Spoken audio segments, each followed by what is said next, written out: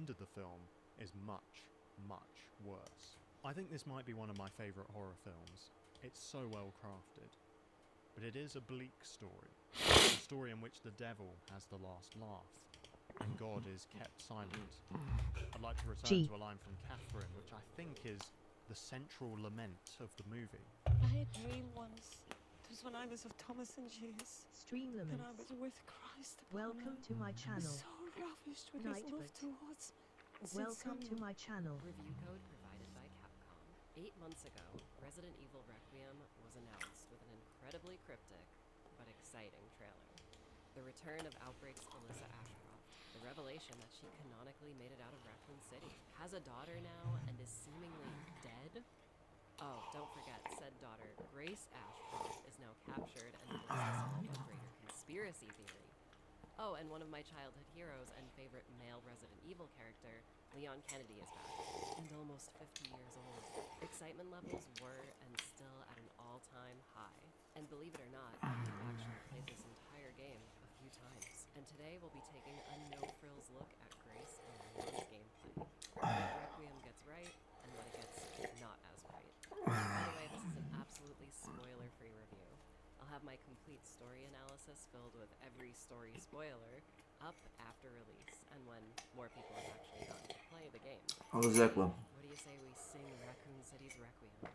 Let's get into it.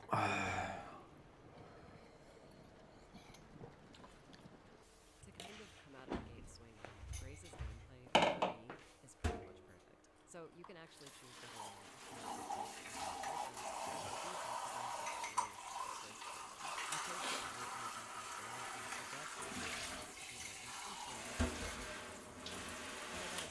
playing Grace in first person felt correct to me. Grace's sections are straight up classic style Resident Evil. You're plopped down in an interconnected hub level with a lot of things to do that all folds in on itself. Seeing all of this film noir, 90s Raccoon City aesthetic, and facing down monsters out to eat your face off completely enhances the experience seeing through Grace's eyes. The consistent design of Grace's levels are interconnected zones. I've done 2 playthroughs, and on both I elected to do things differently, and was surprised to find that I was able to do the objectives in different orders, much like RE1 and RE2R specifically. Don't go into this expecting those games' exact levels of depth to their particular replay design, but you can engage in a bit of variation on multiple runs. What is actually varied is how you approach enemy encounters and the zombies you interact with. From what I've gathered on my 2 runs, every zombie that Grace encounters is a unique character in their own right.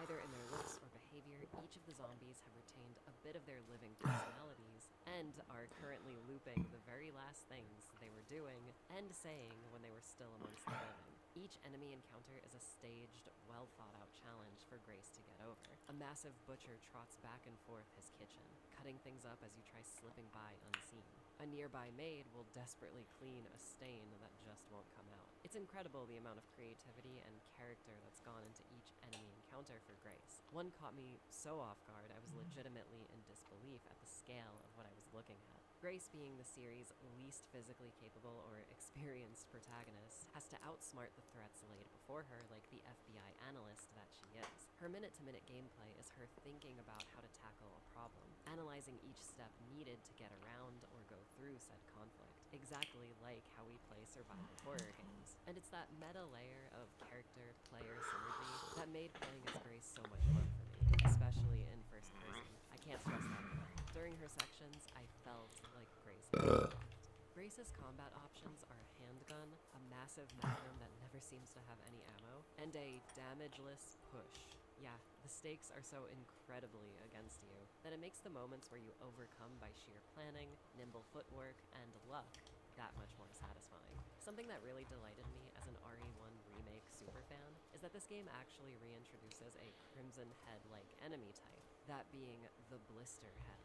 These zombies mutate after death if left alone for too long. On your journey, you'll be finding and crafting hemolytic injectors that you can use to pump zombies filled with mutated blood, popping them like water-filled balloons. So the same kind of gameplay loop from Remake is present here, requiring you to carefully consider which zombies you want to permanently delete to avoid psychotically overpowered blister heads in extremely tight hallways, for example. Another useful asset in Grace's toolkit is her ability to craft a multitude of items out of the buckets of mutated blood found throughout the game. Not much to say about this other than it's the same kind of crafting system we've seen in previous modern RE titles. Blood just so happens to play a massive role in this story, and I thought it was really cute seeing Grace suck up all of the mutated blood she could find, like a starved vampire looking for sustenance to prolong her survival. I guess it makes more sense now why she has a Lady D costume.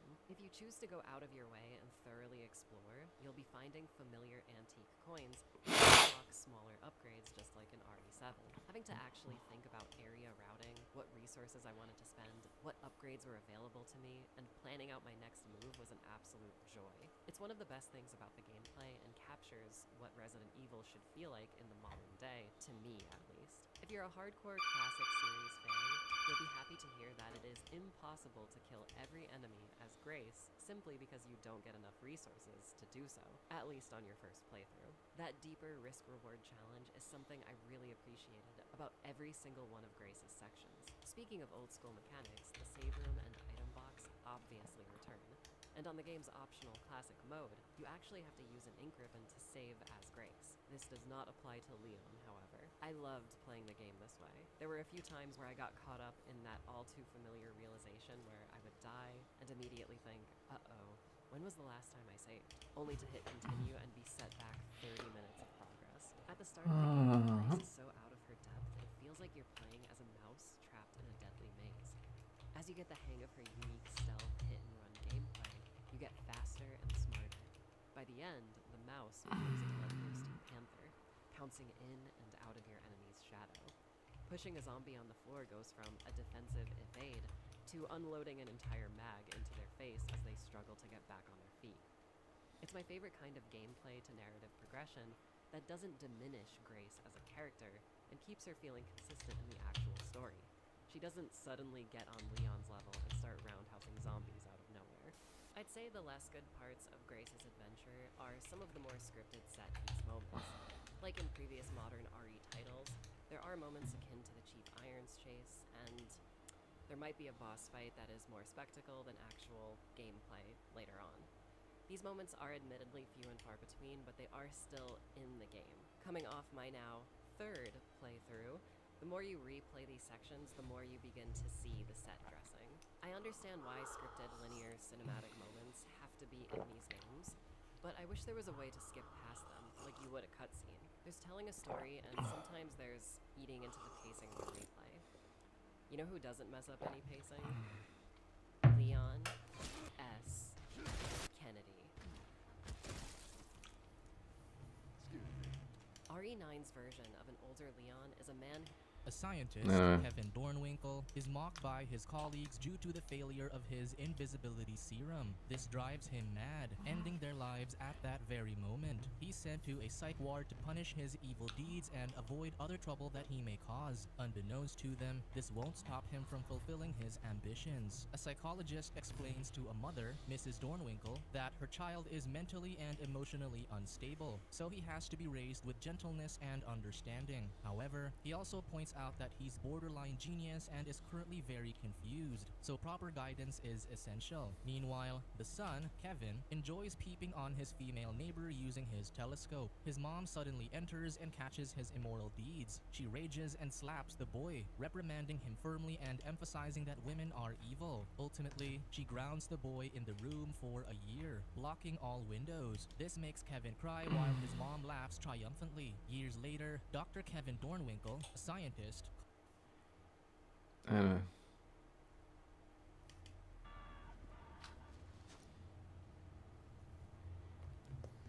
Yippee! I got a whopping 2 kills.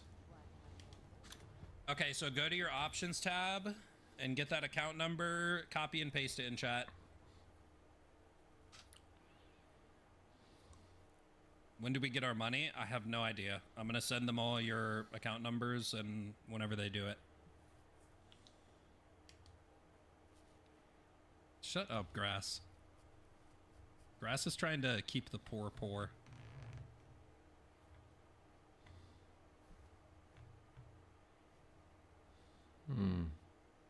So we got Mr. Bumlover, Mr. Shad. Grass is the IRS.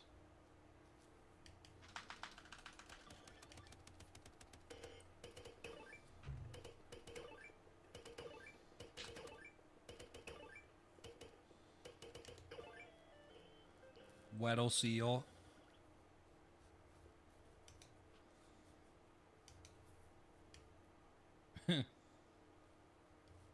Grass is a fanboy. I don't need your account number if you weren't in the game, Vernus.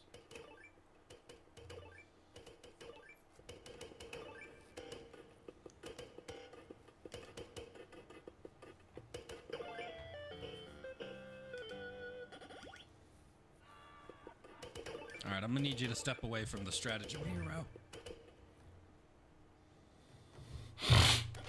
So that I can play.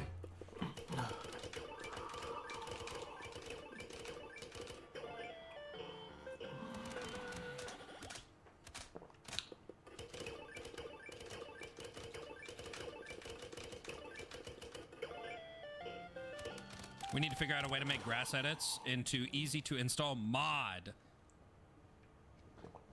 GG's, boys. Good job. Good job. Good job. All right, now get the fuck off my ship. Get the fuck off my GG's, boys. Good job. Yo, my account number's HRI. Can I get some credits? Tank, get in here. We're gonna do FRV only. Let's get Tank in here, and then we will roll on Twitch chat. So if you already put a 1 in Twitch chat, you don't need to retype it. But if you just joined the stream, put a 1 in Twitch chat. Always in. Okay.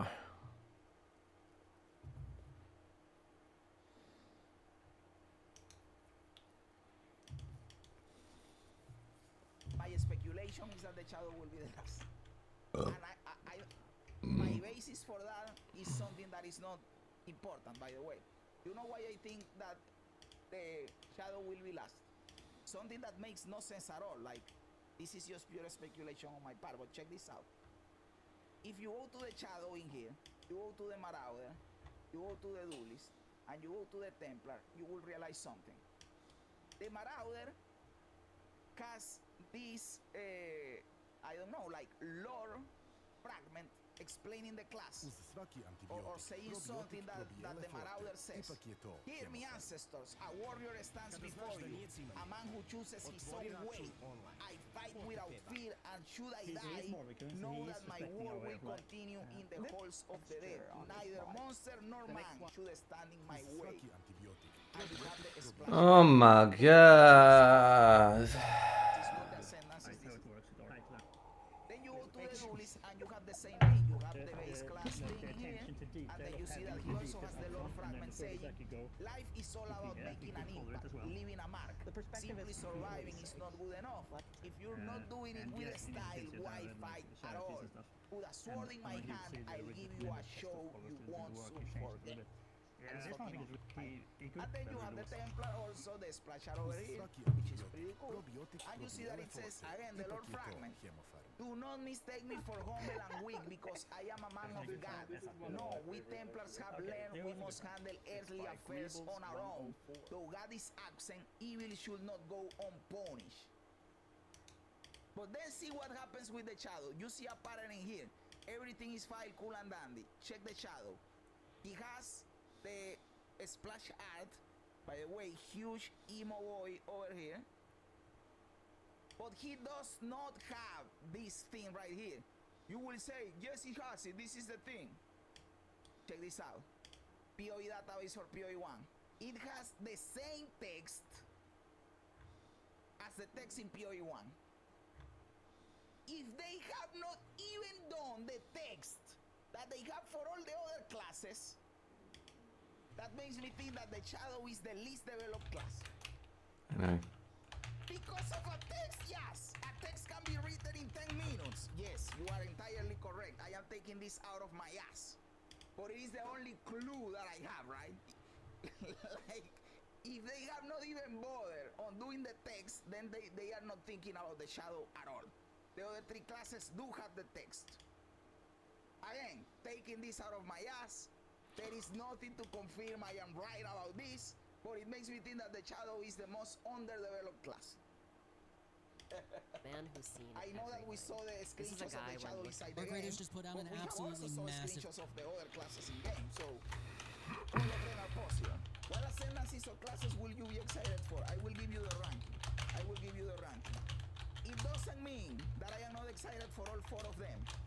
I am excited for all four of them, but I have a personal taste in the order that I prioritize them, right? So the one that I want the most, the number one for me personally, is a Templar. I really, really want the Templar. The second one is the Duelist. I really, really want the Duelist and the Swords. The third one is the Shadow. Why? Because I like traps, and the Shadow comes with traps. And the fourth one is the Marauder. Is it because I don't like the Marauder? No, I think the Marauder is awesome. It is just that between these four, it is the one that I am the least excited for, let's say it that way. Although I am excited for it too. So that is my ranking of the unreleased classes of how I hope they are released. What is my expected release order? My prediction that I can be One totally raid wrong. is from They are going to release first the Signed. Duelist. Okay. Joined. Oh. Oh. Hello, Mr. Sully and Raiders. Mr. Sun Welcome. and Raiders. Welcome. I bought Resident Evil. You know the. Solid. Welcome to my channel. I usually don't pre-order any games. The last one hello. But I actually bought this. The new Ari game. Because it looks pretty good. Pretty goddamn good.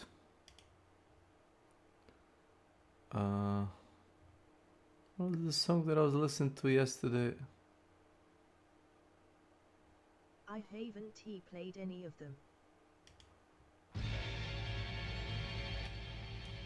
I would say, if you want recommendation, do you want recommendation? It's not like it's a horror. No. It's don't look at my library. I'm a retard. So try this. It's free, I think. It's it's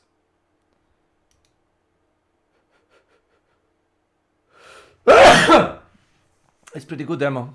Let me see. Oh my god. No. Resident Evil 2 one-shot demo. It's a Resident Evil 2 remake. So this is probably the best game in last 10 years that Capcom made. HTTPS. I'm not a shill. Resident Evil. Somebody's saying like, oh, it's a Resident Evil. Which one was it? 1. RE1 remake that they made. I like watching horror games. Not a huge fan of playing LOL. Well, you'll see me playing tomorrow probably when it opens up. I wanna play it and possibly finish it before the Arc Raiders. Before the Arc Raiders,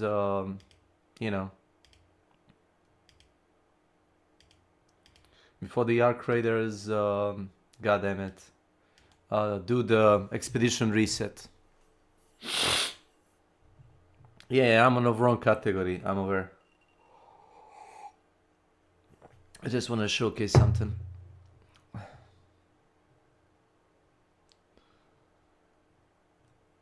So you like watching. So like grab a popcorn or drink like a coffee or juice and just watch somebody play it. It seems like a very reasonable thing to do. There are some games that I legit like Bloodborne. Like I played it at least like a couple of hours, but I more watched streamers play it, or like now this is a cosmetic. Look, see, goddamn beard. Mm-hmm.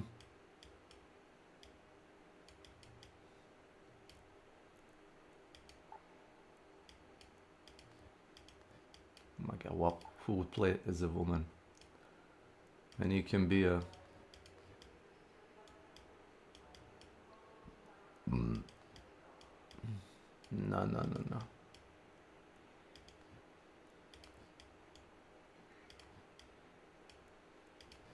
No. And this is actually Alpino is the one that you get for completing. You probably know. Why am I showing off? Because I got the fucking Daredevil. Yeah, yeah. Sweaty. I didn't want to bother with other ones. You needed to like do a lot of shit in order to go higher. That is like 2 ranks above.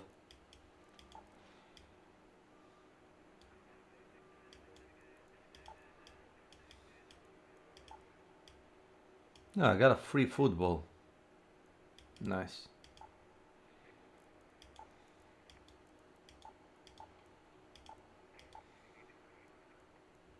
Yeah, this is locked for Hotshot, and this is locked for Cantina Legend. Fuck that.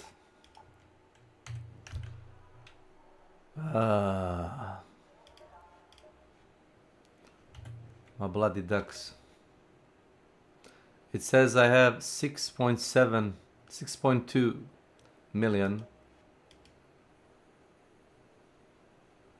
which I think is good.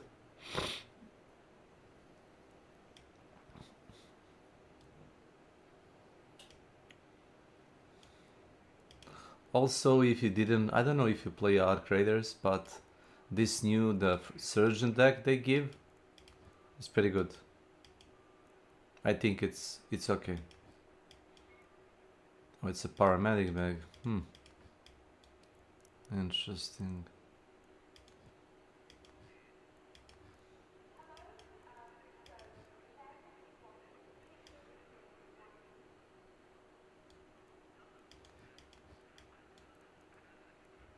Okay.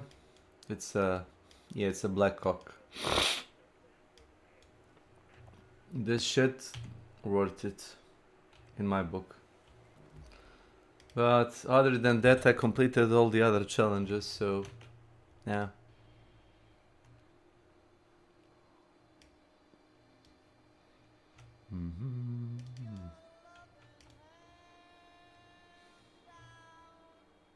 I'll just wait 2 minutes.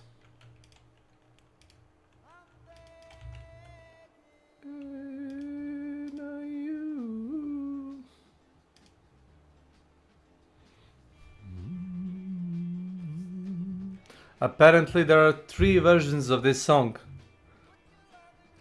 Some kind of Italian band.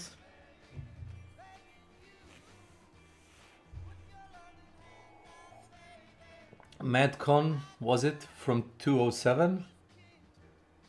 And OG version is from which year was it? 1965, something like that.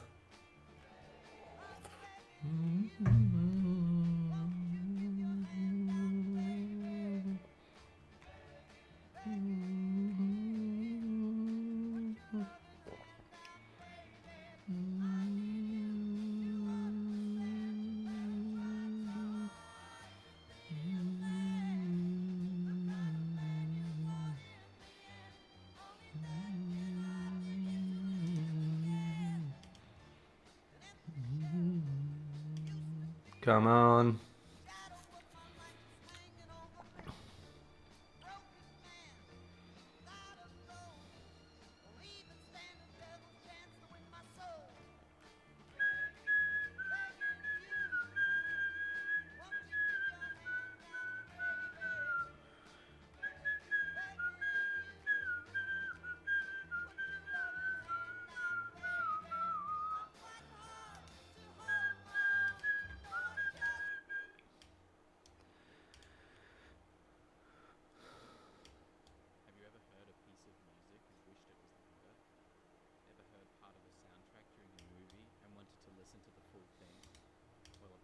acclaimed film director Sergio Leone.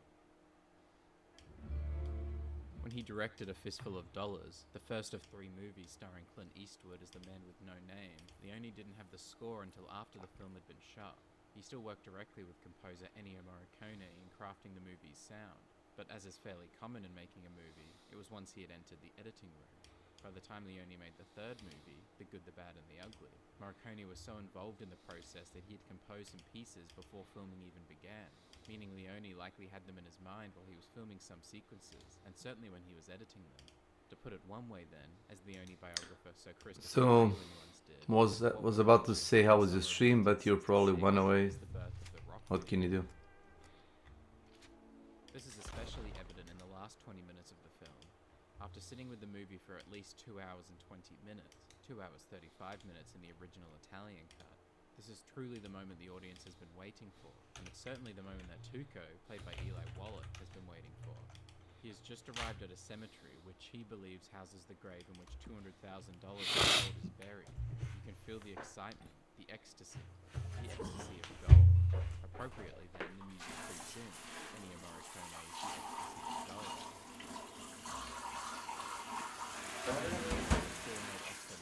Simple but enchanting, as Tuco realizes where he is and begins his search. As we build curiosity into the oboe, strings, drums, and a single chime of the tubular bell.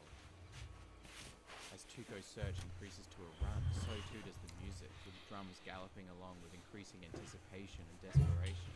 And alongside the drums comes perhaps the song's most notable element, the beautiful soprano voice of Etta Del Orso, whose introduction prompts the camera to finally cut away after an elevating 56-second shot.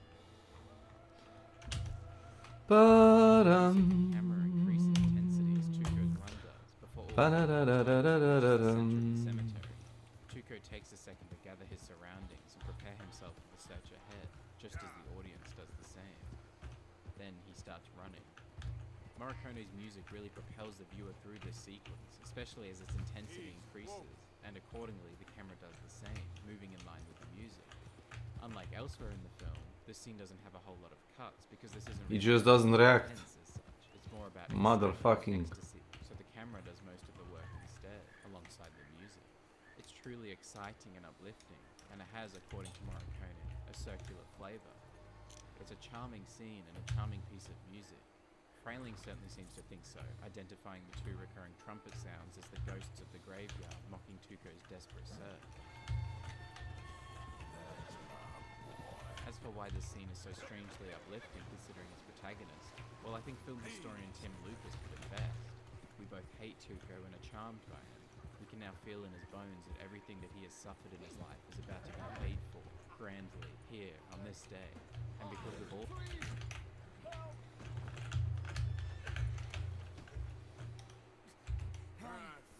Doctor!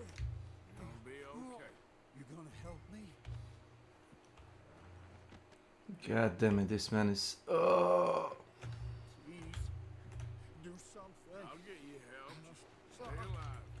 Okay. Okay.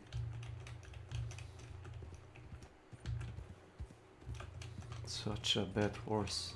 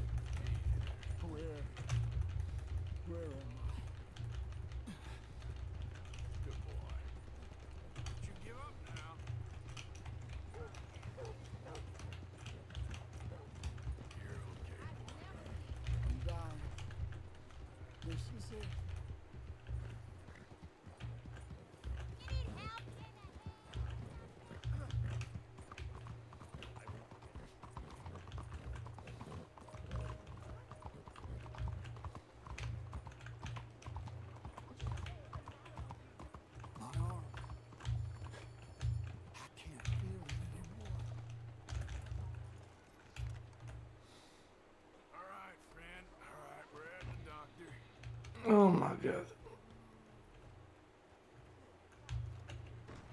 Oh, good God. Quick, Louise, bring him in here.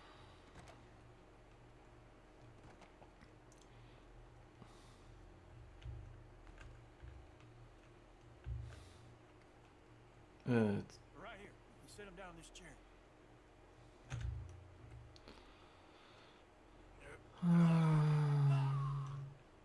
What happened? Just saw you fall out of the saddle. Don't worry, you're at the doctor. Thanks, friend. I appreciate it. Sure. There's also the matter of my payment. But we'll deal with that later. All right. All right. A lot of blood loss. This wound's badly infected. I'll save as much as I can, but I'll have to amputate. What? What did you say? Try to breathe. I'll give you something for the pain. No. There you are. And I'll knock him out for a while. You did a good thing bringing him here. But now, I'd recommend moving along. You do not want to see this.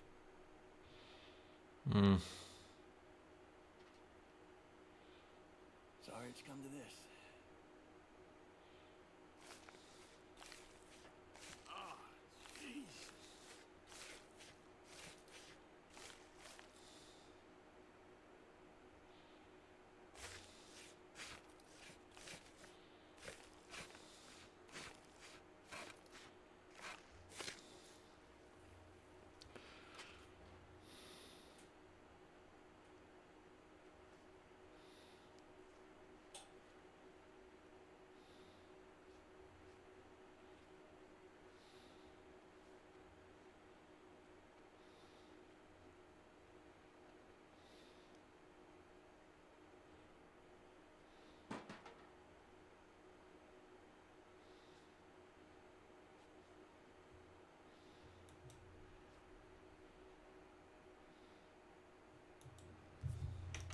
You're in a bad way. But you'll pull through.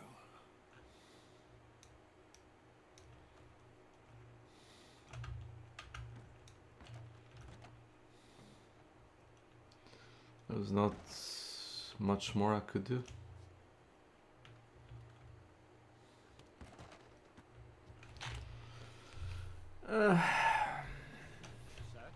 So.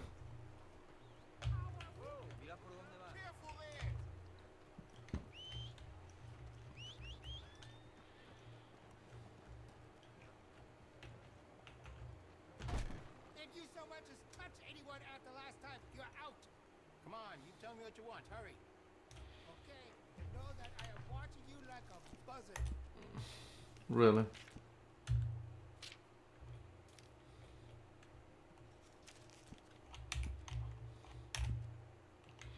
There's actually Lamont on the first page, interesting.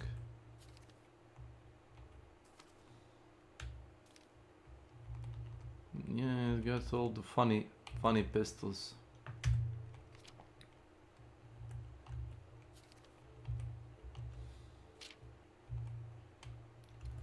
Are you going to buy anything? Yes, if you sell me any high-tier guns. Yes, I will. I got all the bullshit. Now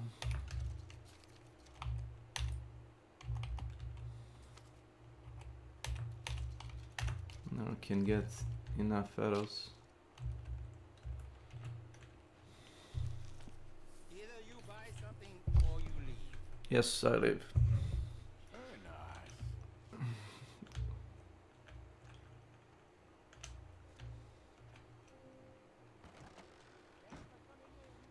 You're welcome.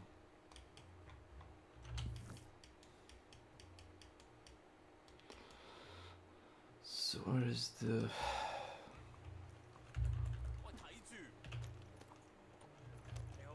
Hey there. What are you doing to me? Hey there, folks. Hello. Hey there, mister.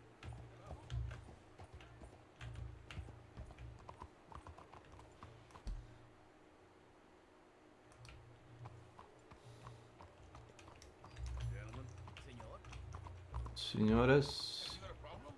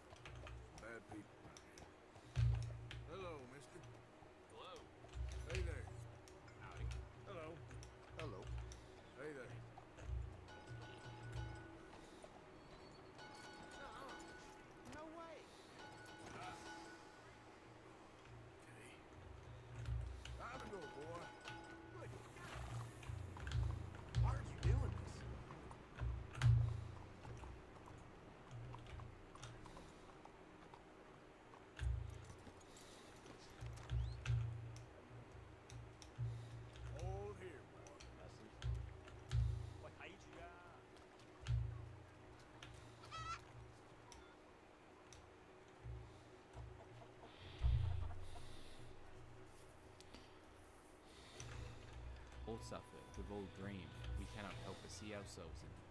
Our hearts bolt high as his run becomes a prance, the prance of a devil perhaps. And as the scene maddens with anticipation, we actually want him to win. Right, let's see. And the scene just keeps going. A lot of other directors would have done less running around, cut the scene short, but Leone truly set his own pace, and let the music guide him in doing so. It increases in tempo with the speed of the montage, continuing to rise through several octaves until graves blur past. Done.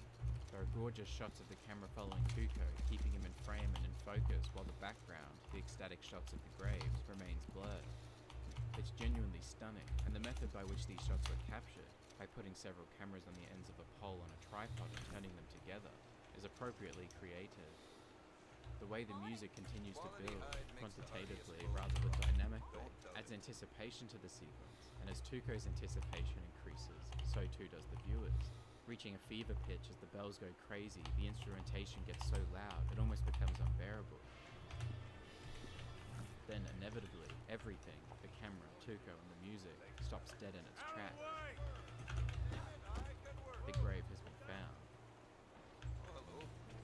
This is a scene that demands the viewer's full attention and participation. Every audio and visual element is utilized to perfection.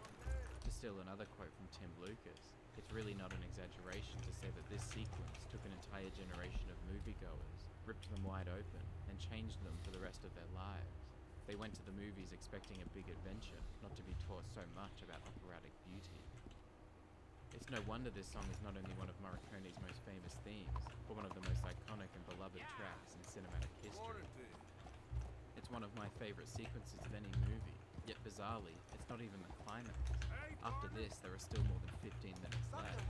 Leone still has to finish the movie, and in doing so, he has to try and maintain or even increase the quality after the masterful scene he's just crafted. So as Tuco desperately searches for the money, Clint Eastwood's Blondie enters the scene, now wearing his signature poncho that we saw him wearing in the previous two movies. In the eyes of the viewer, or at least those who watched the last two films, he is elevated to almost mythical status. He is no longer just Blondie, he is the man with no name.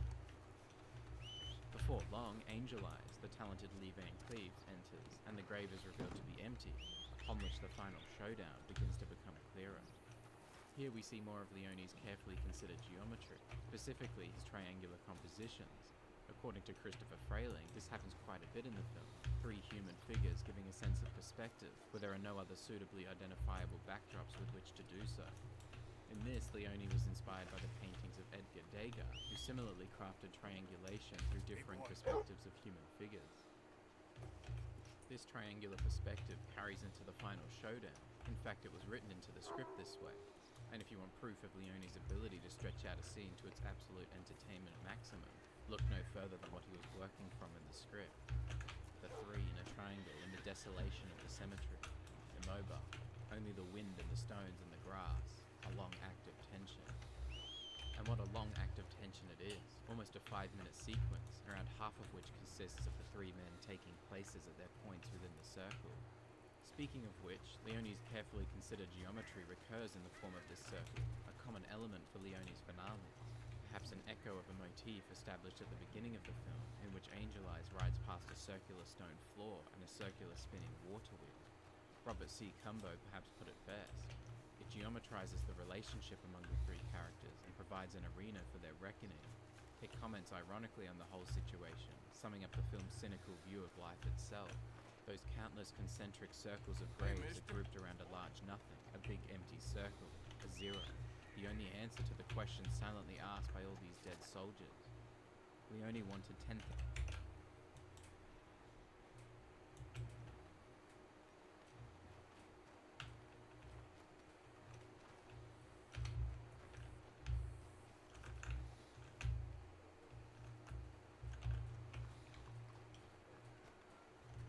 Yep.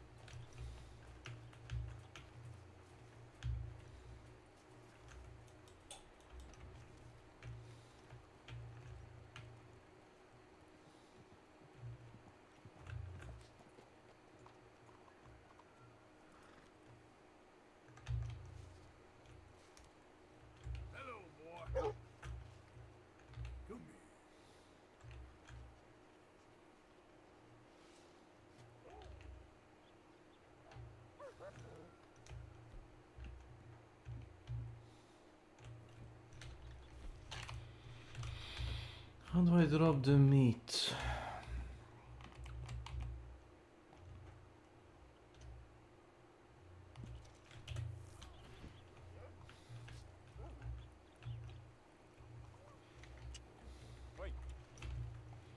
I wanted to drop it to the dog, but that's not how it works.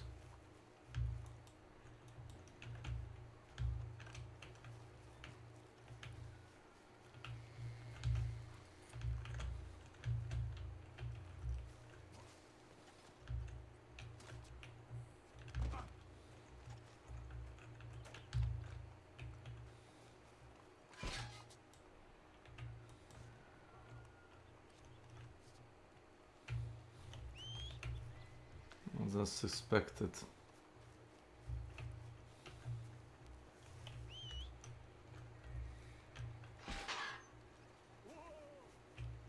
Oh. Hey, mister. Hi there. Good morning, sir. Hey, fellas. Hey, Young careful. How's it going?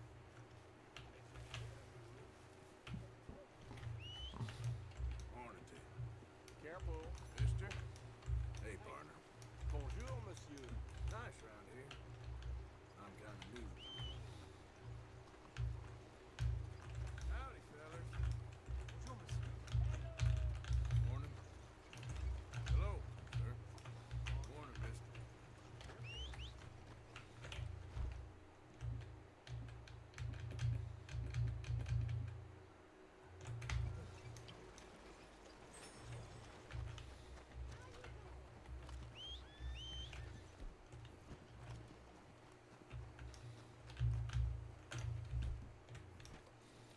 Morning to you.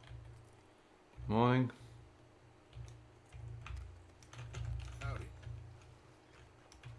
Hello. Good morning. Hey, friend.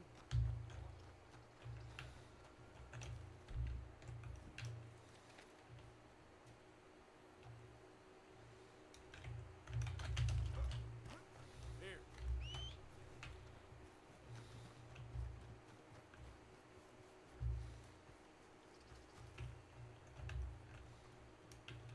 Morning. Good morning, ma'am.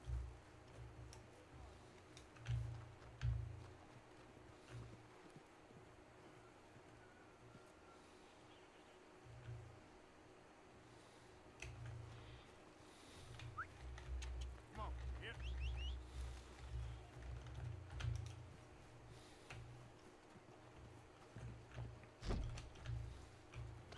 Hello, ma'am. Get in. Sizable pallet on the bags. Welcome to my channel. S.W.Frost top viewers stream ambu live. Oh.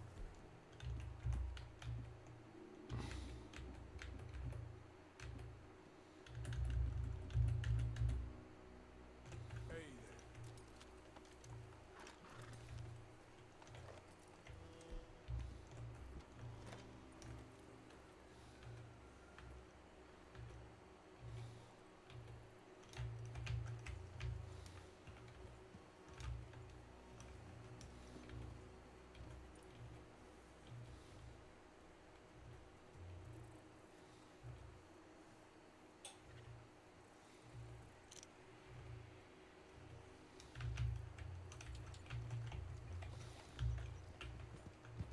Yeah.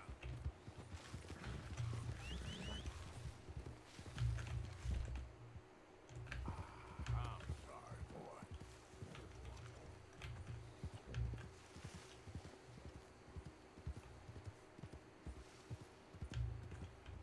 Easy there. All right, easy now. You better turn here. For right now, you hear me? If I shoot you, I ain't gonna miss. Yeah. Claire, get out of here, fool. Interesting, interesting.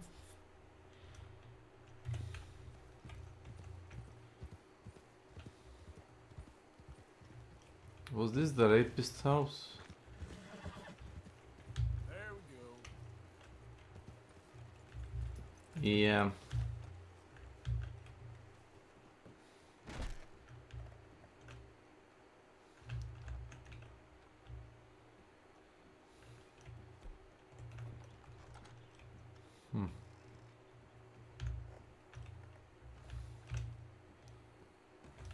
That's the guy that taught me a new anus.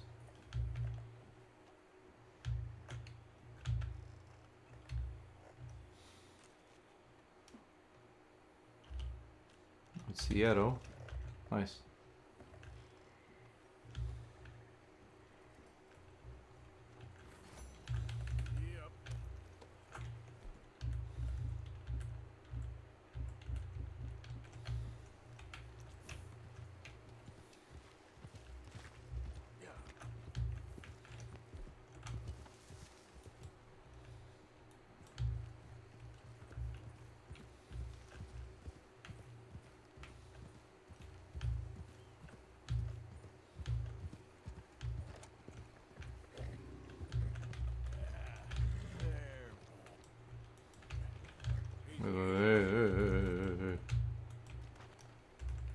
Hold up, easy, boy. Good boy.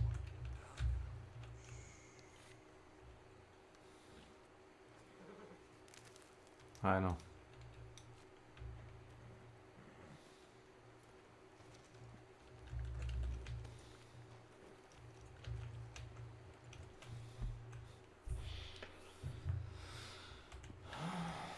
Two more snakes to go.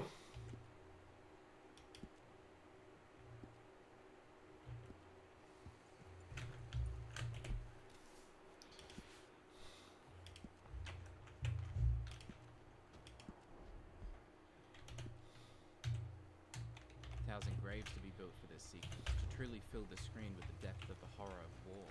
While he only got about half of that, the effect is still the same, presenting a perfect macabre arena in which to stage this final showdown. Three-way standoffs aren't really thematically or narratively easy to set up in films. There has to be an effective balance of character motivation, power, and plot dynamics. Typically, if there is a trio of leading characters, one is removed in an earlier sequence to allow the final showdown to be between the good and the bad. Even the preceding film in this trilogy, for a few dollars more, has Eastwood's character sit out of the final standoff. But this film is called The Good, the Bad, and the Ugly, so the final showdown, naturally, has to be between all three, a triangle. And there's a reason this has become the poster child for the Mexican standoff. It establishes motivation, power, and plot dynamics effectively. We spent the last 2.5 hours learning more about the characters' motivations, specifically their non-ending quest to get the goal, but also their individual motivations. Blondie's moral high ground and intelligence, Tuco's desperation, greed, and survival, and Angel Eyes' cold ruthlessness and greed.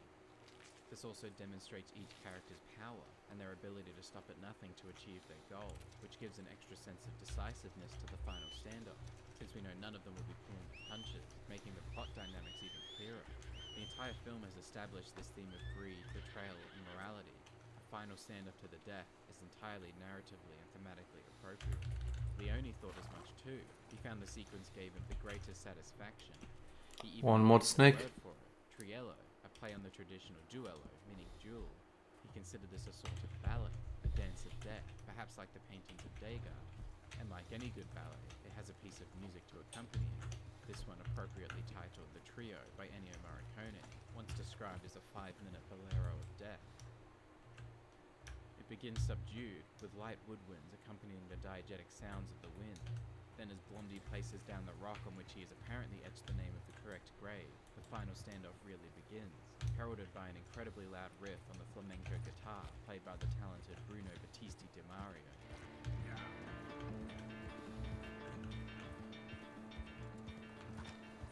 The use of this guitar, named after and used in a Spanish dance known for its drama and intensity, really helps to position this sequence as a sort of dance, further illustrated in the use of castanets, which are commonly associated with dancing. It's a dance of death in which each participant carefully selects their own position, maneuvers into it, and anticipates the movements of everyone else. Like the scene that preceded it, it's Leone and Morricone working in perfect harmony, each lifting the other's work and giving them deeper meaning. And like the previous scene, the whole thing is cut to music. From here, the song continues to build, introducing a mariachi trumpet by Francesco Catania. Hi there, mister. This style of music had begun to earn mainstream recognition in the United States around the time of its release, but not so much during its mid-19th century setting, which really shows Morricone's goal of perhaps keeping us both in the past and the present musically. Some have compared this music to a bullfight, which isn't inappropriate considering the context of its usage. Tim Lucas compared it to the Degeo, the Mexican wartime bugle call indicating that the battle was underway, and it was to the death. Leone, meanwhile, felt the mariachi was like the laughter of the corpses inside the tombs. The music continues building, with syncopated strings and a choir atop this unmoving 36-second shot. And then, just as everybody is in place and the duel is ready to begin, the music stops. Crow's call. Hey there, partner. And the quiet tune of a glockenspiel keeps the viewer on their toes. Because just as this showdown is a trio, so too is the series, and the music responds appropriately, referencing the mariachi trumpet from A Fistful of Dollars and the glockenspiel pocket watch theme from For a Few Dollars More. Because while the narratives may not be connected, this truly is the end of the trilogy, the final showdown. As we hear a slight reprise of the music, we also hear a disruptive electronic sound, mimicking gunfire perhaps, hinting at the conclusion that is to come. All throughout this sequence too, Leone gets closer to our trio, from medium long shots, commonly associated with this genre, to medium close-ups, faces, hands, and guns. Perhaps inspired by the beauty of the music, or perhaps simply by his own desire to dilate time, Leone stretches out this sequence to its full intensity. In the quieter moments of this scene, the thunderous and rolling sounds of the timpani teases the return of the music to its full scale. For a full minute, we inch closer to the characters, with beautiful music to accompany it, including a gorgeous piano riff that increases in tempo, but the intensity with which the song started is still in the back of our minds, and Morricone knows it. An intense run of snare, an increase in pitch, an increase in volume, and then the return of the full orchestra, the choir, and the trumpet to take us home.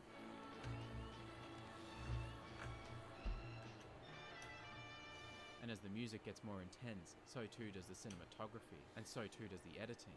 Close-ups become extreme close-ups. 5-second shots become 2 seconds, become 1 second, a fraction of a second, the shortest being only 5 frames.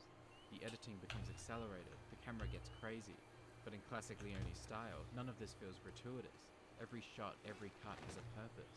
The entirety of this film, according to Leone's own admission and Frayling's expert scholarship, can be read in these extreme close-ups. Tuco, the eyes of a rat, anxious, calculated, naive. Angel Eyes, the eyes of a robot, cold, collected, implacable. And Blondie, the eyes of a guardian angel, assured, intelligent, amused. Frayling believes this sequence is not related to real time, that it's time stretched, time dilated, a purely cinematic moment, and it ends in a purely cinematic way. Because it was never a triello. Blondie made sure Tuco... This was always well. This was never meant to be a standoff between the good, the bad, and the ugly. It was simply a duel between the good and the bad, as it always is.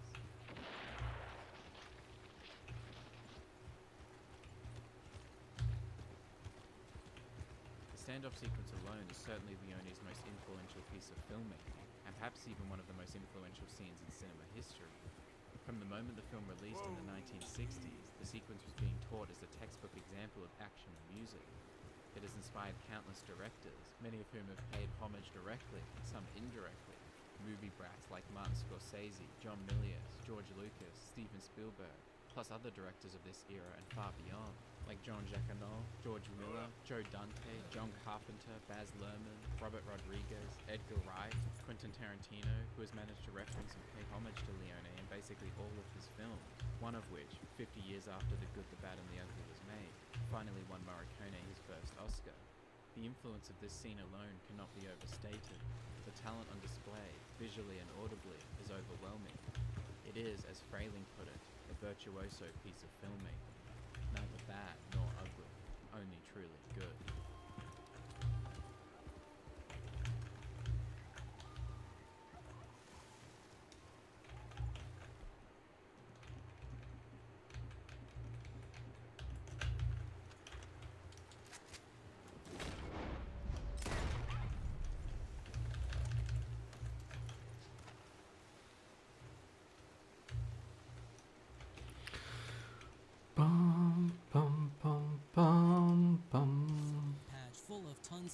fixes, nerfs, and a change to one of the existing maps. But most importantly, they buried something all the way down at the bottom that could put some people's accounts at risk if they're not extra careful. But first, I want to talk about some of the nerfs. They nerfed a bunch of different guns. They nerfed the Stitcher, they nerfed the Kettle, and they nerfed the Venator. They reduced the Stitcher's headshot multiplier from 2.5 to 1.75, reduced the base damage on it from 7 to 6.5, and the important one is that they increased the per shot dispersion by around 50%, making it bloom faster. The Kettle just got a damage nerf, and the Venator got a nerf to its headshot multiplier, bringing it down from 2.5 to 2, and reduced the base damage from 9 to 8. So how bad did they nerf the Stitcher? Well, luckily for you, this old man saved some old footage that he had from a previous video, so we can compare the old Stitcher to the new Stitcher. So I have two sets of clips. The one that you're looking at now is without ADS, and you can see clearly that before we even get halfway through the clip, the bloom is absolutely nuts. I don't know about any 50%, but I do know that that is a big difference. Now what's really interesting is when we take a side-by-side comparison of ADS, you can see that even aiming down the sights makes absolutely no difference. The bloom is drastic even when you are aiming. Now according to the patch notes, this is so that it is not a headshot machine, because apparently beforehand it was a headshot machine, and they didn't want that. They want to rely on body shots and make it so that only the most skilled players, and if you have a fully kitted out gun, you could possibly land a bunch of headshots back to back. And that makes sense. That makes perfect sense for this gun, considering it is a very early game gun. And as you've seen from the footage that I've been playing, it is still possible to land headshots. It's just not super easy without any mods on the gun. Next up, they buffed the Jupiter and they buffed the Aphelion. So they buffed the ADS magnification on the Jupiter from 1.9 to 2.2. They improved the equip time, so how quickly you pull it out, from 1.2 seconds to 1.05, and they improved the unequipped time from 0.9 to 0.75, so you can take it out and put it away quicker, and it'll be much better for sniping. Next up, the Aphelion got a reduced base reload time from 4.5 to 3.5 seconds, reduced the time between shots from 0.9 to 0.7 seconds, reduced the vertical recoil by CA 50%, and improved the ADS settle speed by CA 35%. I'm not sure what that CA stands for. Somebody let me know down there in the comments if you know. I don't know, but better. It's better. I know that much. They improved it. They wanted to essentially make it feel less bulky, and this is great. I want to see more buffing of the guns, and I'm sure you all do. More buffing of the higher tier guns. The higher tier guns definitely all need buffs across the board, and I think this is a great start. These gold guns should feel absolutely OP because they're so hard to get. You should want to run with them. You should not be happy just settling with a gray gun. A few other little notable changes is that they made the energy clip available to just everybody just by default, which honestly it should have been like that in the first place, because I've had the Aphelion for weeks now and haven't been able to craft ammo for it, which is terrible. Next up, I want to say nerfed, but I'm not sure you can call this stuff a nerf. So they changed the value, trade price, and crafting resources needed for the Deadline, the Trailblazer, the Wolfpack, the Vitaspray, and the Showstopper. I think all of these changes make sense except for what they chose to do with the Wolfpack, but let's start with the changes before we get into the Wolfpack shenanigans. So the Deadline now takes one Comet Igniter, which is one of the new arc that they added, 3 Explosive Compound, and 2 Arc Circuitry. The Trailblazer now takes synthesized fuel, 2 Crude Explosives, and 1 Firefly Burner. And of course, the Firefly is one of the new flying arc that we've got. They honestly made Trailblazers so much easier to craft now. We'll talk about that when we talk about the Firefly. And now the Showstopper will cost 1 electrical components, 1 Hornet driver, and 1 high voltage converter. The Vitaspray is going to cost you a tick pod. Now let's talk about the Wolfpack. I want to start by saying that all of these other changes they made I think are fine. It makes sense and it gives you a reason to go hunt these arc, and I think it's kind of cool and brings everything a little bit more cohesively together that you need the arc parts to craft some of your stronger items. It's just good gameplay mechanics. But they made the Wolfpack take a Rocketeer driver to craft the Wolfpack, which is the dumbest of changes. Like, I see making it take a bigger arc part in order to craft it. That makes sense, but one of the main things that you use a Wolfpack for is to take down a Rocketeer. That's like Do you really? the only thing that they're good for.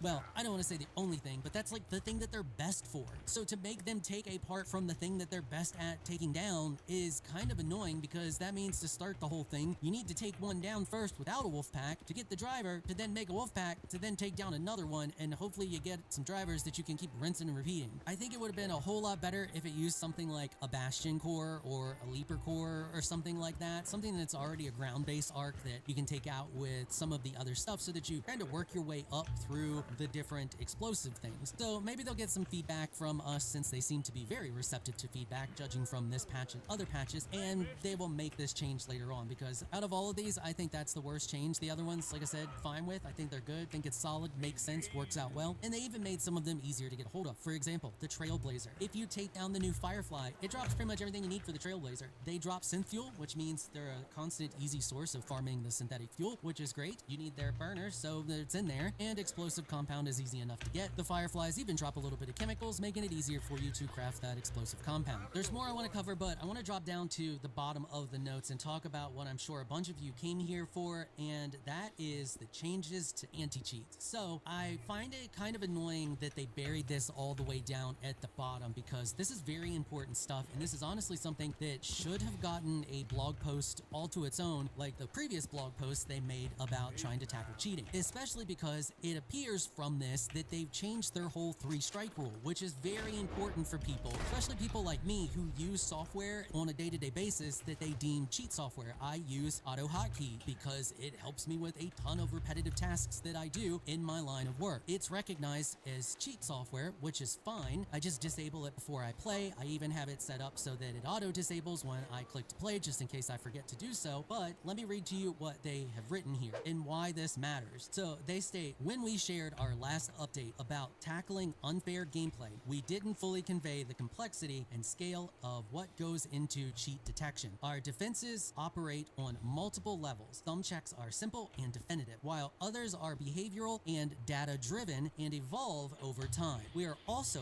leveraging broad gameplay telemetry and machine learning techniques to spot patterns that aren't obvious at first glance. These methods take longer to develop and must adapt as the game systems change, and we don't always offer instant certainty the way blunt software detection can. We've recently taken action against different exploits, and we are further tightening our rules and stepping up our enforcement. Serious infractions now carry strict consequences. Strong detections will receive permanent bans right off the bat, while others will receive a temporary suspension and a single chance to correct the behavior. That right there is the important part that I guarantee you most people are not talking about right now. Feel free to correct me down there in the comments if you feel that I'm wrong, but does that or does that not sound like they removed their original 3-strike rule? And now it's a situation of where if you get caught doing something naughty, they're going to just straight ban you right from the get-go, and if it's a mild infraction, you get a single temporary ban, and then if you do it again, you're done. Because that's what I just read, and that's not the 3-strike rule. That's important for people to know, because what is considered a mild infraction? If I accidentally launch the game with Auto Hotkey active, is that considered a mild infraction? How many times can I accidentally do that before it tells me I got a temporary ban? Luckily, I won't do that, but I'm just using that as an example. I think this is a very big deal. I agree with these changes, but I think that it just needed to be more in the forefront and out there for people to know that it's happening, because I'm sure there are a lot of people out there who use software that they detect as cheat software that's legitimate software. Auto Hotkey is legitimate macro software, and I'm sure there's others, I just don't know of them because that's what I use. Anyway, it just goes on to say, recent updates to family sharing have strengthened our ability to curb misconduct and streamline the removal of bad actors from the game. We are preparing to launch a systemic manual review of ban appeals. Now that's really good. The game is young and the volume of telemetry is enormous, but this process ensures every case is handled with care, and we continue to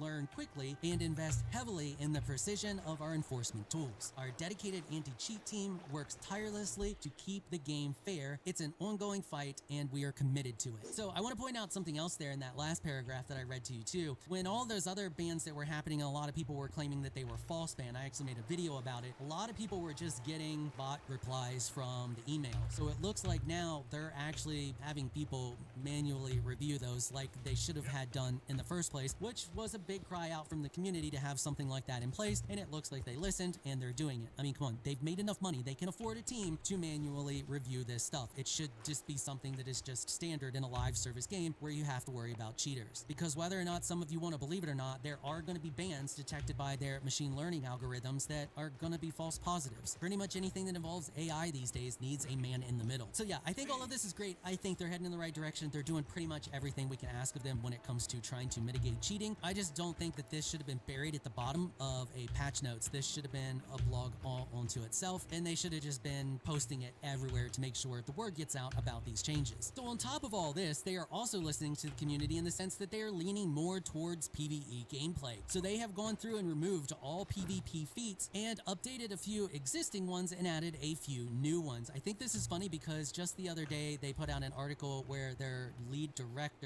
game director, I think it was, mentioned that the game game never asks you to engage in PvP, and it does. It did. It doesn't anymore, but it did with these feats. So now those are gone. So no more leaning into PvP or asking you to PvP. It is now totally a choice onto yourself. Yeah, and it is a honestly, I choice. think that's a fantastic change. They've also given us the ability to re-roll our feats. So if you get some that you don't like maybe it's like kill a Rocketeer or something like that, you don't want to deal with that, you can re-roll 3 times per day. They've also added a new project for us to do, and it is the weather monitoring system. The rewards for tier 1 are kind of meh. I'm not sure what the other ones are, but if you complete it, you get a little charm and 250 of the real world currency tokens that you can use in the shop. I want to take a quick second here because people think I just rag on this game all the time, and I don't. I'm critical about it, and we should normalize being critical about things even if we like them. There's nothing wrong with being critical about things. That is how things get improved, but I do give credit where credit is due, and I do want to give credit to Embark because they could be greedy pieces of shit.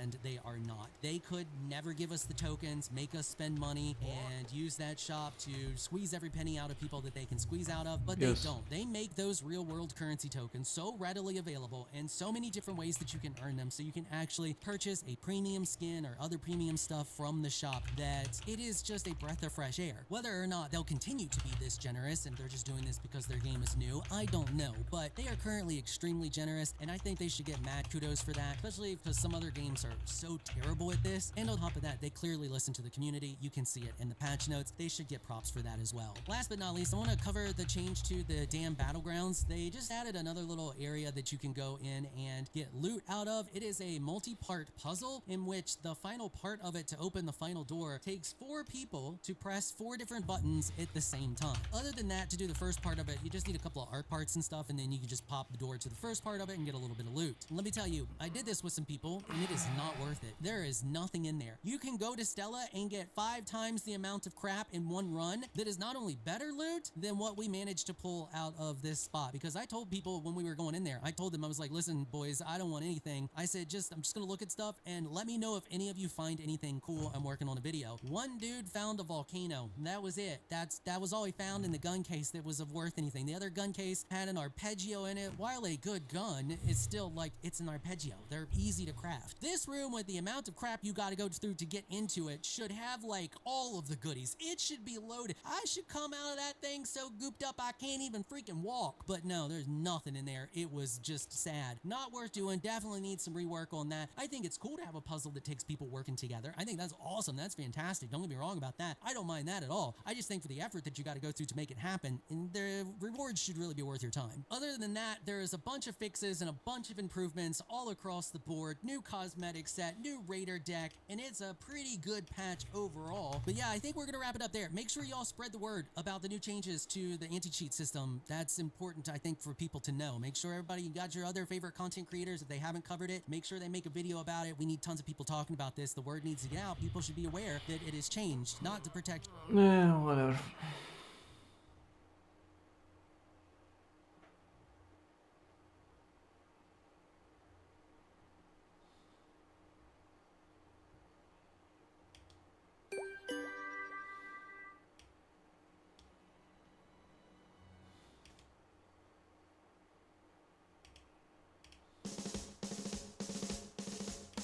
That's great. It starts with An earthquake, bloody flakes, and planes, and not like roses, not afraid.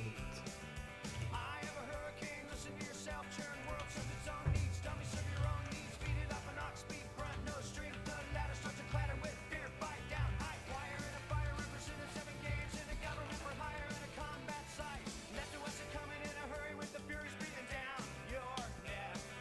Team my team reporters babble Trump, Kevin Crop. Look at that low plane. Fine. Then overflow. Population common blue, but it'll do. Save yourself. Serve yourself. World serve its own needs. Listen to your heartbeat. Dummy with the rapture and the reverend and the right. Right. You patriotic slam fight bright. Like feeling pretty sight. It's the And all the world doesn't know it. The end of the world doesn't know it. The end of the world doesn't know it. Feel fine. 6 o'clock TV hour. Don't get caught in foreign tower. Slice and burn. Return. Listen to yourself churn. Locking in uniform and book. Burning blood. Letting every motive escalate. Automotive center.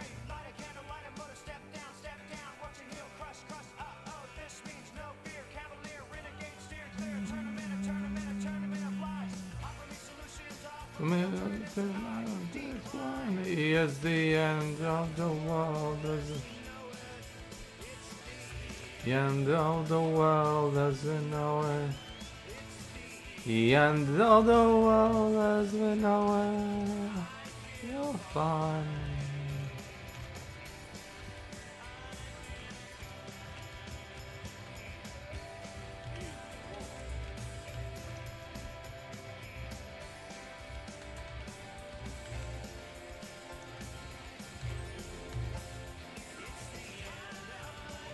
As we know it. The end of the world as we know it. Of the world as we know it.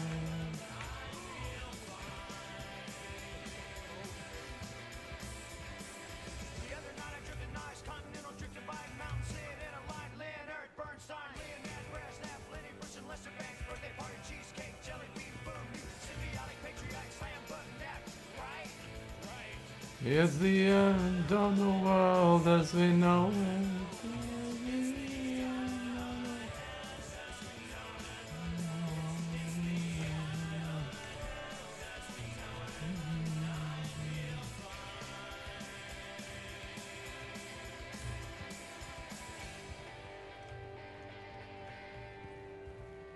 It's the end of the world as we know it.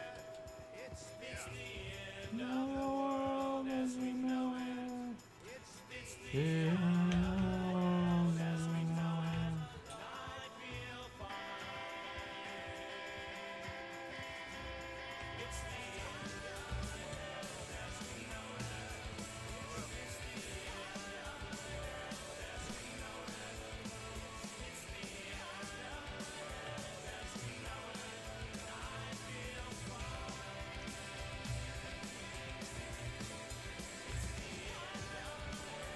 It's the end of the world as we know it. It's the end of the world as we know it.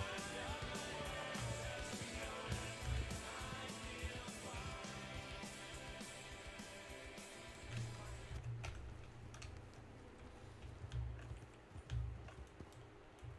There we go.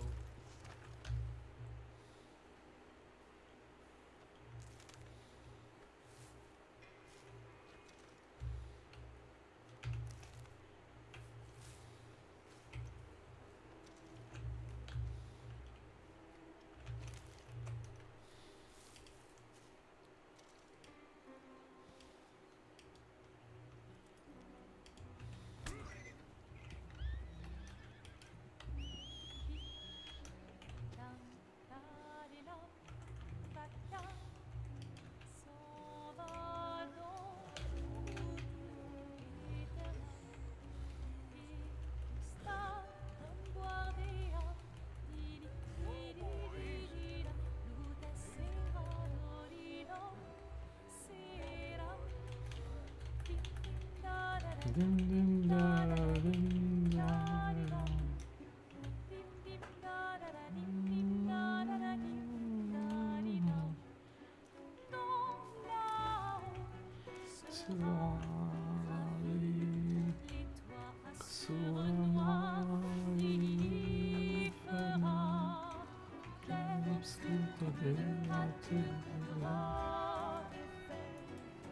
L'obscuro delle du sans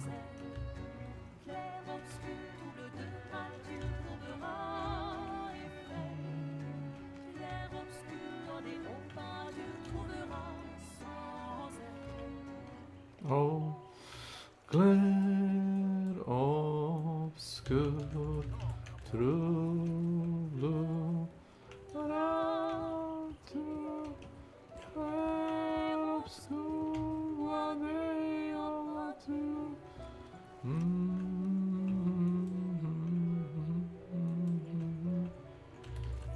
obscur, Clair obscur,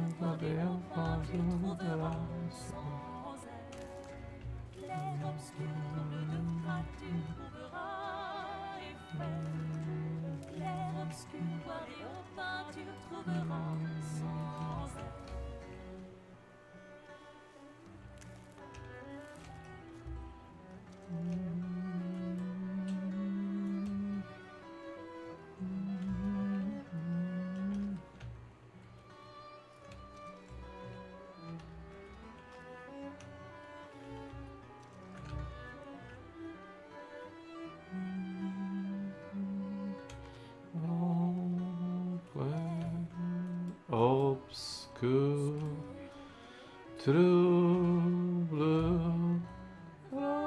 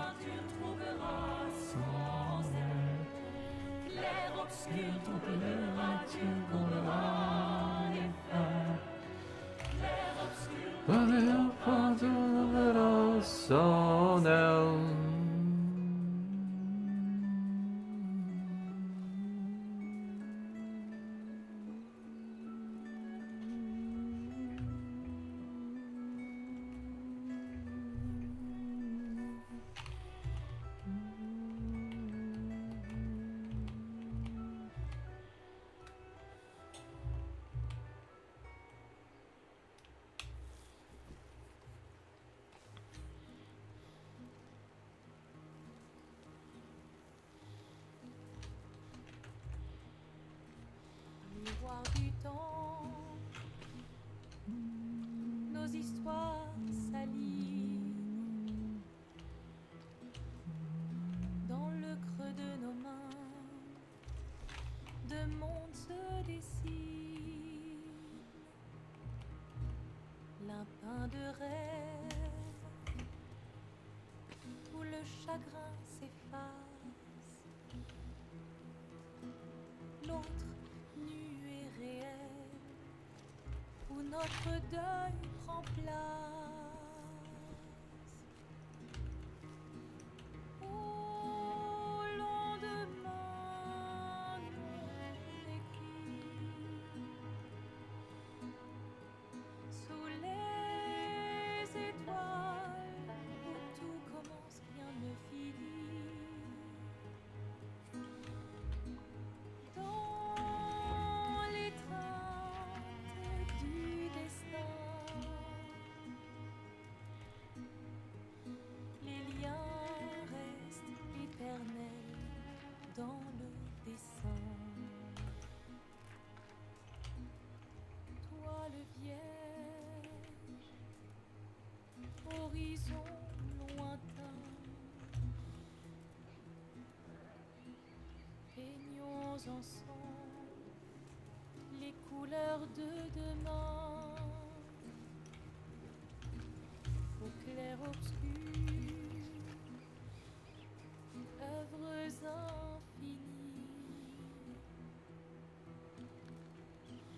Chaque pas trace la route d'une vie. Au lendemain.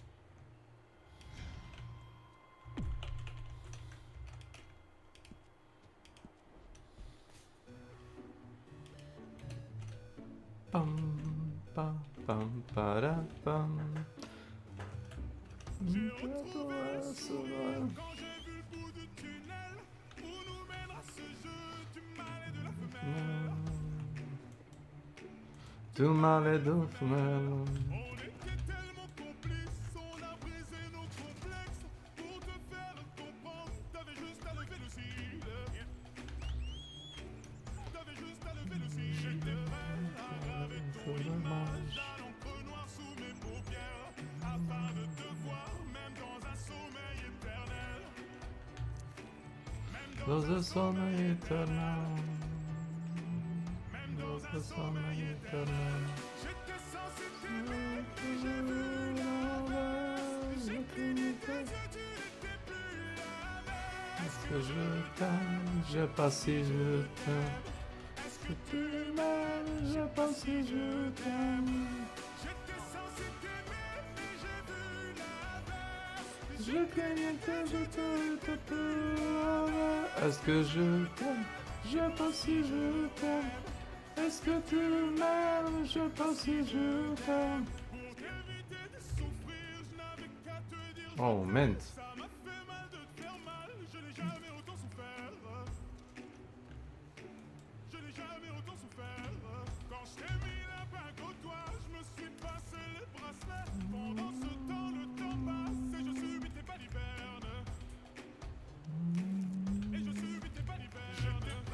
parlerai pour l'image.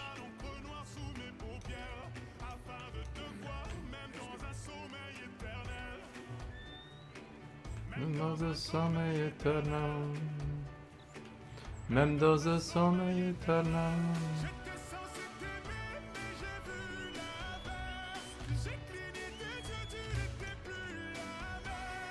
Je t'aime, je sais pas si je t'aime.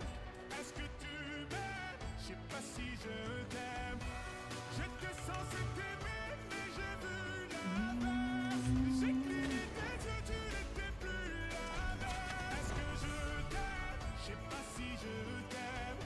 Est-ce que tu m'aimes? Je sais pas si je t'aime.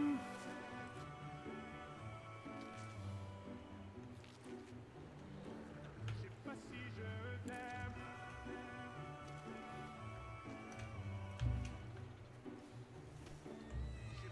je t'aime. Je me suis fait mal en m'envolant, je n'avais pas vu le plafond de verre. Tu me trouverais ennuyeux si je t'aimais à ta manière.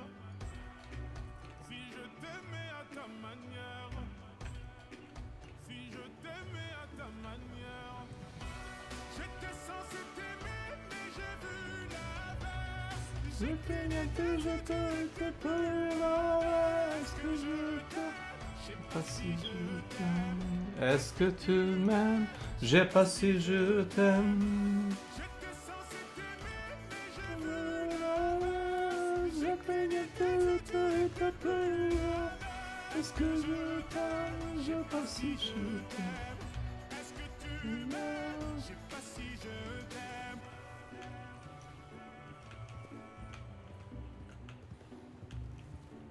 Je sais pas si je t'aime. Je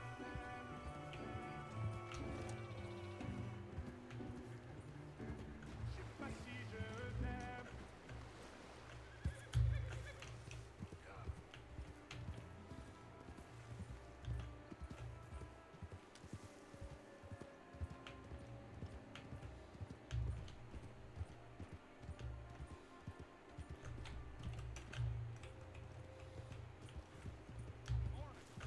Howdy.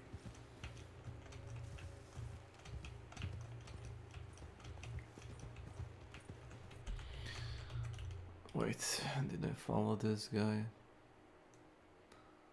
Mr. Sully? Yes, I think I did.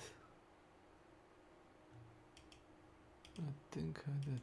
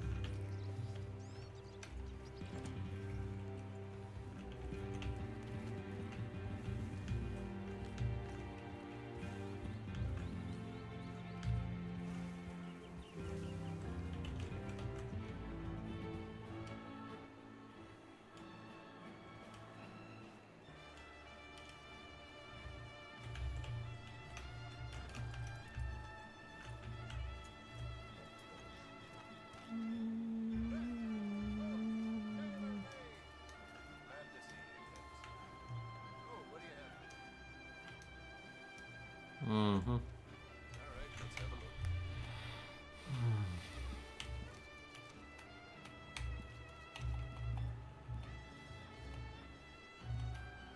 Yep.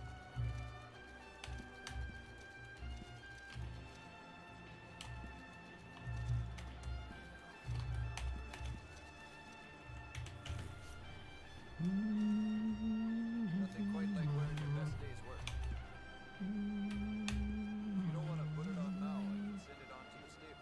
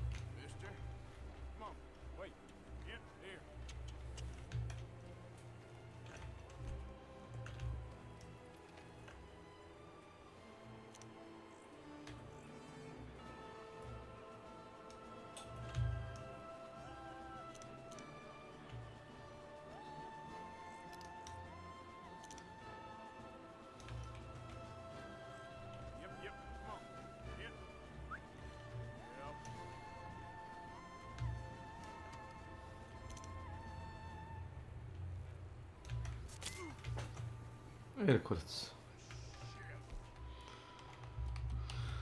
Oh lord, where is the ginseng? Oh.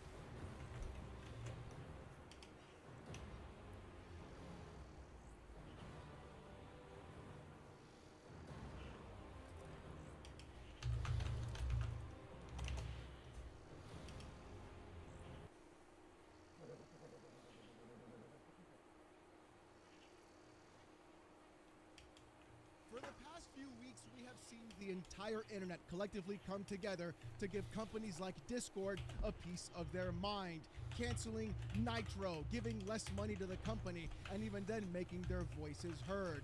The problem is, though, is that it really didn't do anything. It just delayed the inevitable. And the worst part about all of this is not only are real identifications going to be impacting everything you do on the internet, it's also soon going to be impacting your own operating system and Steam itself, Really? especially with the upcoming Steam machine as well. Yeah, it turns out things are going to get a lot more dire than people realize, and the small win that we got yesterday is that itself. Just a small win, but in the grand scheme of this war, we're not doing so hot, boys and girls. And the thing is, I've been incredibly critical about what's been happening in the gaming space, not only with the Real ID system in general, which impacts basically everything we do online, but also because it's directly impacting the thing that we love the most, our games, our times with our friends, and even more so, our own personal privacy.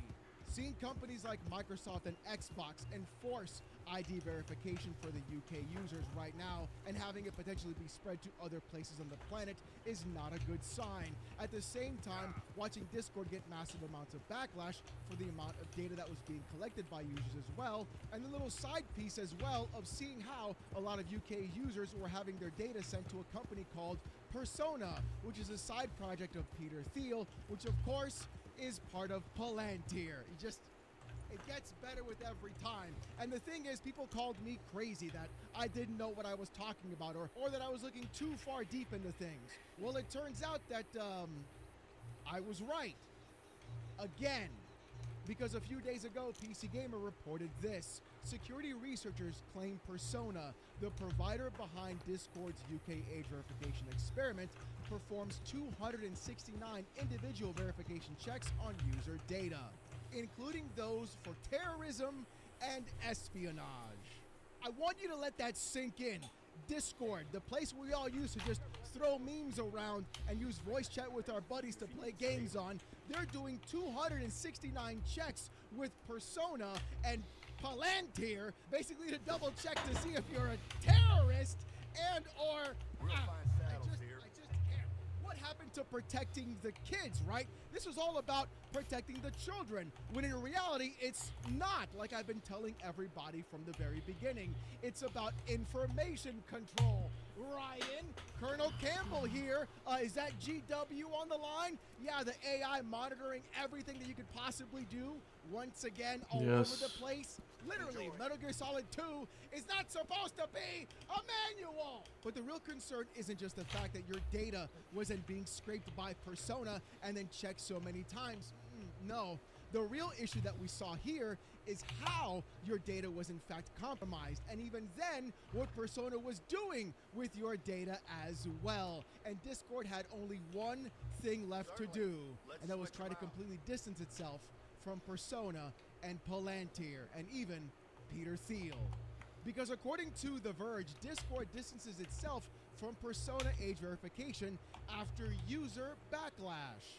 With The Verge article saying this, after Discord announced plans to implement age verification globally starting next month, users across social media accused Discord of lying about how it plans on handling face scans and ID uploads. Much of the criticism was directed towards Discord's partnership with Persona, an age verification provider also used by Reddit and Roblox.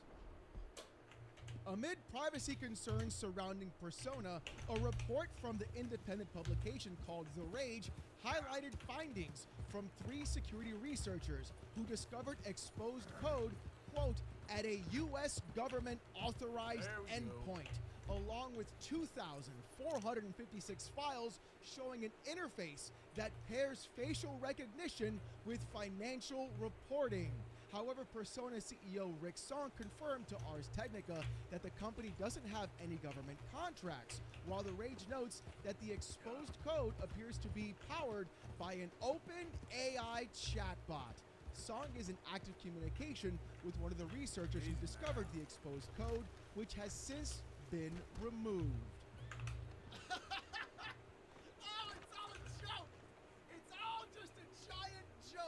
Everything about protecting the kids was a lie. Literally, researchers went independently into looking what Persona was doing, found an entire open-end code, and had everything lined up, sending all the information you were sending to Discord from the UK, by the way, because Persona was only being used in the UK, which we know about legally from what they've told us, having all your IDs, all your information, all your data sent over to a US government endpoint. And then they tied all that data with your facial scans to your financial data as well. Interesting. It's just absolutely amazing. Again, this is not about protecting the kids. This is about tying your online identity to who you are in real life, and then stating that the actual ramifications of things that you say online will impact you in real life. Why do you think they want your financial data? Why do you think they want your face scans? It's not because they want to protect kids. It's because if you say something mean online, they want to freeze your bank accounts. They want to stop you from doing anything that they don't like.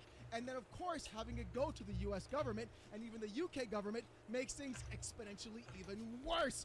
And then the dude saying, we didn't know that there was a government connection with all of this. This is about video games. Am I right? Oh, God, I'm gonna lose it. Why is it always the gamers, bro? It's always the gamers.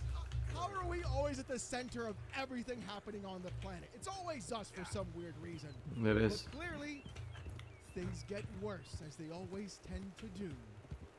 Because Discord yesterday said this: getting global age assurance right, what we got wrong, and what's changing. Read the update. You know what, Discord? I'm just going to lay it out on the line for you right now. You know what you got wrong? Asking for people's IDs. You know what?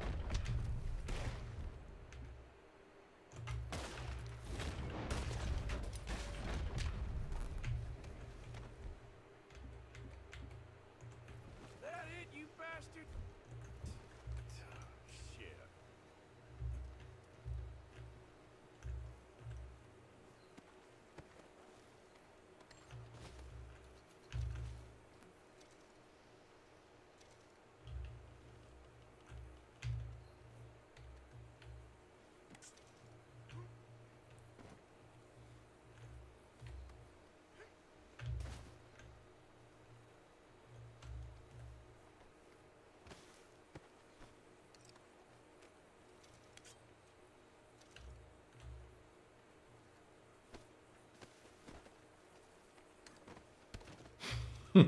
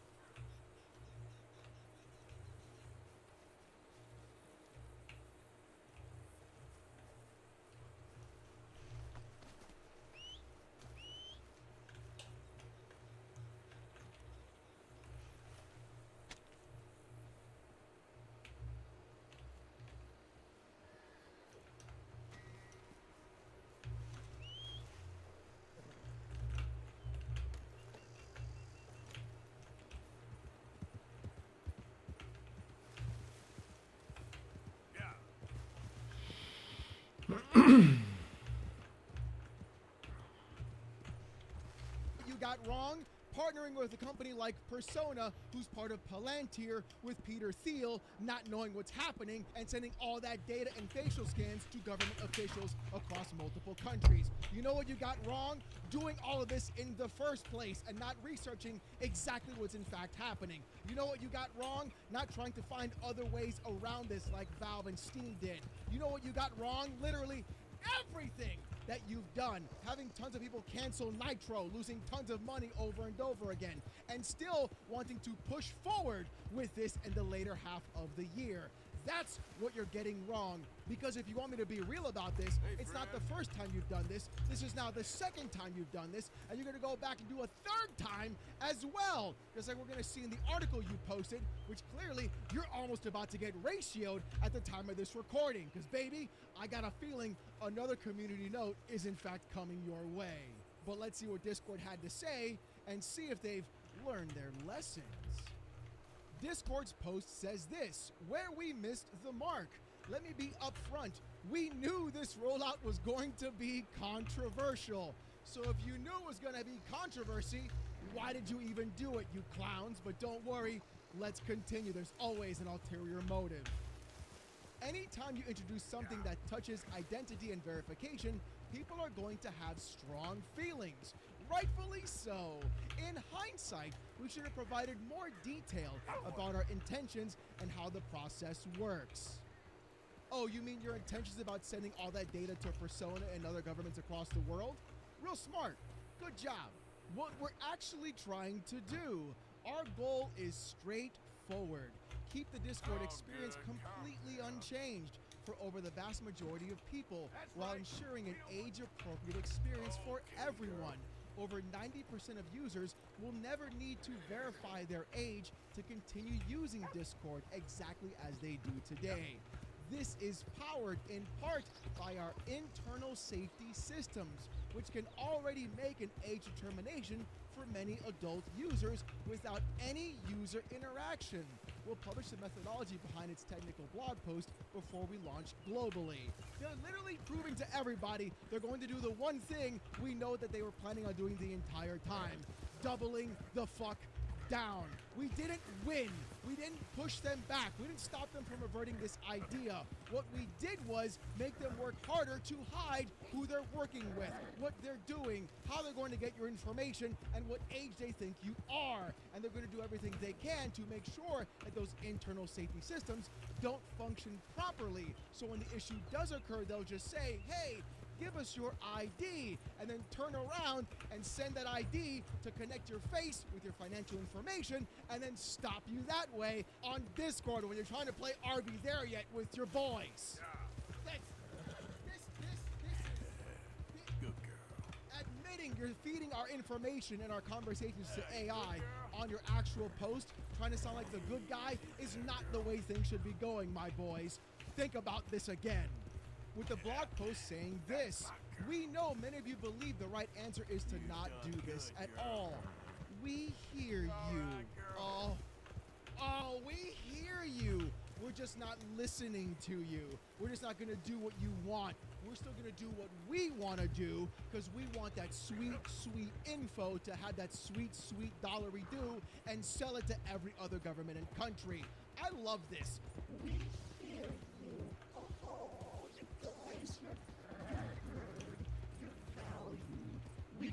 We care about you. No, you don't, you clowns. You're nothing more than a corpo. Why anybody would believe anything this post says is absolutely absurd to me. And the wild part is they're still going to do this. They're still going to go through with this. They're still going to try and find ways of collecting your personal data and aligning it with what they have on their back end with their security partners. You know, the security partners that got hacked and leaked all that data before. You know, the other security partner for the second time that was feeding your info to U.S. government officials in a government landscape point. Yeah!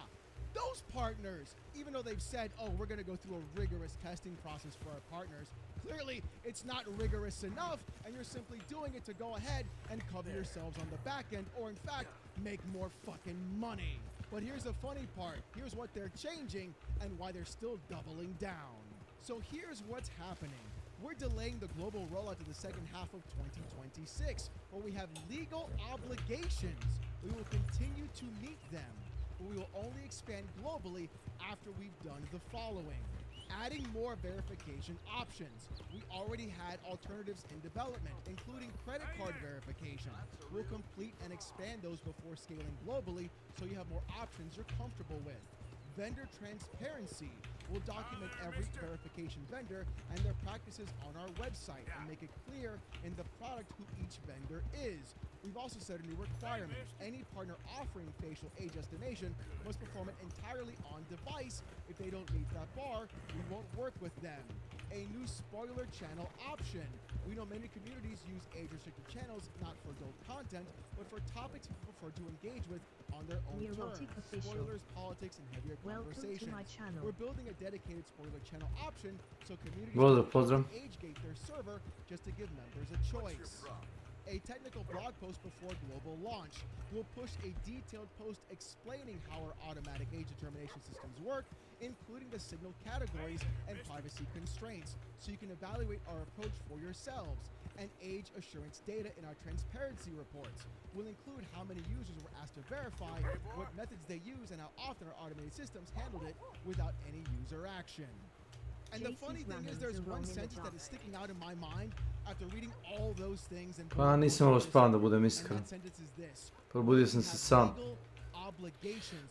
We will continue Bez da išta posebno radim. Probudio sam se pre alarma koji inače se pali sam. Znaš.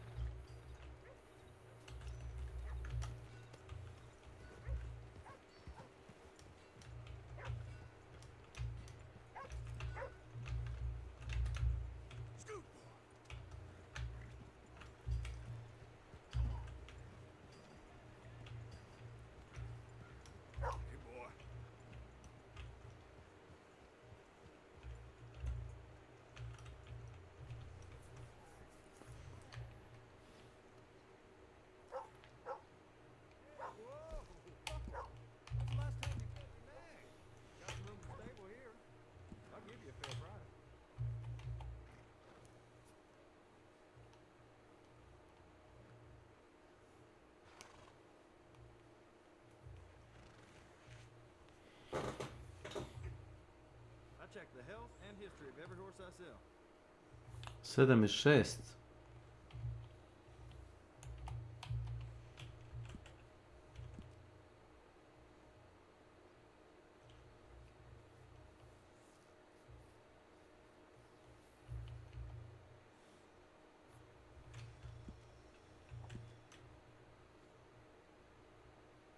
J.A. Sambrijo SVE Juice Sad CU Po Malo the Resin Decanage ITJT. Lep Conch Conjoslav. I think that'd bring in some business. Konjaslav, da.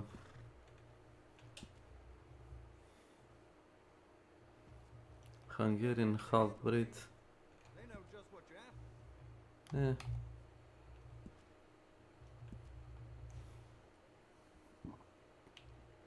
Damn, but these will work a long, hard day. Something to behold.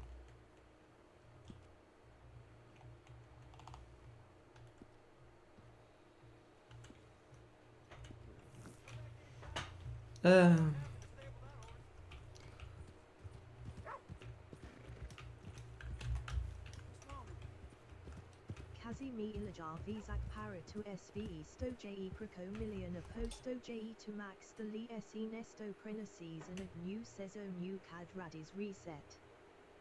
Ništa se ne prenosi. Novac ti služi samo da ti igra kaže koliko ćeš imati, kako se zove, skill poena bonus sljedeću sezonu. Ako imaš 3 miliona, ja mislim, dobiješ 5 skill poena, to ti je to. Ništa ti se ne prenosi. Prijatno. U tome jeste poenta. Ovo ima jedan dobar post sa ovoga Reddita, gdje je lik bacio screenshot, kaže mislim da sam ubio, kaže, lika koji je htio da prekrijumčari stvari kao na drugi account. Znači, ubio je lika pored izlaza, pored heča, lik je imao 15 onih revolvera, onih handbill, level 3, level 4. I imao je, ne znam, nije još oružje, gluposti, bombi, neki blueprinta. Kaže, mislim da je on neko teo da prekrijumčari.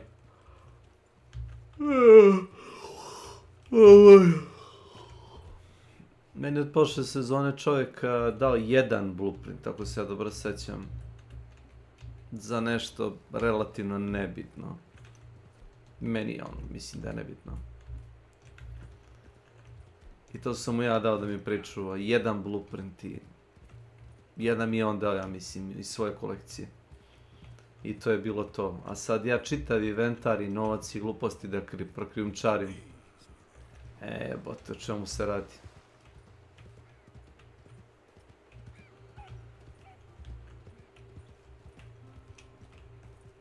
Čemu je poenta reset ako ćeš da prevariš sistem? Glupi ljudi, kukurac.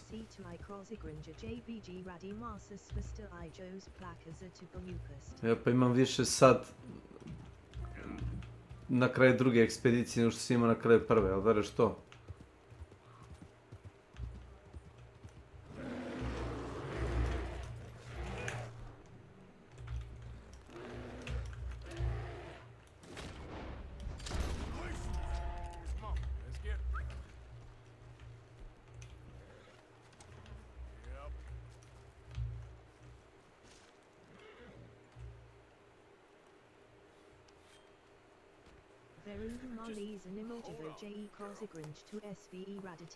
Pa da.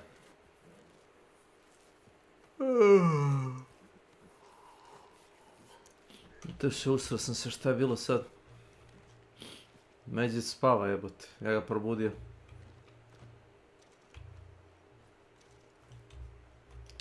Bar sam mes uzeo od njega.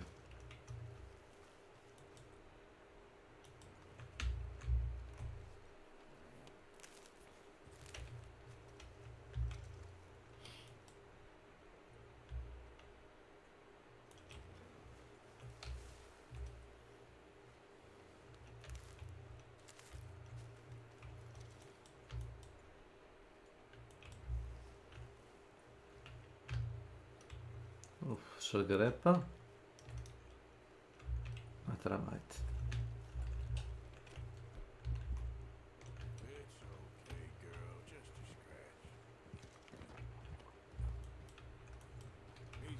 Aquilo o ginseng. Mora da ginseng.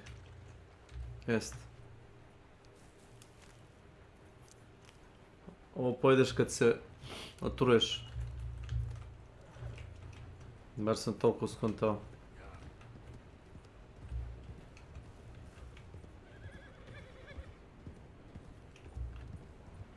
A ako ne pojedeš, on si kokjer.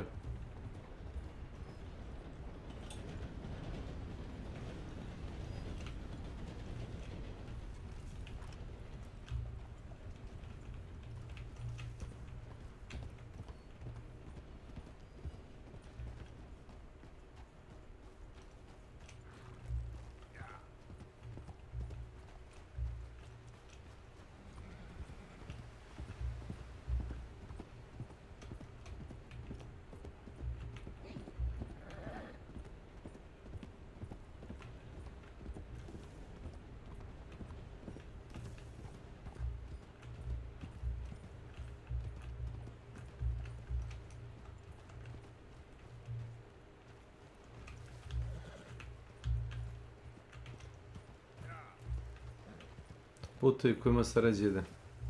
Ne. Moj sad mi pizdiš.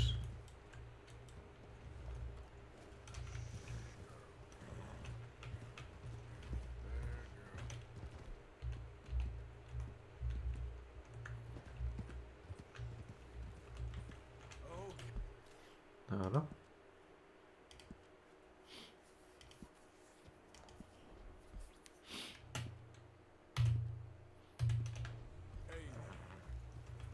Let's go. Pum pum pum pum pum pum pum pum pum pum pum.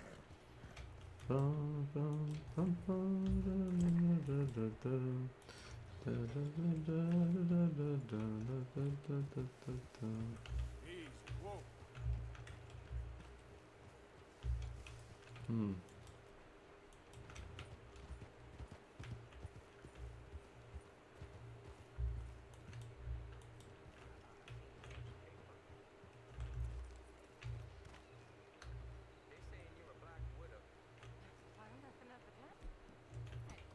That means you kill your sweetheart.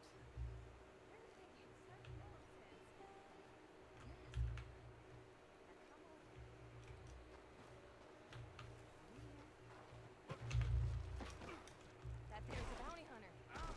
Get him! Eliane, I'm sorry, but Kill that bounty hunter! you make me an outlaw. You let him get You are a piece of work. Now, come here. rot in hell. Rot with the rest of them. Now, I'm just gonna... I swear, miss. Don't you manhandle me. Oh my god. Goodbye, my sweet.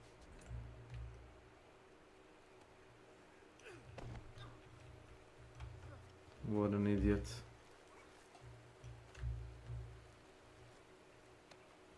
Just isn't your day, is it?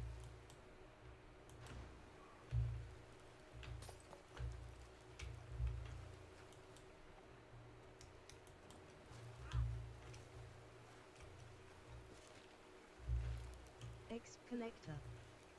Welcome to my channel. Gdje je Slavko? Dobro jutro Elim. Dobro jutro. Kaj, odvezat ću lika da im hoće li da uradi nešto glupo. Najjai Sam. Neće. Tako. Settle in. You got a ride ahead of you. Hot eyes Al Sam's a departure. Hvala te Bože. Limana Zad. Ajde. Oh dear. What came over me? Did I just do those things? It's a horrible blur. But I see blood. There's blood everywhere. It won't come out. I'm not like that. I'm a good girl. Really. I promise I am. You believe me, don't you? Don't you, mister? Not really. I'm all into women rights. Jutro. Da. Šta se radi, Ilija? Jašu se konjovi. Ja sam pričao ravnopravan po pitanju muškaraca i žena. Dobro. Što znači da ću vrlo rado prodati muškarce i ženu za pare. Ako se dobro plaća.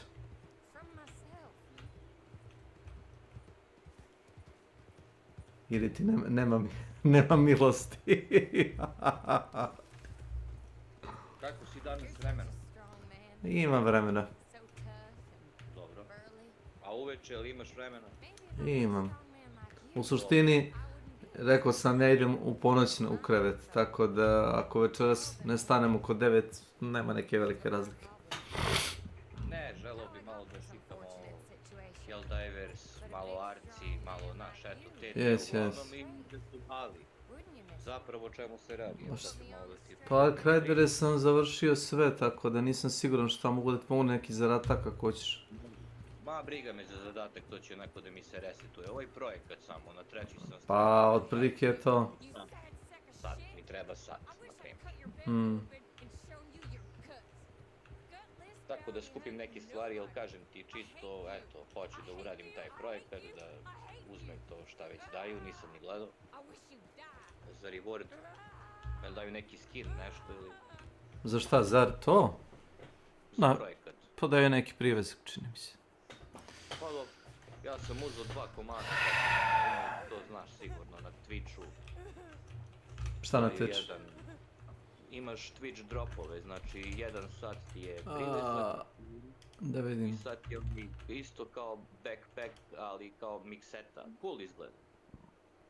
To je 2 sata. I to je to. Znači ta 2 dropa ima. Što je skroz cool. Pa stavi, ja sam tako u pozadini juče nešto gledao. Da, nisam vidio nigde neke velike najave. Da je neko konjića i mikseto, vidim, interesantno izgleda. Da. Cool, ja sam uzeo. Mikseta je do jaja, ono baš onako interesantno, da. A za Discord valjda treba da nam pusti robotići ako već nisu. A onoga robota beš. Da. A to već jesu. Pa onda je to. Šta sam htio govoriti? Mada za Discord to su dosta diskutabilne stvari. Jeste. Ovo sa špiniranjem i glupostima, zdravo, kako ste? Što ima? Ti kafu, joj. Sada sam izlomio nešto. Mlado, ti si izlomio. Ja sam od posla, da, druže, jednostavno pravim treću, vrat. Svaka ti čast, ja se tebi divim, ti si moj idol. Tebra, 3 dana već majstorijam, radim izolaciju, na terasu radim izolaciju, spavaću sobu mineralnom vodom, napolje stiroporom, u kuhinju stirodurom. Izašao sam iz treće smene, čekam čoveka da krenem da farbam vamo sobu dok on pravi lepak i stavlja napolje. Evo ti sad bolje? Nima ništa bolje. 3 dana tako, prijatelji. 3 dana tako. U jednu sobu krećem se, ne znam da li da Kako si roknem... da naučiš da koristiš Discord, brate? Juče me invajtaš, ja ti šaljem poruku na Discord, ti opet invajtaš. Ti čitaš poruke na Discordu? Bio sam na Sonyu, znaš? Znam da si na Sonyu, ne mogu ja na Sonyu da ti pošaljem poruku. Ne, on ima Discord za PlayStation. Preko telefona znam. Ne, baš na PlayStation ima Discord. Nisam ni na PlayStation. Gledam na Android TV-u, William stream, a pričam na telefon. Ja sad će majstor, kažem ti, da dođe, pa rekao da vam se spito javim, da vidim šta radite. Kako ste? Ja sam ja da ste izvamati, ja ušao na brzinu, onda tučem robot i otišao u posao. Pa igrao juče kad je Ilija otišao, ja za ono što je ostalo, završio one misije i ono sve što sam imao.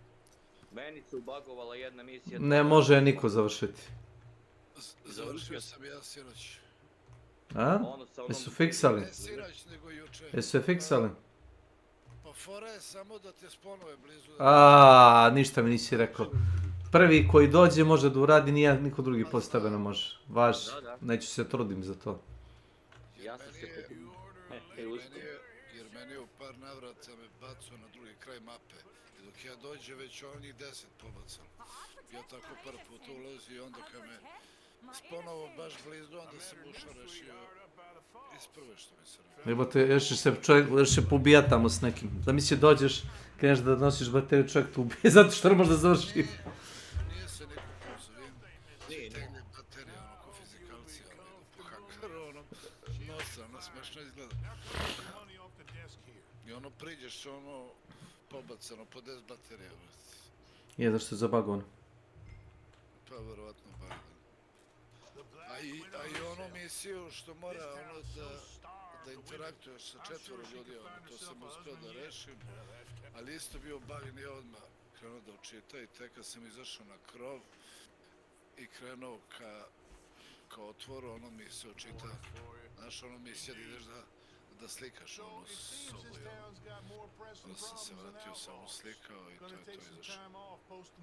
Mene za questove briga, mislim možda uradimo, naravno, nije na odmet, ali kažem baš ili hoću ovaj projekat da uradim nov, to su dali. Jel neću posle s time da se majem za 4 dana, mi se resetuje karakter, hoću da budžim ponovo sve što treba, workbenchove i to znam tačno koji su mi prioriteti i to je to. Ja znam na koje sam najviše koristio, znaš? To se digne sve samo sve. Da li sam mi... Ovo je druga resetovo, skoro 9 milionara, koji će ti kurac 9 miliona kad se prenose pare? Evo te život, vrate. Lik igra, ono, vrate, ja rekao čovječe, 3 ti je maks. Jesi, dobiješ kao 5 skill poena ili šta već, nema. Pa misliš šta ti iznad 3, ono, koji kurac. Ne znači ti ništa. Ja nemam ni 3. 5 miliona i nešto sam imao cash i milion i oko 500 nešto ili 1.600.000 možda je bilo u vrednost inventara. I to je Ja kao... sam slikao, dobio sam 3 ove skill pojena dosta mi. Meni je s kim biti? Čekaj Ilija, koliko ja sad razumem ovaj departure, ja sam do sad u base game-u imao 75 skill poena, sad ću da imam 80. Jeste, ako imaš 3 miliona imat ćeš 80. Odlično. I ide mi 5% brže XP i tako dalje. I skrepi ti nabacuje više otpada i tako. Odlično. Toliko brzo navlači otpad, da ne možeš da stigneš da ga prodaš. Skrepi je moj glavni cigar. Mora da je od Jovanovića. Izvinjavam se, ali stvarno su ga prebuđili, ono je užas. Užas koliko. Ispod 3 miliona, ne znam, ću dobiti XP boost. Dobit ću 3 skill. Ne, jel ti piše da ti je inventar vredan određenu količinu plus preko, jel tako? Piše mi, ja sad ne mogu da... Ono, nisam se uključio. Piše mi 3 skill poena dole. Fali ti još pare. A znam za 3 da mi fali. Pa šta hoćeš da ti dam patke da skupiš ili ćeš sam da probaš da skupiš toliko? Ne moraš da se cimaš, nije ni važno u suštini. Ma ne, nego pitam, hoću imati ja te XP boost ako neću isto. I imat ćeš XP boost, sam nećeš imati svih 5 skill poena. Vrlo bitno. Pa dobro, imam 3 istim kurac. Ja sam imao prošli put 4. Nisam ni osjetio taj jedan što nema. Da, to ti kažeš.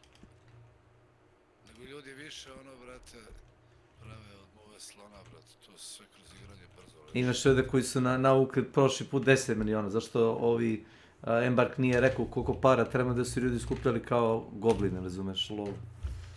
I onda kad su nam rekli da treba samo 5 miliona, neki su bili kao šta će mi da ovaj višak para, pa jebi ga, ko ti je kriv.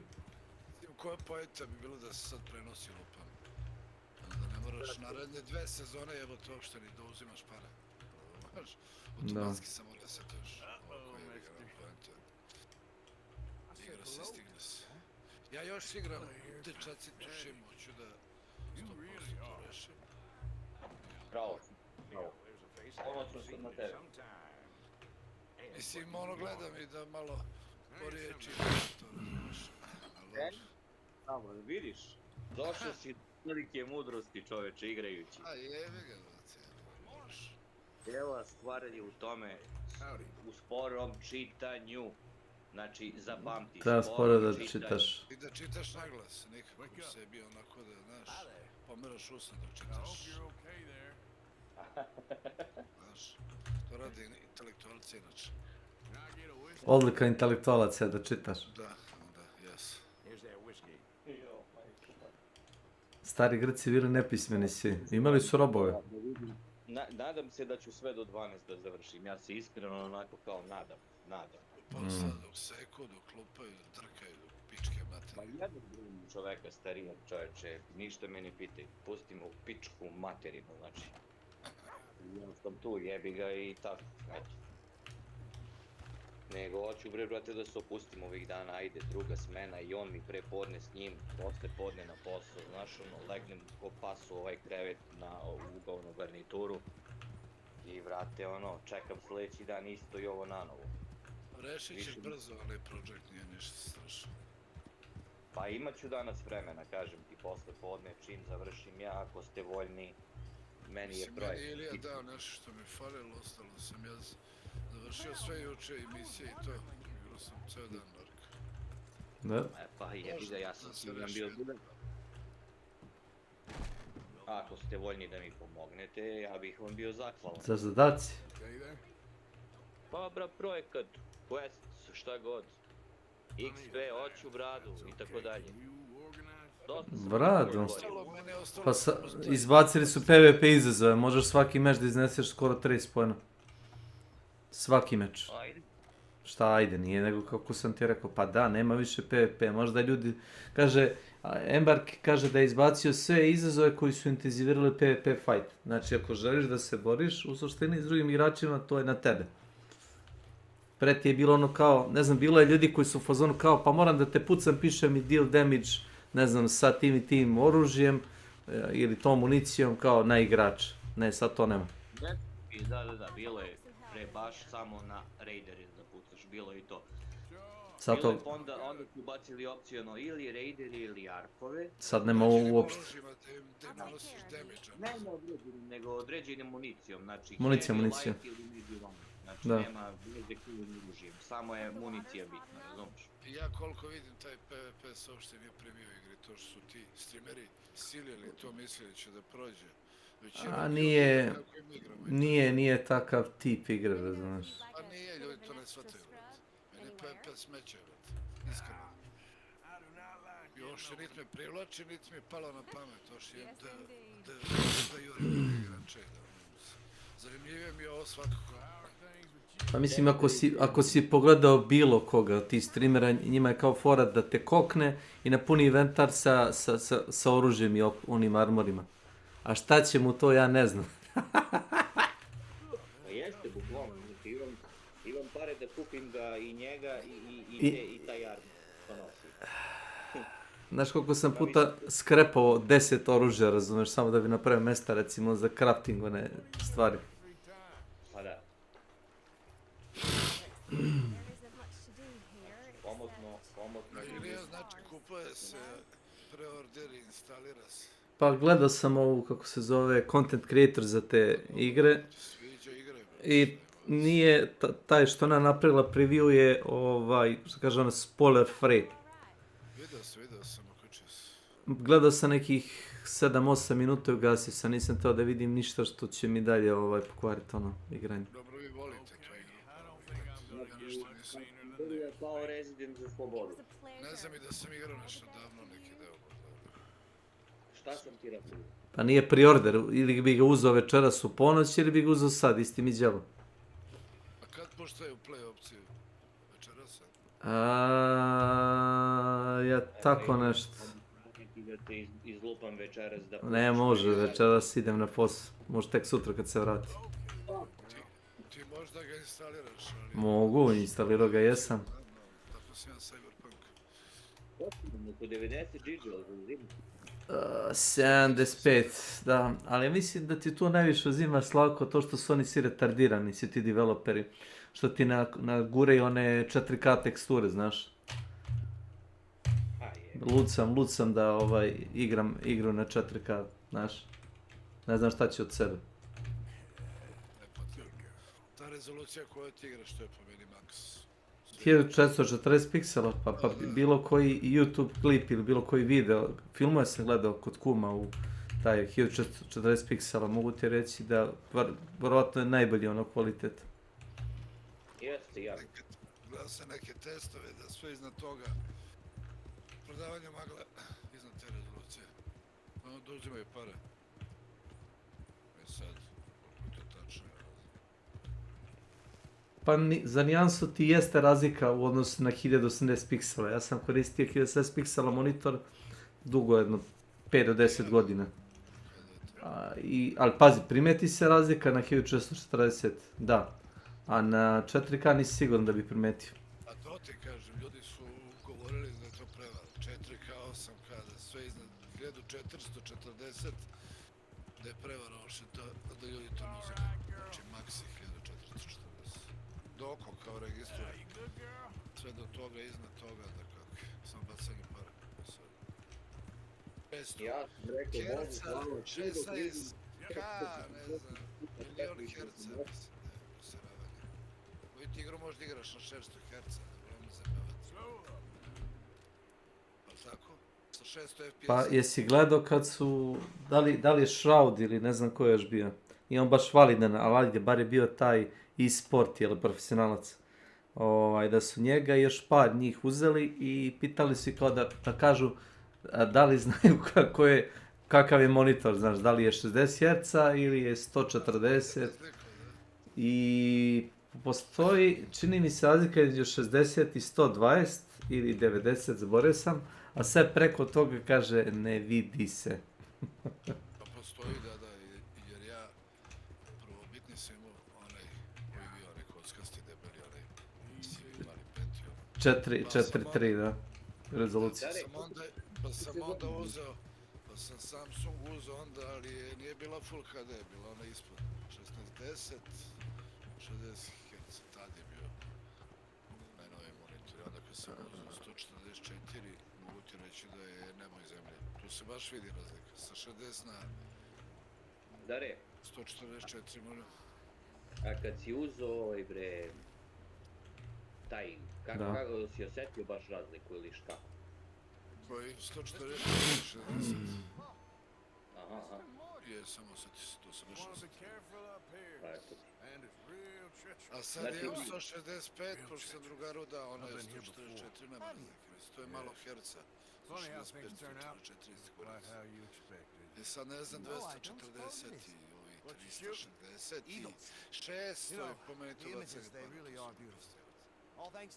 Ovi ti igru možda teraš na 500 herca.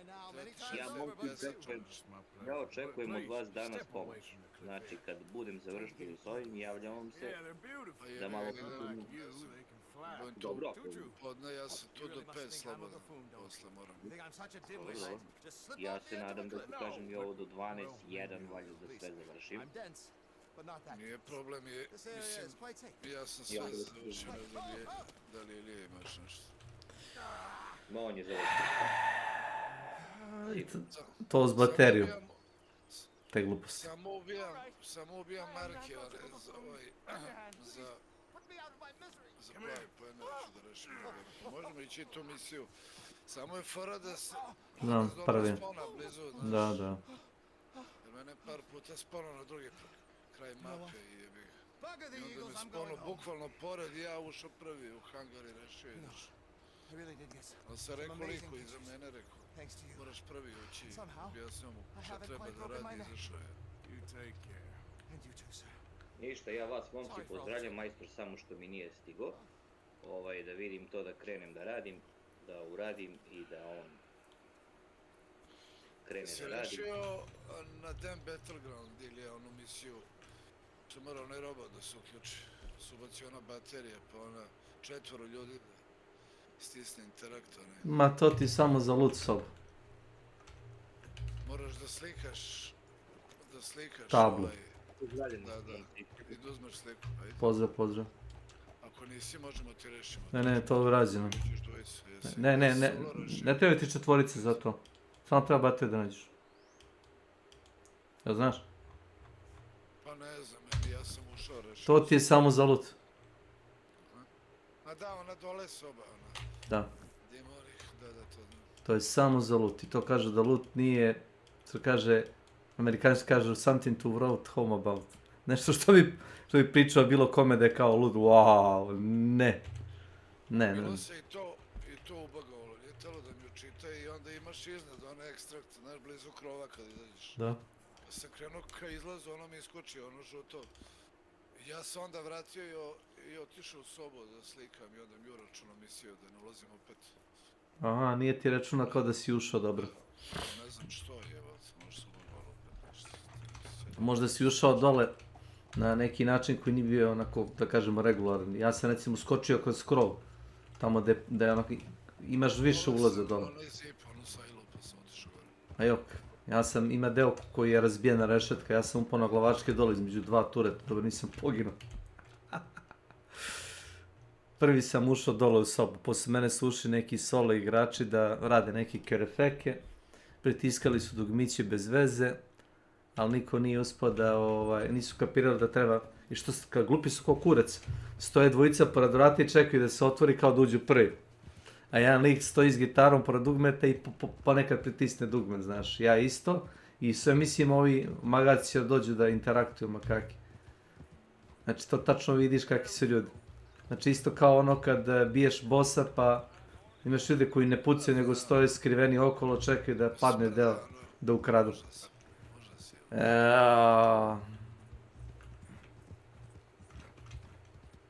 Dno dna. To se blueprintuje i oni kao vratno idu na neki treći nalog, to iznose i onda kao resetuju.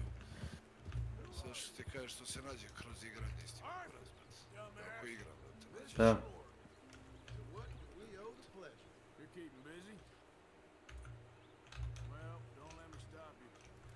Tako da, moj Ilija, to je to.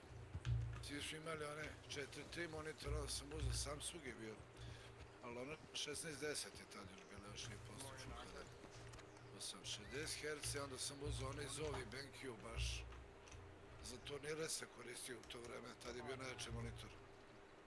144 Hz i tu se baš vidi razlika. 60 i 144, baš ono nebo i zemlja. Sad, imam 165, imao sam 144, tu nema razlike. Čak i na 240 ja nisam osjetio razliku. Drugar je jedan uzeo čim je izašao monitor, isto zove BenQ i kaže meni, aj molim te probaj, vidi da li ti osjetiš razliku. Kaže, ja vrate, kaže bacio sam pare, ništa ne osjetim. A imao 144. Ja ceo dan bio kod njega i igrao i PUBG, igrao Counter, igrao sve te FPS pucačine malo, znaš. Da vidim imali razlike, ma kakve vrati. A ovo što nisam osjetio, znaš, da mi neko ne znam. Da li to oko ne može da registrujem? Da su, što ti kažeš, neke nijanse u pitanju. Nemam pojma.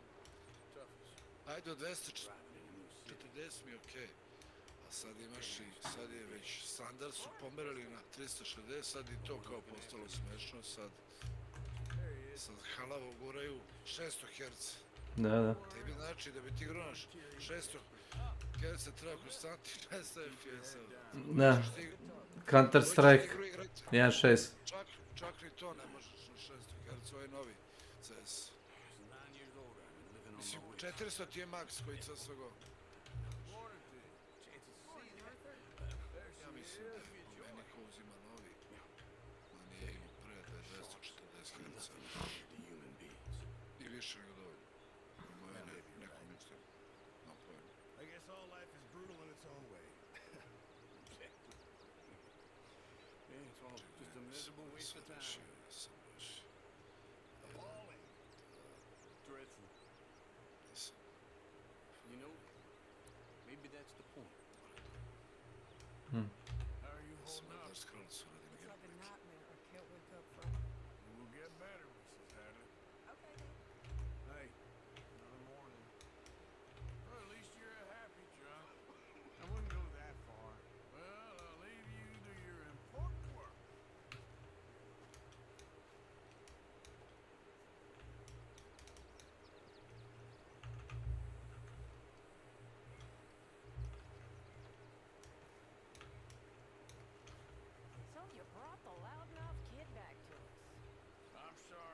sam gledao baš neke testove za rezolucije i to, pa su rekli da 1440p, da je to maks, sve iznad toga da je prevara. Da ljudi to uopšte ne treba da uzimaju, da uopšte valjda nešto do skoku ne može da registruje te 4K i ne znam, 8.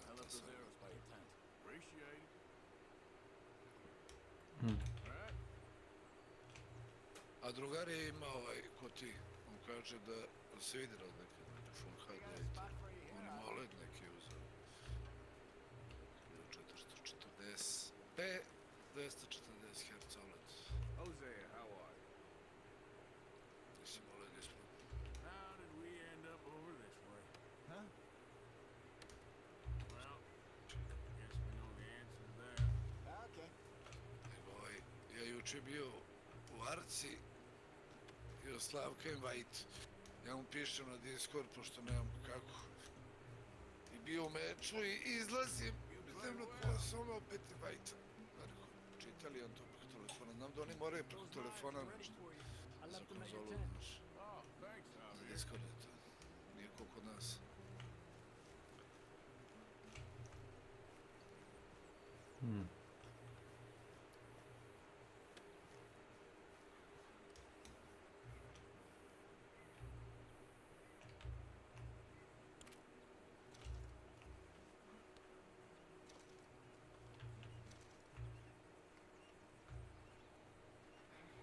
Ja nisam ono sam pauzirao malo Arci, igrao sam Ghost of Tsushima, inače da sam igrao ono svaki dan. Imao bi 50 miliona. Pa ono, imao bi 3, sigurno. Ali nema veze, znači imam XP boost, to mi je bitno, imam 3 skill poena. Mi je bitan skill na doze. A Lajsa ću svake sezone gledati, bar da sam našao 3 miliona. Čisto da sve će resetu da se odradi to.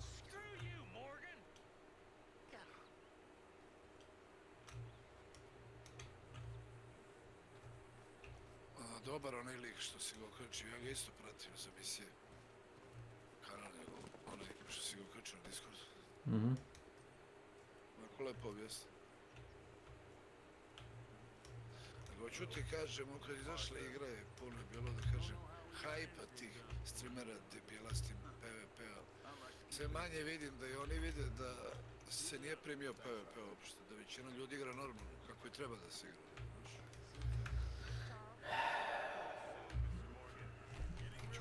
Ubačen čisto onako kao sporedna neka stvar.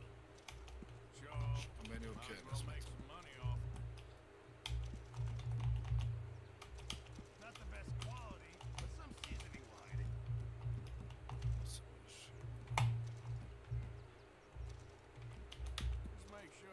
Igraš treću?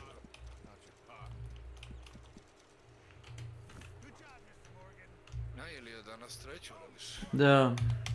Trudim se da ne pričam takve stvari, zato što, kažete, ima ljudi koji bukvalno gledaju što ja radim i kuda idem. Ne znam, sinoć sam vidio lika koji je bukvalno išao drugom stranom ulice, znači baš kad ja idem na posao. Ne govorim ko je, taj zna ko je. Rekao bi da je slučajno, ali kad je ta osoba u pitanju ništa nije slučajno. Onda kad me neko pita kad radim, izbjegavam da kažem kad radim. Jebi ga, ako sam tu, tu sam. Eto.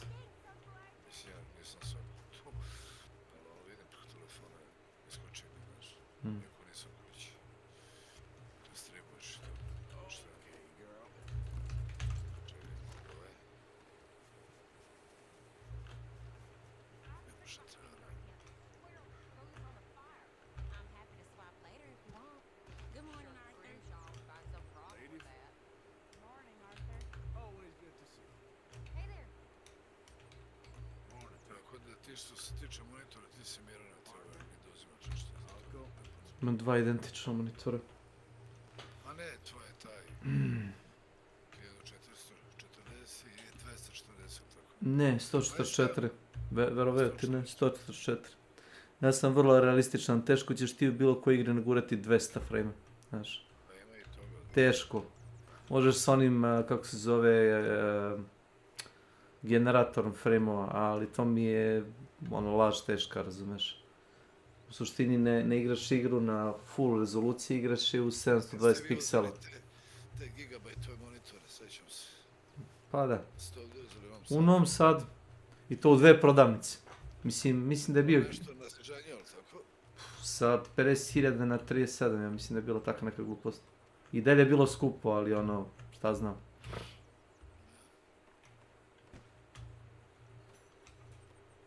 Dovoljno je to što. Za kućnu upotrebu i za gaming i za FPS i za sve je dovoljno je 144. To se gluposti. Mislim, ja imam 165, ali nema to neke razlike 144.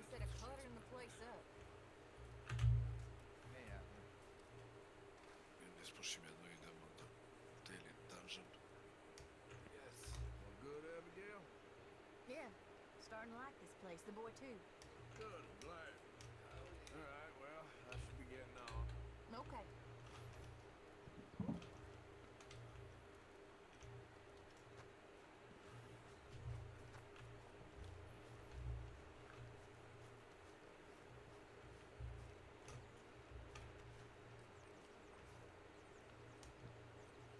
Hey, Mary Beth. Hi. So, still glad you fell in with this bunch? I think so. Most of the time. They're not so bad. Sounds good. Hi, Karen. Hi. Working hard there? I guess.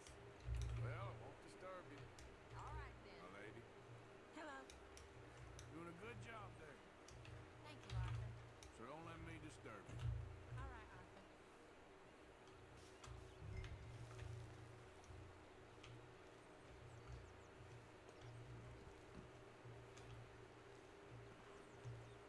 I bet them horses sure appreciate that.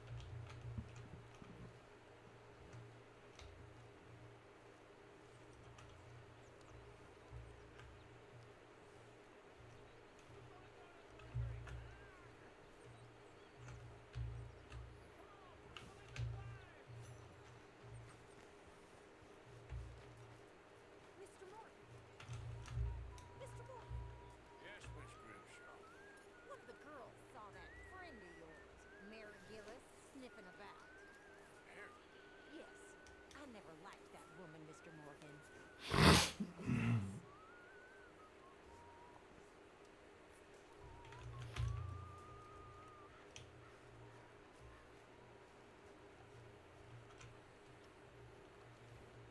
Arthur.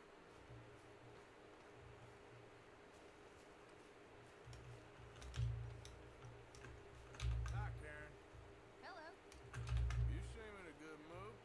I do. Well, anyway, don't let me spoil it. Sure, Hey. Arthur. Hi there. You okay? Don't seem yourself. Yes, I'm all right. Why? Okay, just making sure. Okay.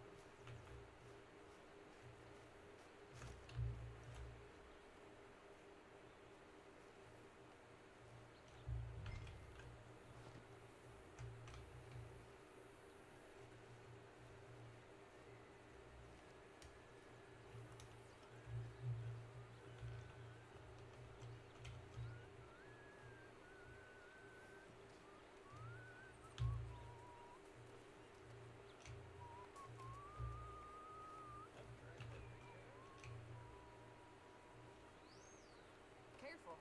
I saw mice on them earlier.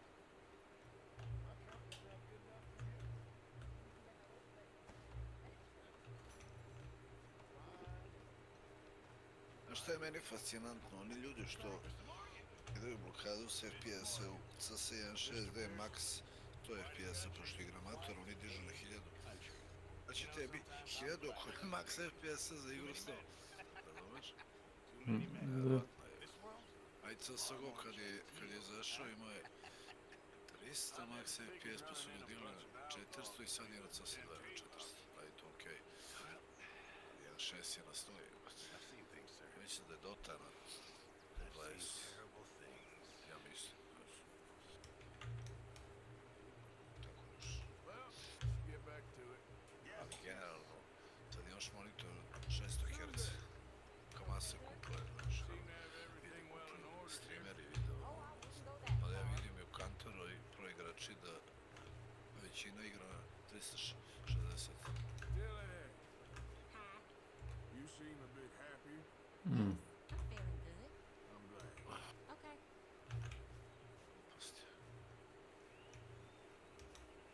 Why is the spoken English, mother?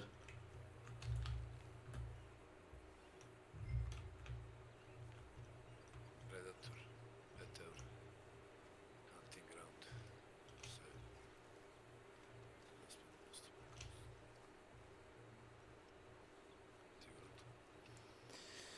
Ne, znam šta je. Kad izašao, poredili su ga najviše sa Killing Floorom, gdje imaš još kao dodatog predatora. Imaš kao, boriš se protiv onih kao komandosa u džungli do nekog doba, a kao radnje u prvom delu filma, a onda posle nekog vremena ideš naiđe predator i onda te on lovi. Eto. Kao dosta je verno prvom filmu, da kažemo.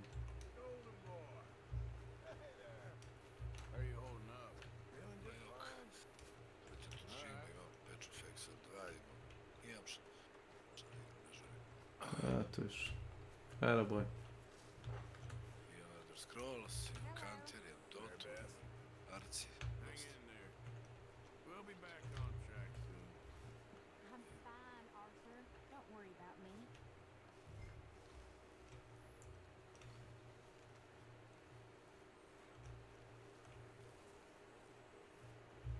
Ću ja Red Dead uzem prvi deo, ali kad budem popustu.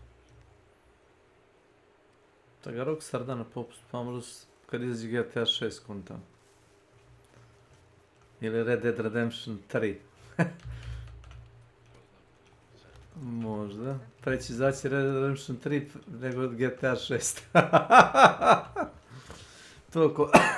To sam kontam. Previše je high-tech igra GTA 6. Znači imaš mnogo faktore, pošto se verovatno dešava u 20. 21. veku.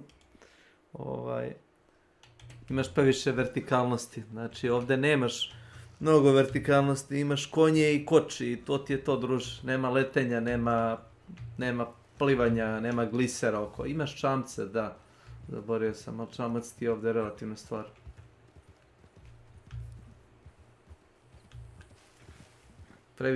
Previše video transporta koji moraju oni kao developer radi na tome. Ovo ti je dosta jednostavna igra, zato mi sviđa.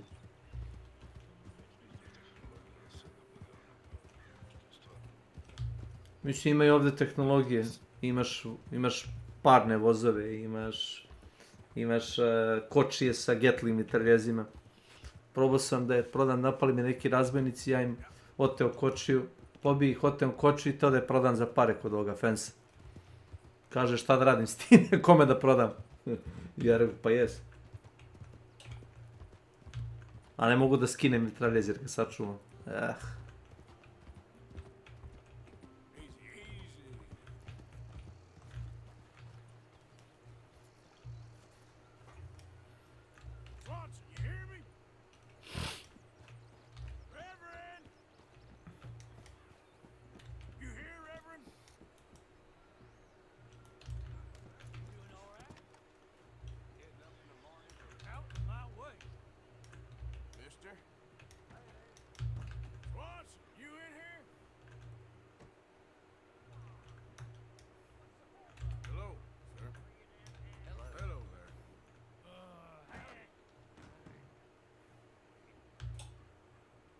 Mr. Morgan, I took your advice, sir. I took your advice. Then your god has finally deserted you. What you talking about? I took your advice, sir. I have removed myself from Morpheus's embrace. No more shall I sink, sir. I am free. I am free. You don't seem free, friend. You seem drunk. Sit down, Reverend. We ain't finished. You ain't finished. Look at him. He's finished. None of us forced liquor down his throat. Friend, I just wanted to play. Now, firstly, we ain't friends. Don't make no mistake on that subject. Now, secondly, he can't hardly see, let alone reason. Reasoning ain't never been one of my strong points neither, but seeing I do just fine. You want to step outside or deal with business here? I just want him to finish the game. Why can't we all just get along? These are good men, Arthur. They're children of God. They're children of God. How's about you playing his place, huh? That seems fair? Fair? Sure. You want a game? I can't, partner. I don't mean to spoil your fun. I got things to do. You sure? Quite sure. I gotta get him out of here. Come on, Reverend, let's get you home. Where'd he go? I don't know. I was talking to you. Reverend! Reverend Swanson! Neka nađe odmah. Ovo je solo da vidiš. Ta deva čisto za ispred.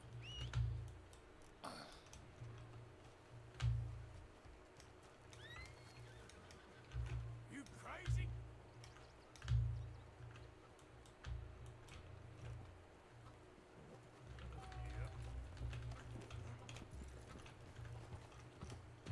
Reverend! Over here! Reverend! Mr. Morgan! A hand here, please! Hey! Calm down! Get your hands off him! I didn't say a word! You'll keep! You stay out of it! You stay out of it! Get your hands off him now! I'll kill you both!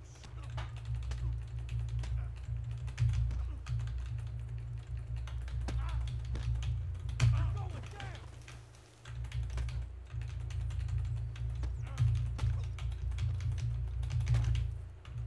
Oh my God! Kill him! I'm gonna get the law on you!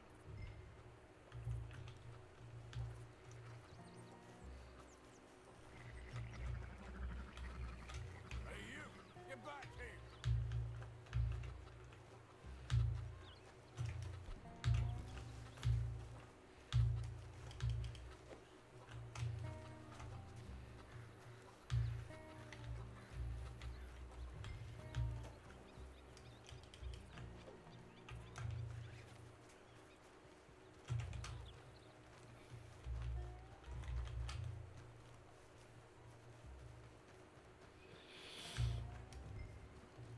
I said stop, damn it!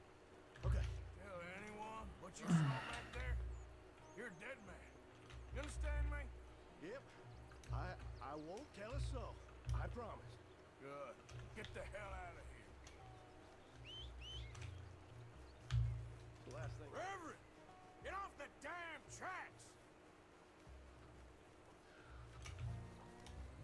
Reverend! Brat. Će da izginem, obojica.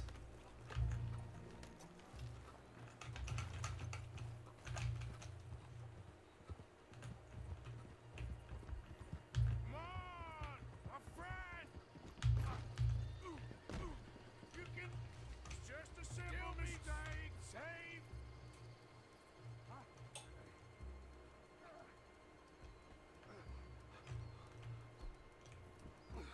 What have you done with your foot? It appears to like this place and wants to stay. Get your foot out of here! Twist your leg, you drunken bastard! Get it! Come on!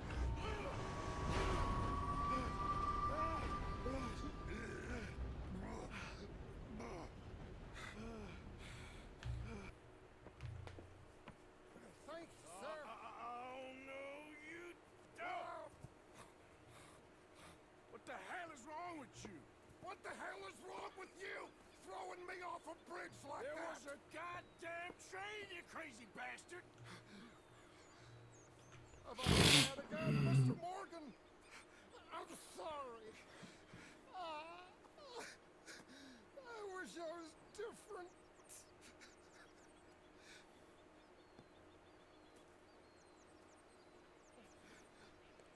Let's get you home. Home. Yeah, that's a wonderful idea. I could have tea with Margaret. Margaret? Who's Margaret? But...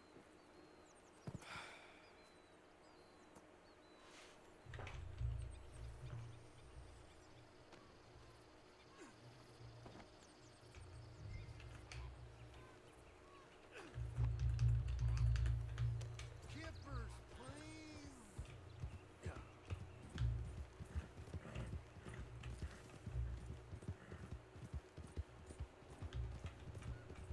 There, girl. What are you mumbling about now? Good girl. Easy there, girl. You good, girl? You all right, girl? Yeah. You done good, girl. Jebate, ostali malo čekaš. Yeah, that's my girl. Mhm. Čekaš matchmaking. On je kao, da ideš u nedeli dungeon. Aha. Pa kad pokraješ, on ti onda garantuje. Isto to radi. Hey, partner. To čeka do 4. To je to. Imaš 3 gilde. Partner. To je što.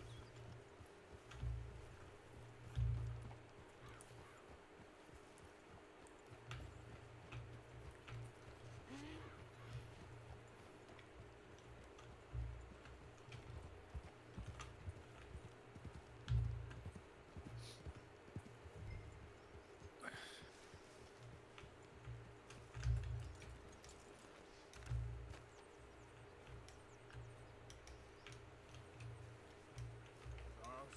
Hey. Hardest worker in camp. Someone's got to do it. Well, don't let me disturb you. All right. All right? Horse looks fit as a fiddle.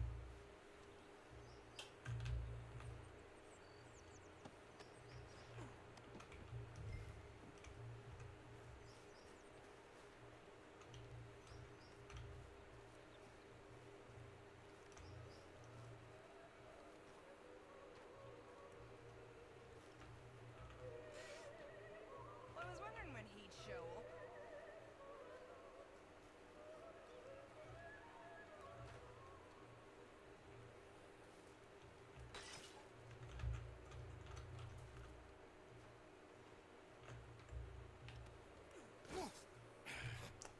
You better sleep your way to salvation, my friend. Oh, what happened? Just usual. Poor bastard. Exactly. Well, thank you, Mr. Morgan. I'll keep an eye on him. He was lucky this time. Real lucky.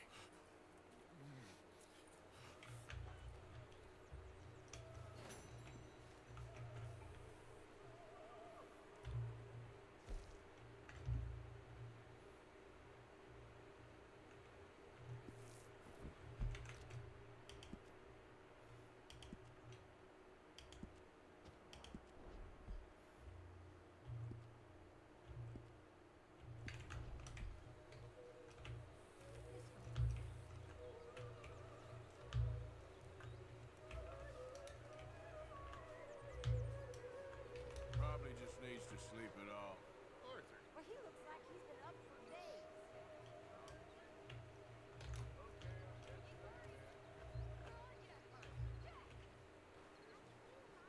Where have you been? I've been real worried. You always worry, Mama, and I'm always fine. Take that tone with me. Sorry, Mama. Here. Kako mi dobra muzika, onda skroz. Mhm. Go get some rest. Daš skroz. To je od oti. How's the reading going? I'm getting better. Good. Well, keep it up. Let me know if you find Abigail. candy. Hi, Arthur. Boy behaving himself? I guess. Hi. Always good to see you.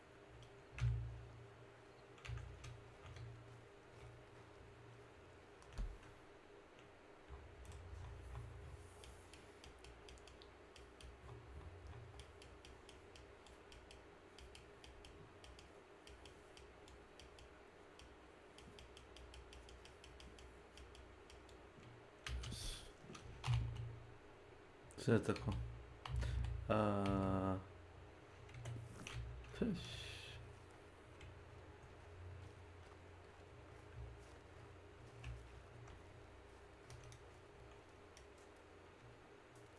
This is it.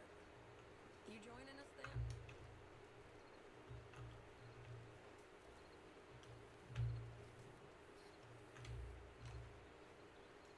Beg your pardon, Mrs. Adler.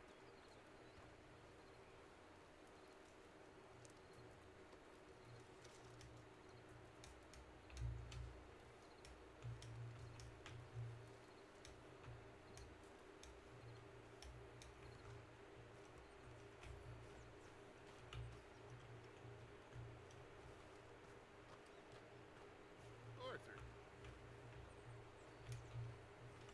Dutch? Miss O'Shea? Well, feels like we are finally getting back on our feet. You, find a buyer for them bonds we stole? Not yet, but Jose is working on it. When we heading west? Soon? I don't know. Feels like things have changed. The whole world's changed. But they don't want folk like us no more. We're being hunted. We are smarter than them. Only the feeblest of men take jobs in the government. I hope so. Trust Dutch, Mr. Morgan. You have to. They got Micah! Dutch! Arthur! What's going on? They got Micah. He's been arrested for murder. He was in Strawberry. It's okay, son. Breathe. They nearly lynched me. They got Micah in the sheriff's in Strawberry. And there's talk of hanging him. Here's hoping. Arthur, what? The fool brought this on himself. You know my feelings about him, You Dutch. think I can't see past his bluster to the heart inside? He is a fine man. No, I ain't saving that fool. I can't go. My face will be all over West Elizabeth. I am asking. He would do it for you.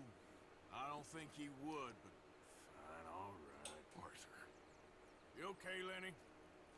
Yeah, of course I'm okay. You don't seem okay. You take that kid into town. Valentine, not Strawberry. Get him drunk. And Arthur, no crazy business. I'm giving that up. And you get Micah out of that jail. Beše prvi monitor od 18 Hz. Ja mislim da ja I'll sam get sad to it, Dutch. oni prvi Drop treba everything. izbacili ljudi. Ja mislim. You all right, girl? Sad već dobro.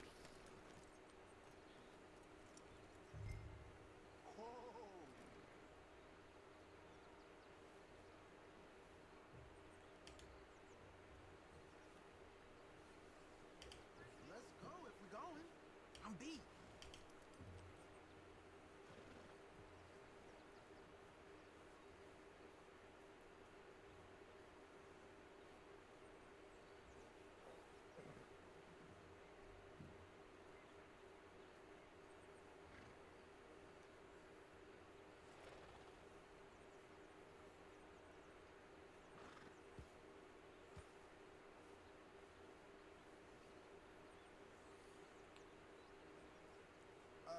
Are we going for this drink then?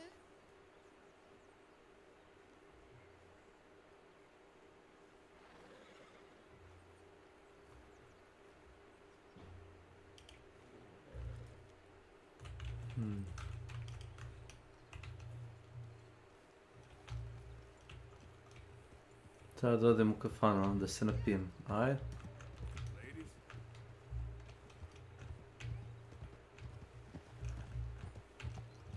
I rode as fast as I could, didn't stop for nothing. Yeah, you look like you've been through it. I'm beat. We finally get off that mountain, then this. Micah's got a crazy side off. What were you boys doing? You're supposed to be scouting ahead for. I kept asking him what we was doing, but he was, "You worry too much, kid. Just some business to attend to, kid. You know how he is." Yes, I do. He was half soaked before we even got there. Then we ran into some fellas. One of them Micah knew, drank some more. And this is supposed to be a dry town we're in too. And he shoots one of them. I know how that goes. Couldn't even tell you quite how. Happened like the strike of a match. The law was on us fast too. They was ready to strangle you up there and then. But I got away, just about. You're all right now. We'll take care of it. So you gonna go get them? I'll come with you. No, you leave it to me. For now, let's drink some. Forget about Mikey. It was Trank that started all this. We'll just have a cup. Settle you down, then head back, okay? Okay. Now, I should warn you. Me and a couple of the other boys, we got in a bit of a fight last time we was here. What kind of fight? Oh, nothing bad. No, we kept it clean. We're all good. Mis dočkoš. Oh my god. O, nisam otimnilo, jebi ga. Više brže Good, girl. Ja to volim uz kafu ujutro. Hmm. Znaš, ako mi lagano. Jel...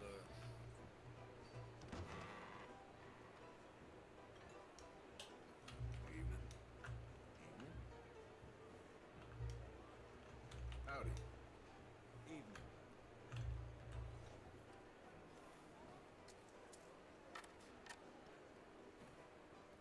Just one or two, right, Arthur? Of course, just a drink. No big drama. Can we get a couple beers, please? You, I don't want no trouble. You'll get none from me. I was defending myself. Tommy, son. please. He'll be fine. Here, have one for yourself. Thank you. Micah seemed to know a lot of people. That was the problem. How you mean? I mean, I done seen a lot of crazy stuff, but A lot Micah... of crazy stuff. Will you shut up? Will you shut up? Be quiet, buddy. Oh, they're dullards. My lord, you men is dull. And leave this fool alone. Leave the fool alone. People been leaving me alone for the last 10 years. Listen, buddy. You're a charming fellow. One of the best. But me and the kid here, we're trying to talk business. So could you possibly leave us alone? No offense intended. Ain't no pleasing some folk. Just trying to be friendly.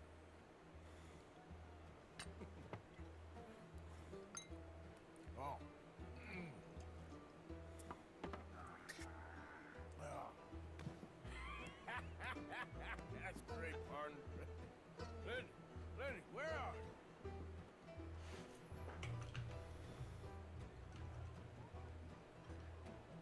Lenny! You seen that fella I was with? Sorry. You know which way my friend went? Lenny, where are you? Hey, you see my friend anywhere? No idea. What are you doing, kid? Hello, Arthur. You know what? I don't know.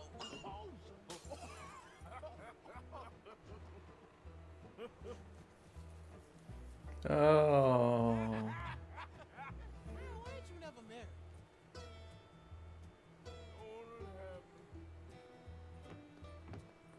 That's the thing, you see. Is it... Lenny? Lenny! Get away from me! Yeah. What slippery little shit ain't you? Oh, come on. Lenny, where are you at? Get down from there, Lenny! Lenny! Lenny! Come here. Come here. Leave the kid alone, you goddamn animals. Who do you think you're talking to? Nobody. I'm talking to nobody. What did you say? What? I said, what did you say? Get lost, buddy. Shut up, mister. Yeah. Shut Pijan kao guzec. mister.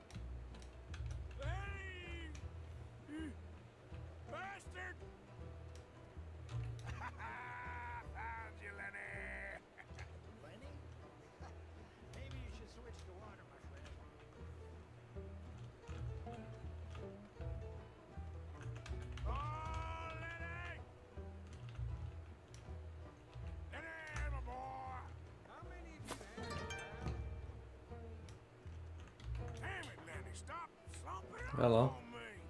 Do I look like a Lenny to you?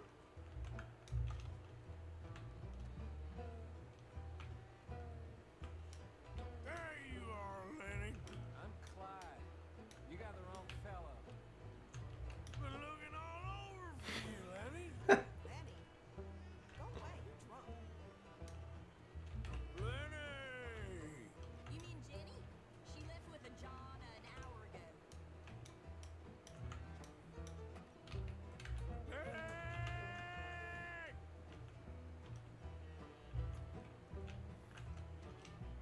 Curajma.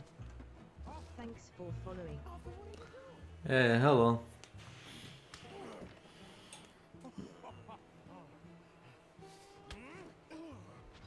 Sober up.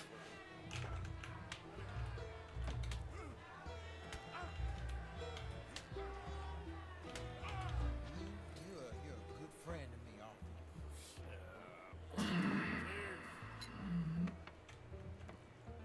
Cheers. Not you again? Oh no. Curajma.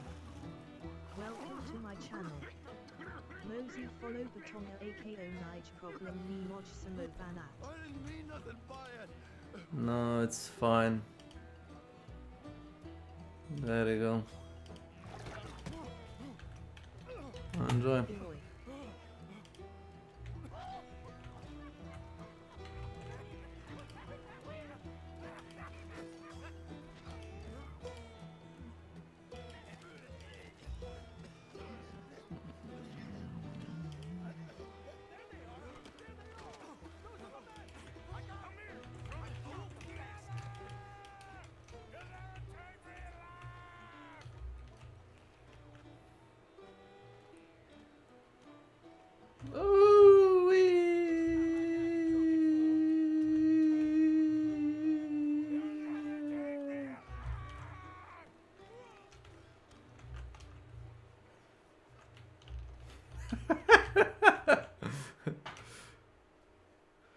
uh.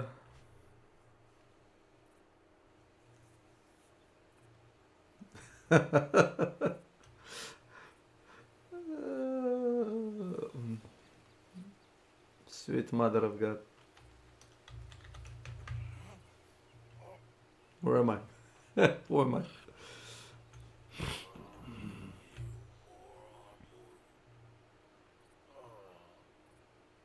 You moron. Not again.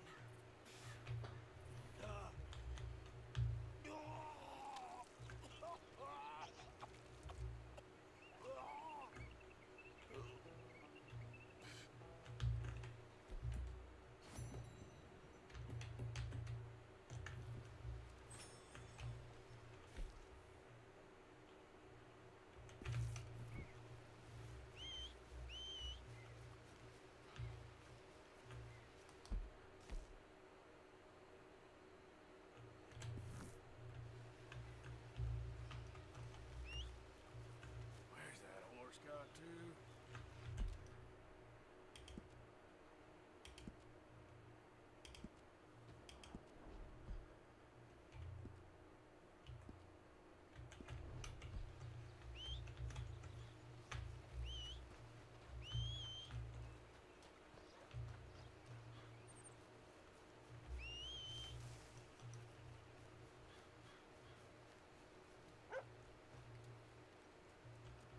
Oh, hell!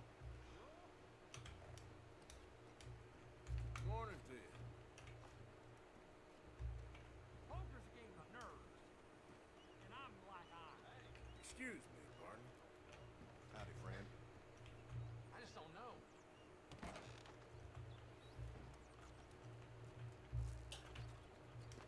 Morning to you. Good morning, mister. Yeah, do you smoke, sir? Sure, but perhaps not as much as you. Oh, no, don't worry about these. Actually, take some. Take a couple of packs. Take a few. Oh, thank you. What are all the cigarettes for? Are you heading on a long journey or something? No, nothing like that at all. I'm just interested in the cards. Okay. Cigarette cards. Oh, you got them? Yeah? Well, get them out. Let me take a look. Come on. A little picture card? Yeah, I'll pay you a good price. Okay. Here. Ah, nothing I haven't got. The value is in completing the set. Sometimes I'll smoke up to 200 cigarettes in one day, just so I can keep opening the packs. I wish I could explain to you the pleasure and the pain I get out of collecting these babies. Sure. It sounds, Thrilling? Yeah, it is. Not to mention the vast amounts of life-reaffirming cigarettes I get to smoke. Oh, and the amount of money? A veritable fortune, sir. Fortune? Oh, sure. A complete set of any series is worth a fortune. Here, look at this. Gunslingers. Over here, circus freaks. Yes. Meow meows of the desert. So rare. I never knew. Sure. How much? Well, it depends on the rarity, sir. Of course. Yeah. But, you know, if you ever get a complete set, I can take it off your hands.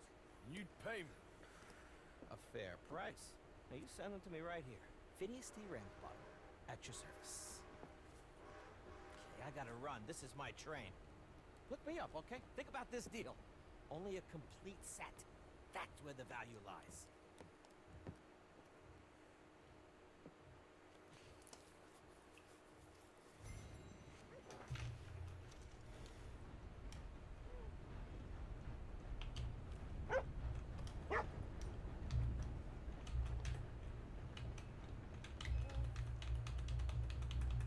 Hello, boy.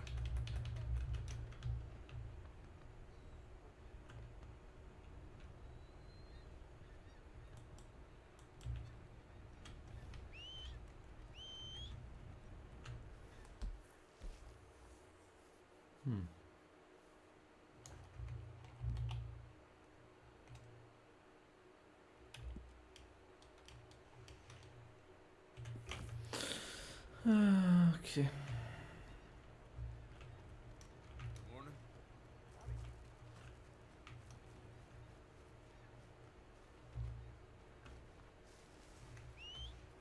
Damn horse. Hey, this way! You gotta help me out here, mister. Can you? Please? I've been on the run for days now. If you could help me with the shackles, I just might have a chance. You know? Oh, yes. Yes. Perfect. Thank you. Thank you, mister. I'm afraid I don't have anything to offer you except my gratitude. You're a good man. Thank you. That's all right. Just go find yourself a new change of clothes. I'd keep low, I was you. Yeah, you got that right.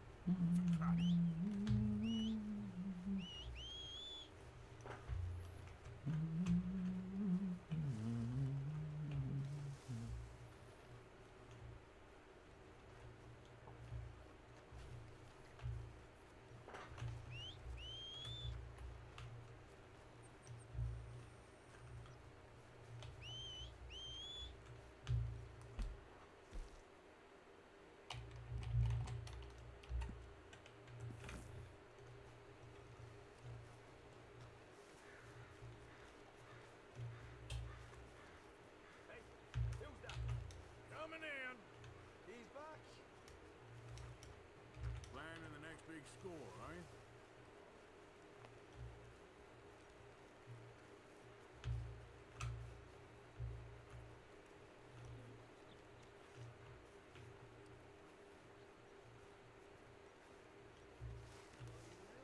When I was frisky, from Tulish Pole to whiskey.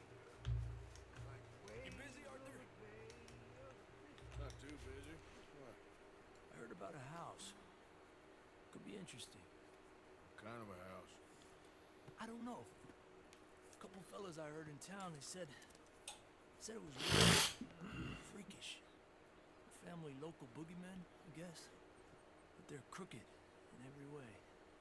So? Well, so these boys thought they were sitting on a lot of cash. They're highway robbers, kidnappers, apparently. They're well hidden in the woods. This sounds pretty dubious. Of course, yeah, it's dubious, but there ain't much risk of getting caught. Okay then. Let's go take a look. Exactly. Just take a look. Yes, yes.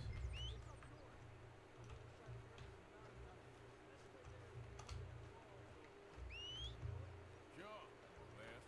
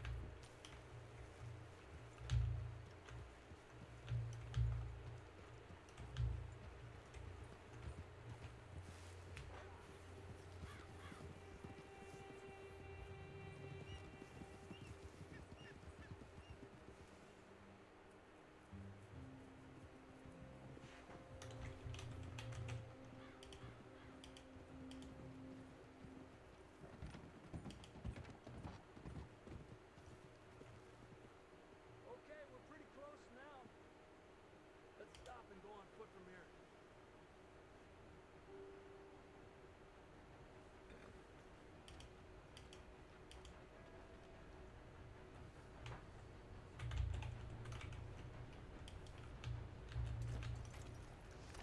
Come on. Just up the hill this way. Follow me.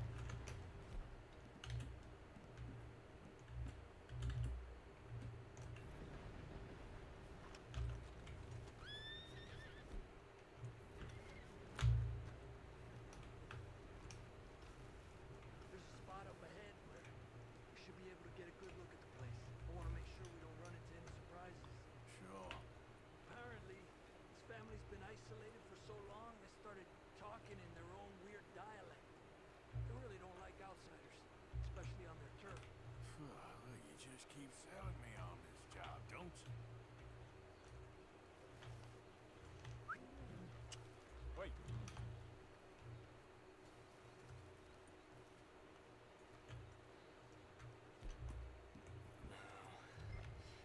Big place. Well, there's a pretty big barn in the back. Not a bad place to start looking. There must be a lot of people living here. Large house. Stash could be in any one of them buildings, and who knows how many people are in there. I ain't sure about this. I think we need to damn it. All right, let's just get down there and take a closer look.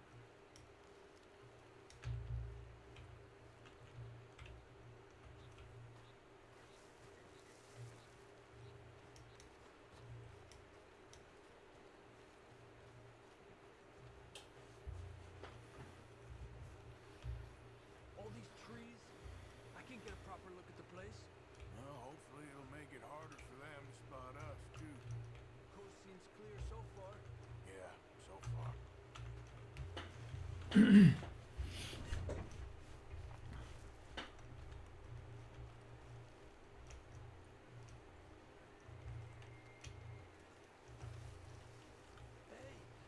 keep it down. I hear voices.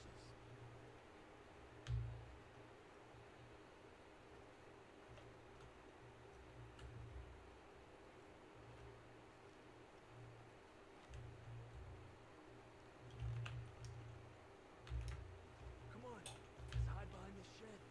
See if we can hear what they're saying.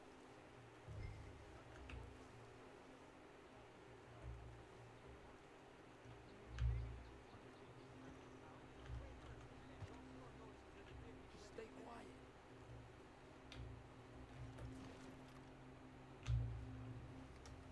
Where you been now, noob? Don't be boiling now, Pappy. I's gone for 10 minutes I was. You can help me, I go to now get on. Cause Edie takes patrol now, don't you?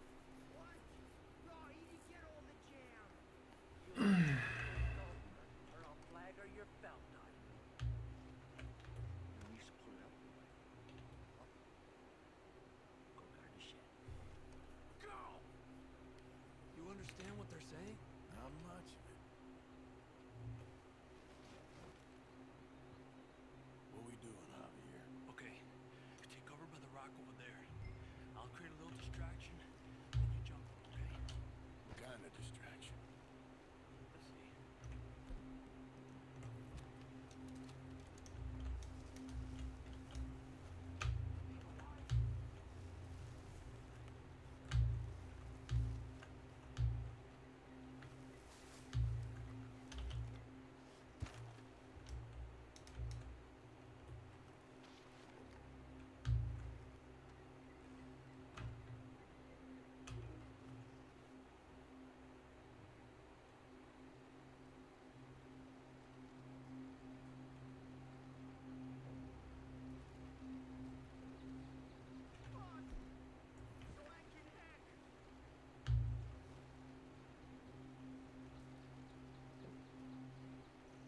What the hickory happened here?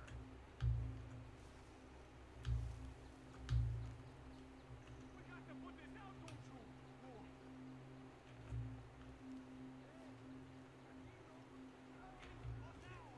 Let's take them out quick. The rest will be on their way.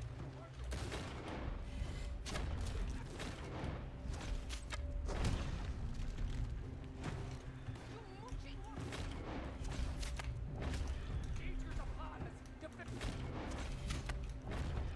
You blazing cur!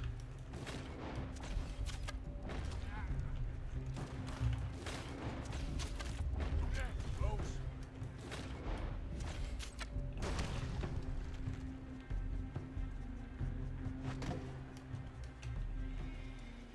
I don't see any more of them. Quick, let's look for the stash. They weren't shy about defending that barn. Let's check in there first.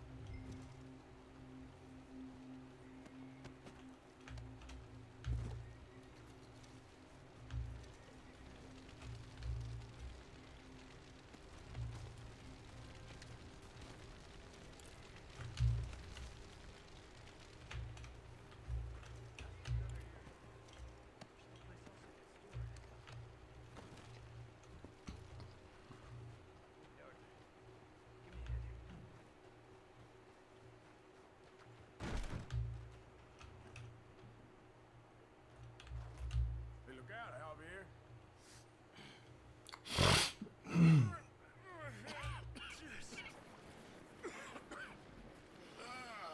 Well, look what we have here. I told you it was worth the trouble, didn't I? Yeah, you take this. Let's split up. I'll meet you back at camp. Sounds good.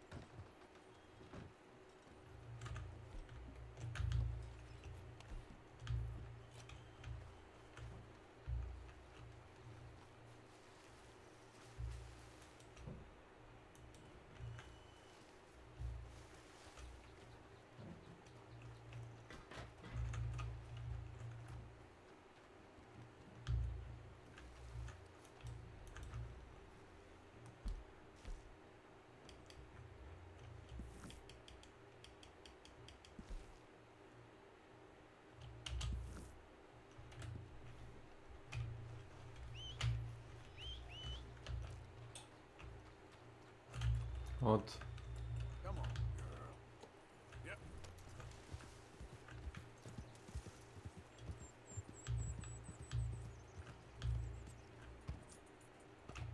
Yeah.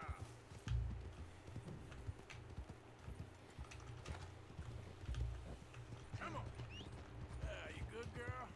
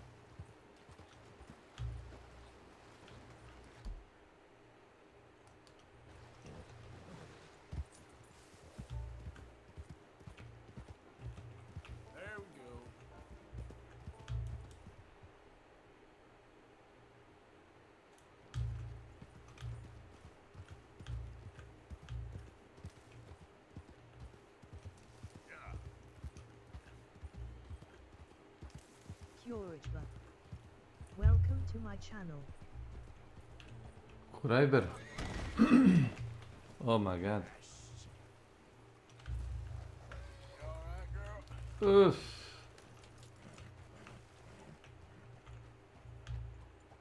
Halo Mr. Kurajber. Ako ste tražili follow, izvolite.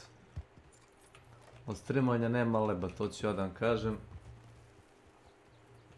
Ima od sponzorstva, ako možete dobiti sponzora. To da. Na primjer, ja sam po profesiji, moglo bi se reći, pekar. Tako da, od pečenja peciva ima leba, od ovoga nema. Did I kill that? Maybe.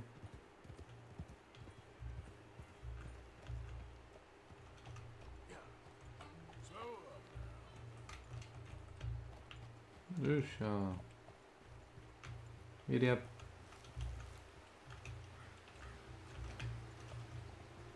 Nice.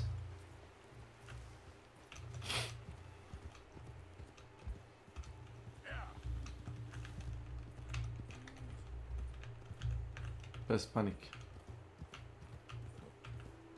You done good, girl. The fucking snakes. Okay then.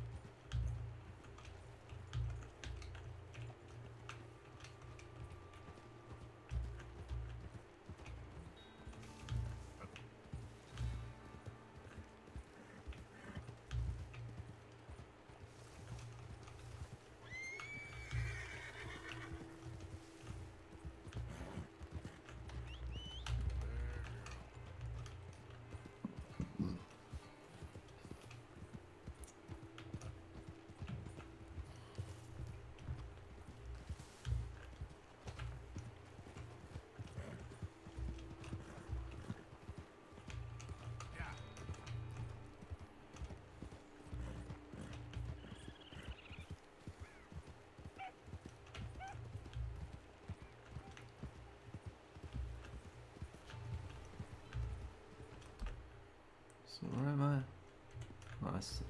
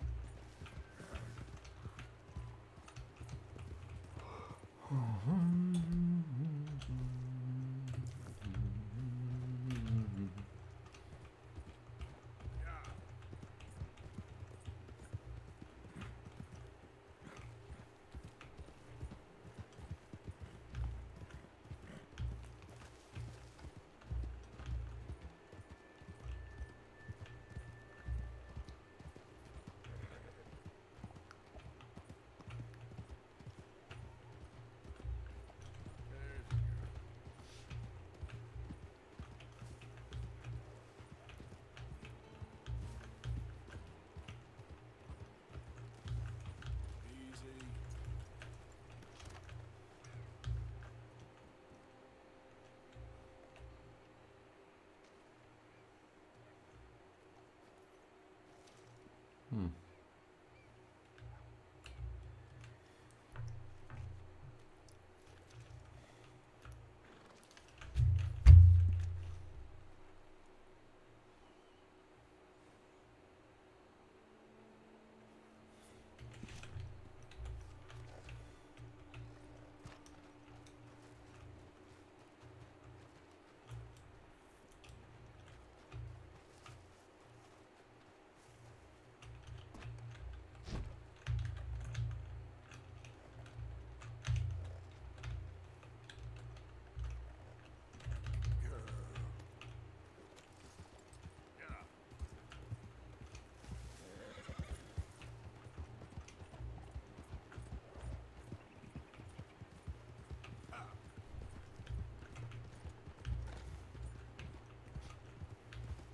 Over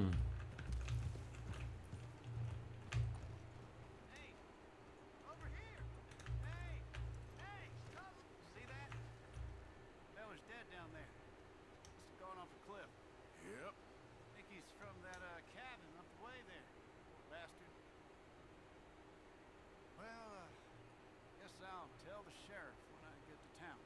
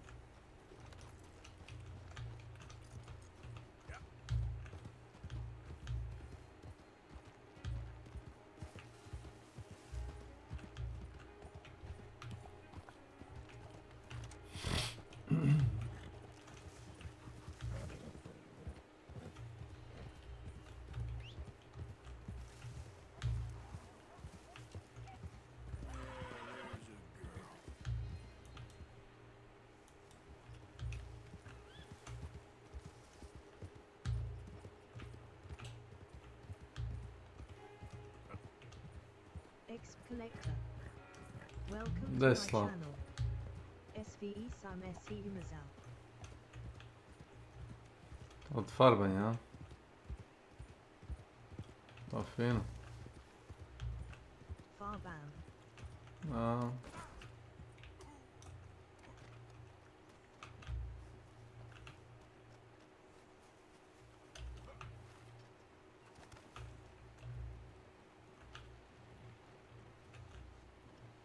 Pardon me. Don't tell Albert. I saw this kid. Susie, was it? Well, she was stumbling out of the rooms in the damn saloon last week. Times are hard for that family, I guess. Hey there. Hello, mister. How you doing, friend? Say what you want about the people around here. They're friendly.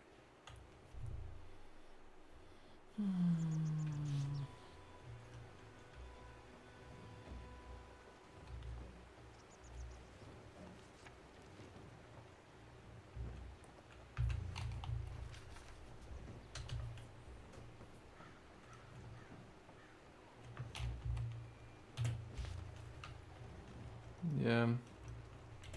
Harmless.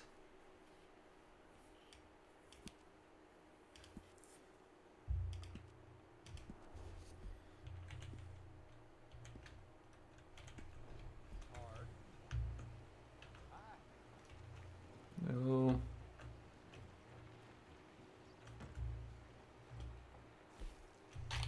Mhm.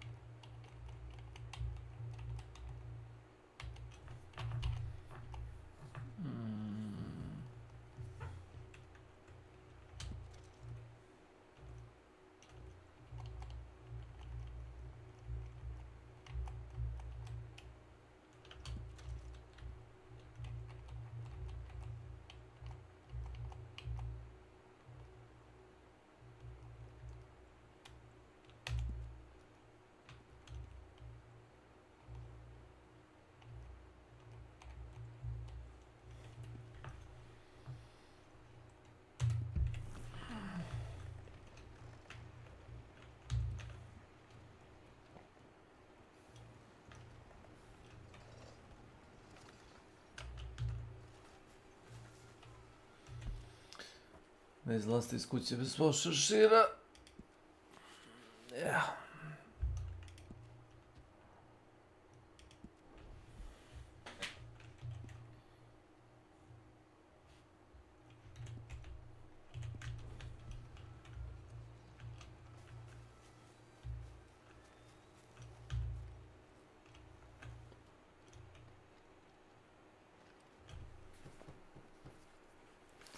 I need an idiot. Yep.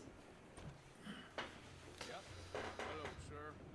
I've come from Blackwater. I'm on the trail of a dangerous gang. Como Driscoll. Heard you had some sort of incident. No deal with bounty hunters around here, son. I was just wondering if I could get a description.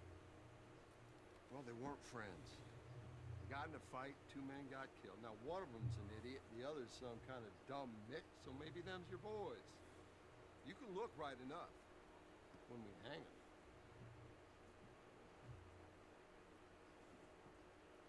Thank you, Sheriff.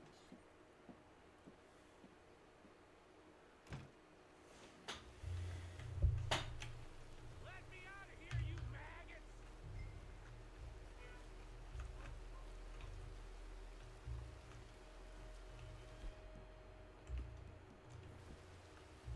Cap, you think these bars can hold me? You hear me?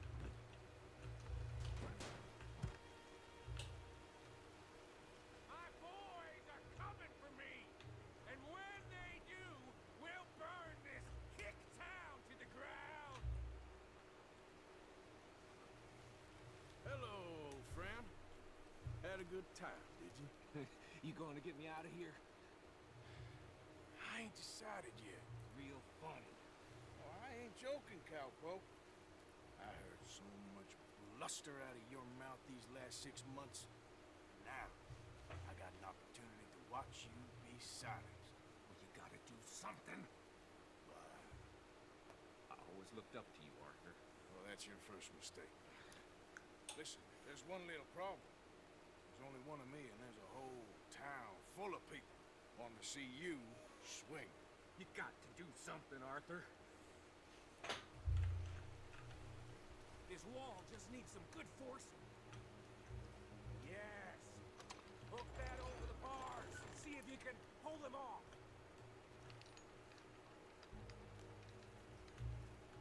What a modern disaster this is gonna be.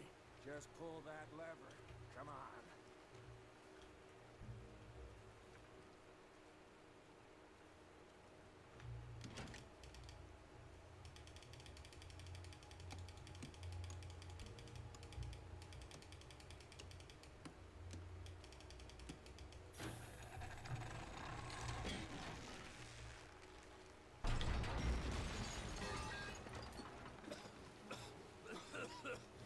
Let's get out of here. Come on.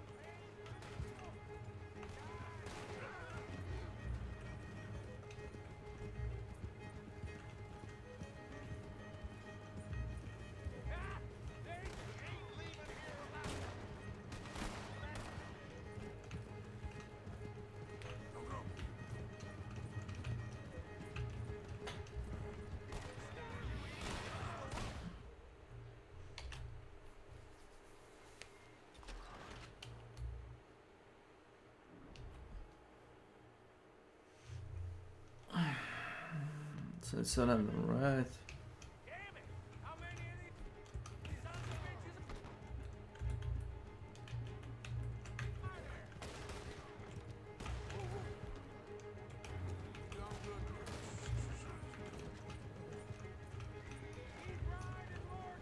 Don't have much choice. Yep. Another line of them. We are getting the herd today.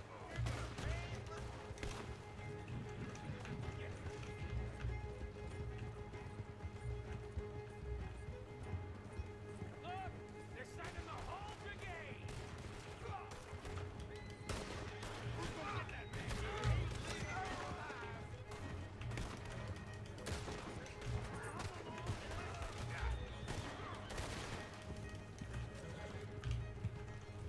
Okay.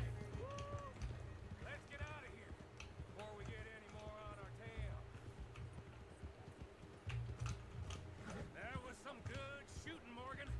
Whew. I gotta hand it to you. What the hell was that you pulled back there? Gotta be wild, all right. Wild? Making a house call in the middle of all that? Ain't much I care about more than those guns. That much is clear. Who was that fella? Skinny? Yeah, we ran together for a while. Did a bank job down south. Didn't end well. I saw how it goddamn ended. He was gonna let me hang. I'm starting to wish I had.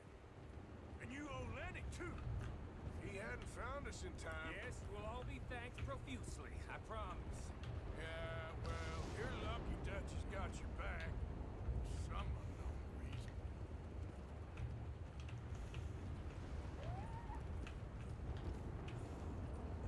I think we finally lost him. I hope so. I'm giving you a holster. My way of saying thank you. And thank you.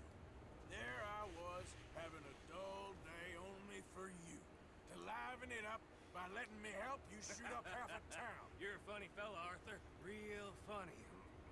Why you act all sour all the time? Yeah, well, you ain't funny at all. So why you gotta act like the court jester? All right, listen.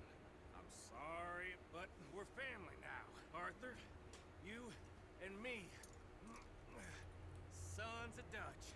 Makes us brothers. Sometimes brothers make mistakes. I'm heading back to my little camp round back of Strawberry. Come see me. Maybe I can make things up to you. You ain't heading back to Dutch? Oh, I've been a bad boy, Arthur. I ain't seeing Dutch till I can bring him a peace offering. Bye now. Yeah.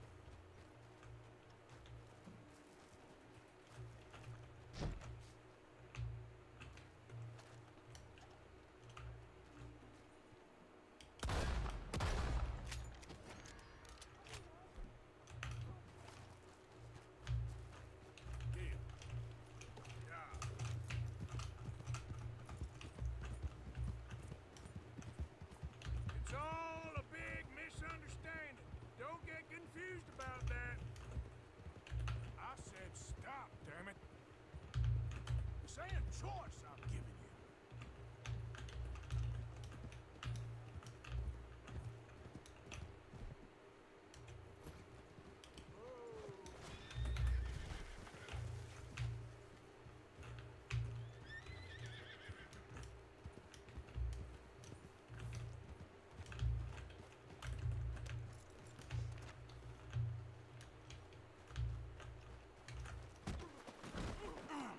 Gotcha. You wanna die? I'm begging you. You gonna leave this or not? Please don't. I'll take that as a yes. I don't believe you.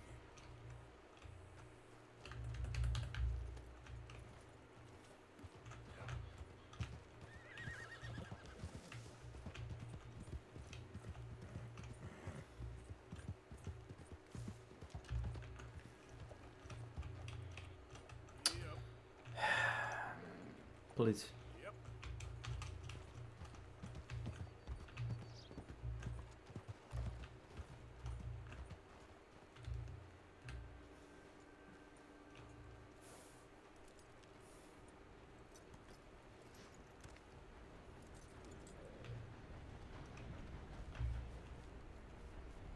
Ladies and gentlemen, my apologies, but the train is a hair behind schedule.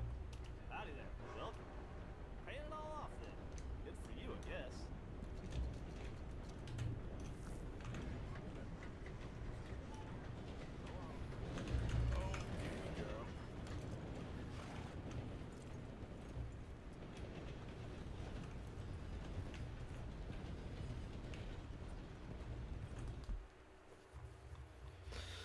What a cretin.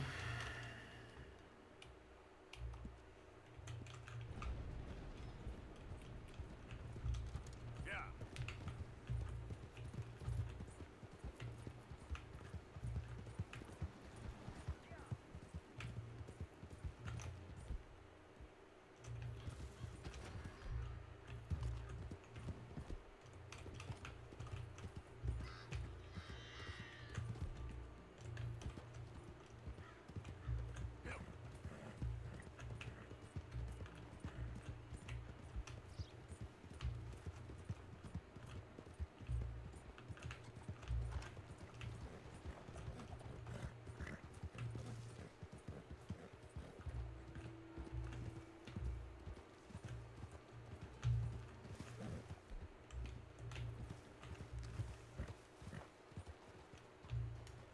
Hey there, partner. Go on and get the hell out of here. Just minding my own business. Yeah.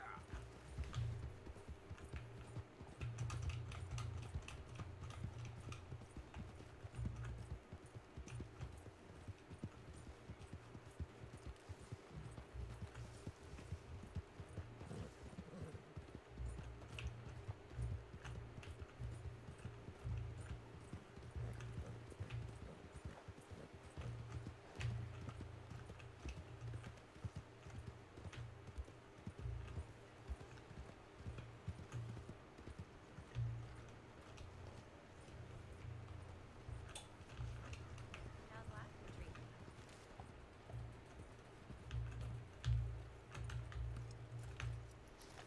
Hello. Howdy.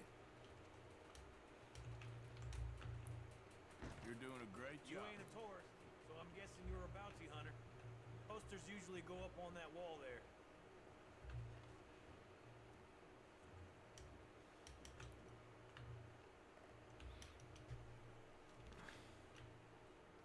Look at you.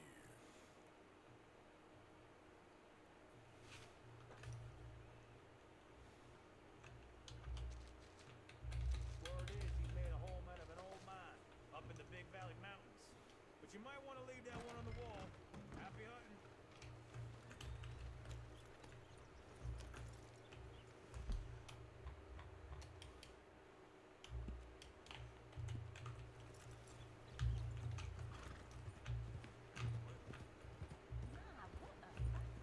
You been kicked in the head or something?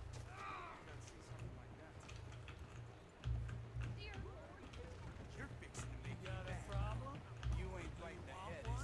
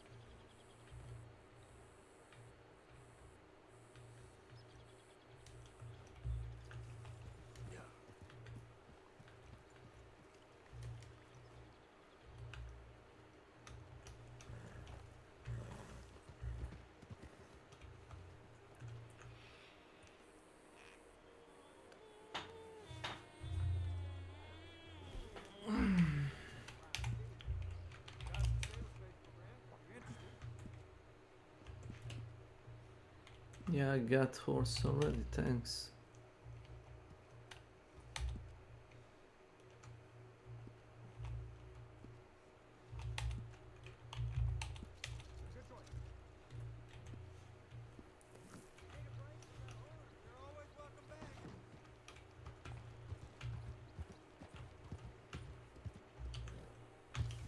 Yep.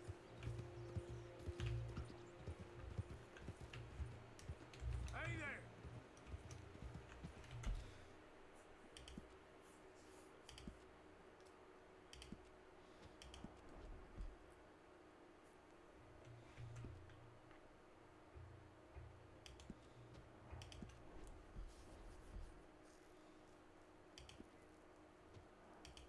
Okay.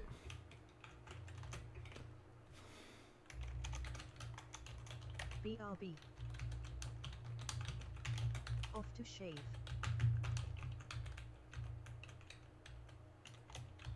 Gradus B.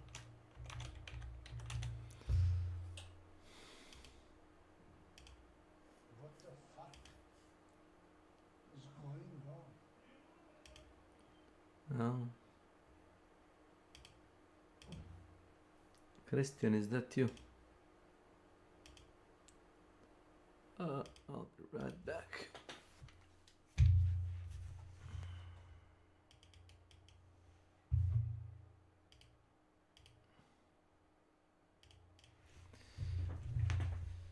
Is that you, Mr. Christian Golubovic?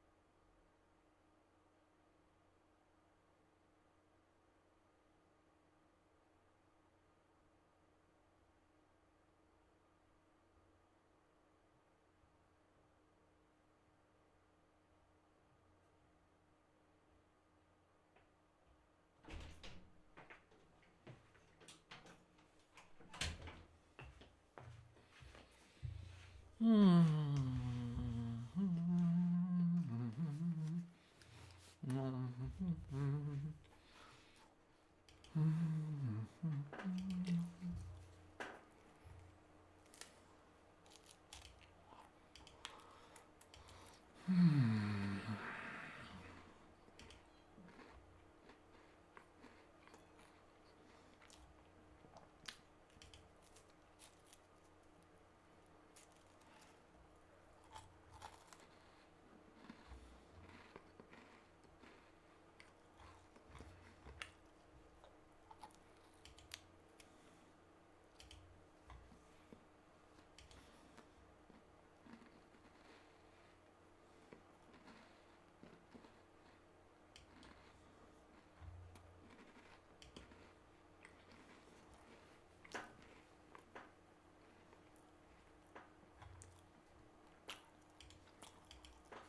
to meet them. What does that mean? It means that the UK is going around and enforcing their laws on a global scale. They are stopping and enforcing everybody else to go through and add these ID verification systems to go ahead and police the internet like an actual nanny state. If companies want to do business in the UK and many other UK-related countries, they're going to have to require real ID or ID verification. And the problem is, it's impacting not just Discord, but Reddit as well. Because according to Dexerto, Reddit has been fined over 14 million British pounds for failing to protect the personal information of children by the UK's Information Commissioner's Office. And the crazy part is, it's not just Reddit that's feeling the pressure about this as well. Welcome it turns to my out channel. that even your favorite streaming sites are also getting involved in the facial Hello. scan scheme. Because according to PC Gamer, Hello, welcome. Patch Tuesday, Twitch requires Peter Thiel-funded persona ID verification for some affiliates to get their first. Yes, that's what we're going to be dealing with. Not only is Reddit getting impacted and being sued by the UK government, because the UK government also tried to sue 4chan of all people. Good luck with that one, by the way. That'll be real nice and slippery. You don't get anything from there in the first place. But they also sued Discord for their failure in the first place, doing it by specific timeline, which is why Discord is not going around and stopping this. They're doubling down and pushing the actual date of global launch back to the later half of 2026. These companies are not going around and trying to protect your news. They're not going around and trying to stop government interference, because surely we have already seen that as well. And Peter Thiel and Palantir literally being involved in basically everything we're seeing online. And the crazy part is, it's going to impact every single website. Not only is Twitch being impacted for Facebook streaming on there, but also now Discord, Xbox, and everything else you could possibly see across the internet. And what makes things even scarier is, it's not going to be super websites anymore. Now, prosperity. US lawmakers are targeting your operating system.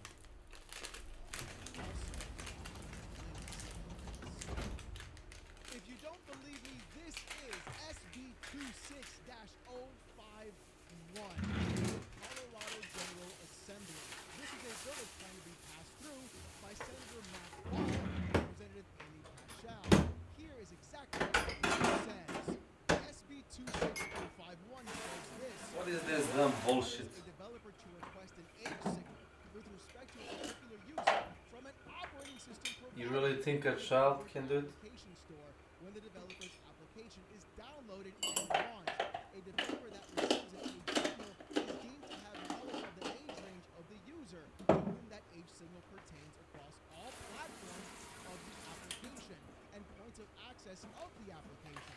However, if a developer has a clear and convincing information that a user's age is different than the age indicated by an age signal, the developer shall use that information as a primary indicator of the user's age range. A person that violates the bill must pay a civil penalty of not more than $2,500 for each minor affected by each negligent violation, or not more than $7,500 for each minor affected by each intentional violation. The penalty is assessed and recovered in a civil action brought by the Attorney General. Oh yeah, that's right, we're talking, baby. Now we've got actual state legislation trying to get passed to force actual operating system owners to go through and ask for your ID or verify your age through unscrupulous means, basically using AI to see what you look at, what you do,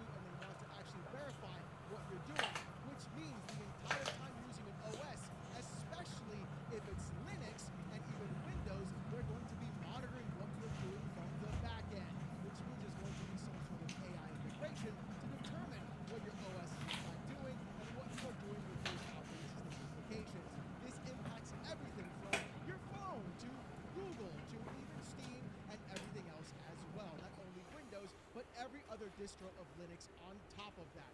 And many of those companies do in fact station their headquarters in Colorado. Why do you think they're doing it? Does it make a lot of sense now? They're trying to align all of your data. They're trying to align you who you are, remove complete anonymity from the internet, and at the same time turn around and then line everything up to your financial accounts, freeze your accounts if necessary, and then control you and what you say online to stop misinformation. Or even in that case, to simply control everything that you have to say and in fact do. And this is where things can get really bad Nice. for Steam.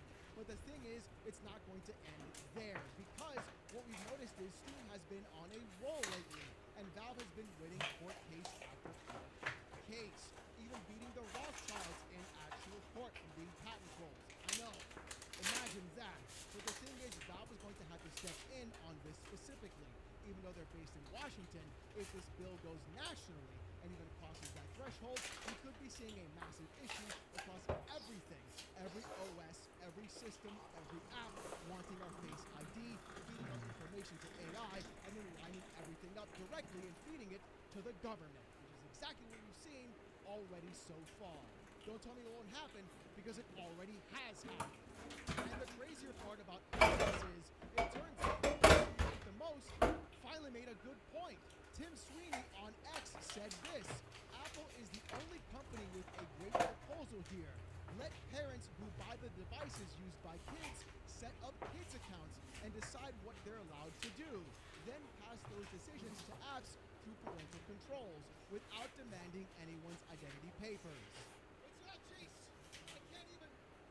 Oh boy, a broken clock is right twice a day, I guess. The fact that Tim Sweeney figured this all out before every government official did proves one thing and one thing only. It's not about protecting the kids, because if that was the case, Tim Sweeney's idea would be exactly what everybody's doing right now. No, sorry, Timbo.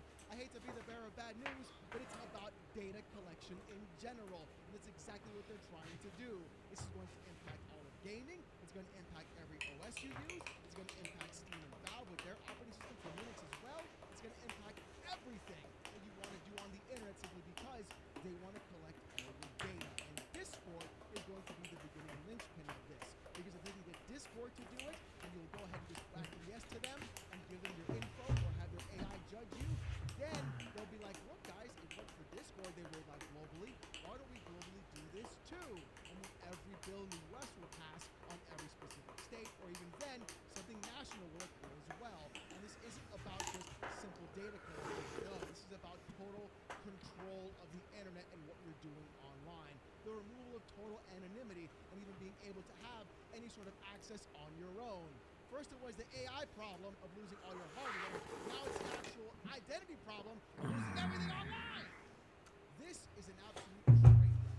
And the fact that Discord is doubling down is honestly the worst part of all of this. And the only thing that I could see standing in their way is in fact Valve and Steam.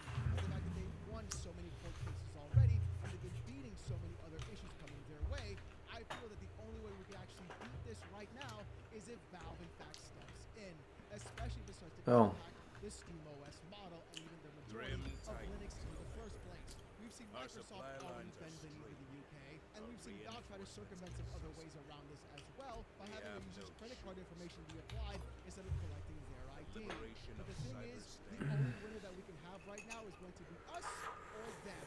And sadly, by the way, I'm looking at Valve, and it looks like they're trying to push far more into this than anybody could actually imagine. And it's horrifying. That being said, I want to hear what you guys have to say about this in the section down below. Are you still going to cancel Discord? Are you looking for an alternative? Or are you also terrified about what's going to be happening to every operating system in the future moving forward? I want to hear what you guys got to say. And speaking about what you got to say, here's in fact the comment of the day for today's video. With Emmanuel Davis 1596 saying this: "Hold me, Alex. I'm scared for the future."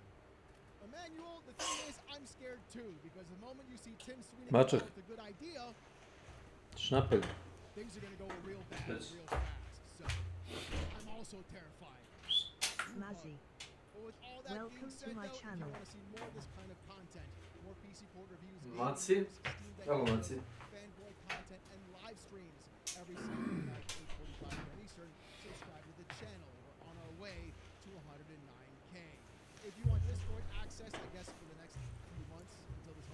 Or actually, most during live streams, become a YouTube member. It's as low as $1. If you don't want to spend the buck, don't sweat it. Just come on down Saturday nights, 8:45 p.m. Eastern, live right here on the channel, as it were Banana Suit get insulted by about 800 people with TTS. That's right, live, Saturday nights, 8:45 p.m. Eastern, right here on the channel. With all that being said, though, thank you guys so much for watching. Hope you have a great day, and I'll see you next. Peace!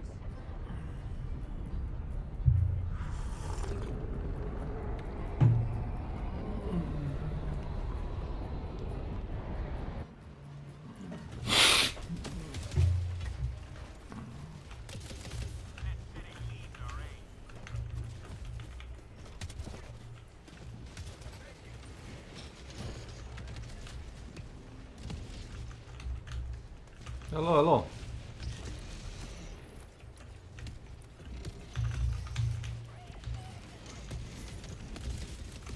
Not bad.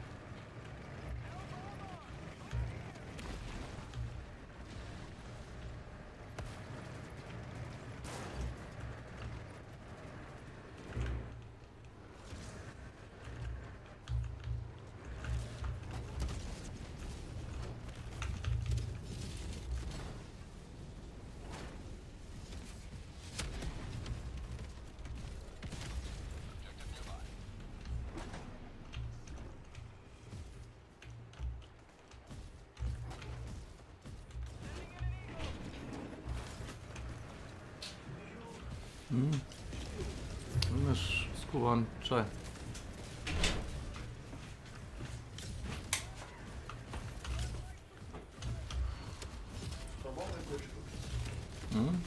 Pa da nisu zove. Specijalno su slatko gorki. Bolje ukus.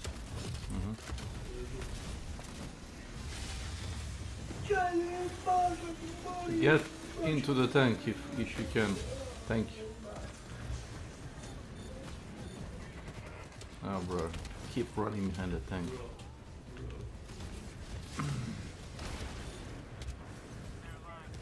Good job, good job.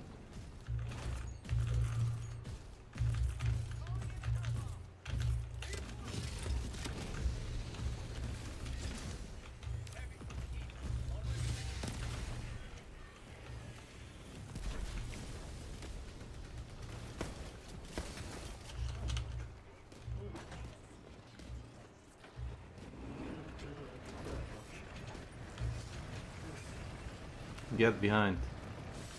Get behind the tank. Okay.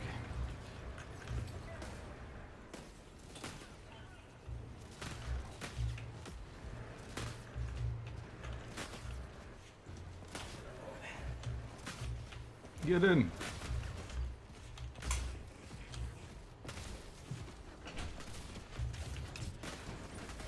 I can just do that.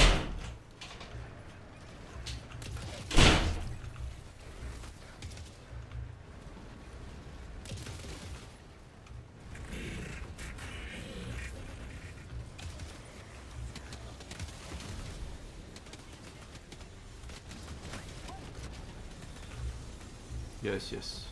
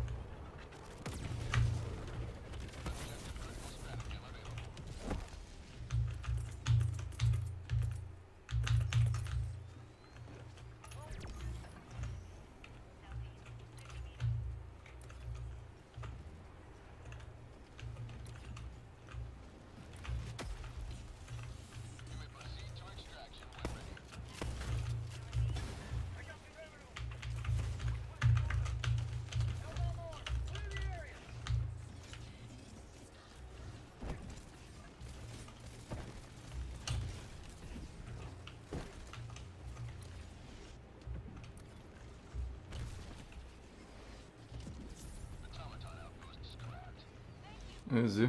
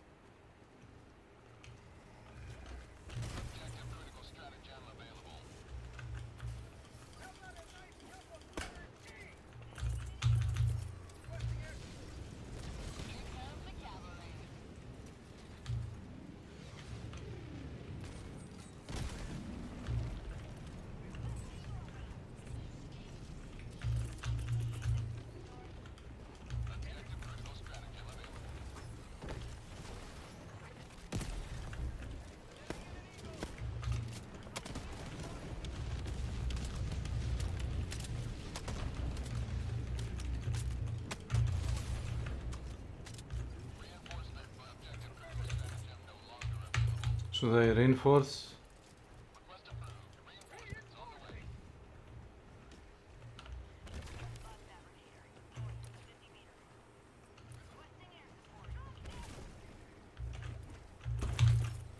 If nobody wants to get supplies, I will.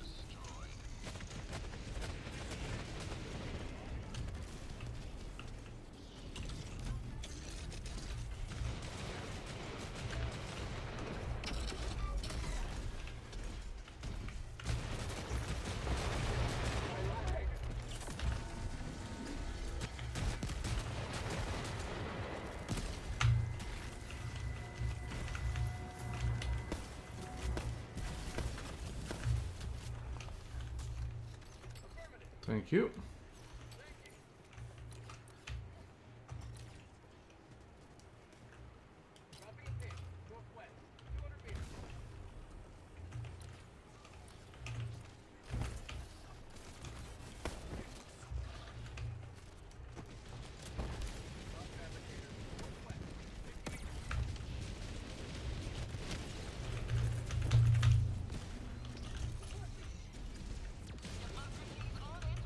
Watch out, watch out, watch out.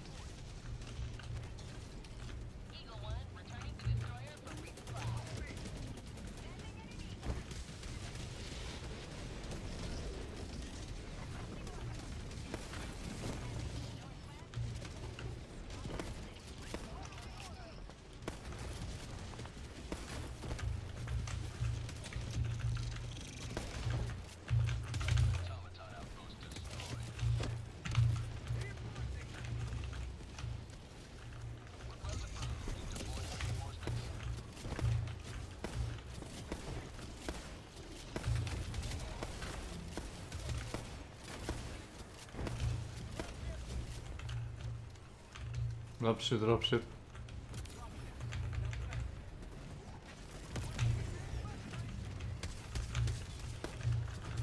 Watch out, dynamite.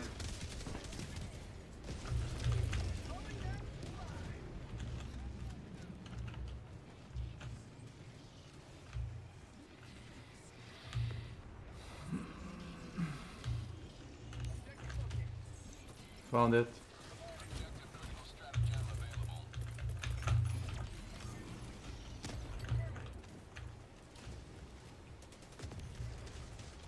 Okay, sure.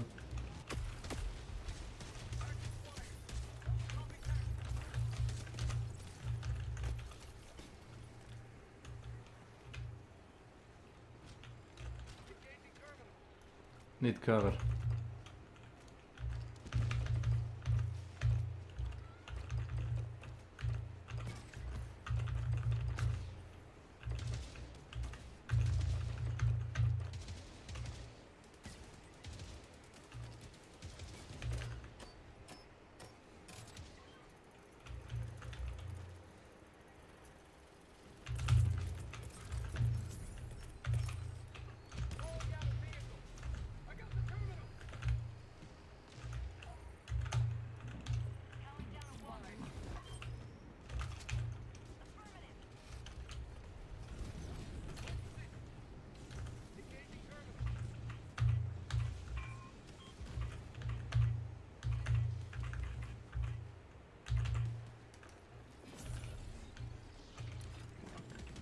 That should be it.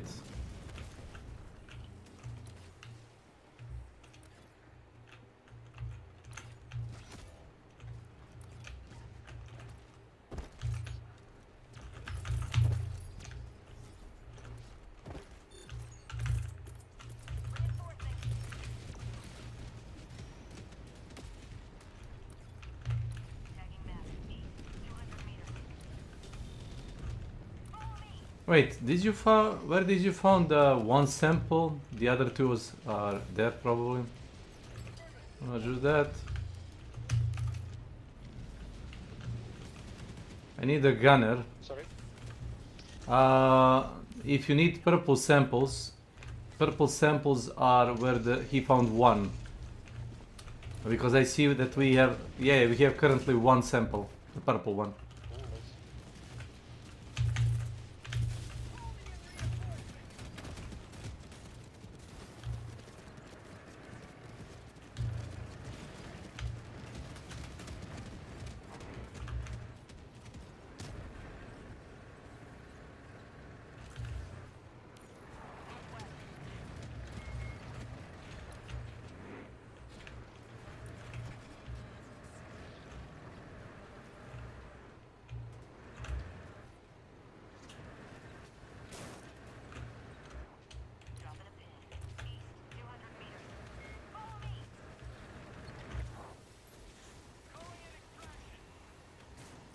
Yeah, back.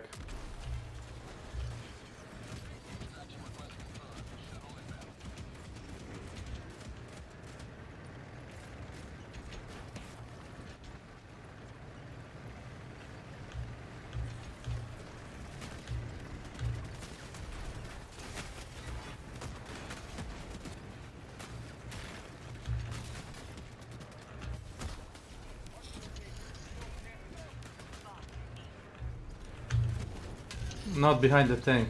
Not behind the tank. God damn it.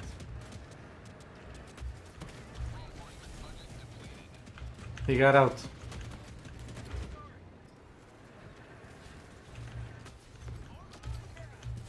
It's a kind of problem. If you don't say anything, I wouldn't know not to go back.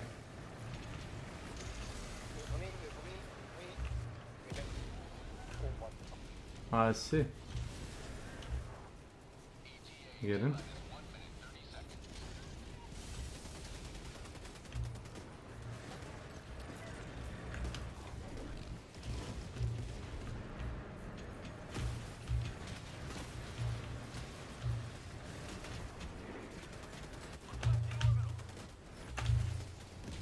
No worry, I got it.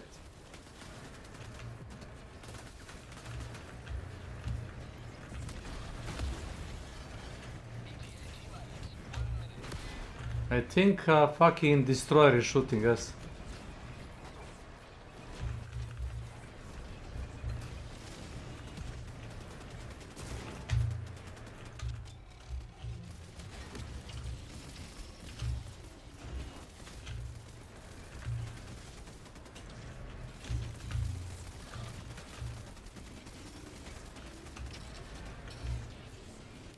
He's still alive, I see.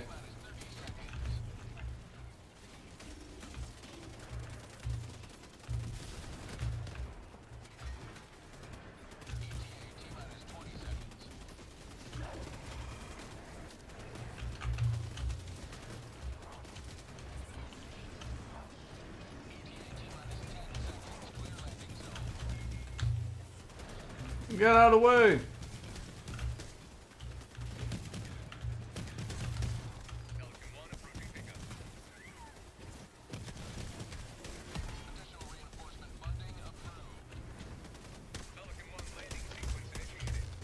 Okay, that's it. That's about it.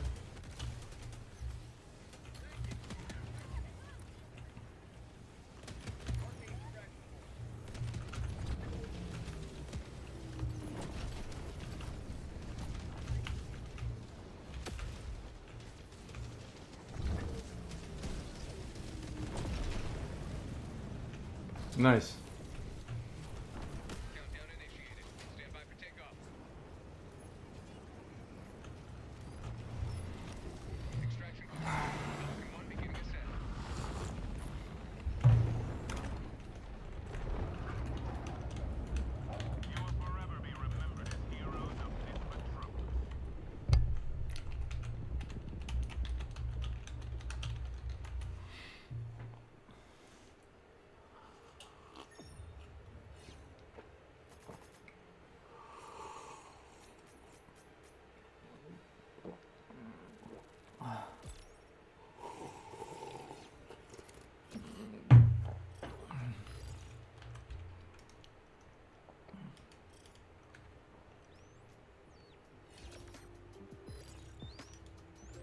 Today, I'm ranking all of the occupations in Build 42 for Project Zomboid. We'll be using a tier list structure, that's S tier all the way down to F tier for those that are unfamiliar, and of course, if you find yourself disagreeing with one of my choices, you can tell me why I'm wrong down in the comments. Let's go ahead and get started, kicking things off with the Fire Officer.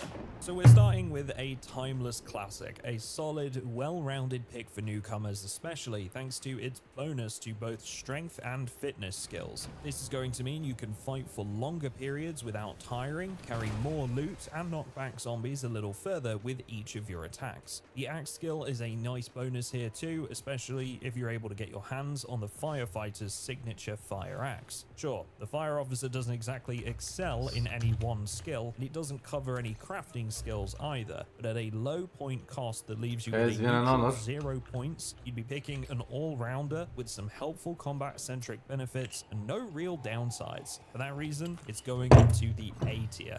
Okay, so next up is the police officer, and if this was build 41, it would probably be pretty high up in the rankings, but since firearms are even harder to make good use of in build 42, that is going to affect this occupation's rating in today's video. Now, it's not an entirely useless class thanks to the extra points into nimble that it gives you, which will allow you to move faster while backpedaling in combat, and firearms do have their place as you start to gain levels, of course. So if you're looking to get a head start at becoming a post-apocalypse gunslinger, this is probably the choice for you, but overall it just feels like there are better choices when you take into account the fairly hefty cost of -4 trait points. Like I say, probably would have been higher in build 41, and maybe it'll be higher again if firearms are balanced a little bit more before build 42 hits the stable branch, but for right now it's getting a C from me.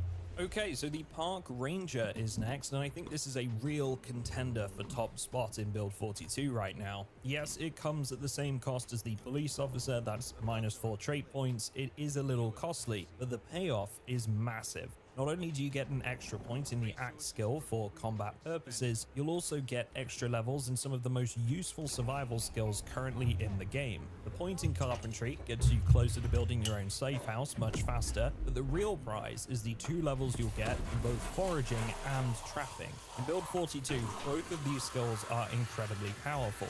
Trapping allows you to not only catch animals for meat like you could in the previous version of the game, but A ne, to je njegova pozicija, pa se ne vidi, lutiš.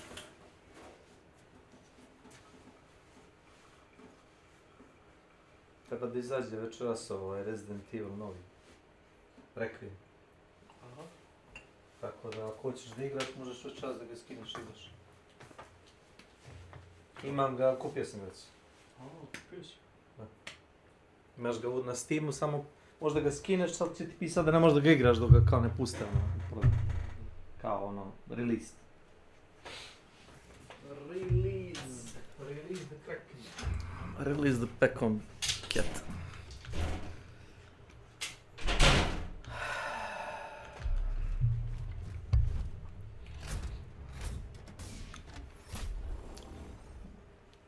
Hey, are you awake?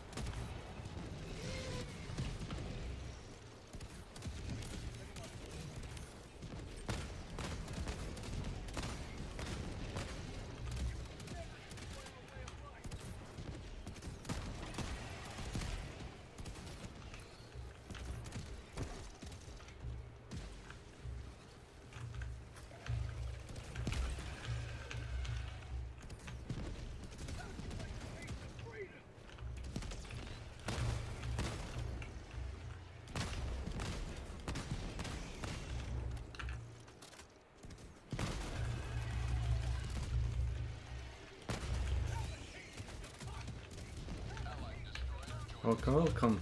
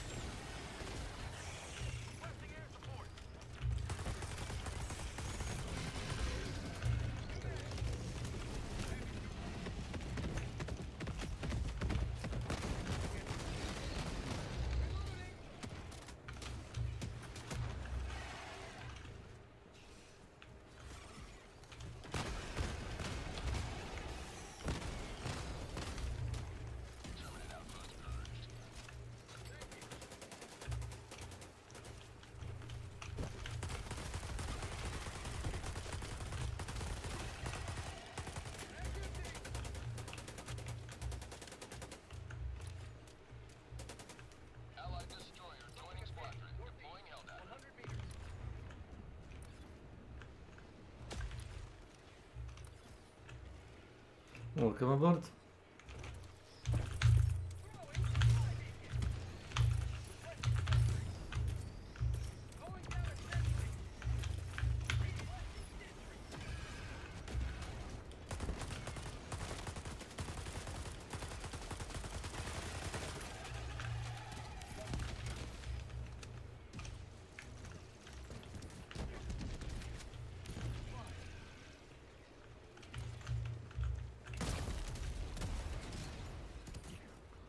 What the fucking killed me?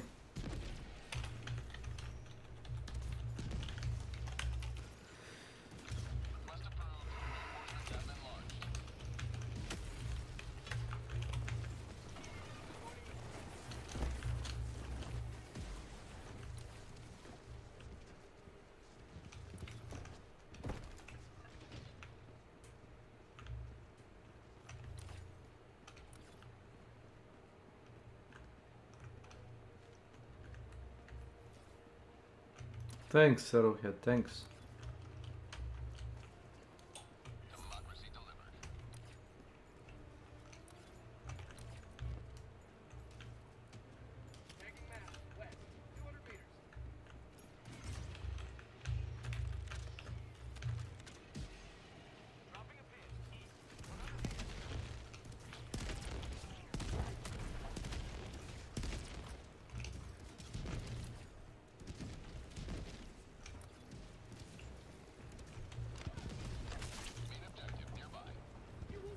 EM Storm. Watch it, watch it.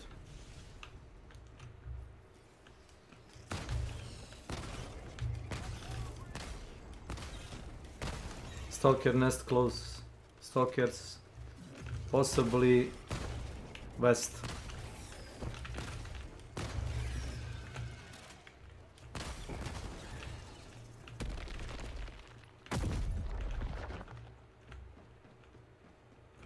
Reinforce.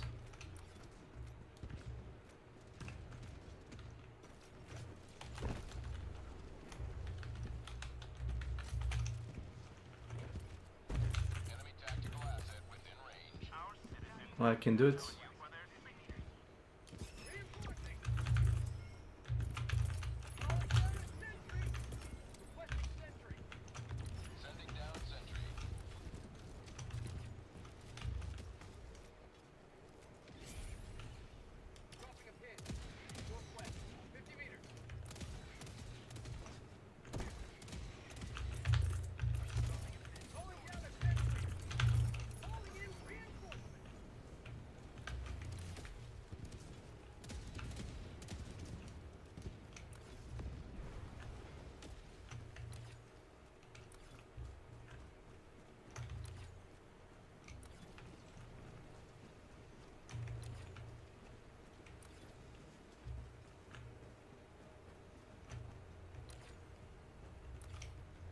Literally nothing here.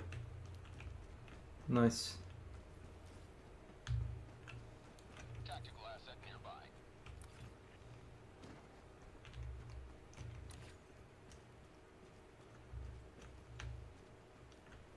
Tagging map. East, far.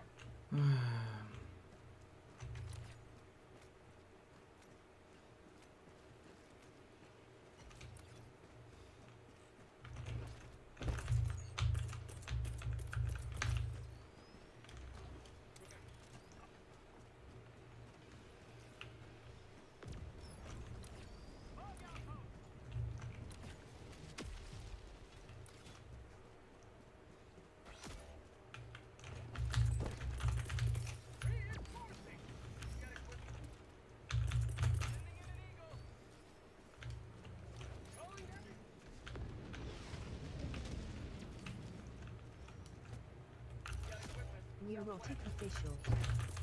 Welcome to my channel. Darth Vader is real, bro. Pokaż.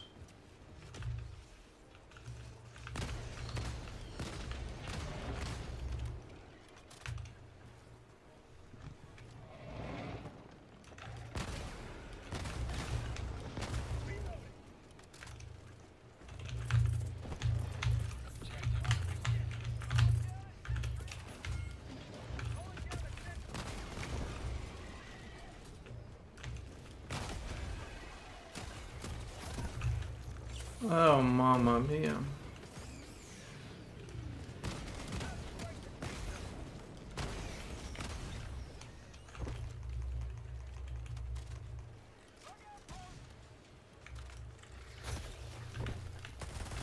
Naram.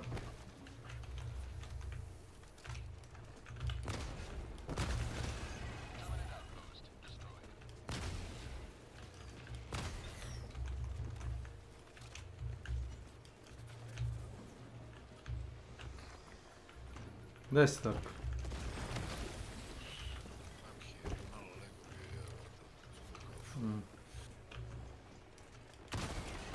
Znači ovo i kad potpišeš za reset, tebi može nakladno da se pojačava budžet. Tako. Imaš nedelju dana da pojačaš budžet ako hoćeš. Pa ono igraću kako uspem, jebi ga, treba ga naša da radim. Da na matrijarh idem da napadam. Ma jok. To ti način da izgubiš pare. Kad te ljudi ubiju, uzeći ti gear. A ako hoćeš, odeš u Buried City. Aj, samo loot, misliš, oni Ma da. dijamantski. Da. Gledam i one, ne znam kako da rešim onda najbrže i ovo da završim dek, jer mogu isto samo tim lootanjem, tako i malo ubijamo mana roba. Pa piše ti lepo. Pritisneš escape, piše ti na map.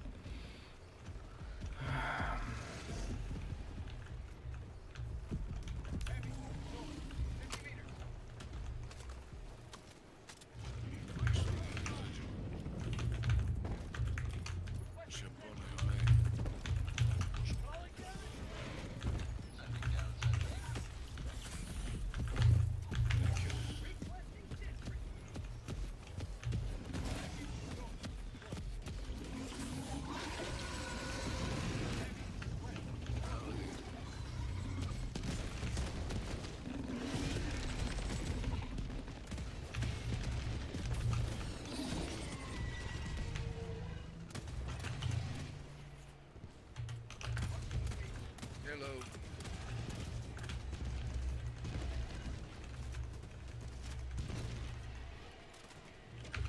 Jesi stavio ovaj kompas što si ga dobio na završenju? Toru. Pa stavio sam malije, da. Ili to, ili sam stavio onu novogodišnju, kako se zove. Bila je novogodišnja onaj gadget kao neka kuglica. Da, da, imam i to, da vidio sam. Kao sa snegom od... A. Nego sam juče baš kad sam rešio projekt vidim da je nagrada taj kompas i ja sam ga stavio.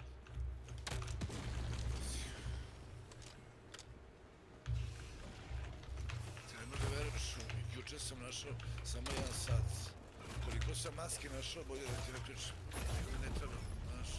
Da. Materinu, ono kad mi trebalo jebati se ovo nađe. Jednu masku. Ma da, neki ono, babašan lot, čisto pištolji.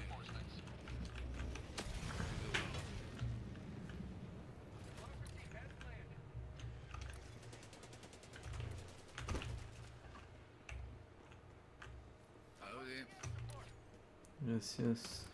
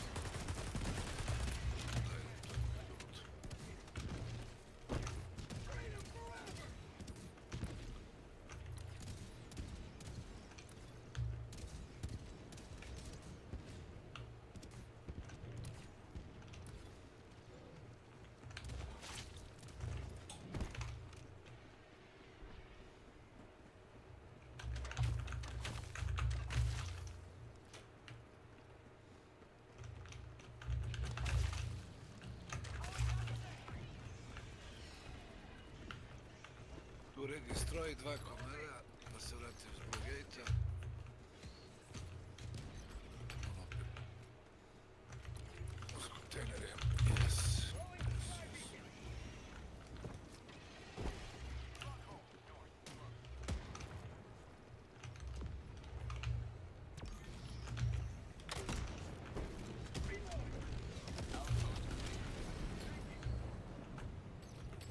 Roger that.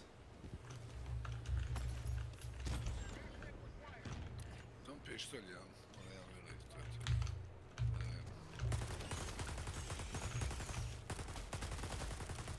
Ništa, idemo odmah u bolnicu najbližu.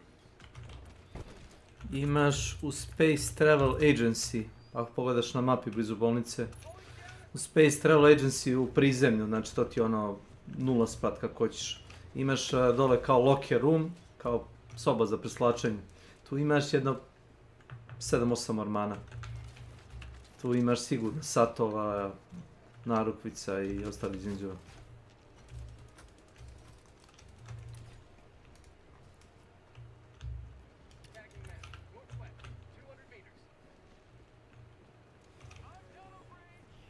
U bolnici isto, u bolnici sam našao bio par puta, tačno tamo, šta je to, prvi sprat ja mislim ili drugi.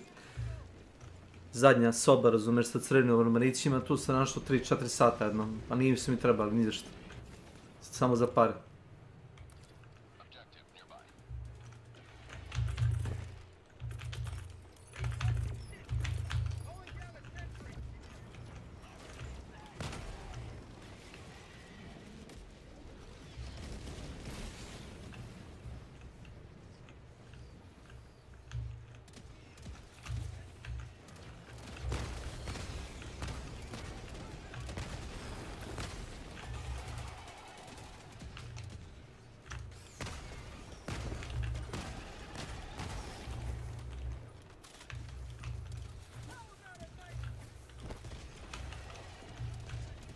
That's about it.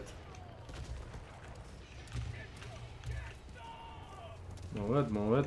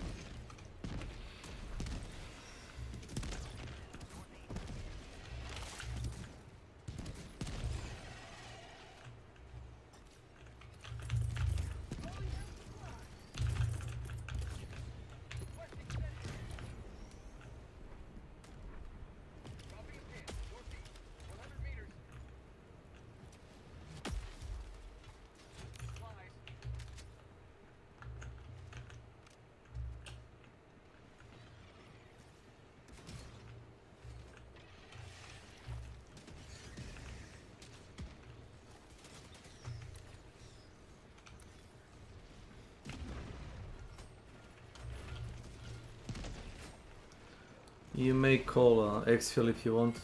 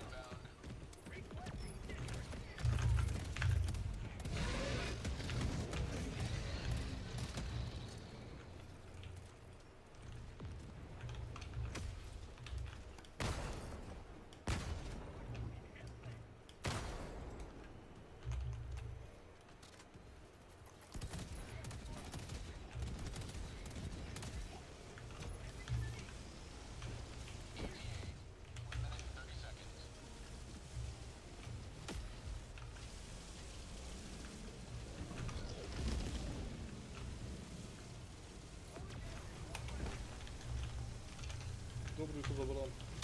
Gde si Kesman? Šta se radi? Šta ima? Si završio projekat? Da. I zadatke, projekat i ono što je najbitnije...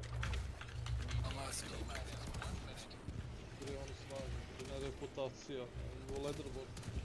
A, to ispisuješ juče.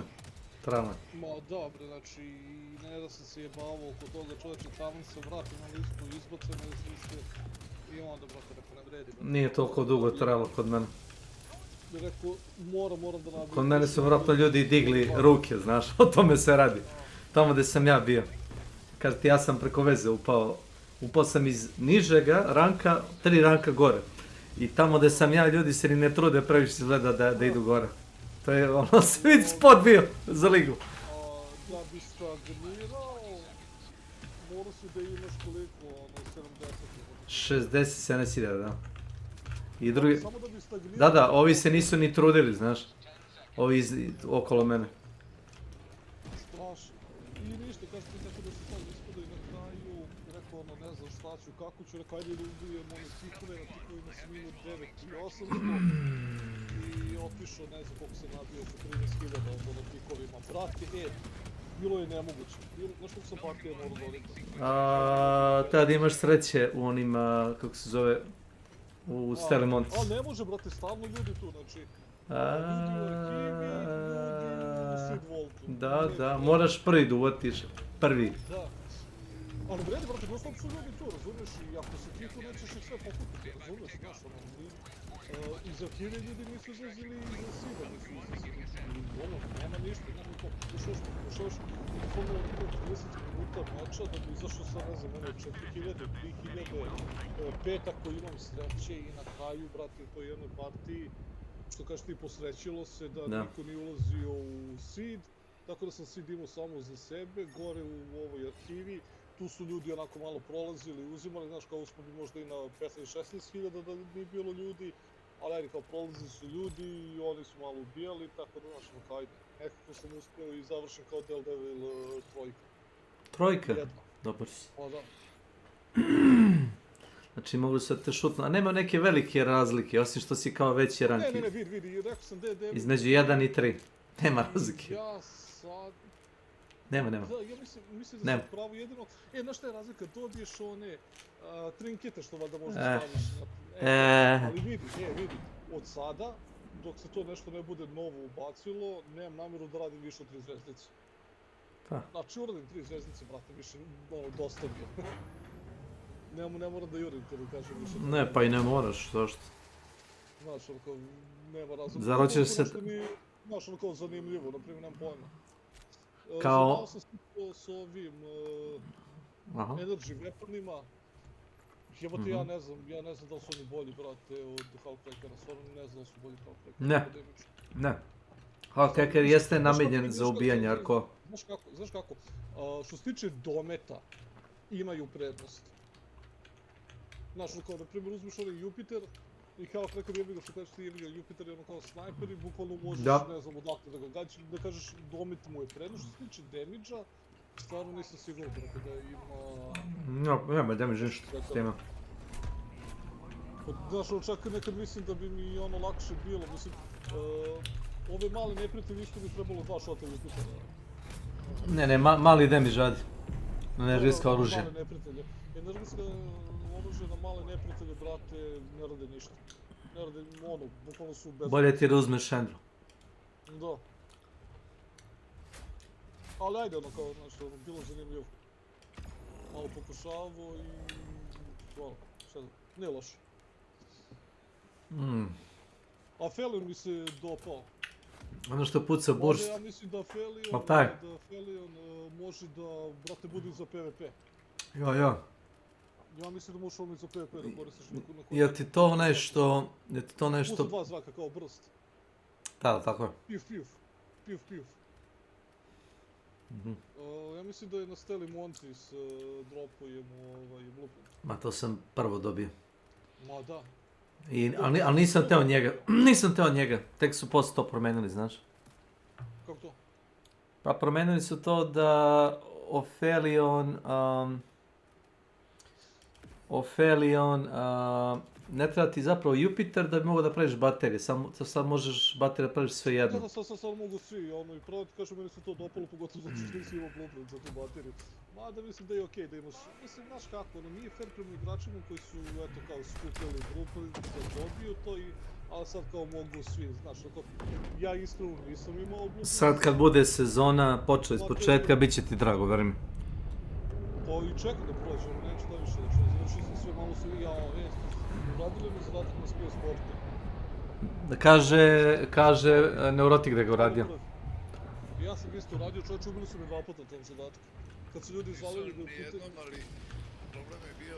To što sam ja rekao, jeli, Kecman, čim vide ljudi da hoćeš da ubaciš bateriju koknuta, da ne bi ti to uradio. Da, stigu ja prvi, znači bio ja i još jedan lik i ja napunio bateriju, lik ide tek da napuni bateriju, izvodi sačmori u leđa, one 2 komada. Slušaj, frustracija je realna, ne možeš nikoga da kriviš.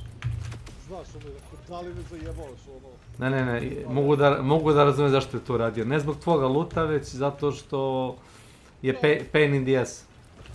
Pa to, ali ono, mislim, završio sam taj zadatak juče isto, došao sam, nije nikog bilo da radi to.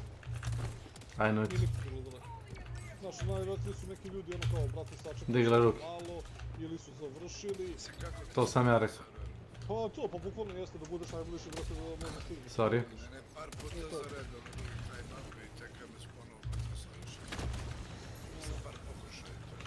Ne, pa ovi zadaci nisu bili loši, bili su zanimljivi. Svidio mi se, na primjer, ono Steli Montis, kad si u arhivu kao treba da tražiš, pa da trčiš ono gore, dole, to me malo zbunilo. Šta priča? Motherfuck. Nisam našao odmah ove aparate koje trebaš da interakuješ. Tako da ne znam, bili su zanimljivi zadaci. I da kažeš ono laki, znači, ja mislim da je ovo prvi put da su oni opisi bili kako treba. Da možeš se staviš preko njih.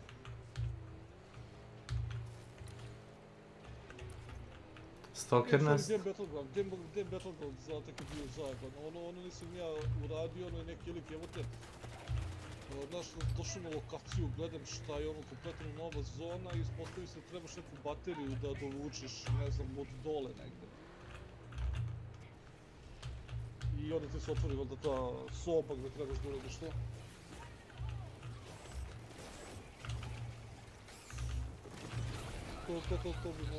To najvratno bih googlao, to je nisam uspeo, ono što se dešava.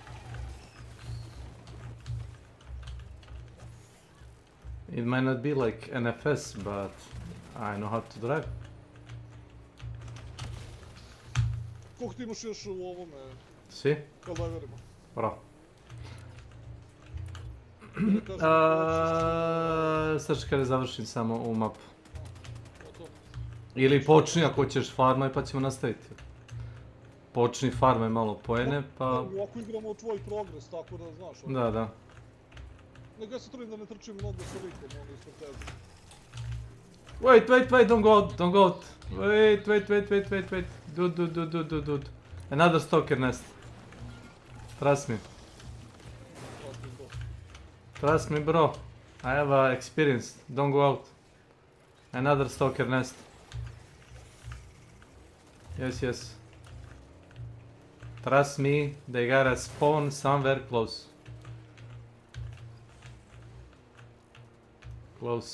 I can feel it in my bones.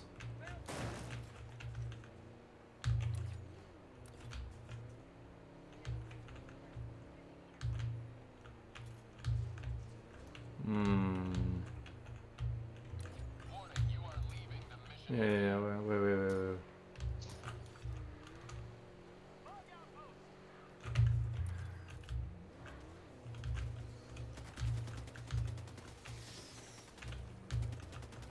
See?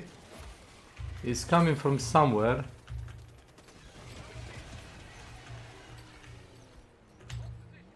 Stay there, soldiers.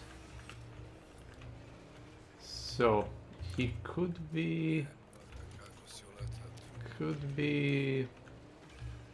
No. That's not it.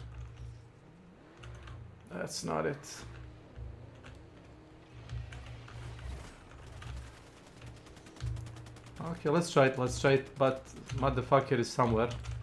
Let's go!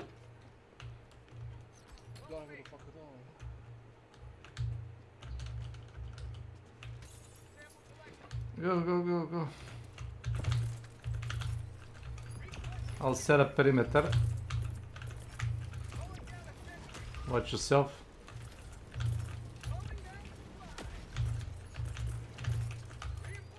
There you go. We are all set.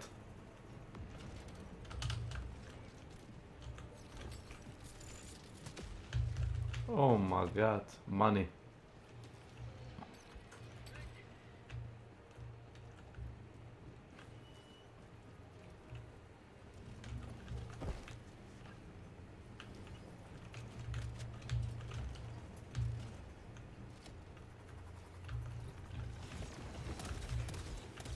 $180.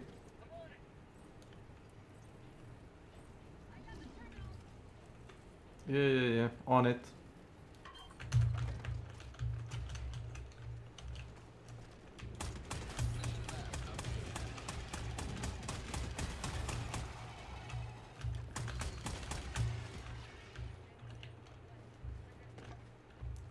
Move it. So apparently there is no more stalker nest. That's the remaining one from the last batch. Let's go.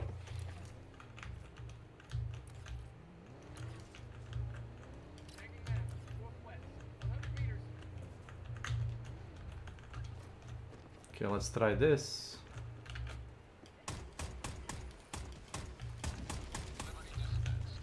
Yeehaw!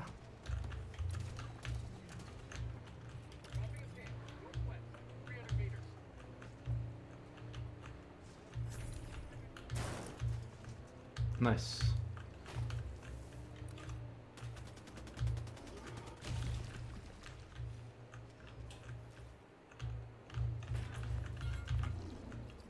Enemy tactical asset within threat range.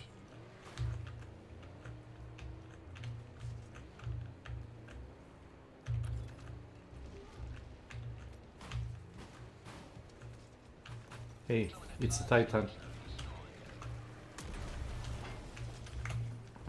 It's a Titan close.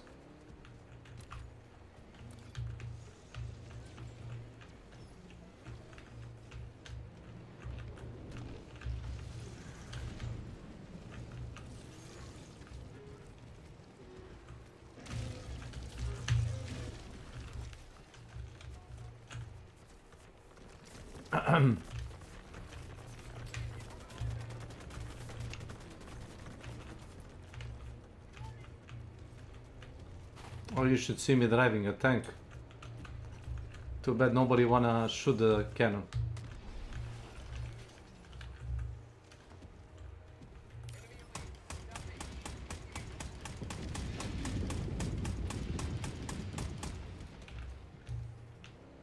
Ja.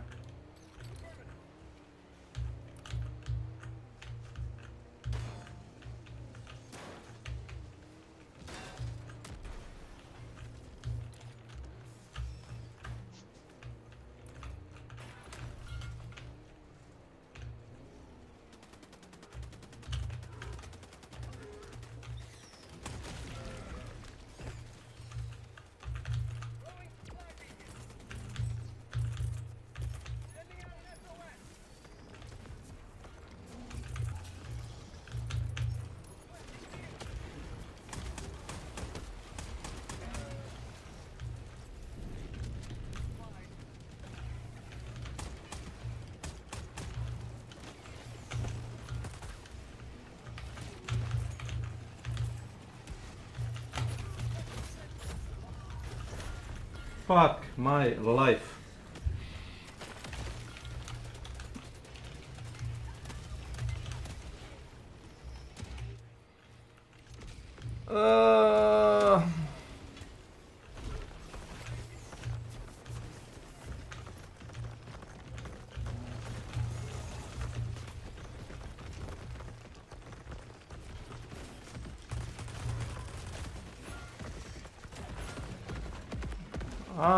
Fucking livable. Can somebody drop a nuke on me?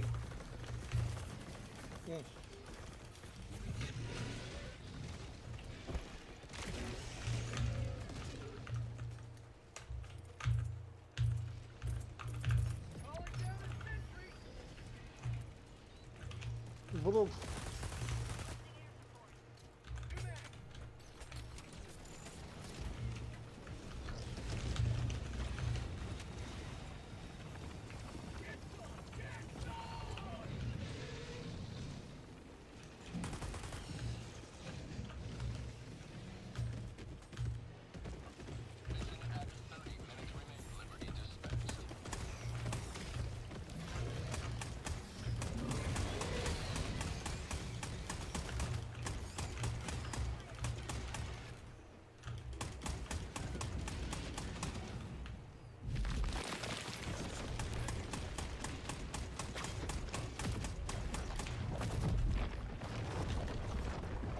Kaboom.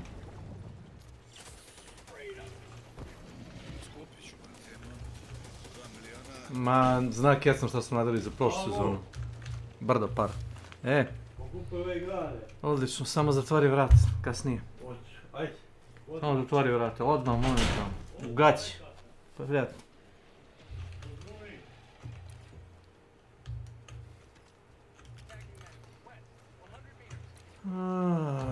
Da. Bobo smrad.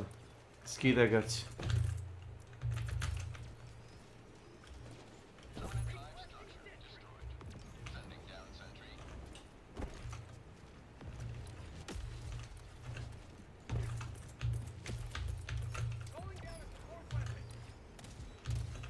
Samo dijamantski loot, boja moji. Samo dijamant. Pa imaš i crafting komponente koje su skupe. Imaš komponente koje košti 4-5 hiljada isto. Poljubit ću stavne, čini mi se.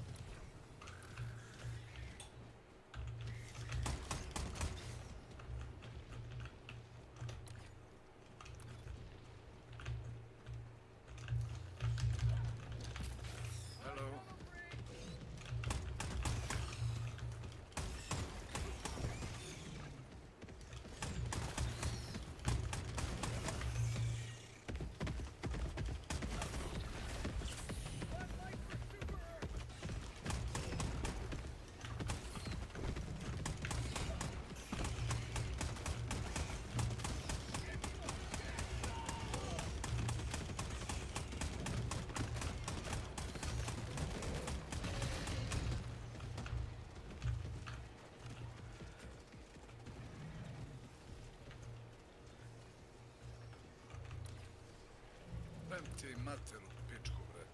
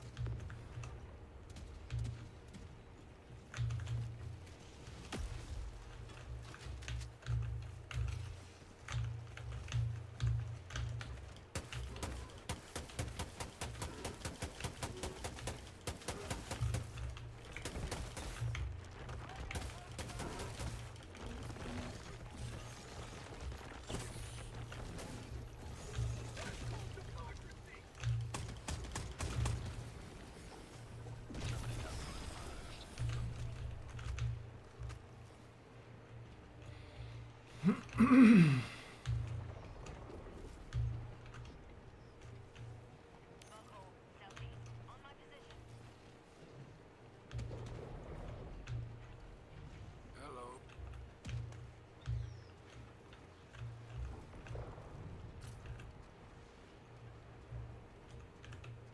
Can't see shit. Where do I go?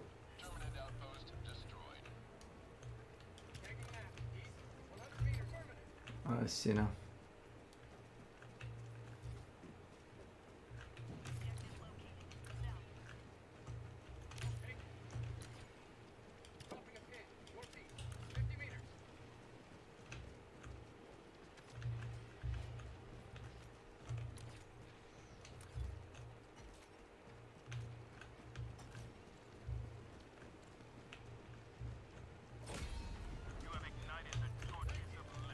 Nice.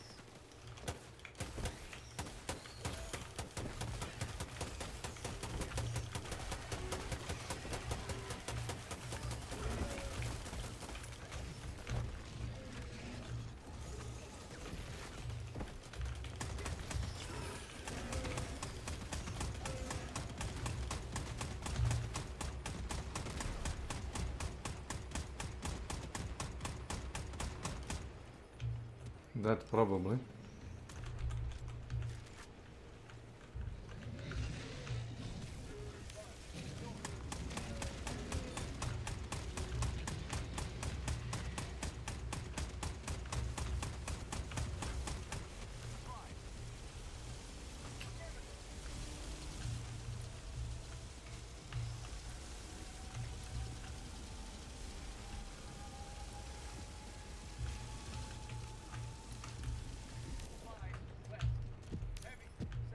This guy.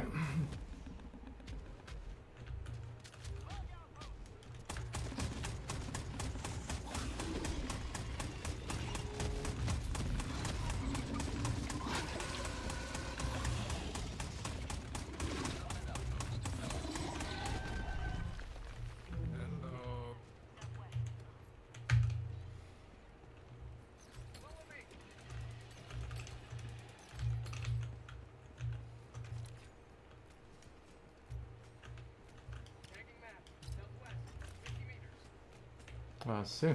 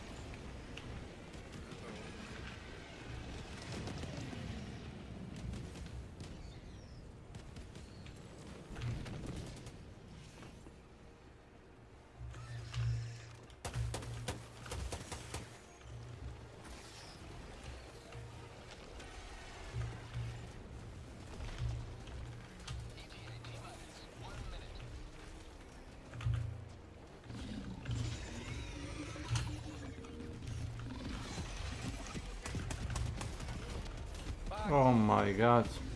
Fucking grenade bounced off.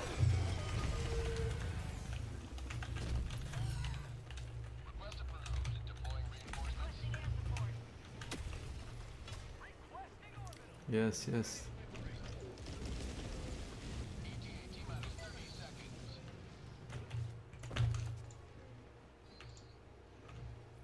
Daj si kasno, čujem te klikćeš.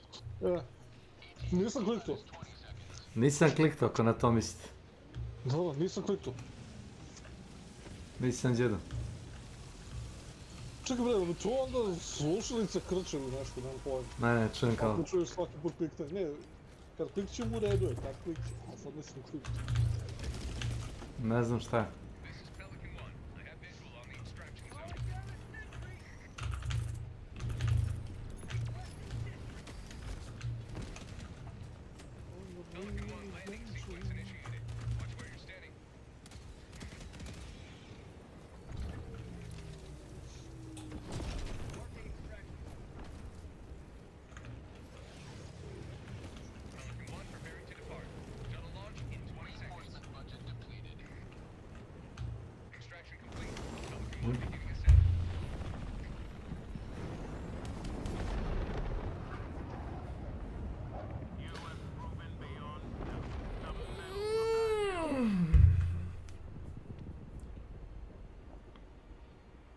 Vidi se neki dropovi za Ark Raidere.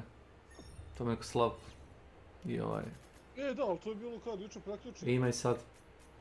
Aha, završio sam to. Da, dobro.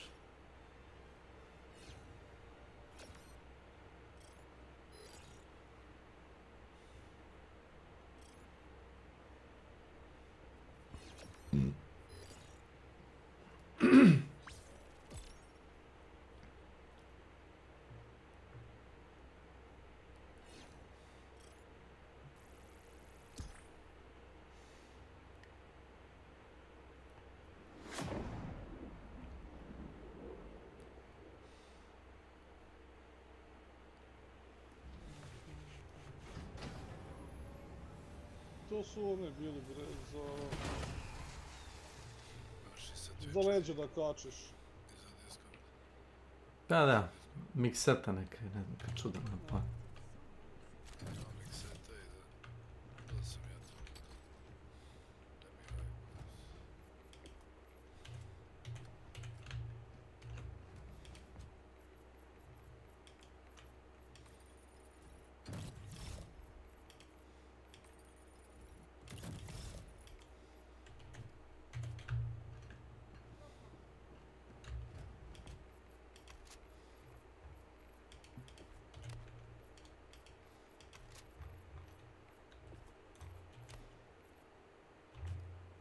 Čekujem svaki čas za Slavko neće.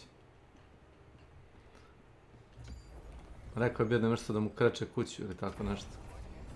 O, ovako.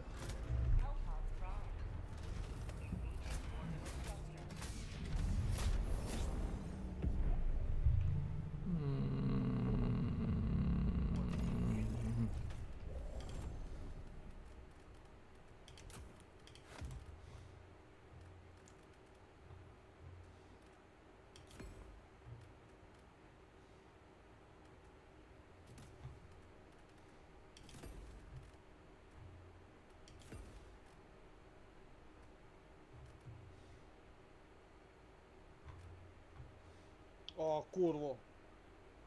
Kurva.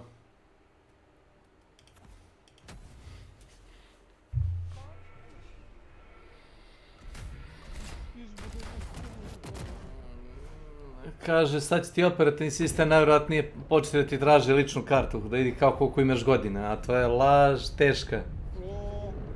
Kao da bi se znalo koliko godina ima user koji koristi operativni sistem. I onda je neko iz Apple-a rekao kao, pa može to i drugačije. Možete da provjerite identitet osobe koja uzima operativni sistem legalno i svi ostali akaunti su child accounti u odnosu na taj prvobitni koji je kupio. I onda kao nikad nije ni bila stvar o tome da se zna koliko godina ima taj koji koristi računar, već da bi se spojili identitet osobe koja koristi operativni sistem i lična karta, razumiješ, da bi mogli da znaju koji podaci dolaze od tebe, na koji ima. Ovo što je Discord pokušao da uradi, ja ne znam da li će im proći. Ja mislim da, piratizacija je nikad bila povoljnija i željnija, da kažeš sad. Da, da.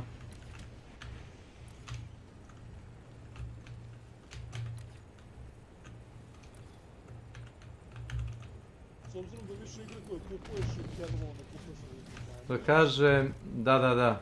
Kaže, ako ništa nije moje, onda kaže, nema, kaže, ništa se... Ako to što kupim nije zapravo moje,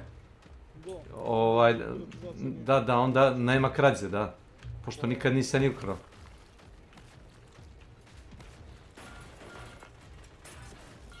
Što jeste, znaš. I to je to. Sad se odlučite šta hoćete. Znači, ništa nisam kupio, znači...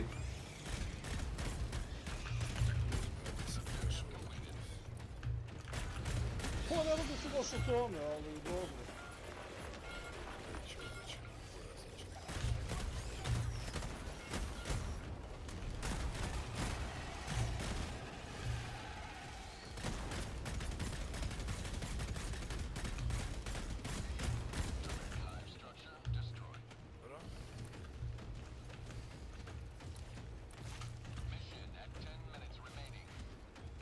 High speed pounding.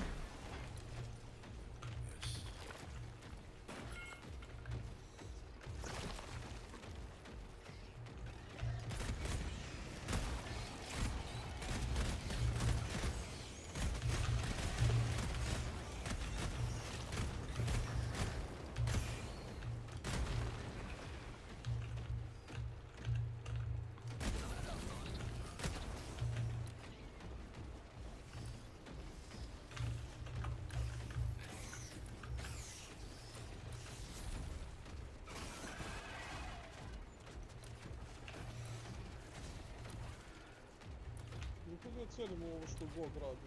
Volim da imaju možda malo adekvatnije naslove i na vreme, ali... Polako. S tim je počeo na malo, znaš. Ja ti kažem, ako budu nastavili oko da posluju kao što posluju, bit će konkurent. Neće biti možda podjednako dobro kvaliteta, ali bit će konkurent i Steam. Znaš? I Steam to da radi koji god? Good Old Games ti daje opciju da igre koje si kupio zadržiš za uvek ili da skineš instalaciju.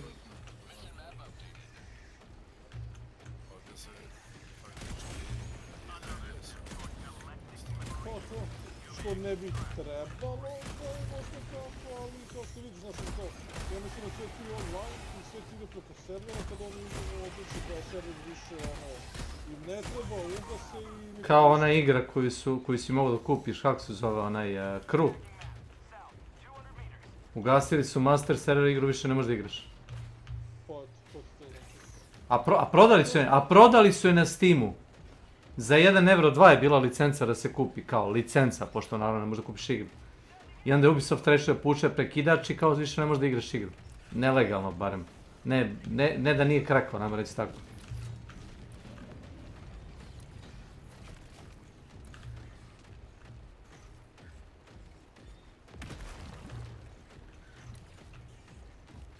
Ne znam, kupio sam par igara kod ovih... Da, kupio sam Divisione, kupio sam... Kako se zove For Honor... I ja mislim da sam završio sa kupovinom kod Ubisofta. Zaista ne vidim sebi skupiti bilo šta ikad više od njih. Nisi morao... I oni non stop sa Steamom su nešto vratom, pa povlače igre sa Steamom. Je, pa ih vraćaju, zašto vide da ne ide prodaja. Zato što istu igru, Steam će prodati mnogo više puta nego što će oni prodati direktno. Jer ne žele ljudi da kupuju, ono kad kao kupit će nekako... Steam je najbolja trenutno distributerska platforma. I imaju najbolji taj refund policy isto. I jebi ga, potrošači im jednostavno veruju, jer Gaben je baš dosta puta izašao, ono, da kažeš u susret. I deluje ti da zaista nisu toliko agresivno naporni, da te ne znaš ono, mi smo dobri, brate, ko te jebe, i taj fazon.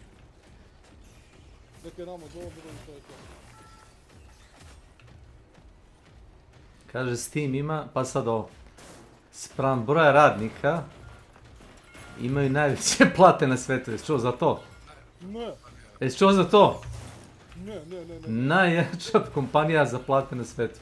Zašto? Zato što nemaju puno radnika koliko imaju usera, kako ti objašnjam. Da, 350 zaposlenih koliko usera imaš. Razumeš? Ja da razumem, pa to je to. Da. Mislim, koliko ljudi misliš da radi u Steamu? Više od 350 sigurno. Pa dobro, imaju oni firme vratno koje im održavaju server, ali... Vratno mi da mogu sve da postignu, razumiješ? Pa mogu, pa ne mogu.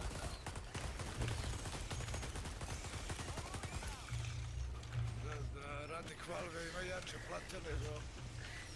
Direktor neke firme. Nego Amazon, ovi iz Amazona, onda beše Apple. Ima još tamo na spisku, nabrojali su.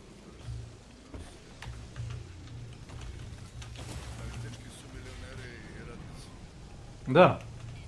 Otprilike.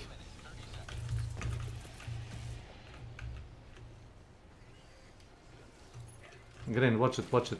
Duck.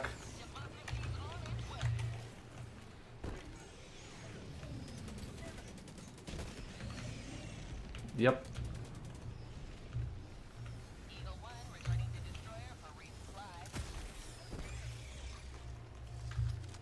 Ja mislim Google, Apple, Amazon,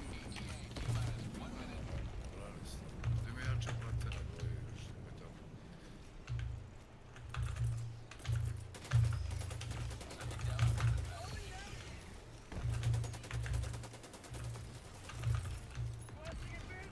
Dobro, za Amazon oni plaćaju, brate, sve onaj minimalac u fazonu.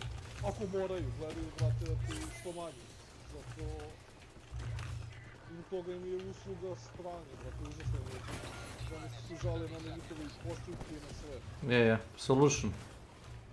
I samim tim oni su dosta mekanizovani. Jer ono, bukvalno ne žele da plaćaju plati ljudi.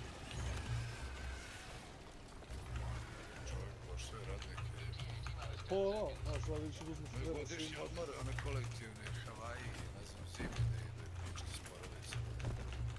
Da se plaća kompanija, ne se plaća odnos.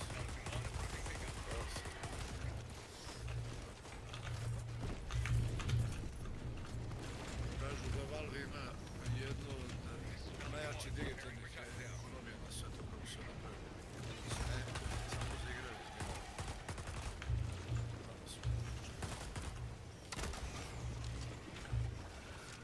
Pa i imaju. niko ne može se pobiti, brate, kod njih. Znači, pogledaj, znači, Blizzard, i oni su bilioneri, Amazon bilioneri, brate, ne može niko da se pobije na 50% od toga što ovi rade.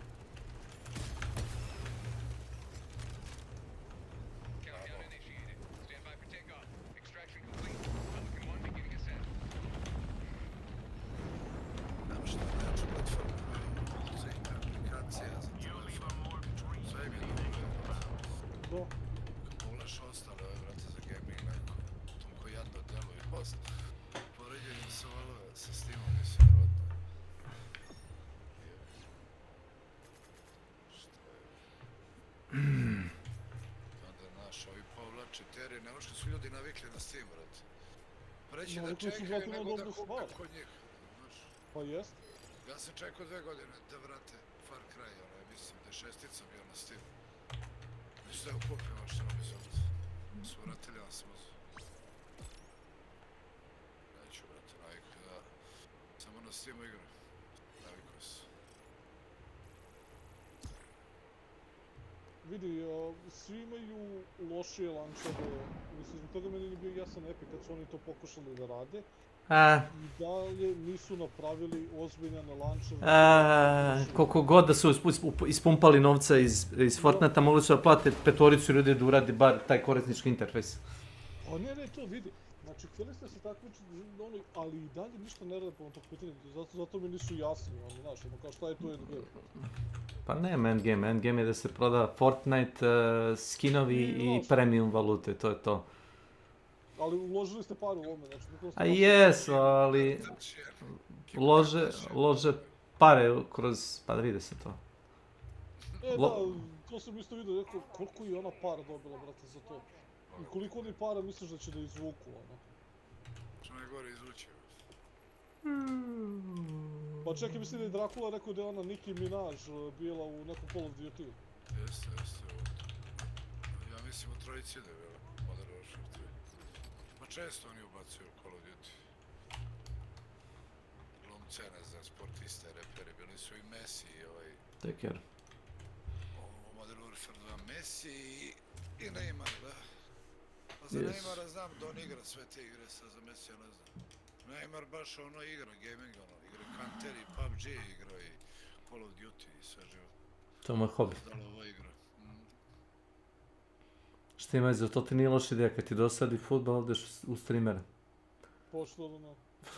Ja mislim da je on čak i suvlasnik neke sport organizacije u Brazilu, Neymar, za Counter. Ako imaš... Siguran 100%. Ako imaš 100.000 fudbalskih fanova, razumeš njegovih, gledat će ga bar 10.000 ljudi. Biće bolji bar od prosječnog streamera, samo razmisli to. A cijel svijet ga zna, Pa to ti to, ima džabe reklamu. Ne igra loše Counter uopšte. Pa dobro, što mi, dobro. Ja moram da igra dobro, o tome se radi. Dobro, malo su ga trenirali ovi pro igrači, malo, znaš, vidi se. Ma nema to veze da ti trenira, brate, ili možda tekneš na glavu, ili ne možda tekneš na glavu, možda trenirati ono. To ne može niko da te nauči. Pa najbolje su ti zagledati ljudi koji nisu profi u nečemu, ono, jer niko ne žele gleda dosadno. Razumeš, zašto bi gledao čovjeku koji ono ne može da pogine ili ono kao koji ono savršen. Pa dobro, mislim, jebi ga ono. Ako nije speedrunner, znaš, kecmane. Osim ako nije to. Pa dobro, mislim, nekad želiš da vidiš jebi ga ono tu prosenu, znači ono što ti ne možeš da kažeš svako. Zašto bi to gledao? Šta, gledam tenis da bi se divio čovjeku koji zna da lopticu lansira 140 km na čas, jel to? Upravo to. Ne, apsolutno ne. I koji zarađuje 100.000 po meču, zašto bi to radio? Nek zarađuje, njemu super, meni to ne treba. To je zato što ne voliš da gledaš. Ne, generalno nisam jedan od tih, razumeš, kao wow. Za njega znam da igra bukvalno sve živo, evo to za Mesija ne znam, možda igra i on, možda nisam vidio nekako. Znaš ko još igra, onaj debeli Ronaldo, objektivni Ronaldo. Debeli? Idiotista, a? Pa naravno dobro, ako se vidi koliko je. Dosta tih futbolera igra. Ali za Neymara da, on baš ono, full time stream ono i sve, baš ga game ono. Neymar. No dobro, više se ne igra, tako da... Uglavnom Call of Duty je dosta izbacivao i u prošlosti, za glumce, sportiste, ne znam, pevače. Sve što se prodaje. Da li oni prave naravno mora da postoji dogovor, brate. Znaš, neke pare dobio od ovi. Dobiju sigurno pare. Dobiju to, znaš, što su pristali. I možda neki procenat, mislim nije možda, nego sigurno neki procenat, jer ne verujem da im plate, znaš, ono, tolike pare da jedan put, znaš, dobiju taj neki incentiv i onda kao... Možda na monetizaciju neki procenat. Ono kupljen skin ili nešto, ili deo fiksnih para i deo... Pa da, ne, dobiju fiksne pare na početku, sigurno da bi išlo taj dogovor, ono. Evo te 3 sata nađem sada, onaj dan nisam mogu da nađem 5 sati, 1 sat. Ja lutam, hoću malo da dođem na 3 miliona. Pa odeš u one, rezidencije. Berit City sam.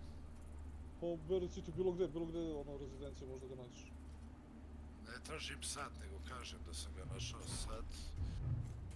3 komada u jednoj sobi, a ono za onaj prožaka mi je trebalo, nisam mogu par sati da ga nađem. Da. Sam našao, samo 1 sat, jebo. Sad sam našao sa sati.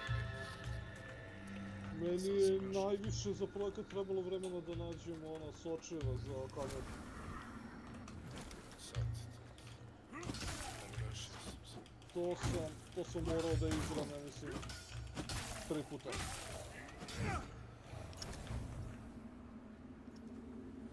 Ti se vratio na početak? Da, zbog ključeva. Koji ključeva?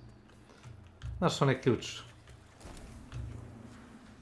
Pilgrim key, ono što košta 18.000. Aha.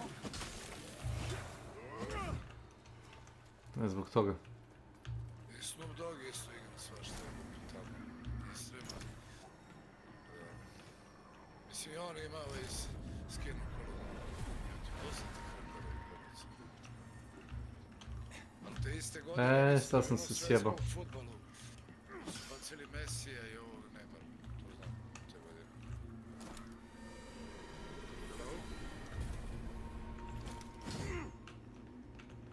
Daj skicmane. Ovo što se radi? Čekaj, ovo ne može se prođe, jel tako? Moraš umru.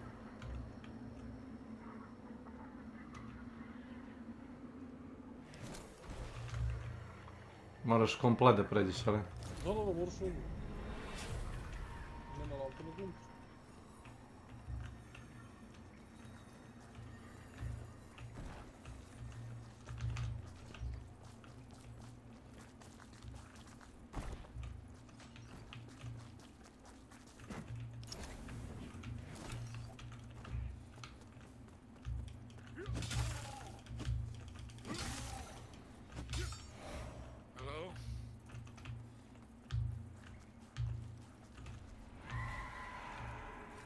Uglavnom, Gaben je i opasan vizionar. Možda sam nešto bio čitao još pre da je Steam, kao platforma, da je dobila baš Gabenov ličaj, da. I ono, svi radnici valio kao kakav Steam koji će nam kurac to uploadati. Pogledaj ih sada, brat. Gde su danas? Dobio sam gaći. Lik je izvalio da... Cheat code. Ljudi ne žele da imaju 50 ikonica na svom ekranu. Da, vrlo jednostavno. Jedno plafon. Ili da napraviš, ne znam... A ja isto ne držim ikonice na desktopu, ja sve preko samo upalim štit. Šta je ovo iznad glave? Tako je. To jeste ideja. Ti skoči, a? Ali kad pogledaš da je bila, mislim, dobro za ono vreme platforma je bila smešna, neko je koristio. Ali kad vidiš gde su sada, aplikacija za telefon, mislim, sve vezano za Steam. Tvoj Steam Deck, pa Steam Machine, pa... Ja čekam Steam telefon, Operativni sistem, negdje sam isto čitao da imaju neki plan da budu konkurencija kao Windows da može da koristiš. Što nije problem, znaš? Ali dobro, možda što da usavrše, baš da naš... Ne, nije problem pošto... Windows kao platforma ima mnogo problema. Eto sad više Notepad nije naše vlasništvo, tako kecmane? Da. Ako je to bi bio. Mi smo to uzimali zdravo za gotovo kao da možemo koristiti Notepad. Da, možeš da kupiš... To je bio luksuz. Sad morate rekupiti, ja. To je kao kraj onoga svega, jel? Aktivni sistem da će igre da rade fenomenalno na njemu. Koliko određene igre imaju problem sa Windowsom, optimizacijama. A ovdje? Sad, ko zna, vidjet ćemo za ovima kako oni to sredili.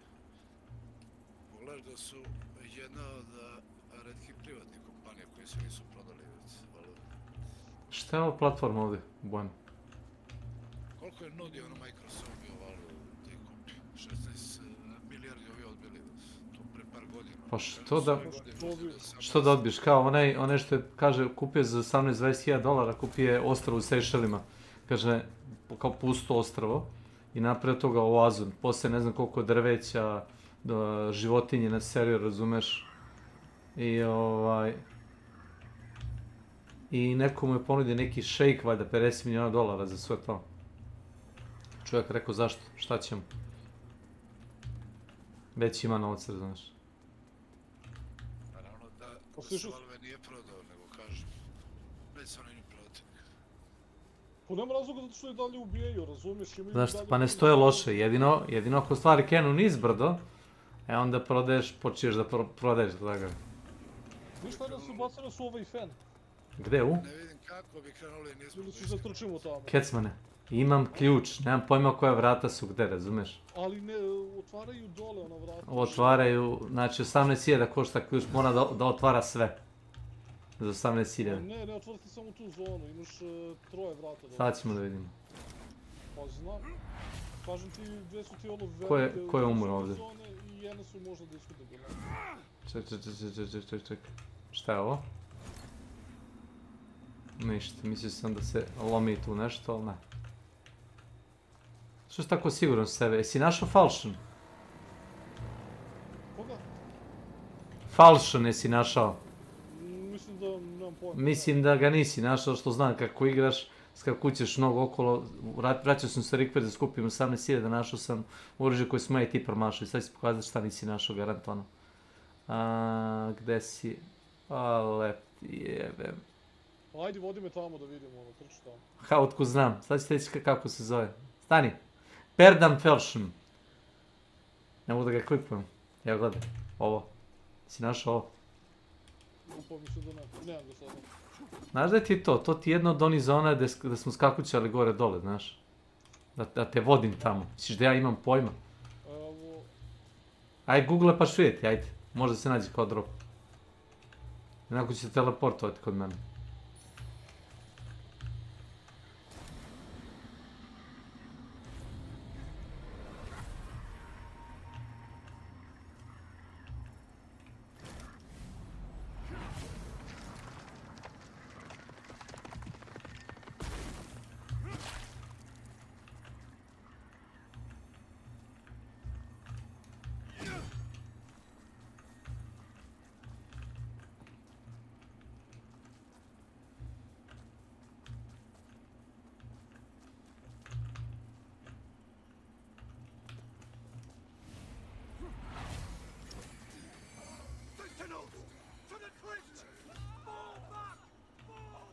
Aha. A dobro, brate, ovo ti je secret, je. Nije to secret, druže. Znači, 18.000 je bilo, jel da? Za ključ. I šta sam radio? Išao, bap. Vraćao sam se, samo sam se, ne treba ti, ali sam se vraćao. Unazad. Nije to, šta je tu skriveno? Ne, polako sam išao, bukvalno. No što ti ja objašnjavam. Polako ideš, bukvalno, bez žurbe. Ono kao što meni kažeš ti, ajde idemo. Pa polako čovječe, da žuriš. Znači mrzim sebe što sam morao da prođem pored onih vrata i sad sebe da šutiram u guzicu dok nađem opet gde je to govno.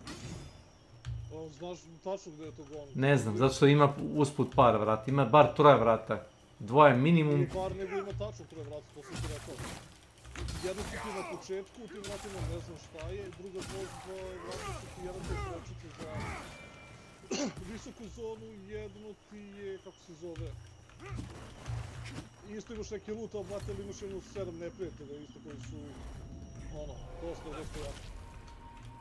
za naš level. Kakav level? Nema levela. Ima level. Zbog scalinga i upgrade-ova na oružje. Joj, vam znam, zajebam se.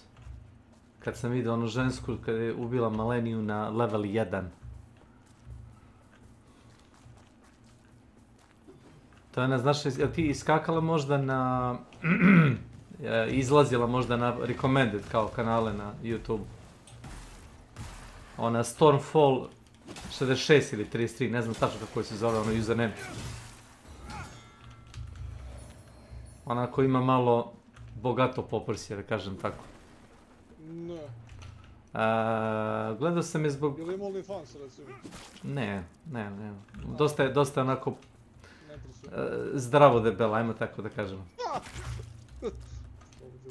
Kako ti kažem, punačka, ajmo tako da kažemo. Ako ima simpatičnu narav, znaš, gledao sam igra Resident Evil 4, pitaju chat, jesi ti kao modovala igra? On kaže ne. Kao viš Leon Kennedy, onako god opasa, na leđima neke tetovaža kanom. I onako, znaš, onako kao one bradavicane muške tvrde. I ja rekao, what the fuck? Kaže, si modovala igra? Kao ne, kao možda, pa možda. I onda kao uzme i zoomira kao pištolj. Pa kao ovaj pištolj, kaže, iza kao malo svetlije. Vidite. Kao da, pištolj. Bukvalno nemaš takvu guličav kostimu igre. Da. I onda taj njen editor napisao komentar tipa just like the man, thirsting. Jao. Jebate da, ja sam zaboravio na te modove. 3.500 poena imam. Ne znam koliko imaš ti. Ne, ovdje se vraćamo. Ali došao sam sa 8. Nisi došao sa 8, ja sam imao 0. Onda sam došao sa 7. Došao si sa 7. Nisi došao sa 8. Ja sam imao 0. Bio sam blizu. Jer sam kupio ključ. Kupio sam ključ i bio sam dekintiran full. Da li da izlazimo odavde, ne? Ajmo dalje. Što nema tu što, blizu nam i sve. Kakav server, bajo, vraća me ono. Moći se smiri.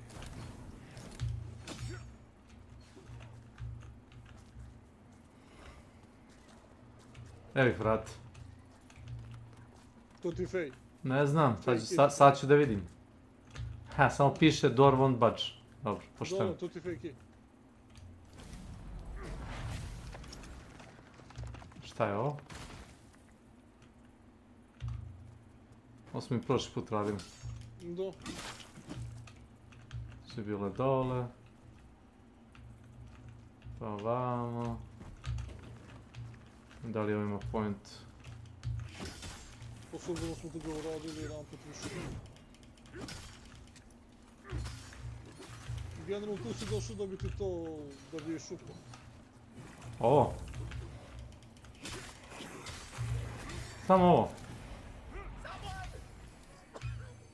Je zbog kao item. Ne, ovo telo ovdje što ti daje neke iteme, to ti je efekt.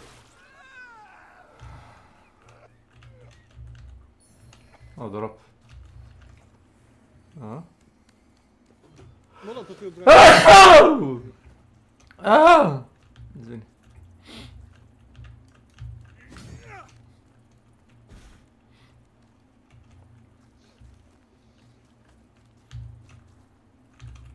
Da, ovdje bi onaj vitez ili šta već. I on ima negdje napred. Posle mosta, sad kad pređemo most... Ili desno. Da nema onaj vitez negdje tu, pored. Da, pravo, ne dole. Dole ti... Više sam se okliznuo. Još sam teo da siđem od samo to. Dole si morao da ideš da bi otvorio ovu trećicu.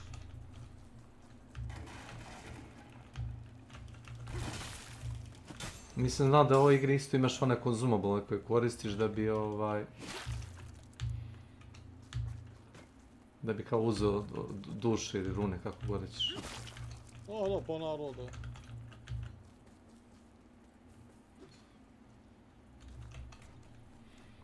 Mislim, nisam znao šta rade te lobanje, nisam otišao kod trgovca i vidim da, pročitao sam ovo bolje opis, konto sam da ti je to kao u fazonu rezerva ako ti fali ono. Će ovdje se spomne sad, stani. Vidio sam onoga mota, komarca negdje, znaš. Nekad budu moša, nekad se stvore, da. Ali ja ih obožavam. Pa zato sam se vratio nazad da vidim, vidio sam prikazu njegovu. Često hoće ti daju seed i još te neke stvari. I imam 4 seeda, mislim da sam 2 posio bio, a da sam 2 ili 3 našao usput. Samo što ne znam da li ostaju u toj zoni ili su kao one time only. Kada staviš drugi, pređeš i poništiš i to, znači možemo samo jedan napraviti. Nisam znao, pa dobro. To ti je zapravo učini kao buff za neku tešku zonu. Pa za sve zone, razumiješ, znači to ti je pomagalo da ga staviš gdje ti treba kad budeš išao. Zato što dobiješ, kao što si vidio, samo na početku zone dobiješ vestige i to ti to. Sad se pitaš da sam otišao, pa ne moraš tamo da ideš. A? Ne moraš tamo da ideš. To, pa mislim se da hoćeš da pobijemo one. Pa da, ali okolo. Znaš da ima izlaz iz ovog hrama, ima par na vratu. Da, znam da ima tu shortcut. I iza onog sveštenika ima, znaš. Da, pa tamo smo bili. Tamo sam i bejtovo bio, mislim da svaki deo ostalo 1000, čini mi se. Mogao sam efikasnije farmiti, samo da se njih ubija, ali sam zaboravio. Tek kad sam ih pobio bio drugi put, skontao sam da sam mogao samo to da kokam. Tu kovač, jest? Da. Pa završili smo kovač. Da, i počistio. Ko je ovaj? She hasn't seen any other plot, grower or human. Speaking of business, she's looking for some items that left in Mondstadt a long time ago. Ajde spričaj sam da ja zakon kafe. Traži nešto, šta traži? Silence, annoying as he is, but which he review, but he carves, and now Gerlinda wants those, so brings them to Gerlinda As I will not reveal the locations of the temple, even upon pain of death.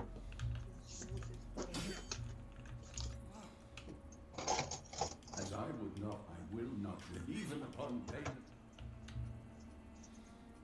of... Treba nešto da je doneseš. Da. Brati, ne mogu izađem sa mape koliko lago je server, znači raspada se. U koji igri? Evo, stojim ispred voza, brati, zvao sam ga, ne mogu vrati da se otvori. To su nama desilo jedan po 2 puta isto. Jebi ga, budi strpljiv.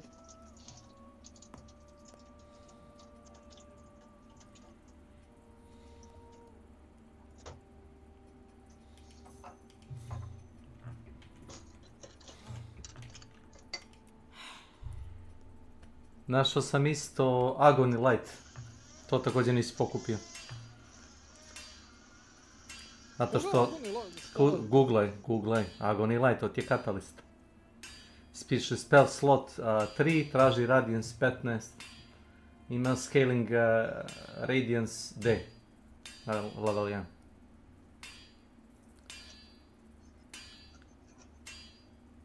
Džubro. Ako ti tako kažeš. Mislim scaling D. Imaš bolji katalist sad u ovoj zoni da nađeš, da smo sad stigli. Daje ti 4 slota. I imamo sigurno bolji scaling, to sam siguran.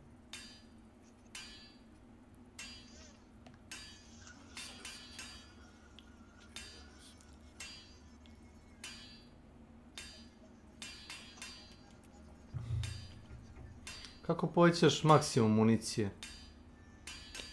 Vigor i... ne Vigor, nego Endurance i Vitality.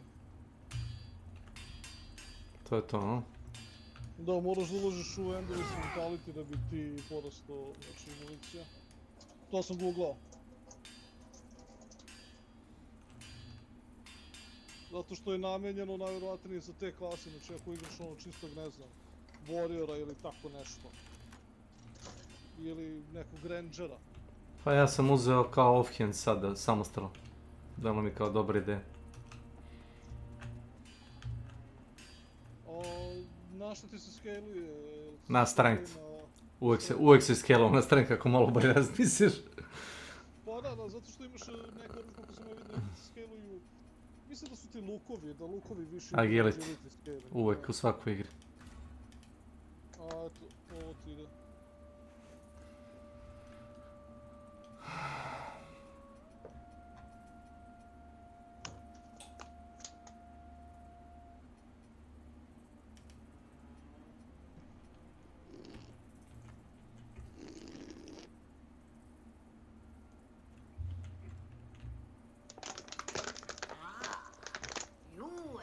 Čekaj da nešto prodam.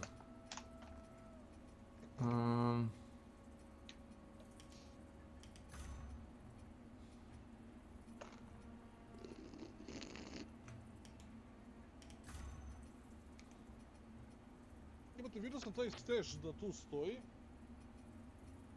ali nisam siguran čemu sluša. Koji? Pa preko puta Vestige. Ali možda mu pristupiš samo kad si u... Solo. Da. Da li to da prebacuješ, da deliš opremu između likova, ili u protivnom mi nema smisla, ono, šta drugo? Pa ne znam. Jer ovako možeš sve da držiš kod sebe, jedino ako nećeš kao da imaš, ne znam, nekakvu zbrku.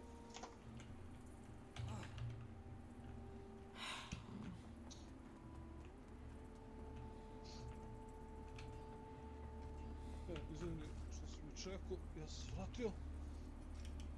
Our holy work continues, Lampbearer. Let Aureus's will be done. Kao ovdje levele, aha, ovo.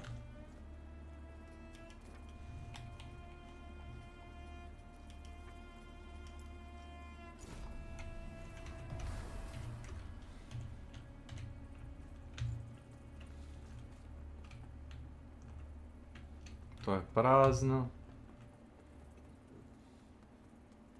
Jesi dao Čiči one knjige? Ja sam mu dao 3-4 knjige, znaš? Da, evo sad mi pišu nove magije. Ne znam. Pogledaj vam. Mislim se to ne računa kod za mene i za tebe u isto vreme.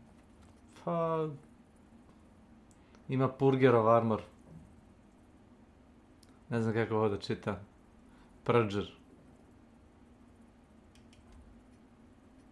Insufficient vigor.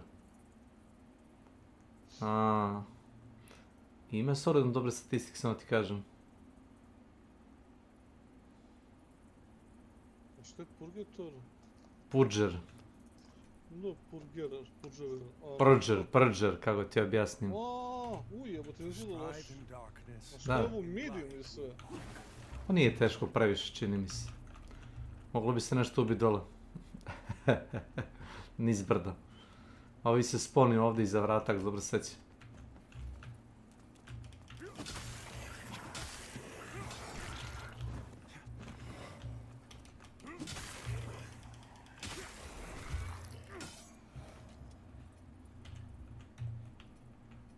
Ma bre.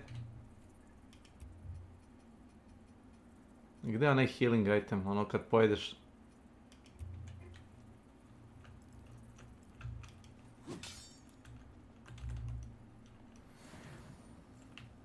A to ste mi crveni kao... Evo, pojeo sam ga sad. Hoću ovaj da spone da ih baitujem gore, da me prate.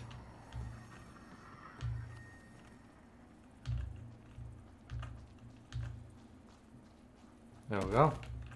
Da, evo sponuo si jednom tačno na mene došao šaban. Ne, dvojica. Baituj ga gore. Nema potrebe da se biješ pošteno s njima.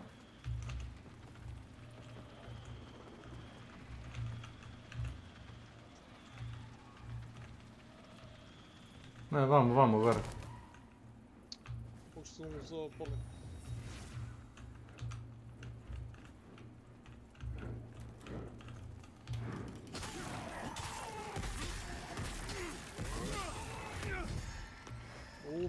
Kaže, ne vidim zašto bi ga tukli pošteno. O, da baci armor. Dobio si... Ne, ovo sa cvećem, ne, stillness hood, to je hood. A baca mač, pitam se. Da. Pa daj da ih... Mislim smo ovdje kao short swordi. Da ih pobijemo.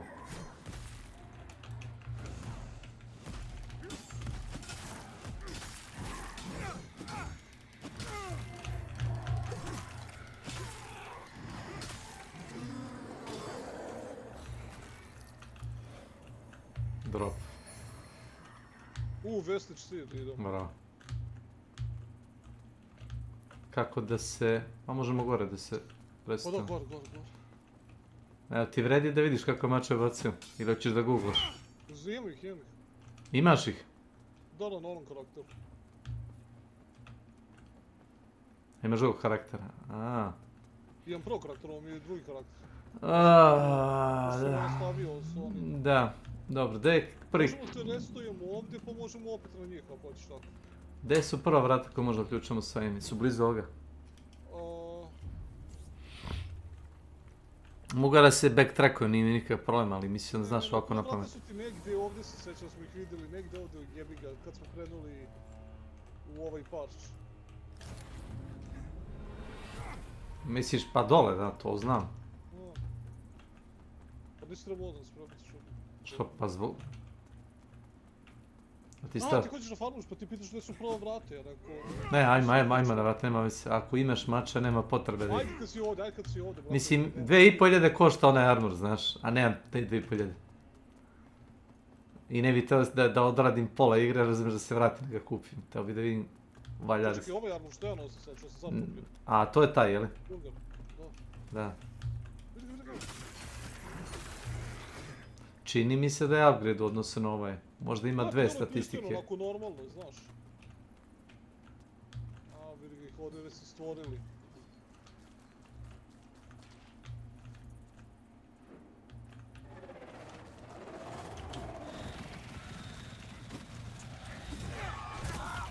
Wow.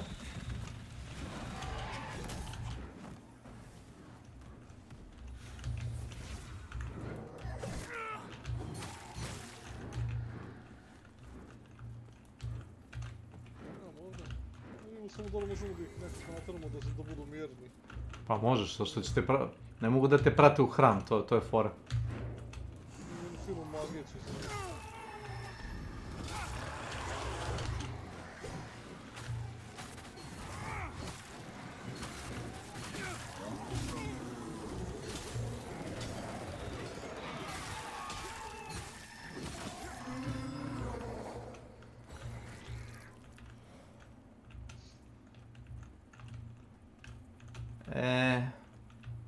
Ali još nešto da se ubije za 100.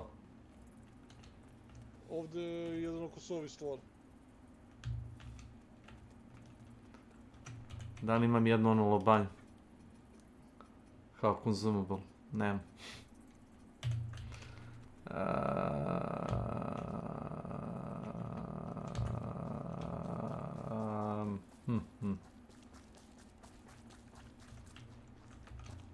Mislim da gore ima par neprijatelja. Ovdje zna da ti bude onaj...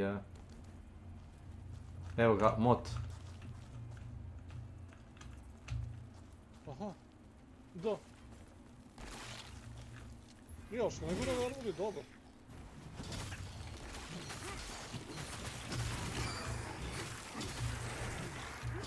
Koji, ono što oni bacio?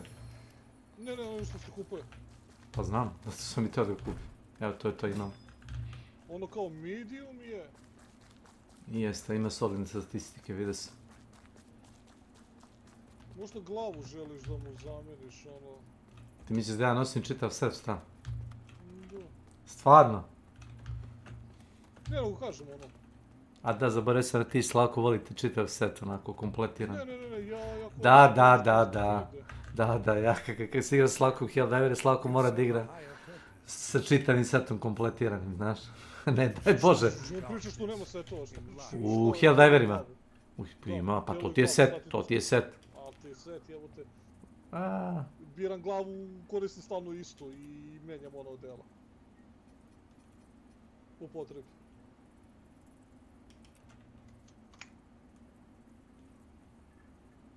Piše negdje Total Defense. Da, moraš izaći na karakter. Da. Skroz gore desno piše Defensive Stat, Physical Fire, Holy Wither, ovo je dobro. Koliko imaš? 400 Physical, 374 Fire, Holy 344, Wither 439 i ovo ostalo po 370 čini mi se. Znači ja sam u 530 physical, 430, 362 i 500. Ovo je tačno na granici što ja nosim. Ajmo, gdje sta prva vrata? Hoćeš da nas vratiš u Ma. ovo i da nas uporaviš? Šta da oporim? Šta si to potrošio? Pa ne znam se koristim, mislim da sam te vidio da sam se Nema to ves. Zato što me uradio me onaj command grab. Došao mi ispod guzice i nabom. Jesi kupio armor? Pa šta nosi? Pa nisam vidio. Da ti pitam. Ovo ti mi izgleda kao armor.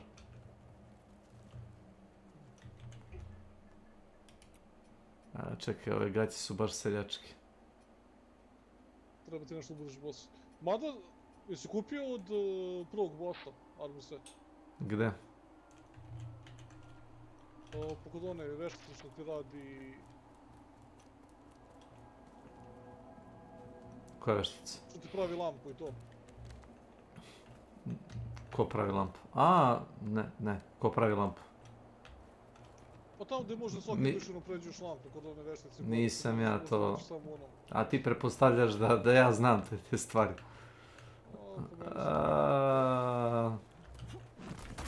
Ili da ja to imam uključeno trenutno.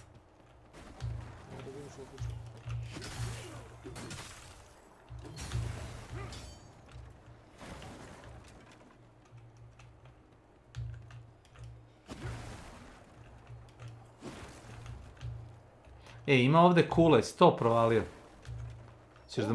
Kula, hoćeš da ti to pokažem? Misliš tamo ispred nas? Bravo. Ne, kula. Samo da počistimo ovu zonu. Da, vidjet ćeš. Kula stražara, da, tarabici. Zebaj.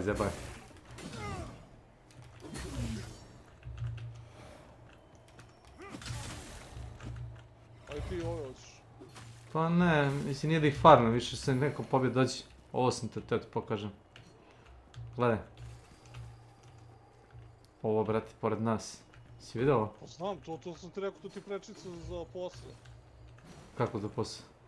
To te kasnije da odiš tu, šta? Da, tu ću da odgore, da se vratiš i da otvoriš dole prolaz. Aha, nešto ukrug, varijante. Dobro. I pokazat ću ti tamo gdje je ona lava iza i tamo imaš jedan prolaz. Da otvoriš kao prešicu. Pojma ne.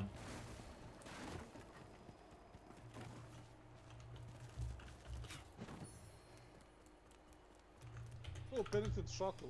Vidio sam ja to. To su ti ovi robovi. Robijaški lanci. Nema neki defense, više kao ona estetika neka.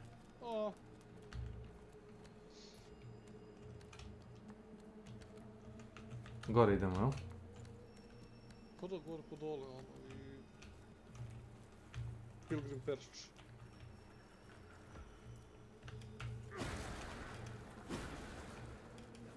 Kada pođemo na zonu da smo bili prvog bossa.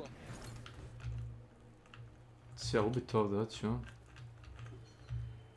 A, izgubit ćeš health, ne znači što ubiti, ali izgubit ćeš sigurno health.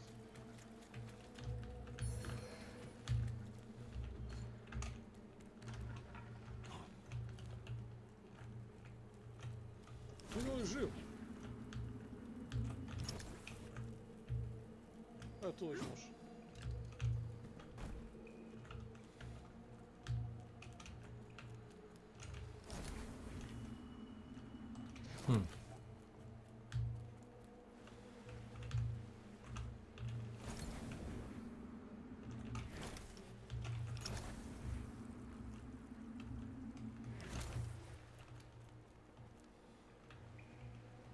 Sad gore.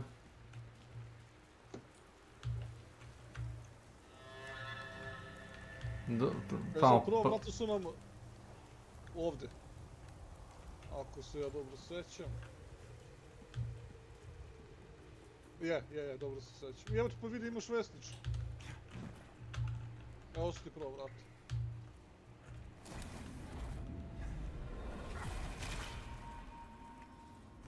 Pa ne moraš to. Znam da ne moram.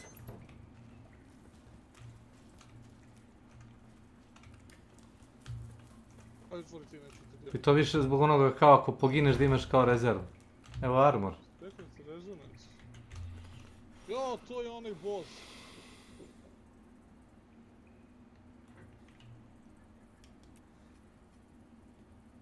Gauntleti nisu loši. I... kakve su gaće? 6 je fantastičan. Heavy. Oh my god. Light torso, a jebi ga Light, ne veze, za Light ćemo da zamijenimo s ovim. A, sad smo super. A šta su mu legs? Heavy legs su, super. Da, čini mi se da je jak. I head mu je isto heavy. Nije loš. Vidiš nije heavy kao...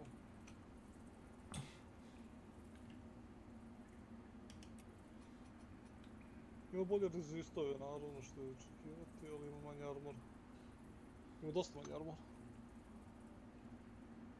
Ne, pa što se tiče armora, nikakav je, razumeš. Torza. Zato to neće da koristi. Stvarno si gledao čitav set kako izgleda. Šta ti je to, zvonce? To ti head. Ne pada mi na pamet. Osim ako nema baš dobar defense. Nema, bolji ti je onaj argument. Od onog luđaka što ima. Ovo ti ima mnogo više defense. Evo, gore sam na 650, sad sam na 650, ono, fizikala.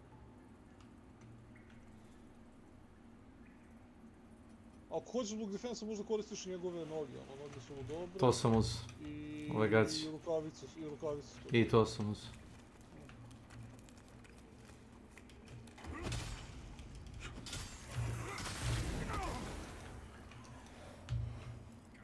Ali da ne bi pretjerivali ništa, neće stegnuti ovako.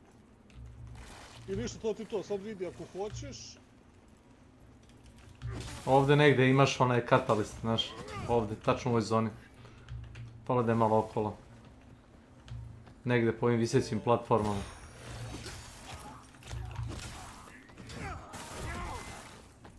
A naravno da mora neko sledeći da me tu puni. Odozgo. Odozgo konstantno. Sleđe se stvori. Ne, ovo.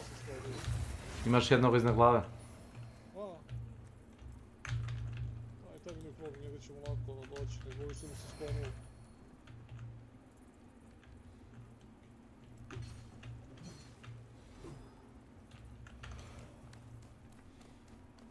Ovdje negdje si ima taj katalist, znaš. Samo ne mogu ja to da vidim, to je drop koji se ja pokupim.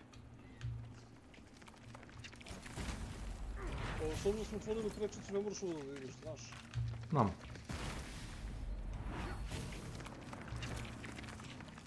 I'll do it anyway.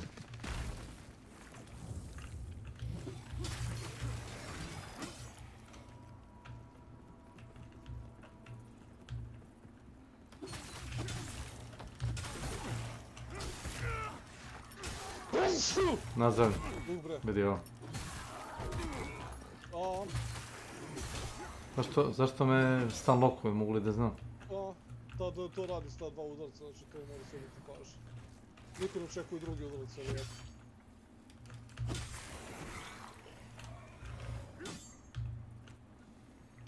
Znaš kao Karakonđula s tim. Sad je nešto zato što je tvoja igra. Da. Sad ja neću imati falširanu na ovo mesto. Sigurno. Aha, puno već.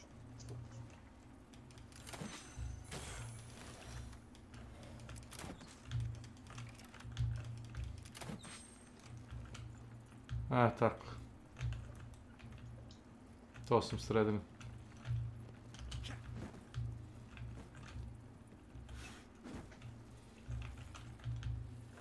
Čekaj, ovi čekaj da ih ubiješ, šta?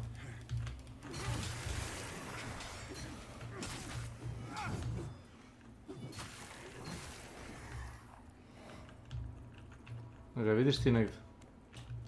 Koga falšir? Ne, mislim da nije jedan, nego da je još iznad. I Trident je negdje tu blizu, ne Trident, nego onaj kao... Taj sveti item, jebem ga kako oni to zovu. Da idemo pravo, pa onda još jedan puta gore. On skočio od gore? Da. Jo, to je Rain of Man. Jo! Kao da je na godinu. Čekaj, brate, ovo je farm sport, brate, hajde da se ne brdamo odavde. Edo, ovdje pa onda levo.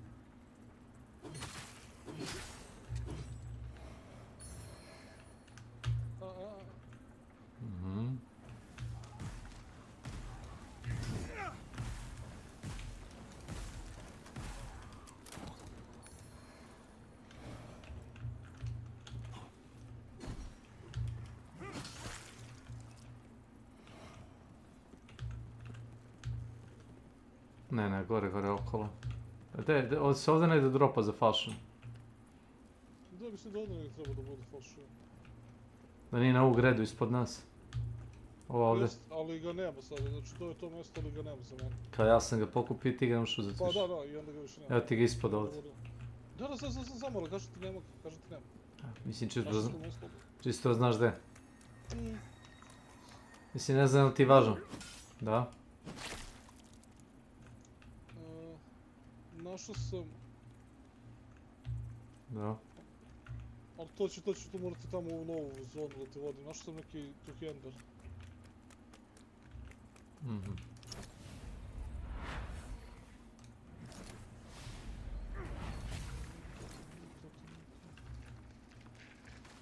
Naravno mora neko da otvori inventar i odmah neko da dođe. Imaš drop ovdje. Minor with assault, okej. To je fino. Što to radi? Da je vitar status.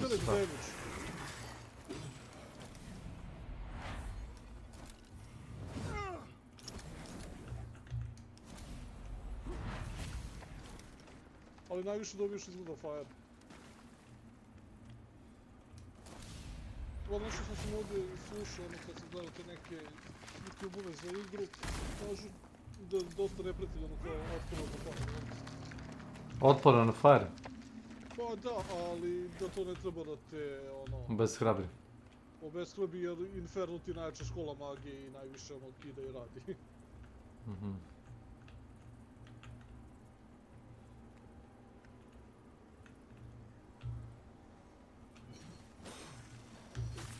Jel' istrašao sad mi to reci? Moraš na srce da mu skloniš. Levi klik. Ne, levi klik na srce. Držiš lampu i levi srce dok ne izgoni, da kažemo tako. Vidim.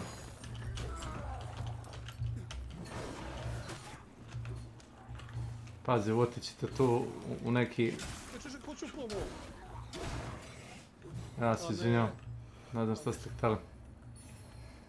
Da gubimo, kažu kad gubiš u ovom sol brstu, da onda hoće da bacaju rune plus odličan drop. Kako sol brst? Pa to ono kad mu izvučiš kao dušu i onda ćeš kad ga u tome sjebeš, onda ćeš da dobiješ kao finishing move. Lepo ti. Mogu li leptire sad poučem? Da, to hoćemo samo malo da ga oslabimo, je to.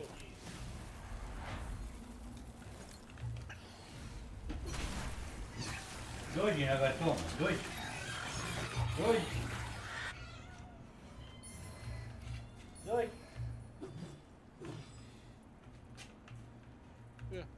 Sada imaš jedna vrata tamo.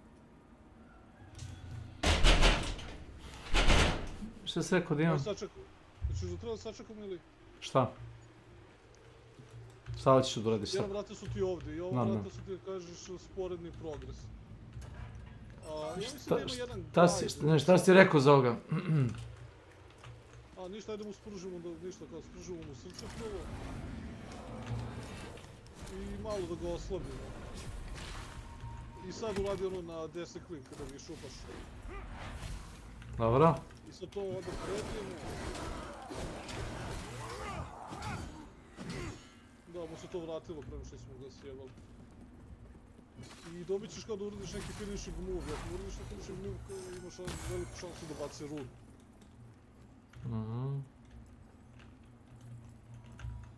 Skočiš da ovo?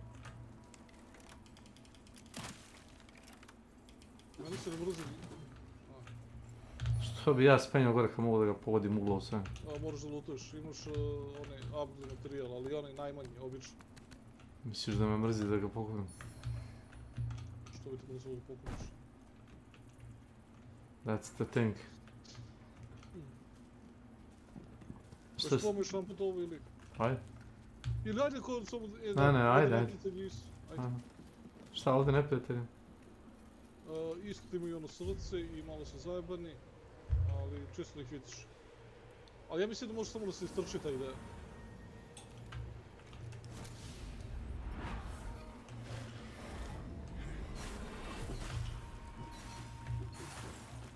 to. Aj sad. Desno.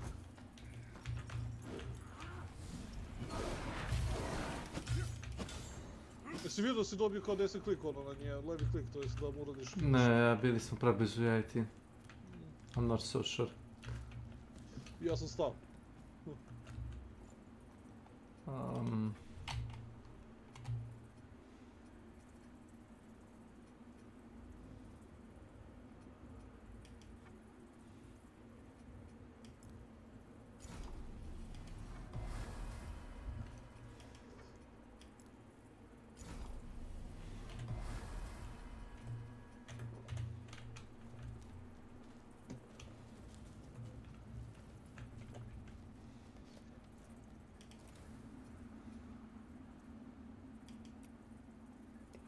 Heavy rukavici.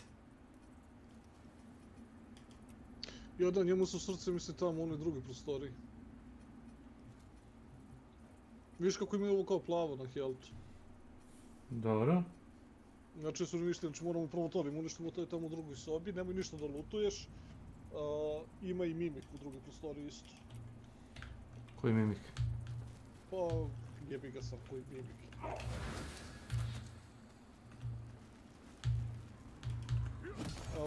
A kurac, mene su ubili za... A ne, sklonio sam mu ono makar.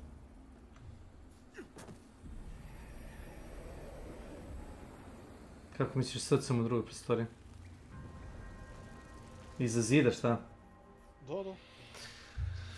Wow. Okay. Amazing. Čekaj. Ajde i ovaj revenge uzmi. Sam uzeo? Da. To je na njemu.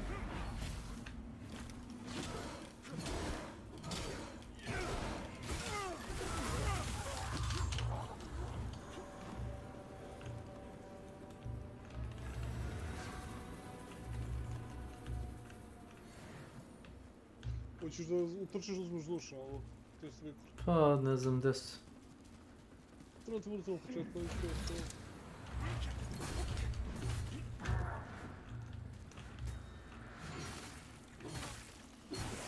Da, ne može, svi su ovdje pod zaštitom. Evo. Pa puci onda. Sad može nas. Rekvarc. Nek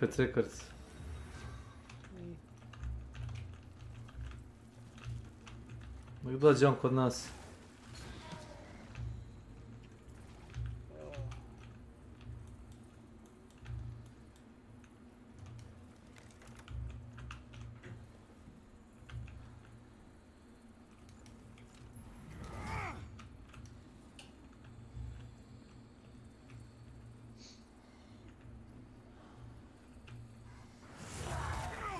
Wow.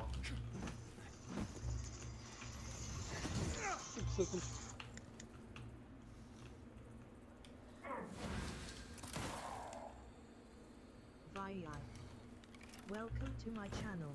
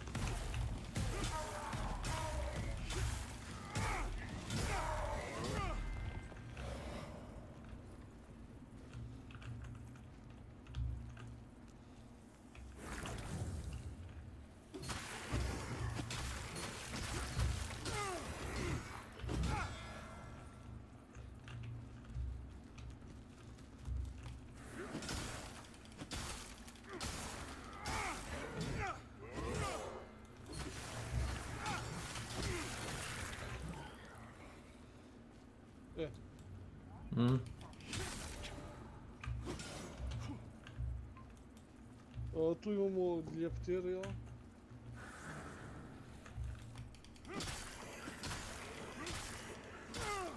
Tek zapulujemo ovdje. A neće se pomiriti slina.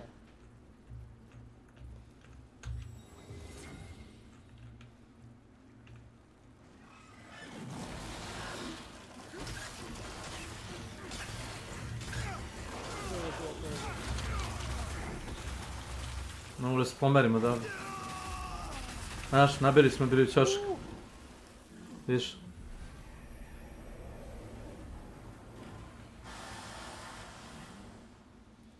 Neš moći. Nazad, nazad, nazad. Radi si ti isto što je meni. Izgledaju, brate, mnogo ih je bilo. Mnogo ih samo ne, to treba magijom ubiti ili strelama.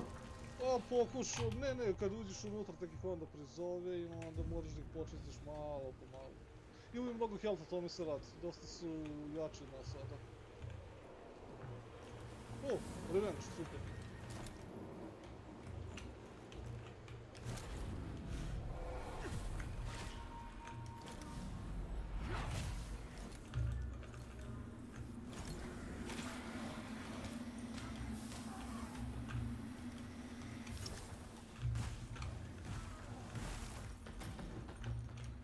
Ali skočio sam.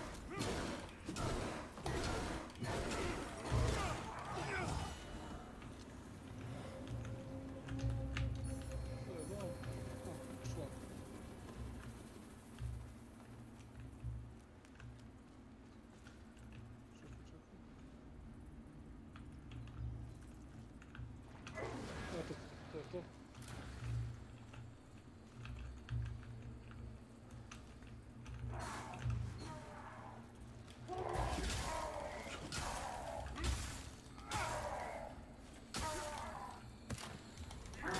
Tako.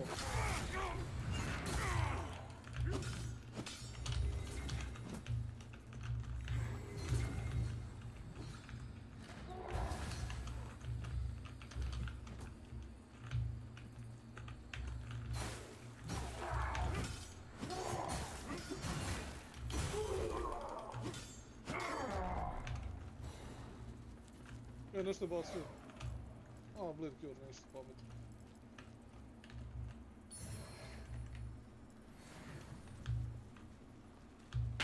Ček, koja sam jedan healing. Ovo je super.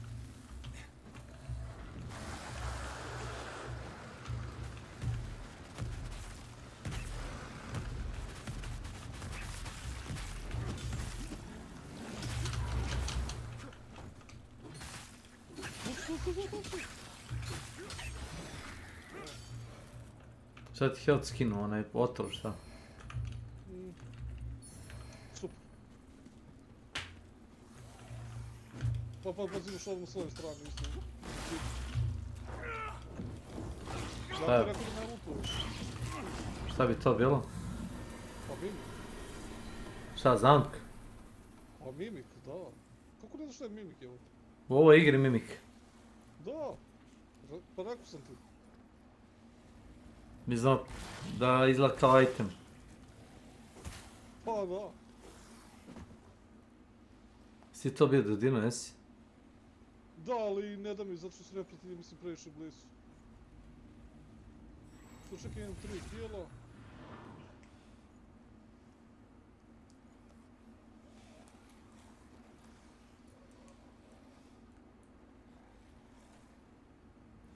Čekaj, ovo si išao dole. Jeste kurac, samo deluje da je dole. Šta mimik? Nazad, nazad, nazad!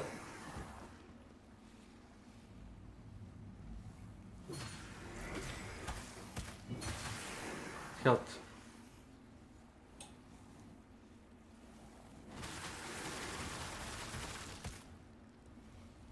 Pazi health.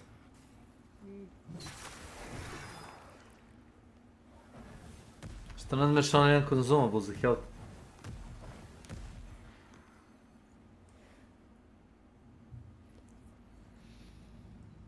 Volim da igram na granici. Ali nije te valjda strah da ćeš da završiš igru sa 100.000 consumable. Reci mi, ako si igrao Souls igre, si ikad koristio consumable si ih prodavao na kraju?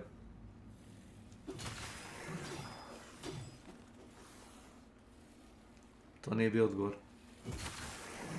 Da. Znači nisi koristio kod nula. trošiti za Pa upravo to. Možda će mi trebati za zadnjeg bossa. I onda završiš igru i više ne igraš. Kažeš, ipak mi nisu trebali. Mislim, moja pretpostavka da ti dati da koristiš. Šta se dešava s ovim neprijateljima?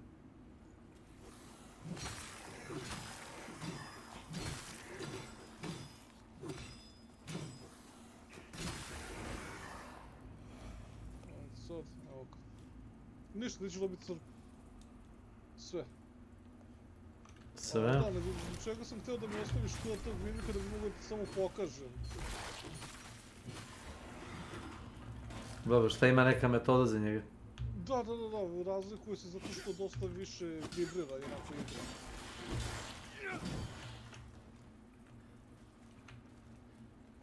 No. Sad nas tamo čekaju strelci i gomila njih.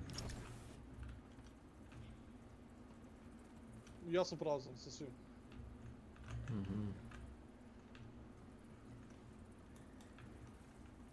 Slušaj.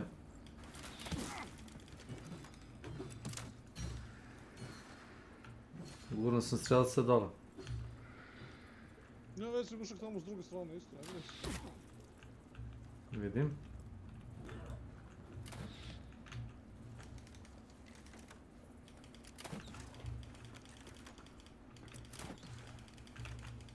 Evo ti pa ga tuci. Rekao sam da sam prazan, nema ništa. Mogu te ja živjeti ako hoćeš. Pa treba ćeš. A gdje si ti? Na gredi.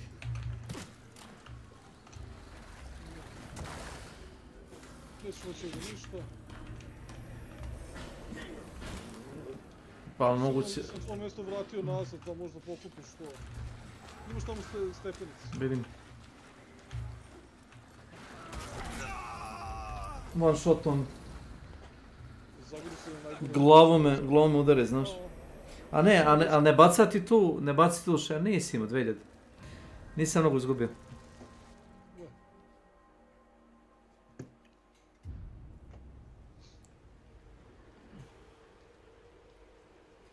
A druga stvar koju ovaj ključ uključava je jedna prostorija dole. Gdje je onako kao terasa. Ne. Da? Gdje je terasa u pitanju.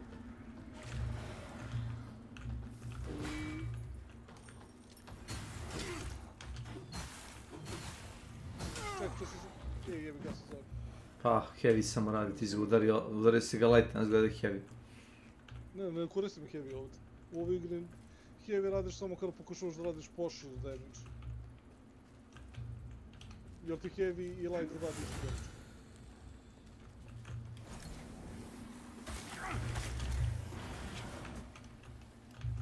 Svirao sam da treba da se uništi kao ovdje.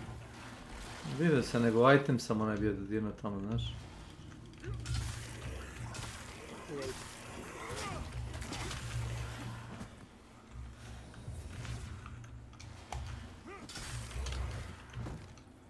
A moramo da pokušamo da uzmiš ovo.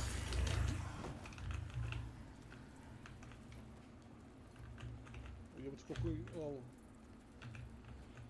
Ništa, ja ću da stanem tamo da trčim, pa...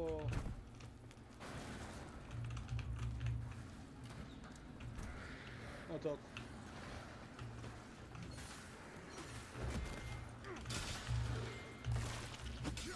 Ako si uzeo... Nije to ni palo ovdje, to se pokušao ti objasnim. Znaš? Da. Ono što pokušavam je da pođem uz merdevine gore, ne mogu.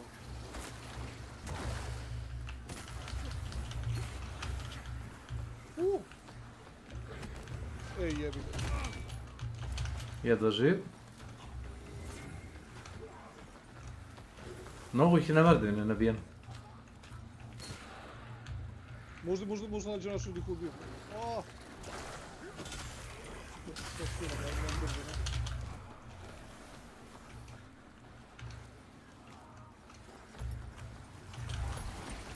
Ovaj launch attack, ono kada skočiš, udariš dole, radi dobar AO damage. Da. Ništa, vrati se ti nazad, ono... Inače nisam mogu da radim launch. Vidio sam da si im stao na glavu. To je super Mario faza. Nisam mogu da radim lunge, ali gađa me sa nekim projektilima plavim. Onim umbra. Imaš novi strelca na 2 komada. Plus ove veštice što se spomeni. Pa ta veštica me gazala sa glupostima. Blessed, imamo revenge. Jebote, ovdje može revenge da se farmuje ovdje.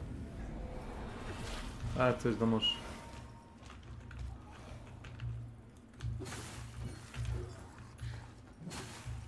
I kada ga probam da ga povučem? Sad, jel? Ajde sad. Ovo možemo iskidati.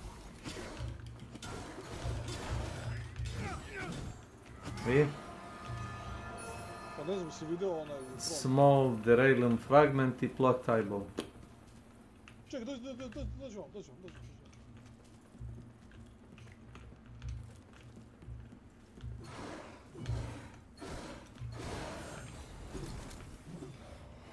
Šta da ga ubiješ, ubio si ga. Ne, a ne znam to htio. Vidio sam prvom pa, ali sam bio udar. Nego si krenuo da spamaš. Ne, nego zato što, mislim, tako je napravljeno da imamo vatre. Ajde sve ću za odvešti. Ta mehanika izgleda nije ni objašnjena dobro.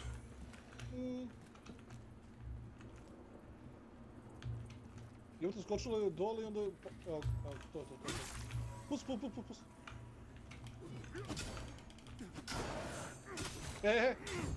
Vidim. Vidio si? Vidio si. I šta onda? I onda uradiš taj finisher i imaš šansu kada baci ti neki tribune. Okej. Postoji način da prođemo pod onih čobana tamo, bez da se borimo sa svim ovim. Da. Ajde samo resti da vratim na health. Da bi bio purni nego... Možeš i da pogineš, di ću te ja. Neću, ali brate, neću vam svetu da idem tamo, jer ti ili ja. A, misliš lakše je kad ne ideš pored ovih vrejtova? Pa ne, ako zaginemo imamo ekstra život, onda bi si... Ne gledam ja to tako ovdje. Moraš tako da gledaš, da? Ne gledam uopšte to tako, zato što mi se čini da imaš bolji loot u onoj drugoj varijanti. Kako misliš bolji loot? Pa tako ko što sam ti rekao. Kad si u onom spektralnom svetu. Pa ne, ali... A to ti neka mala mizerna šansa, ovo... Ne bih rekao. Ja sam farmao onoga u tom i zbog tog većeg luta, brate, mislim ništa većeg radio. Ništa, pustit ćemo ga, ništa, znaš kako idemo i trčamo. Idemo? Yes.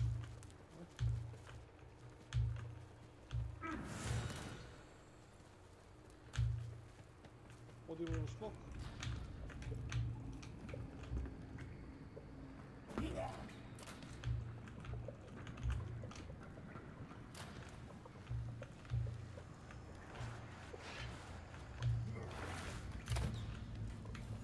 Pa kao crvena soba ovdje objasnim. Pa znam, počekaj, vidim, trčimo i... Stani, ovdje se neko bori, neki vitez. Ili ja znam, brate, rekao si da potrčimo, ne da... Ne znam šta je ovo.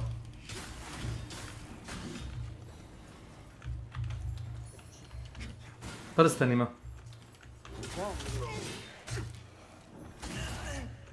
i doći ćemo kao što vidiš ljudi vrati. Pokupio sam prst.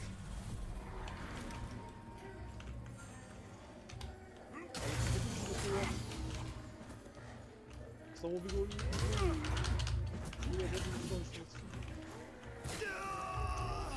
Vidim sad. A to srce samo vidiš u tom spektralnom svetu, šta? Da, pod lampom.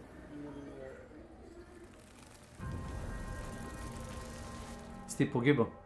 Ne znam šta je prsten, ali drago mi je sam ga pokupio. Ali pokupiš ga sve jedno, samo napraviš polukrug i onda možemo da uništimo srce i da ga od gore ubijemo. Čekaj, ti nisi dobio ring. Pa navodno nisam. A increase strength attribute za koliko? 3. Ajmo daj. Not worth. Pa ne možeš ništa da dobiješ. Ili dobiješ sa 2 staca... Tipa 5 ili 10. Nemo tako. I ovo ti je 3 levela, mislim da je to malo. Malo. Znači kad se guram s tobom, razumiješ, ne treba mi NPC. Onda prođeš. A ne mogu da prođem kad me ti blokiraš. Možeš odjednom se trebati s ovim spektrom.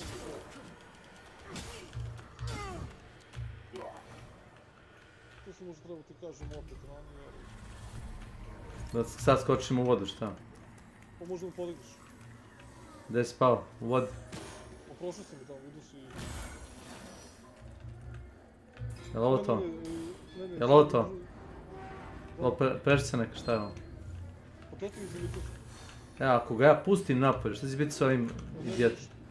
Siguran to što tvrdiš? Ma ubit ćemo ih, brate. Ne kontaš, gledaj. Može li on da me prati? Može li, ali ne znam šta sad. Pa da ih pobije, brate. Koga? Njih. Ko bi ih pobio? Pa viš da je agro na sve. Ne, nego to je samo tako ti izgleda u onoj zoni kao da se bio, to ti ono... Ne, mislim da ne izgleda. Mislim da sam u pravu. Ne što ti si živi, ne znam šta su pravi. Pa nije me pratio, ajde dođi vamo da ga bejtujem. Ali neću da ih... Oni sve rade za cilj, je. Jeli?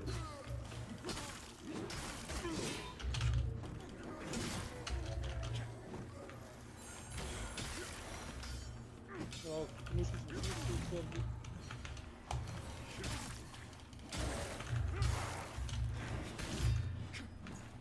Daj!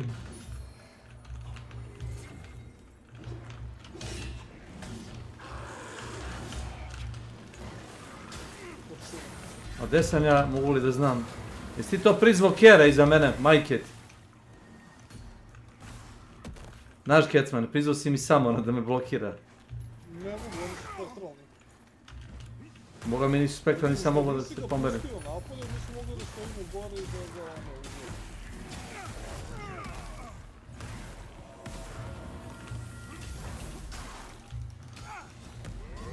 Izgleda umor.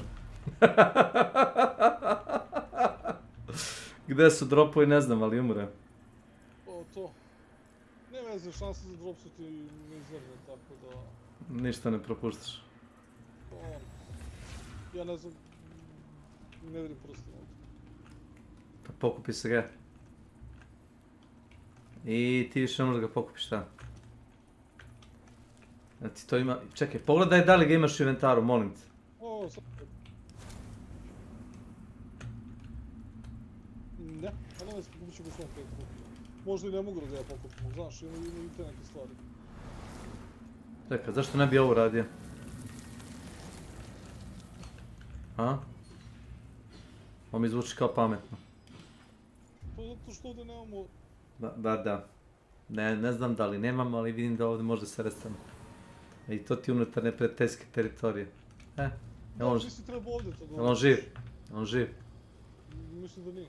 Nije dobro. Šta možemo sa... One time kill. Nema veze. I ako imaš dropove, više ih nema od njega, šta? Pa imaš šansu to jedan puta, ali kažem ti... Toliko su slabe šanse za te dropove da nam pojma, ja ne računam od njega ništa. Kažem ti, ja sam ih ubio dosta u svom playthroughu i ništa nisam dobio.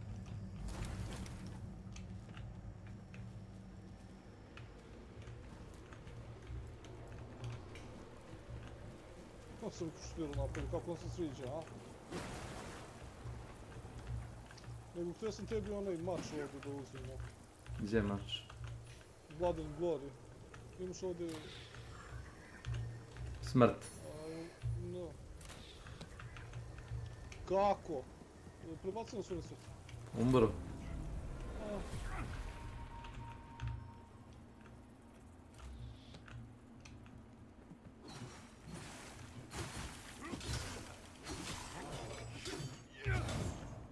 Ja sad pazi, ovdje imam sigurno, ne?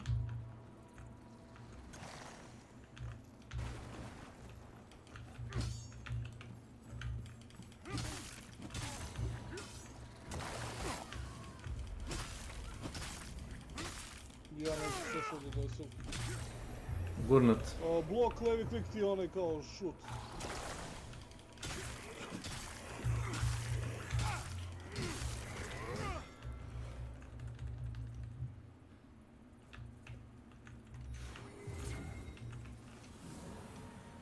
Šta je ovo? Ček samo sekund doći vam, samo da vidim. Da, imaš ovo ovdje. Materijal. Da, znam, nego imaš ovo ovdje, onda nemaš ovako da više se vraćaš. Dobro. Onog što ga kidaš iz grudi da dobiješ na strani.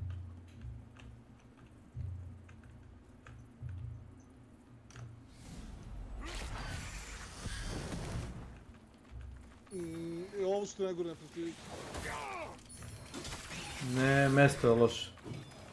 Da.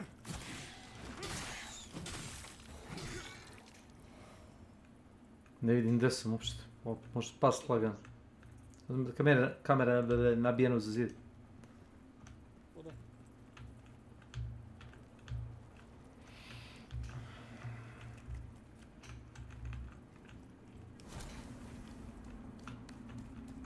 Ubrsi, tako da... Gledam, više kao baterijska lampa, razumeš. Za to mi služi. I ovdje imaš viteza ili ti mene naravno sa psom, znači...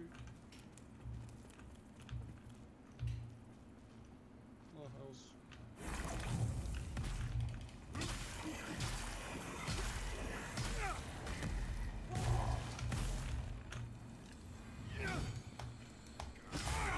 Nek siđu. Ano, ubili su psa. Čekaj, probam ovako s dve strane da ga... Ma važi! Znate, udara me iza leđa sam. Vidim. Koristi neki ovo. Ovo.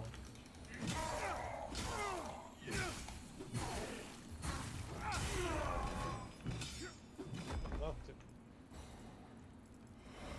Imate 360 moj svaki zamah. A, vidi se. Neki specijalni napad radi. Će obojicu nas udari. Kako radi, kako udara.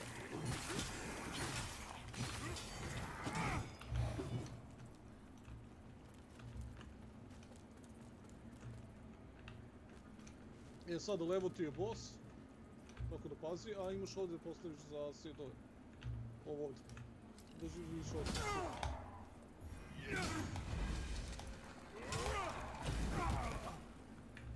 Super. Tu je bilo bure od gore. Nije bure, neko nas gađi. Ne, bacili su bure. A imaju sa strelci. To je sad šahmat tam, gospodin.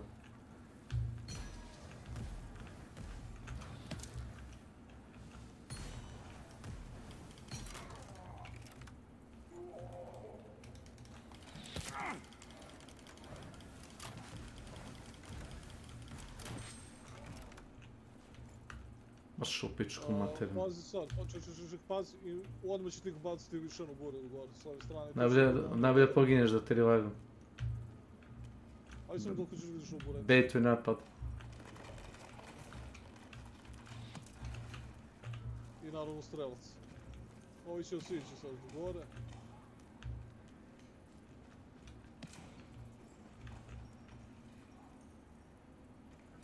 Dobro, nisam mislio pogineš ispred njega, ne mogu te revivati. Ti baš bežiš od tih strela, da iskoristim jedan da te revive. Ne, nego, znaš, njega sam htio da slučam pa ćemo lakše zaginuti.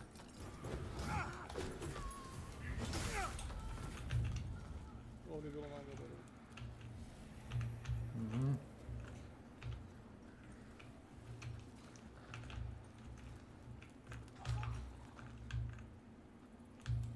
Tu ti je boss, Ilija, tu ti je boss, rako.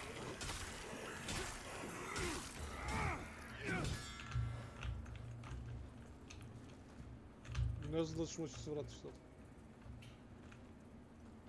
Da, ne možeš se vratiš sad.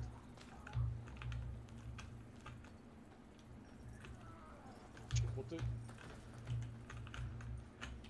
Pa si... Pokušavam da ekripam magiju.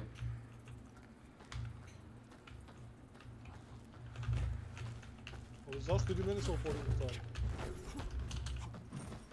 Neki hitbox je jako čudan na ove stepenice, samo to ti kažem, kad budeš došao vidiš. Kačim ga nogom, znaš. Dopusti da me ubije, a? O da, dođi. Samo nemoj tebe udari. Nemoj tebe da udari. Da, lakše to... Pa, ja sam ga izbjegavao sa bez helta, evo ti pokušaš da gubiš. Bjež.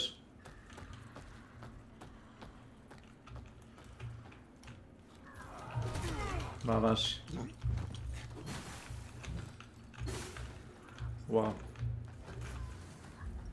Brate, ja ne mogu... Ne, znači ovi hitboxovi, pa ja ne znam gdje sam safe. Jedno ti jako čudan, hitbox ima stepenište. A kačim se, nemam pojma na što se kačim, znaš. Samo vidim da zapinjem mnogo. Neki lag, nemam pojma. Nije lag, nego jednostavno je šire stepenište nego što ti misliš. Vidio!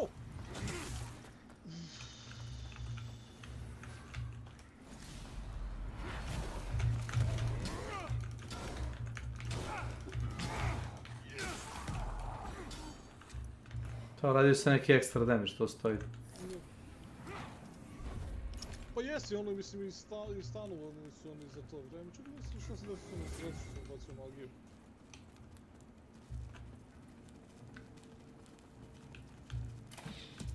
A ne, pao sam skoro mrtav.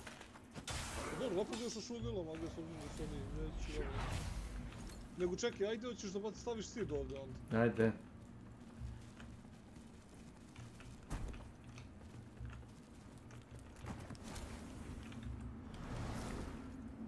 Ali nema da se restavim. Znam, ima neki revenge gore. I ovo ti je, mislim, kaže ti ima taj Blood and Glory, mislim se zove mač. Radi, bleed i holy. I naravno fiziku. Samo pazi. Tu imaš viteza i nekoliko pasa.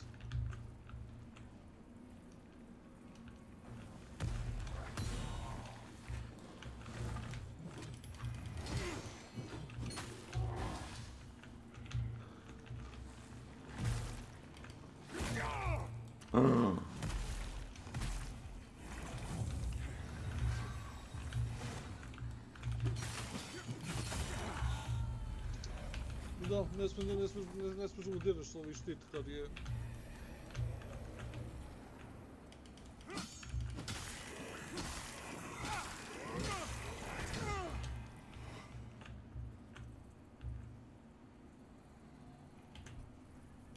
Znači, žigram kao kukavicu, nije problem.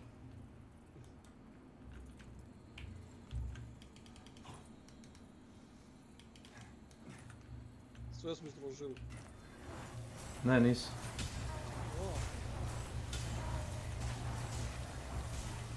Zid.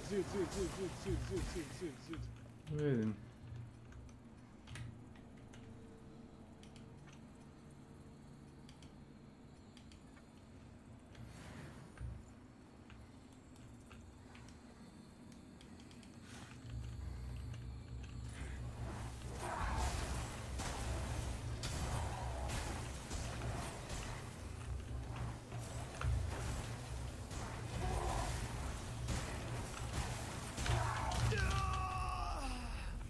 Ja mislim je pisalo da ti uradio 200 damage. Radio dosta. Koliko helta imaš? Baš mi zanima. 400 možda. 400-500. Znači to... 400-500. To je 50% malte ne skjeri iz jednog udavca. Je. Znači, ovdje ti kažem ti taj boss, a Bar... da samo probam... Čekaj, leđe. Jo, ja zaboravim ovo. Da je samo on.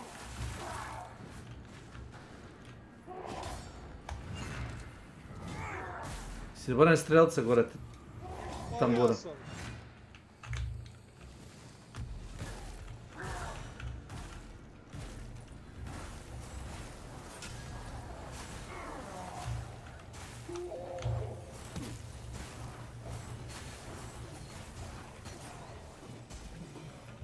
Ali toliko imaju mnogo ovog stagera.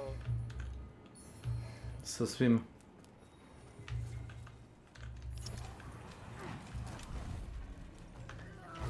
Oj! Oj! I to? Opala. Ni ne vidim ga gde. Odmah gore. Pa ne vidiš ga iza ćoška. Ne ovaj glavonja, već onaj strelac. Da, odmah gore iz...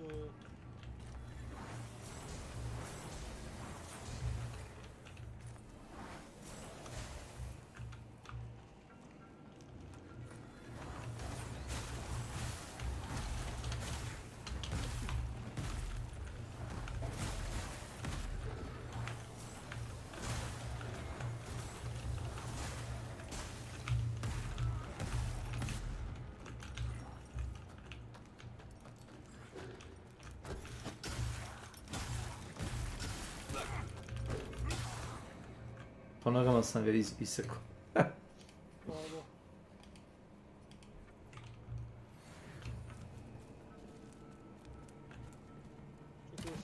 Vidio si išao dole. Greška. Vidi, pobjegao je sad, znaš. Pa da napuni. Ma napunit ću Ali me je uredno sačekao ono.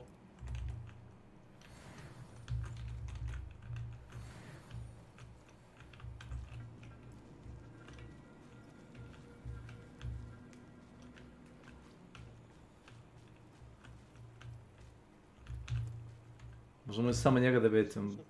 Pa ne. Imaš ovdje da pokupiš ovo, doći. Kerovi. Evo, dođi samo pokupiti jajte, samo pokupiti jajte. A pokupi jajte.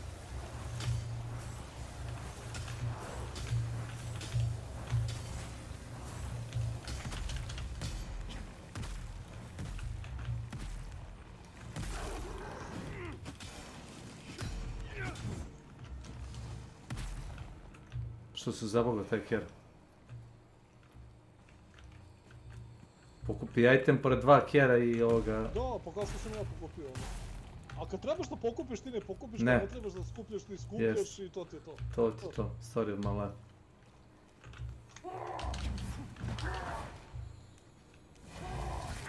Wow. Gađa me nekim projektilom.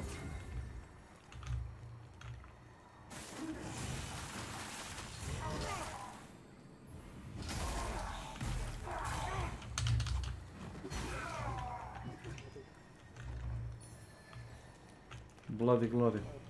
I šta je Bloody Glory?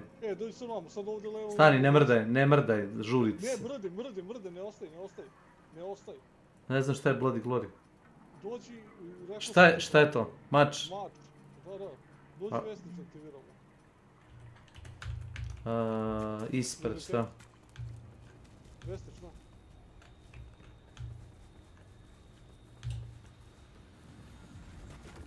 Znači, ono što je bitno. A to. Imaš ovdje Dark Crusader ring. Da. I sad, rekao sam ti pad gore ti ono dvoručni mač i raditi bleed i holy. I dobar je. Ali mislim da nije longsword, da je greatsword u pitanju. Ali ne vidim ga gdje. Evo ga ovdje. Gleda. Pa u mačevima, znaš kako... 20 strength, 32 radijan se traži. Da, zato što radi kao taj holy, ali radi super bleed. Jedino što je taj grand sword, znači ogroman, bit će ti možda onda sporije. Čepam, znaš koji treba radijan se... Dark Crusader... What?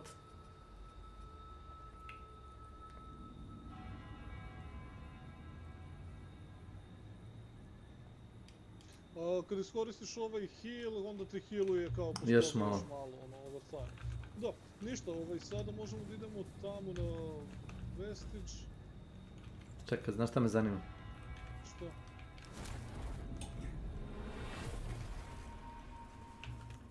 Šta te zanima? Pa ovo, šta ovdje ima?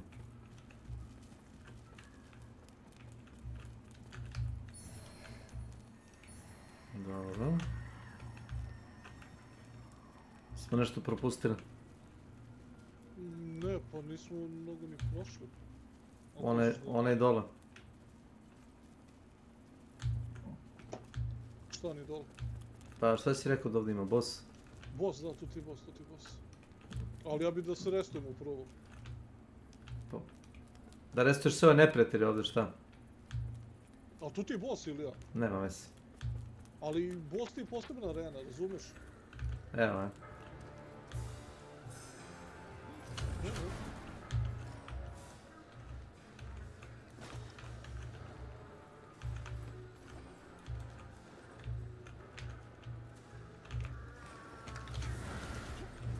Ima neki kaster iza njega. Da, ima ih puno, nije neki, nego imaš i to i gore u kolibici, nekoliko i tu imaju oni srce, ima... Možeš da ih pobiješ budući da je, znači, fokusiran, deadlock na mene. Da, ima 4 kastera i imaju svi srce. Bi ne mogu da ubiješ jednog bar. Ali imaju srce, ne slušaj.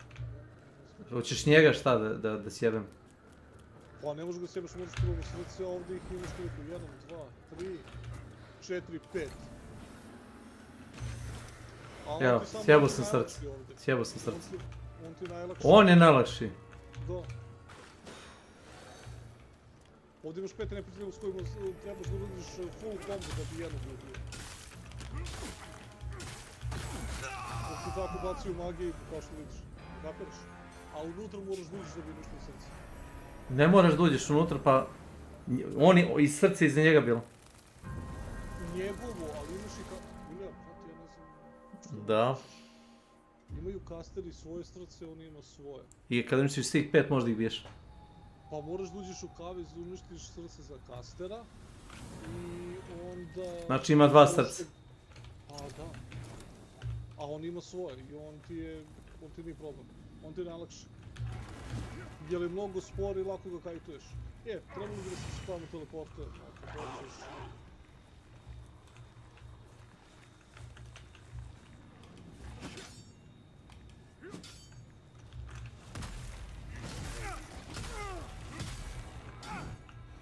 I onda treba otrati situaciju da mi njima radimo dosta smanjenim damage, jer nemamo te upgrade-ovi level. Ajde se teleporti tamo, a ti bi ovoga da barniš, ajde.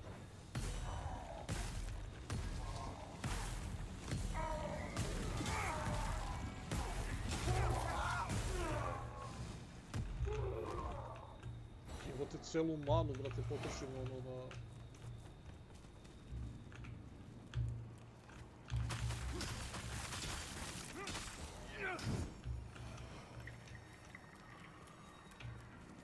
Znaš, kada igram solo, otprilike sa jednim mana poolom skoro bossa mogu da ubijem, brate, ovdje 2 neprijatelja ubijem sa mana poolom.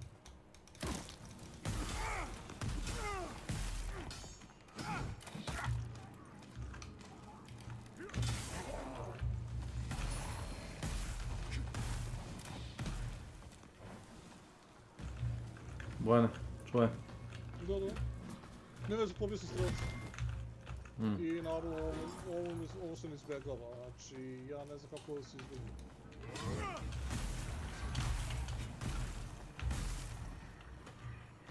Ne više malo.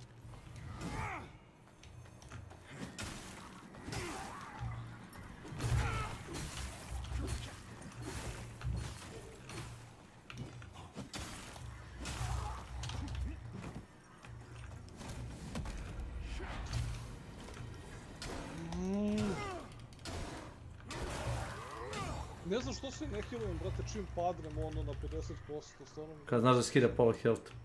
Pa, to ti kažem, znaš, da se healujem, brate, čim me udari.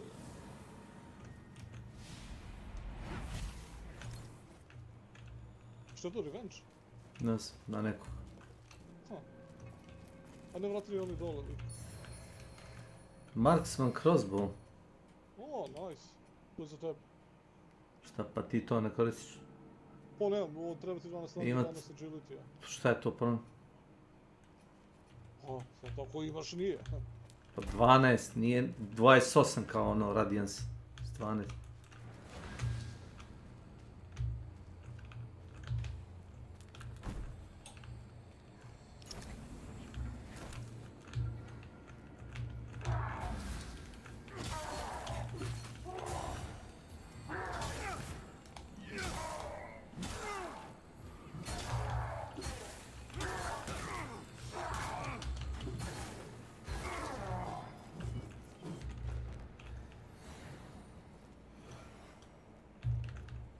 Ne bi da se rastem. Pure Blade...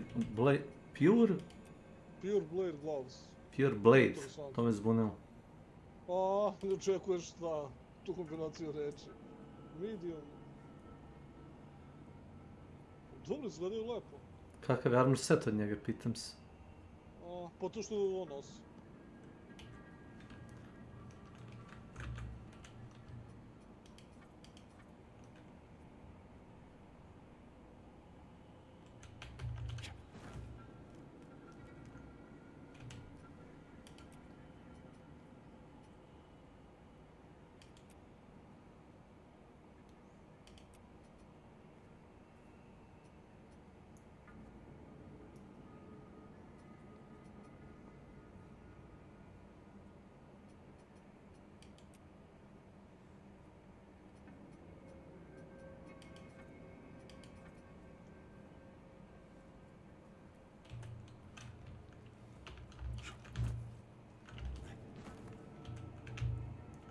Za koju kacigu hoću da nosim? Ovo bi završao posao. A, rest ili... Treba bi da poginem jednom, da me revivaš. Zapravo ako poginem, budući me umbru. Ček, moramo rest. Znači moram da gubim. Oh my god. Ono. Sve ne vidim problem s time, možda baci armor. Ja sam optimist. Neće ti baciti armor. Ček. A mogli smo da uđemo. Pazi. Da. Drugi.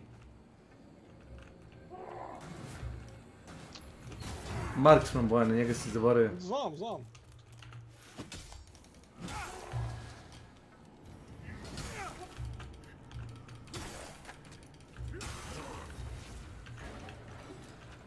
Super, ja sam minus 2 heala sada. Češ da te ubije? Ali on će ti biti minus 1 heal. Poli me briga.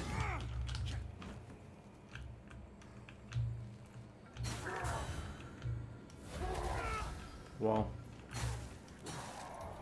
Ne znam kako možete dovatila to, znaš.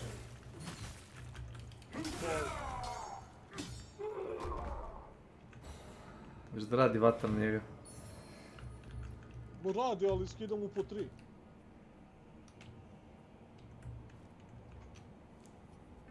To mi se radi. Ne zaboraviš na ovoga. Ako hoćeš da farmujem njega, ajde da farmujemo njega, ali ja ne bi da bijem od njega pa da idemo boss fight, jer ne znam. Uostalom, ček sad sam sve da vidim da li imamo slični za upgrade-ove. Koji ti materijal treba za upgrade? Po ono kamenje što skupljamo. A koje? Imaš small, medium, large i za 4. upgrade, znači... Šta treba za preko 3? Da. Taj medium ti treba za 3 plus valjda. I onda ti large ide na 8 plus ili na 7. Imam large. Ne piše koji je. Evo ovako, znači imaš small, regular i medium. I large. Da, large. Da. Koliko imam imaš large? 2. Znači onda možda staviš možda na plus 4, ja mislim. Ti si sad plus 3, jel tako? Ajde. Pa mora bi dobijem ovoga. Kako ovoga strelca da betujemo? Gdje je on? Pa gdje je strelac?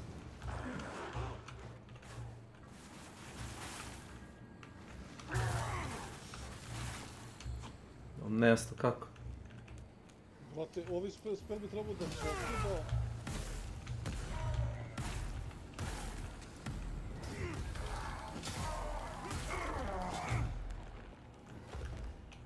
Ono gore, brate, nego i on se zabagao u pucu u teksturu, znaš. Jel? A, sad ne gađa. Imaš drop od njega. A.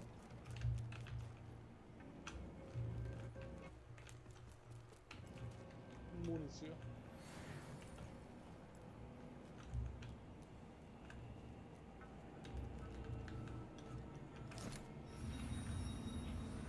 Ne. Ja ne mogu da uđem ovako sam, nego ti moraš uđeš skroz unutra i onda će on mene da teleportuje.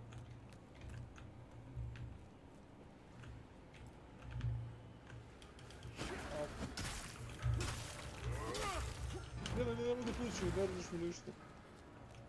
Pa skinemo s health. Ne, regenerišu se momentalno. Evo sad sam mu to skinuo. Skinuo sam i njemu. I jedan sad dvorok mu kliše. A ujebate. Ne znam ko me pogodi i kako. On radi taj AOE, samo što je bio s druge strane i sve nisam mogu da vidim da kad radi AOE. Krene da lupa valjda u glavu i onda to ispali. Trebaš da dođeš. Ubio sam jednu vešticu, ja mislim. Evo, mislim da je on pobio ostale. On? Da, s onim.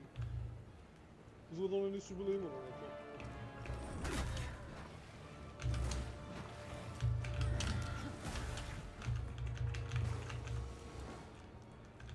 Ne vidim zašto ga ne bismo mogli gađati magijom.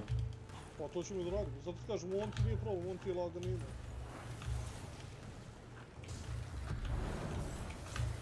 Kad ne bi se krij iz zida. Ovi. Samo treba paziti na to kako on radi AOE. Sad se kino. Ide buff u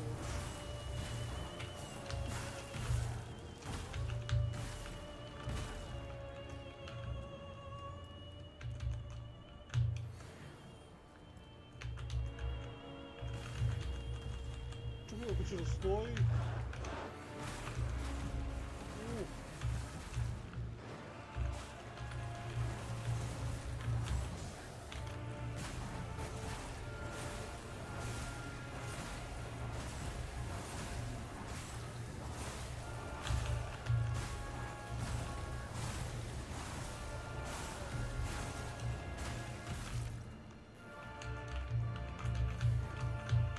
Se mene tiče, meni ovo radi.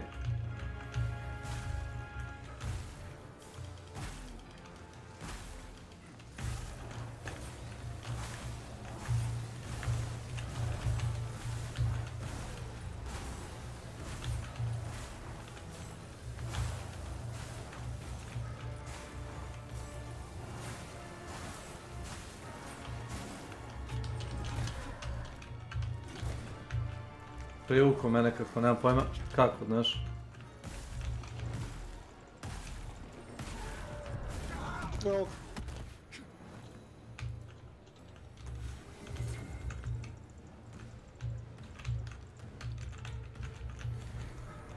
No to je to.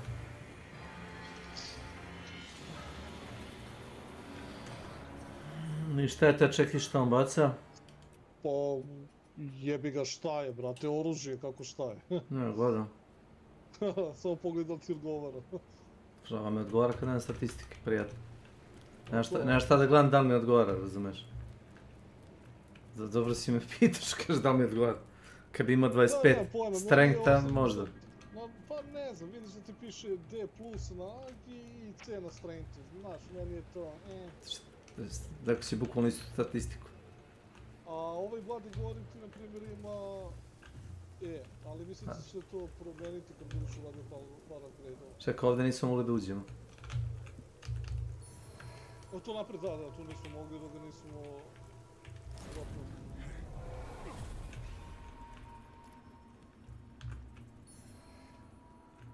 large. Super, sad ćemo moći još jednom level 2 da stavimo. Neka. Ali Ilija, tu nam je bio, znači bukvalno je bio u sobi koju smo prošli, imaš ovdje sekret za bacanje. Bolje da je napolju. Ali bio je u toj prostoriji. Whatever. Restored hex with Zef Crick. Welcome to my channel. S.W.Frost top viewers stream Ambu live. Jeste, vidio sam da se zove sranje da se... Ja treba da znam da on tu stoji iza vrata, jel? Pa rekao ti neko... Pa rekao sam.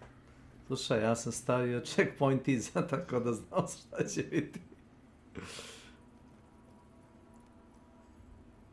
Ne da mi da te digne. Ništa, da ga ubili i umri.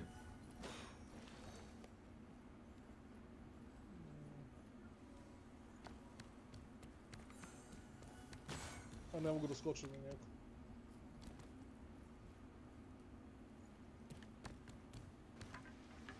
Neće se pomeri, mislim da ga izvučem ili... Udari ga pa ga izvuci. Sve koliki on ima iskorak. Kao gledam Dark Souls 2, takvi su hitboxe. Pa ne samo to, nego imaju i te velike ove... zone, brate, koje djeluju s tim. Pa to ti je hitbox. Bukvalno sam mi stvar rekao. Šta je hitbox nego to? Zona koju napada. Nije pitanje damage, nego... Znači kad uradi, ne mogu da mrdnem. Ja se susmem beš tamo, kućica.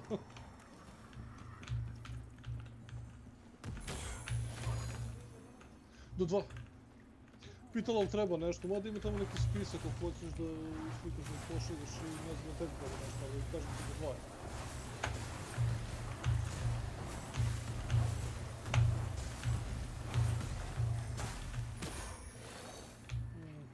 Preslušaj se. Evo, baš mu hvala. Šta?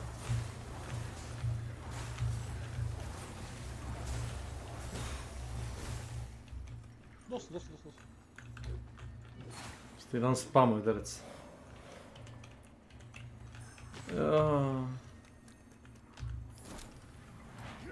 E da, ovdje je fora, nekad ti oni uzmu te duše, da bi dobio nazad moraš da ih ubiješ. Vidim, idem da uzmem level, dok još imam 14.000. Čekaj, imam ovdje. Ne moram da resetujem se. 14.000 imam. Ovo nije reset, kako ja znam. Imaš ovdje kovčak. Sve u redu. Nisam resetovao. Već se objašnjam. Ne znam, pokupio sam ja, dobio sam materijale. Ako hoćeš, možemo da idemo u rad, da pokupimo... Šta? Upgrade-ove sad. Ali ovdje ne treba da idemo, ovo sam trčimo pred rudu, samo da znaš. Boli me briga. Idem dok ne udarim u zid. Trenutno nema zida. Ići mnogo sporo. Trenutno nema zida. Pa nemaš zida uopće. Gdje je taj sanduk? Pa sam ga skupio sam traktor. Koji? Pa odmah kad uđeš desno. Pa to već sam dobio, šta je to bilo? Armor? Ne, materijal, upgrade. Osnovno možda da nije bilo loše, evo otvorili smo ovdje neku prečicu. Za nazad, jel? Da, za nazad, bukvalno za nazad. Napokon radim damage.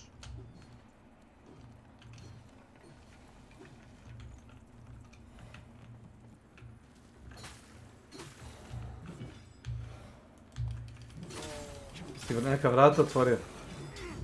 Ne, spustio sam erdivine za prečicu, sad možemo tamo da idemo... Po nahođenju. Pa da. A gdje ovo vodi?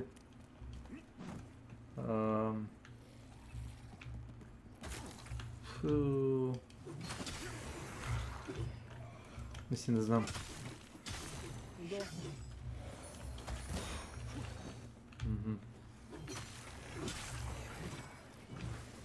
Što ovaj poslička ne može se kiluješ kod svakog uvrca.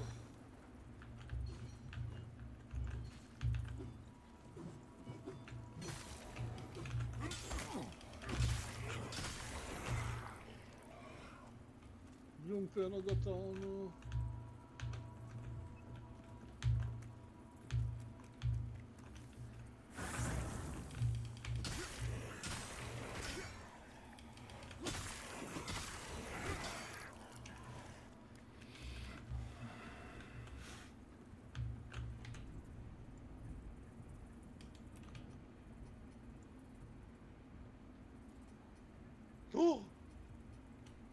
Šta je? I uspijem da dođem njegov charge i prvi put kad sam uspio da dođem njegov charge, skočim dole.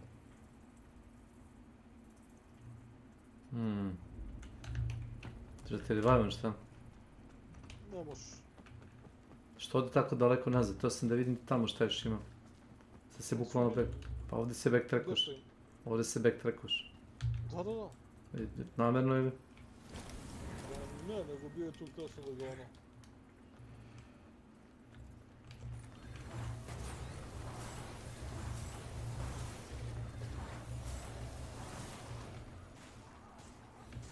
Toliko.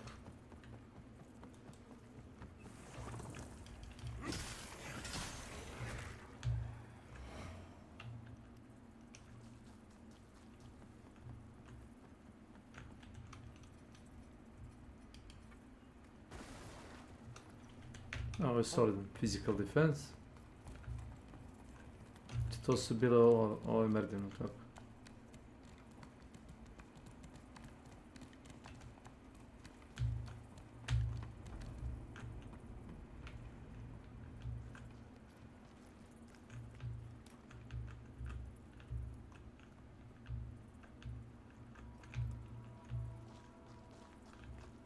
Dole, ali tako? Ne, dole ti bre treba kako se krećeš ove zone, vidiš što ti je ona ruka bre, prilikom koje smo lognuli i sve to. Či gore?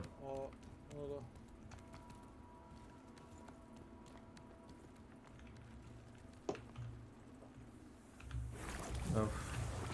Leptir.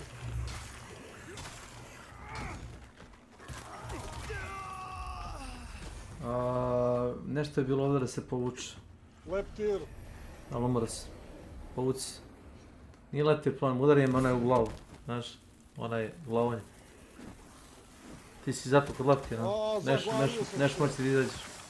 Pa ne mogu da se. Može. Ne, vidiš taj. Taj što te sad udari, mene ubije. One shot me. Nije me udari, nego je one shot i postoje razlika između udarca. Postoji razlika između one shota i između udarca. One shot je kao, znaš... Ali da, znaš šta je ono loše, zato što kad te jedan puta potosira s tim, postoji šansa da te potosira još jedan puta posle toga. Odmah... Posno. Čekaj... Možemo sa tim da pređemo. Je, probably. Gore te dio. Čekaj, ne moraš onoga dole da igraš, znaš. Ne znamo ti, neću.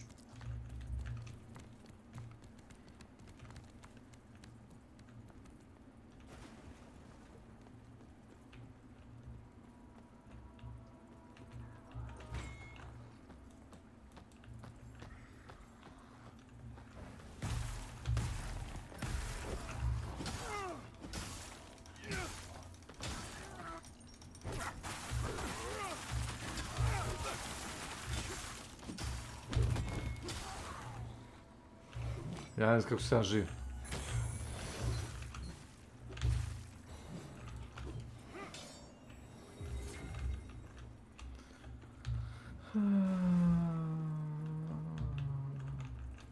A gdje su mi duše? Kod nekog neprijatelja naprijed, šta? Neko tom što te ubio ili ti je bacio... Nije bacio. Možeš da siđeš ovdje dole po ovo. Jel mogu? Pa više trebaš. Da ne kažem moraš. Šon, šta je ovo? Cvet? To ti je runa. Ne znam što mi pričaš, šta je runa? Pa runa koju guraš oružje. A gdje su soketi za runu za oružje? Kada naprediš oružje, otvoriti soket. Pa to mi reci.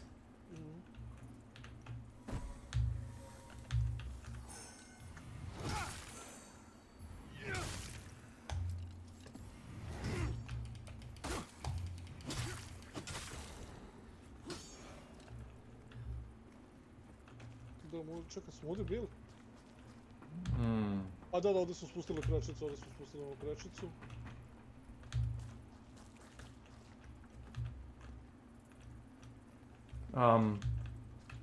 Jebik, Jolo.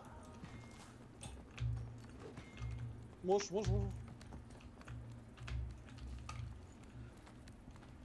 Zašto da me udari kroz zid? Evo hodi, vada. Našao se. Sad sam ga našao, ispod, pa se vratio. Pazi. To je to, pusti.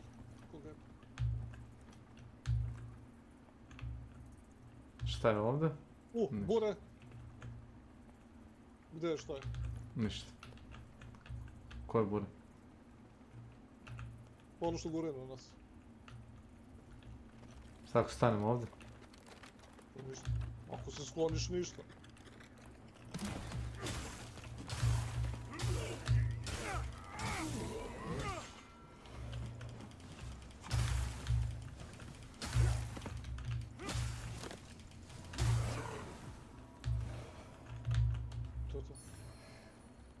Evo ga neki nugget. A, regular, da, to ti je najbolje. Crossbow.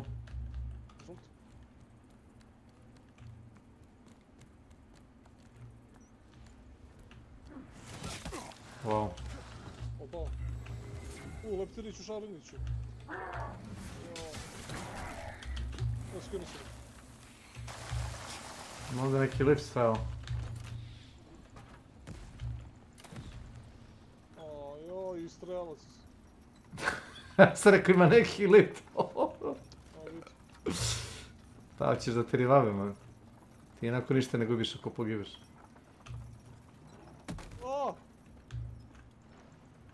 Tako se ja dobro sećam.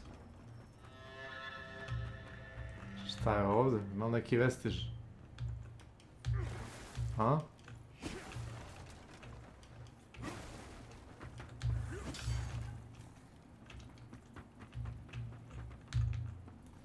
zadržim se. Hoćemo postaviti gore? Ti pošaljem. Evo ti ga lift.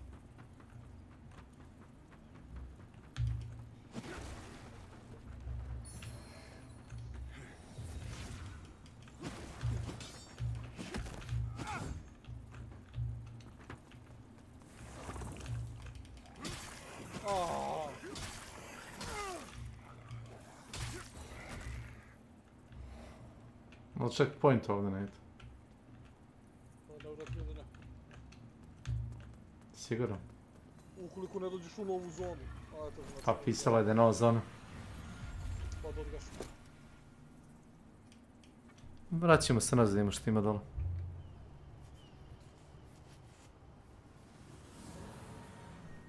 Sad drugo možda ga je lakše isjebati ako nisi u spektralnom svetu. Onu bagru dole. Gdje sam ja? Pojma nemam. Aha.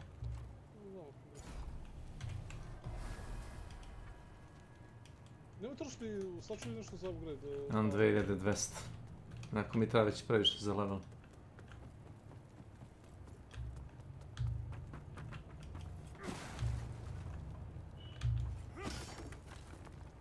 Šta je ovo crveni, ovaj čup ovdje iz...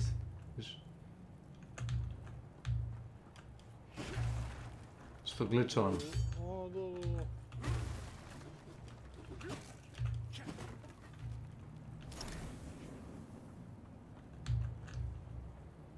Mi tada smo u onom drugom spektralnom svetu da bismo one pobili dole.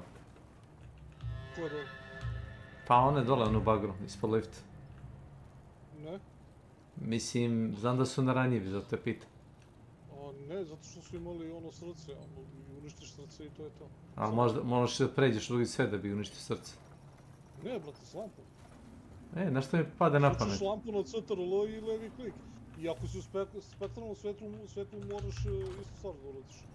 A da li moraš da pređeš u spektralni svet da bi uništio srce? To te pitam. A pa to te pitam. Čekaj, samo stani sekundu. Lift. Da li možeš s lifta negdje da skočiš? Ne možeš. Ne, platforma.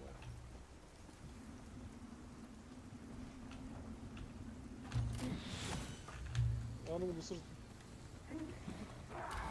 Mislim sam uništio srce, ti si mi poslao u bar, samo da znaš. A. To je bio... Mislim sam uspio srce da mu uništim. Ja ne znam zašto. Zašto sam te poslao gore? Pa da bi uradio vektor lakše. Ajde. A dobro. Ja, sad...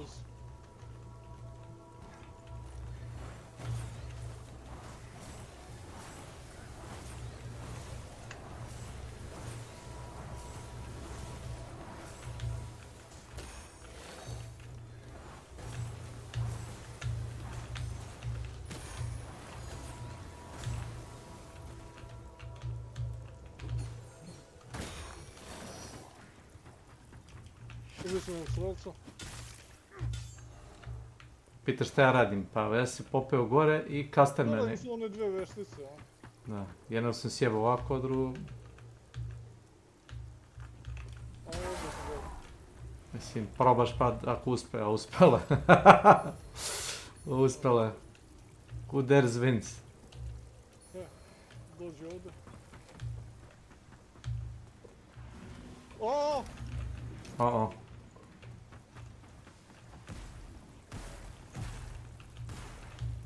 On ne ranjiv. O, ne, nije, samo ga ima.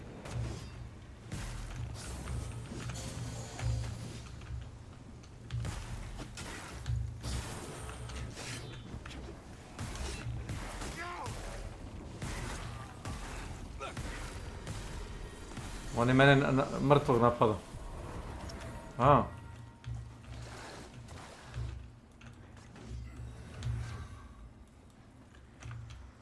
Si otišao iz mrde, ne? Ali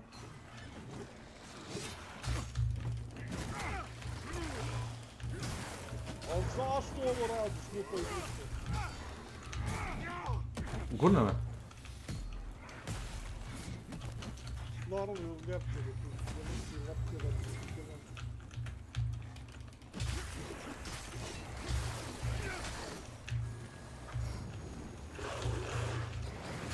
Koliko ovo meta ima ovdje?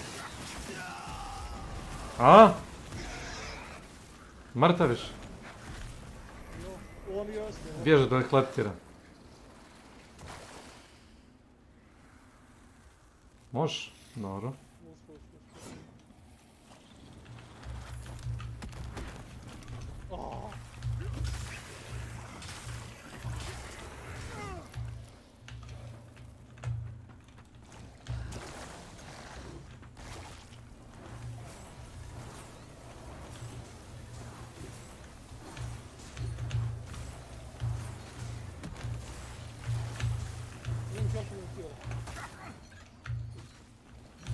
Ubit ću sad.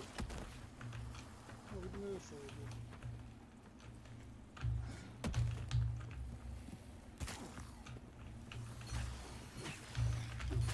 Ja čekam da to živim. Vidim živ si. Nema živo ovih mali.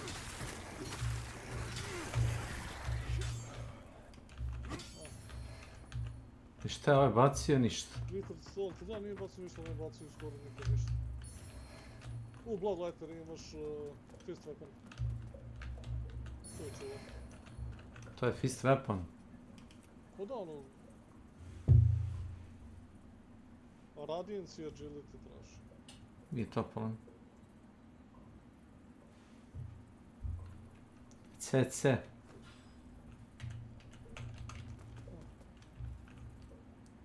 To s dve ruke ili za jednu? Za jednu. Moraš jedno oružje u jednu i drugo u drugu. Pusti ga ovdje da završi.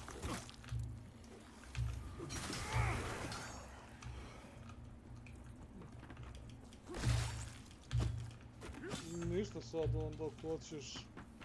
Idem gledam, kod da se vedu. To je bilo to. Ovaj bio unutra. Ajde, ubi me više. Čekaj, što nisam još samo skočio dole? Ne znam. Kako mi što iskočio?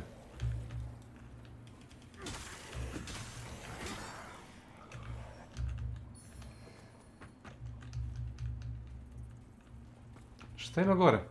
Od gore smo došli. Ne, ja mislim da smo od gore došli. Od gore smo... Ne. Od gore smo došli, a liftom smo išli napred. Lift. Da, lift je druga zona. A šta, ovo nije gotovo, ima još? Sigurno.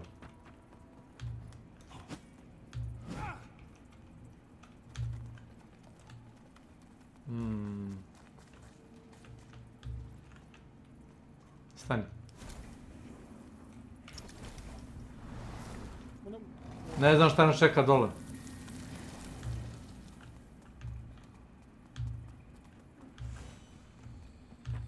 Da. Evo ga vidite, ne vezao sam onog strelca, rešio šutu sam ga dole. Jel ovaj... Au, brat. Jaj.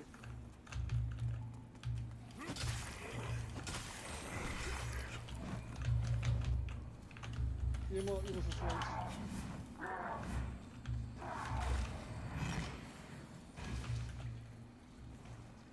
Ali ne vidim gdje.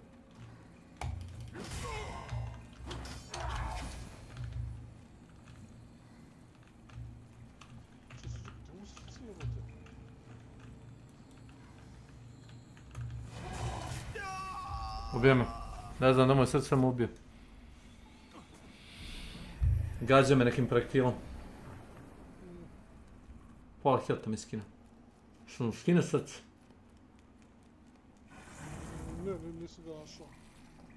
Ne vidim ga nigdje. Čekaj, možda treba da ga ono solo ripujemo? Misliš? Ma da, ja mislim da ne.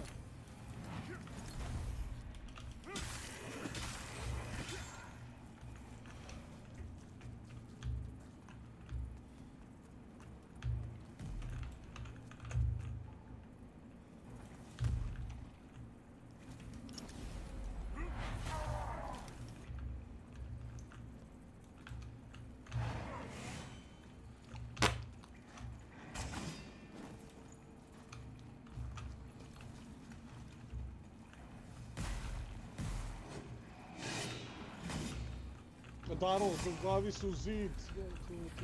Odatle nema izlaza. Ali... Vole bi da se lakše možda nišani s ovim spelovima, da ne moram da ih nosim. Moram da držim CTRL i da tapkam trojku zbog nekog razloga. Ne kapiram zašto. Šta ne moram. Nebitno da li držim CTRL i Shift, ali držim modifier za spelove i da tapkam dugme 3. Šta, kako drugačije bacaš magiju, objasni mi. Levi klik šta? Desni klik. A, magije to, da, magije da. Zašto je pritiskao broj, objasni mi. Kako to ima logike? Zato su mi one... Zbog joystici. Da, zbog joystici. Stavio da budu na levi desni, kako neko je bacio malo. Evo skinemo neki health. Da, ali ga vratio uvijek. Ne, vraća ništa.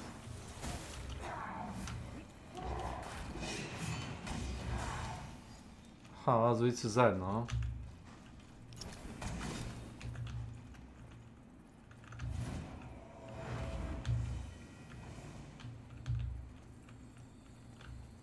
A ovaj mu buffuje, a, ovo.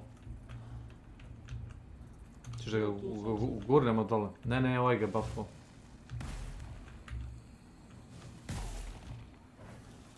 Vidiš kako mu se skinemo, tako mu se vrati. Ne znam baš. Gledam.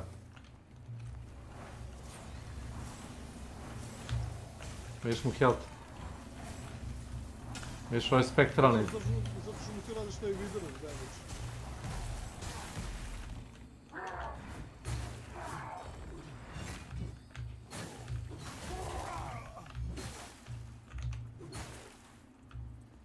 Fully loko na mene, nevjerojatno. Ti možda možeš šta hoćeš.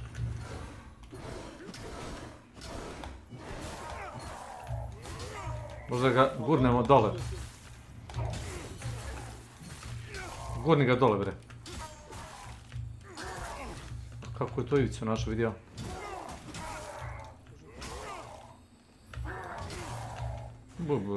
Eto, pa budi neranjiv do sutra. Eto viš ko kaže da moraš da mu uništiš srce. To je to ti rekao bio. Ma kak. Ali nema ga nigdje, ne znam. Nema veze. Zaobišli smo problem. Vrlo elegantno. Ja ne vidim grešku u našem planu. Da, posle.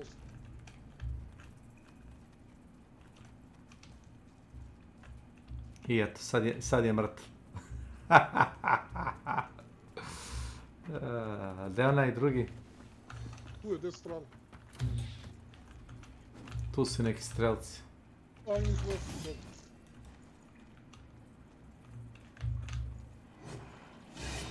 Vidi ovo.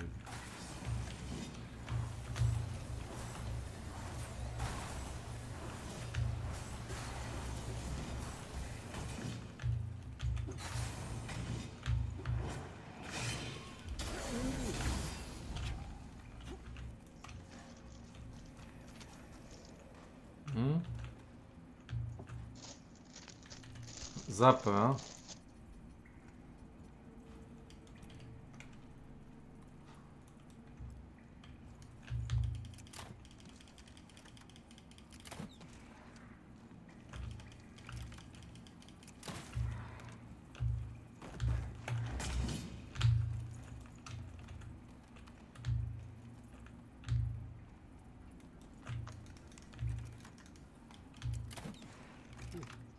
to čekaš da ti okrene leđa i strela u leđa, odmah idemo. Bio mi dobar u Dark and Darkeru, ne?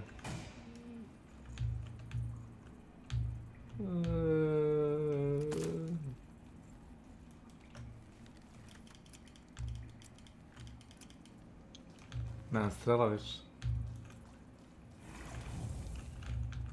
Pazi, dobro. Ništa se ne desilo. Lažnjak.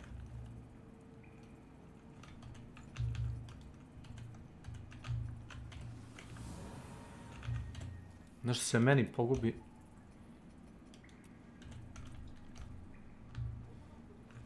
No.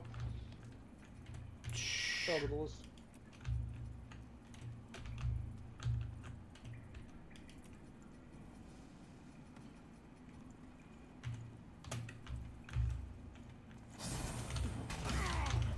Ne znam ni šta me udarilo.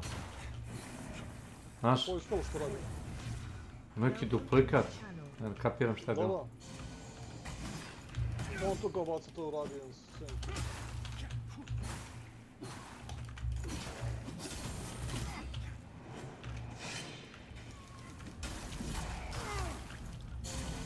Idem ti stan lokove, više njegove.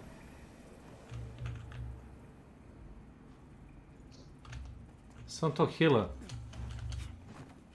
Mhm. A ne znam se healuje. Heala si. Znaš sam da health kako se regeneriš. Možda bolje da ga ubijemo ovako regularno, bez... Ono sad ćemo imati sve resurse. Znači on ne daje ništa. Ja ga nisam vidio da dao ništa. Pa nisam primetio ni onaj prošli da je dao nešto. Čekaj samo šta ja mogu... 500 health imam. Ne znam koliko ti imaš. 512. Ja imam 6. Ali koristimo onaj ring. Ne koristi nikakav ring. Čist bakar, gospođe.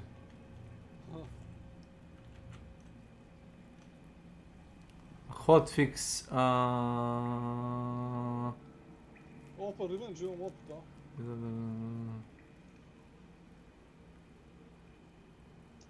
Jo, idem jolo da probam da šutnem onoga dole.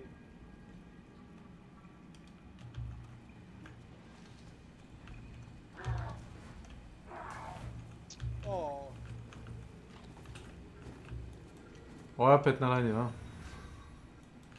Ništa, aj nek nas prati, pa da. Evo ga srce, evo ga. A gdje je bilo? Evo sam ga našao, bilo tu kao njega. Misliš, zaglavilo se negdje, hoćeš to da mi pokušaš da mi objasniš?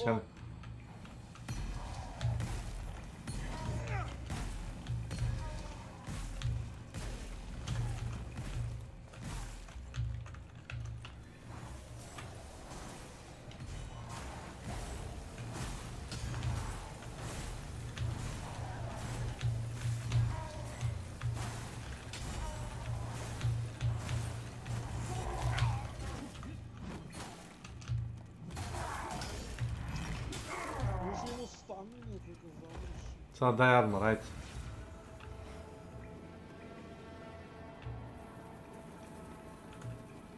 Ne da armor, pička, raspala.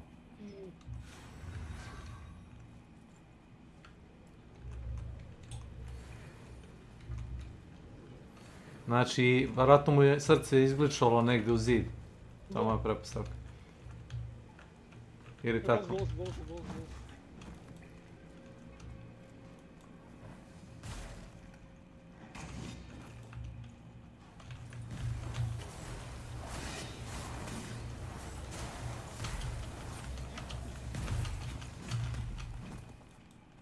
Ide ka meni, da ti objasnim. Ali kao fora znaš gleda u tebe.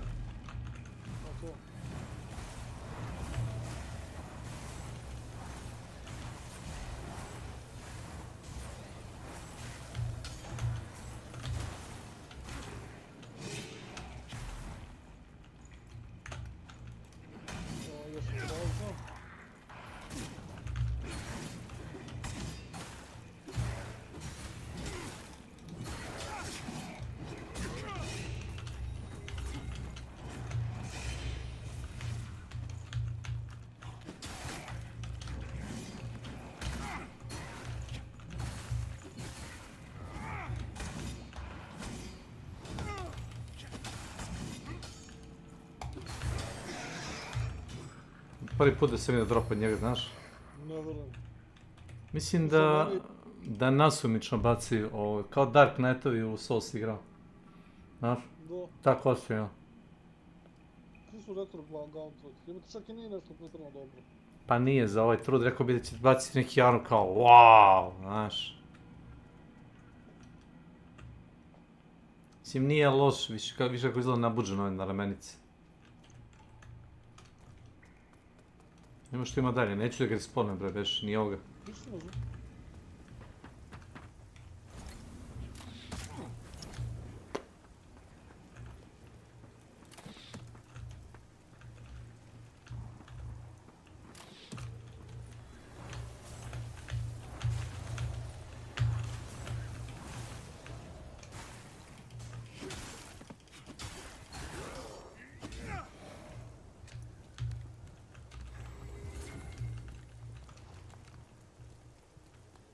Imaš ovdje loot.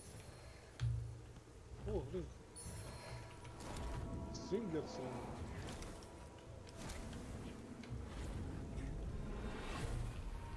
Oh, additional damage with throwables.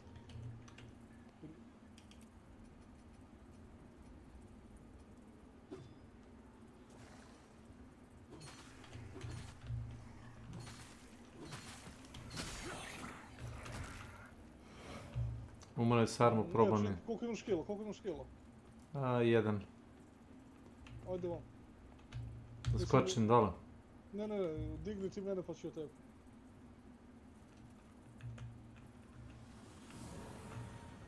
Skoči. Ti će to pamet. Pa imat ćemo sad jedan drugi, ja ću imati 2 heal. Minus 1 heal. Da. Ti ćeš imati sve, ja ću imati minus 1.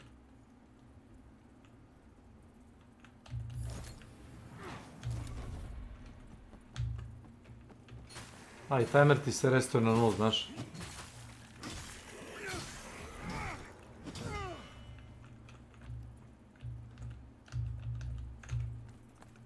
Čekaj, jesmo ovdje završili gore, jesmo?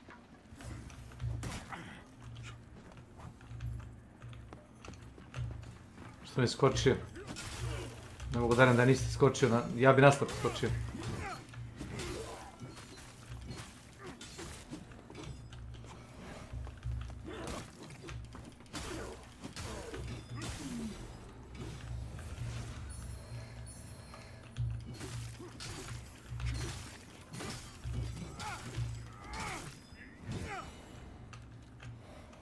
Evo ga tamo jedan. Neki lift ima nešto. No. Evo koliko kliktanja. Češ ga imamo lift on? Imamo ovdje neki prolaz.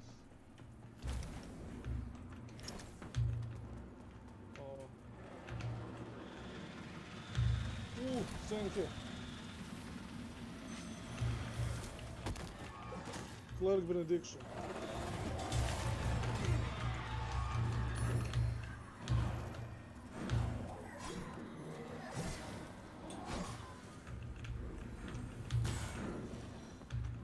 Dolijali su mi. Evo daj mi samo sekund brzo.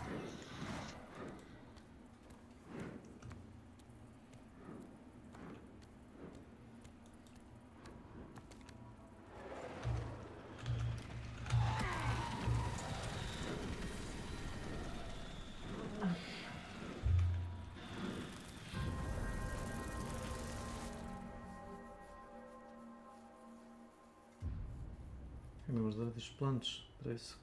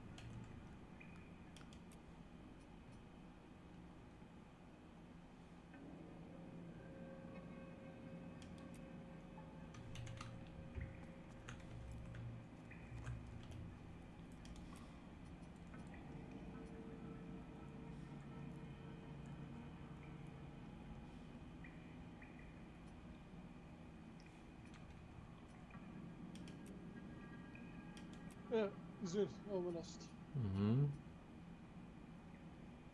Hoćeš idemo tamo u hub za upgrade-ove? Nemam čime da kupim upgrade. Aha. Crko ne, meni ostao sad 26.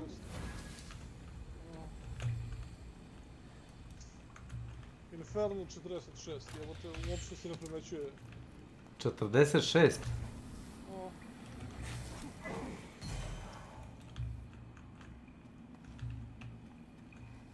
Imamo ne vidim sam slovencu opet. Pa pogledaj tamo. Već sam mu sjebo to, vidiš mu health. Već sam. Aha, aha.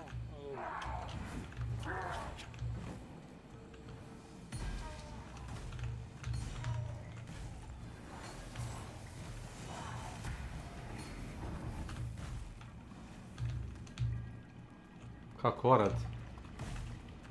Pa kao što vidiš nikako.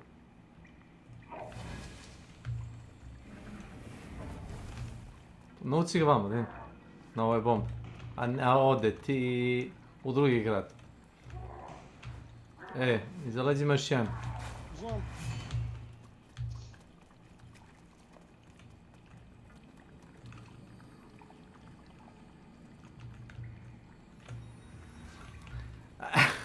Aj, ozbiljno.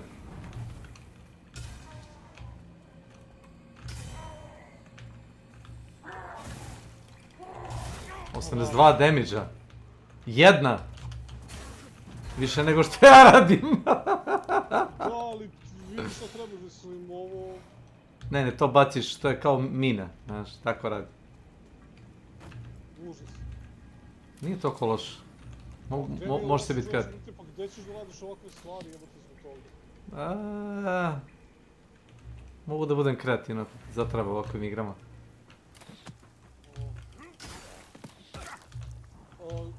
Blok i light attack ti šut, ono. Dobro, nisi ta šutnem, to je zgudarim, evo ga gore ovaj. Ne, pa šutiš ga i light attack dole. Ovaj se respawnuje inače. Da, da. Ne razumeš. Aj maki ti skini ovoga s magijom, gore. Ne, Kecone, idi napred. Vidiš šta je dole ispod.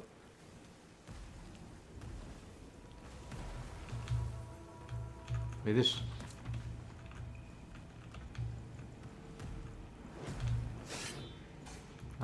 To.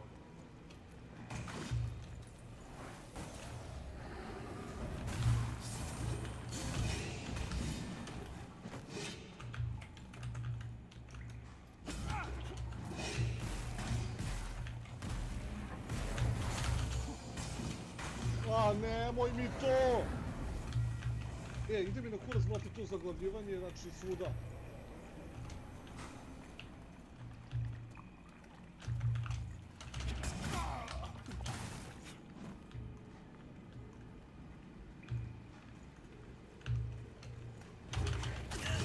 Ma kak, ovo ti je roll catcher bio, znaš? Znači, bukvalno sam prošao ispod njegovog mača da bi on udario negde. Možda jesu.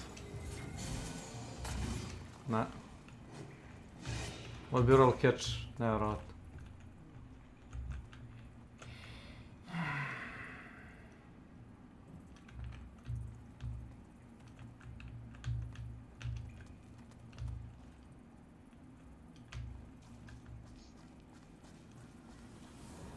Ali imaju dosta OP statistike, brate, ti...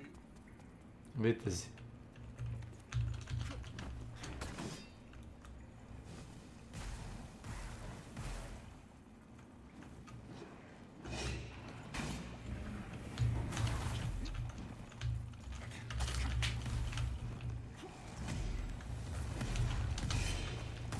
Znači, u 2 skoka je došao do mene, znaš?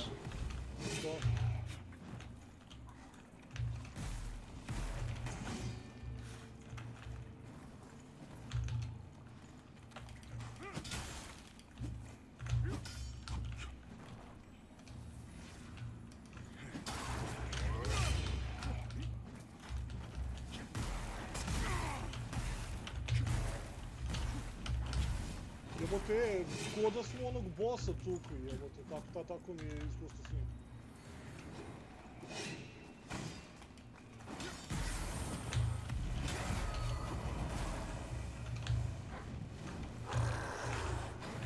Jesi ti ovo prizvao ili?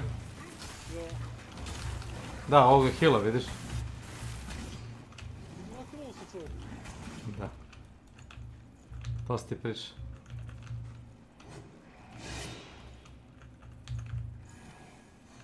A, vidiš heal.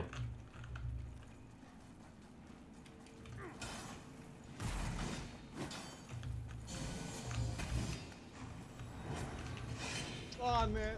Ne, ja više ovi... Znači, iskoristio sam heal i opet je preko heala uspio da me ono... završi. Znači, heal mi nije dovoljno jak. Znači, prejak je za nas ovo, znači ovo nema smisla. Ja mu radim po 30-40 damage, znaš. Ne znam šta, čemu se radi. Ja mu radim 49 sa spelom. A radim u 29, valjda ovako udarcima. 39. Što mi nije jasno, zato što na ovim sekirama piše da se scaluju sa Inferno. Imaju C+. Izgleda da se ne skilluje. Pa scaluju se, samo sad to scaluju, mislim, koga i koristim ovo režimu.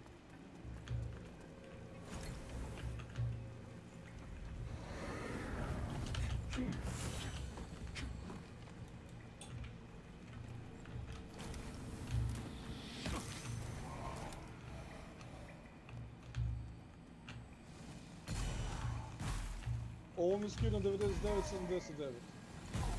Ne, on je već okej. Pa baš.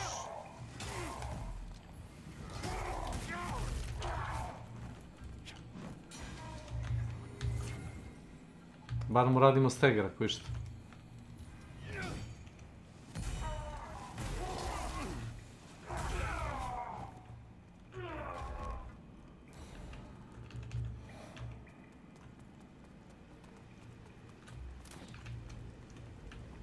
To 25 damage-a taj radi.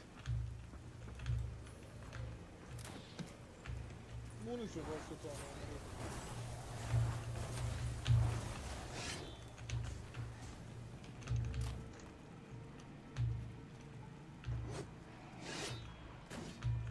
Udara u zid. Dobro, on radi u D6 gleda. On bio buffon nekako. Da, bili nakon kad su revenge mod, onda su...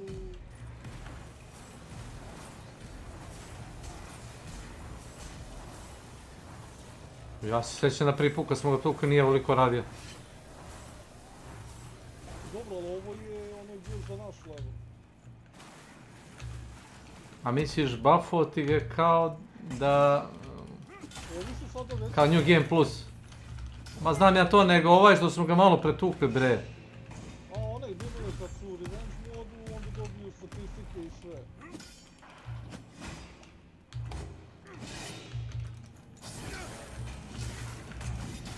Naravno senkom, i nije korisno, stvarno ovo nije korisno. Zašto u stvari ovo radi? Nemam pojma. Mazakist.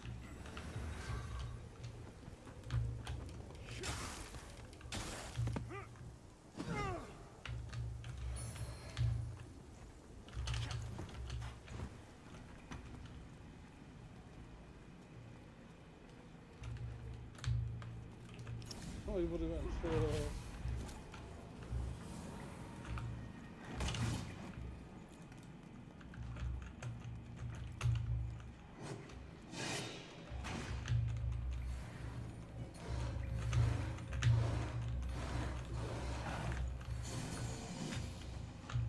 Što meni stuku?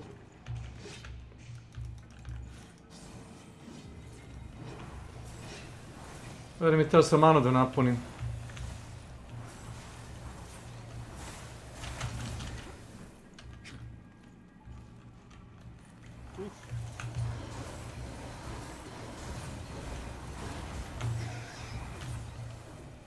Eto. Eto, samo su mu zaginuli, potrošili sve i kao... A šta ima? Eto, mrte sad.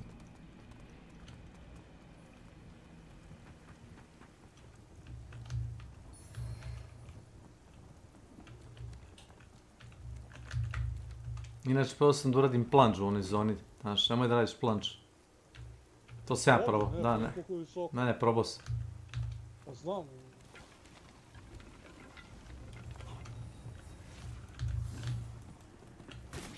Vidio.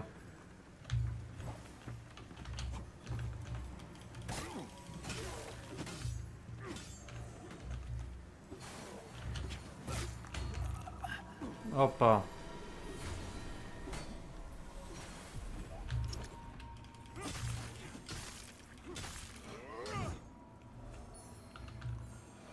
Neko gađi mage, ne znam odakle. A iz nas sobe, o. Neko iz mase.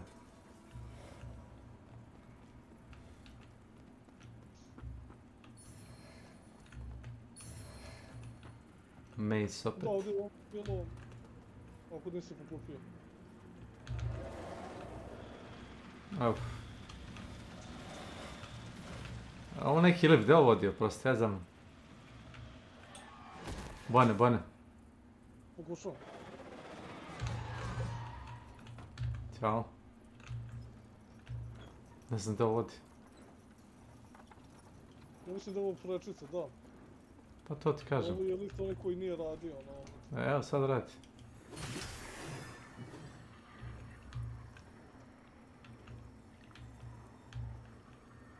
To oni mi 3 vješnice i one kao vitez tu s strane.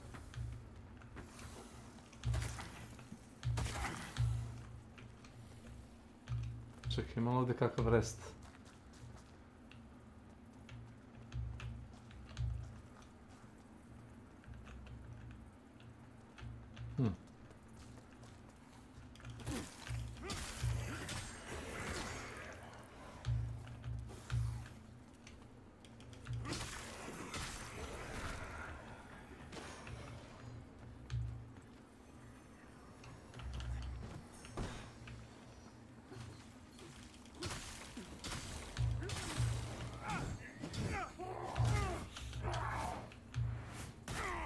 Vidio.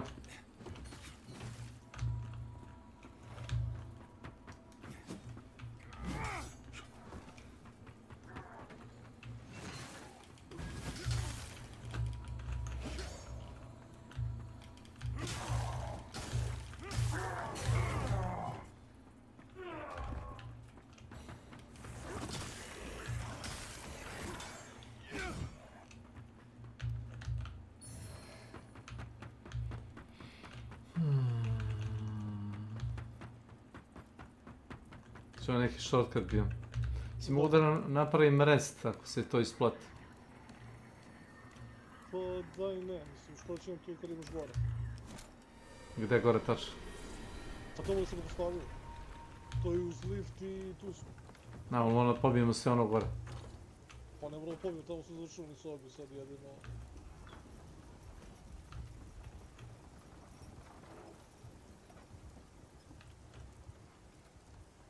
Oni su se vratili ovdje. Mada ja mislim da sad oni ne bi trebali da nas vide.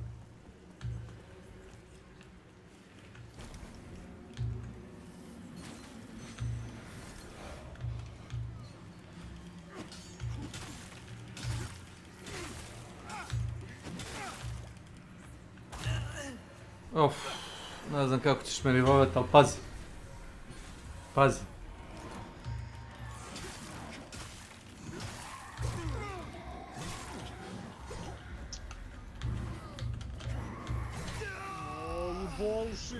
To ti kažem, teo sam da postavim dole. Da se od dole krenemo, ne sad. Sad nam je, znaš kako, ne možemo sad... Ne smeta mi da potrošimo onaj seed ako neću morati, vidiš ta sad samo ono dubijemo da bismo prošli ovdje. Ali ne moramo da prođemo tu, znači to je ti zona, ako si lutao, to ti je to. Čekaj, ima lift, koji je to lift tamo? Nismo mi tamo bili. Kako nismo bili, ili? Saš vidi, aj za mnom. Pa neću u onu zonu, ne onu low level zonu, nego gledaj. Kao da ješ sad gore, pa desno, uz merdevne.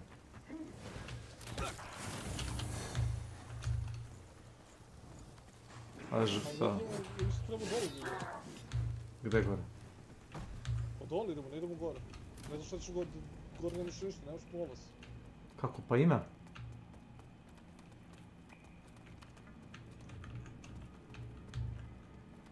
Šta ti je gore? Pa ti si se vratio, nisi otišao gore, nego si se vratio na početak. Pa tamo sam i krenuo, nego si ti odvukao na kontra. Teo se gore spopnem pored tih. Pored sve te bagre. Ti si se popeo gore i onda si otišao. Se vratio. I onda sam se vratio što su me ti povukao nazad. A. Ali gore nemaš ništa, znači, ne stvarno nećeš da radiš.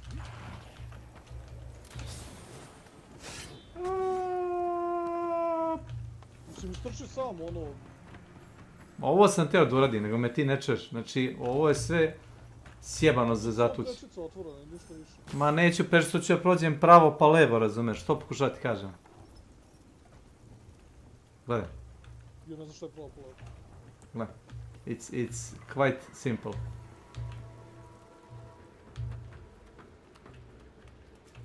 Gledaj.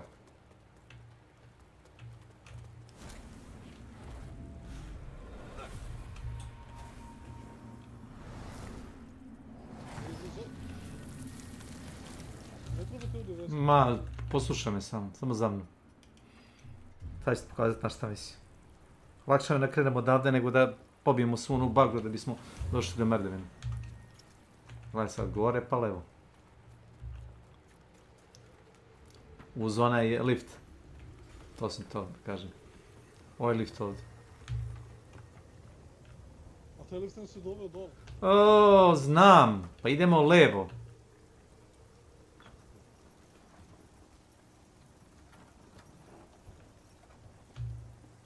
Razumeš? Idemo levo, ne idemo gore, nego levo.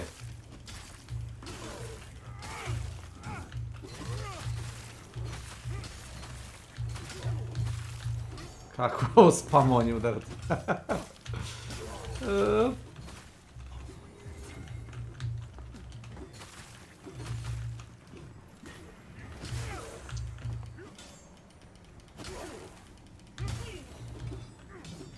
Evo, mrtvi su. Šla me baci. Dobro. Evo ne sviš gdje sam sad. Ja znam, ali ne znam šta ovdje hoćeš. Nek pobijem.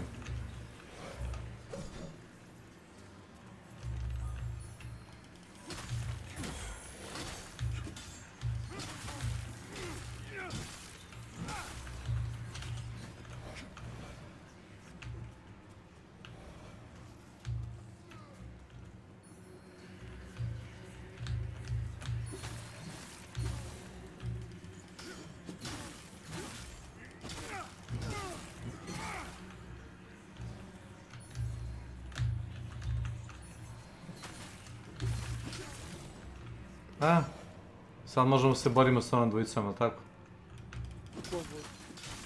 Ti zaborio? Već. Ne znam o čemu ti pričaš. Gledaj. Zašto bi se borili? Ilija, nema smisla da se borimo s njim, oni su ti ovdje veći level, ojačani su.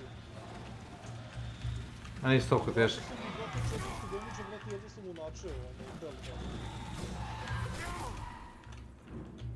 Čekaj, kakav ovo bullshit napad. To nije bullshit napad, to su napade, samo što nama to mnogo nas ono kida.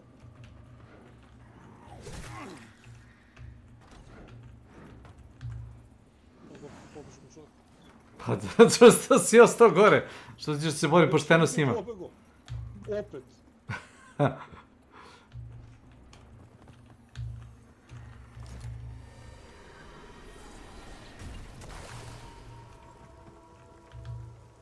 Eto. I gdje sad predlažeš? Ovdje gore više nema ništa, ali tako? Pa nema, idemo u jebeni fen, ili ako hoćeš ide u grad. Ne, ovdje više nema ništa, ali tako ispada. Gdje je ovdje? Ova zona, da, ovo je perš, da. Ovo je Pilgrim perš. Znači, bukvalno smo napravili krug i to je sve bilo, ali tako? Pa, da. Ovdje tema. Napravili smo pun krug, možeš samo da gore farmaš one gluposti ako hoćeš, ali to je ono... Ono ne može farmaš, ovo te košta previše vremena. Dug proces za farm. Nije farm, ako igraš 2 sata. A šta, igraš 3 sata, brate, šta ćeš da uradiš, nećeš ništa postaviti. Čekaj. Ovo mi su toliko misrni. Ko je sad tu? Onaj glavanju? Ovdje si postavio ovo. A, namjerno sam postavio. A gdje si pokupio ovaj revenge? A? Gdje si revenge pokupio? Tu dole, prati to. Desno, desno... Tu bi trebao da je. Kaže da je sad gore sam vidio. Gdje je gore? Ne sad je ovdje. Ne, nego sad tamo, kaže, idu. O, vidi.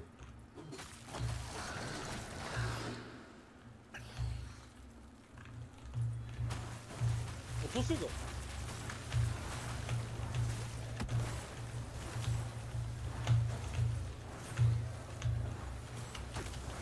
Ilija, nisi mađioničar, nemoj težiti da bacaš magije.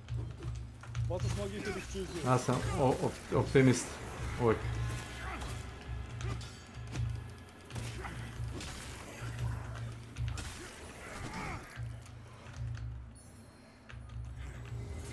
Šta je ovo, maska neka?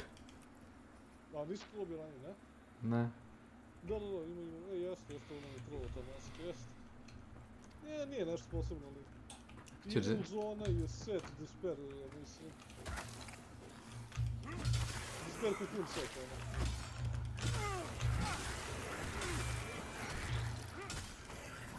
Malo da ne ide checkpoint.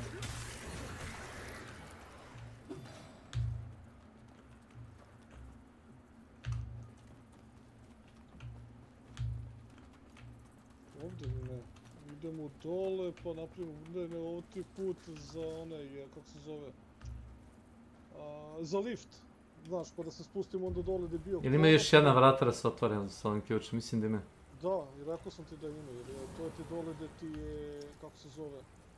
I, gdje će se? Vratili smo novi vestige. Koji? Tamo, pa idemo sada da treba da... gdje je lift. Pa na vestige ove zone, na perch vestige, ili kako gdje. Imaš jedan vestige po zoni. Nije village, nije lookout. Tako da ne mogu ti kažem, ali po perch se zove, znači mislim da ti je drugi ili treći vestige. Mislim da to značajno poređeno ukoliko nisu radili ovo što radi, znači. O fuck, pitove igram, život, ne mogu. Ja moram sad da kuvam, da spremam ručak. Dobro, pokupit ću. Ima ođe između trotoara i tu, samo sa strane. I, šta je to čale kide? Mora urezati. I Ostaje, pokupit ću. Odnesi na onu gomilu onđe, znaš kod Evo za 15 minuta. Pa dobro. Znaš gdje stavljamo one granče? Nebitno. Reci gdje? Nemam ja to. Imam... Skyrest, imam Sepulture, Defiled, Manse, Forsaken Pen, Pilgrim Patch. Da. Ali glupo piše mi Lookout. Razumeš? Pa onda kad stavim na njega, piše glupo je. Ti mi kažeš Pilgrim Patch, ja moram da idem redom preko svakog, zato što ne piše intuitivno. Kao što te rekao, neke stvari nisu logične.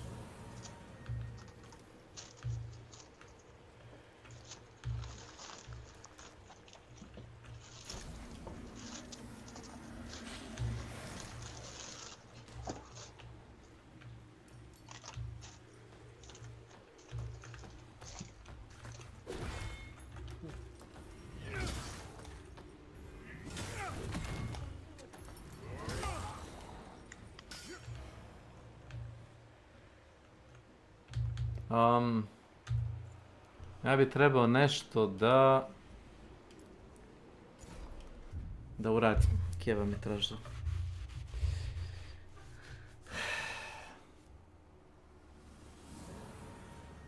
Tako da ću uzeti tvoju ponudu da se teleportujem ovdje da upgradujem oružje.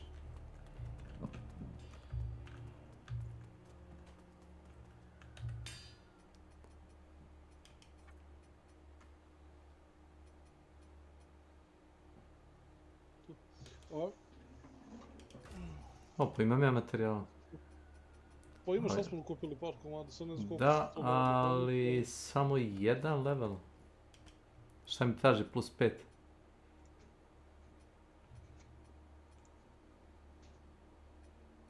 Ne kapiram. Pa jebi ga, moraš pojesti lišicu i da razaznaš šta je šta.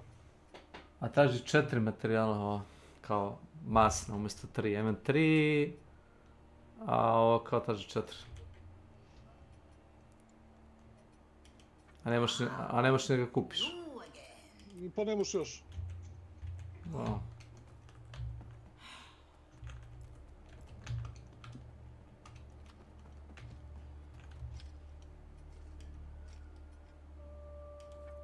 holy work continues, Lambert. Let Arius's will be done.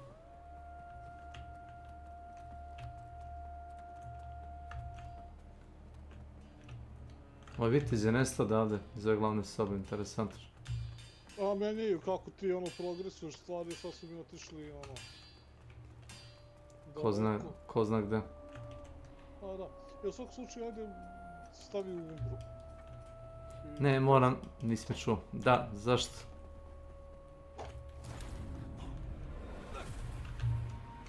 Gde, kod onoga trgovca?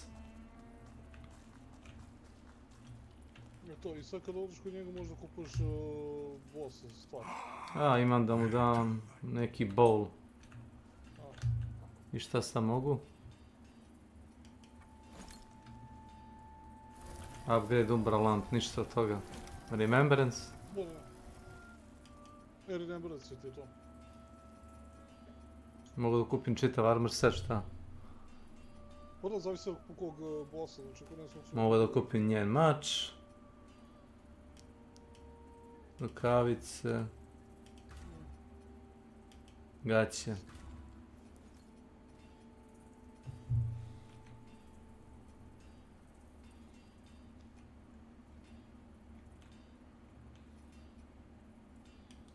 Chosen bearer of the lamp, like you I serve. Mogu da kupim magiju, no.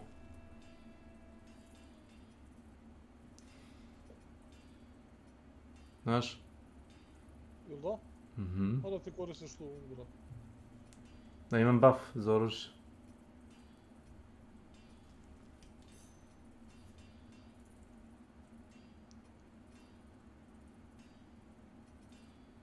Sad sigurno imaš neke okce da staviš, ja mislim.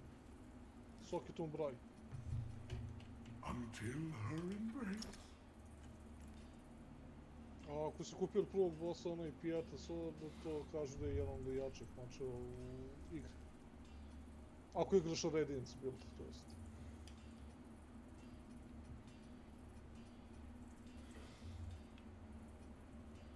Pa to je short sword. Nije short sword. Bi rekao 10. Ogroman je. Ogroman je, verujem, znači ima domet i... Od one ženske? Da. Piše short sword.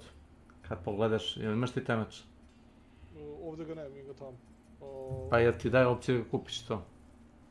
Ovdje ne mogu je kod tebe, to moram kod sebe. Piše da je short sword, mogu da ti screenshotam da vidiš. Ne moraš, ali kažem ti, verujem mi da nije short sword. Ja ti verujem, ali... Ja sam pismen.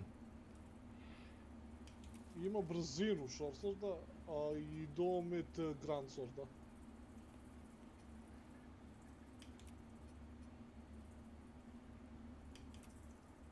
Ovo je heavy, a? Ali kak je lakše rukavice? Imaš sigurno.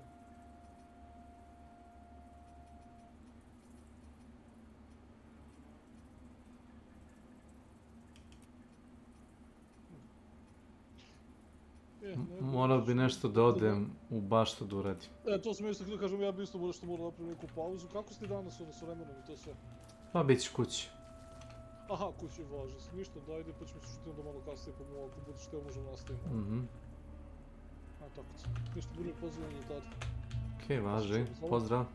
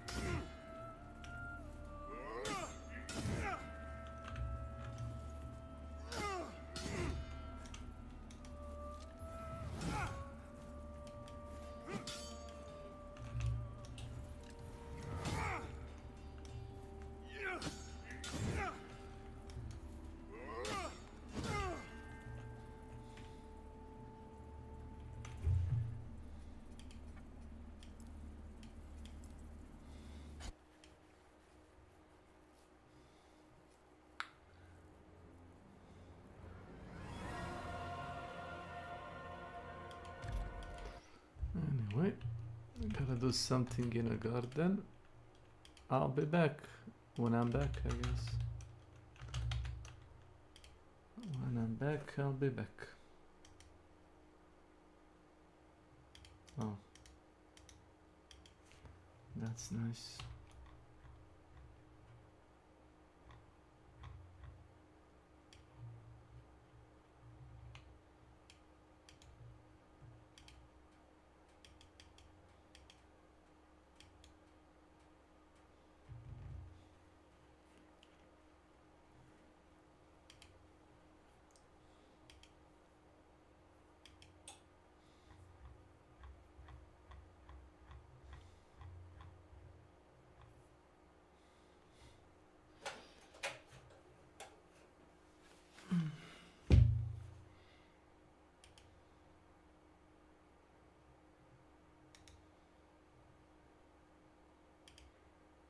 Mhm.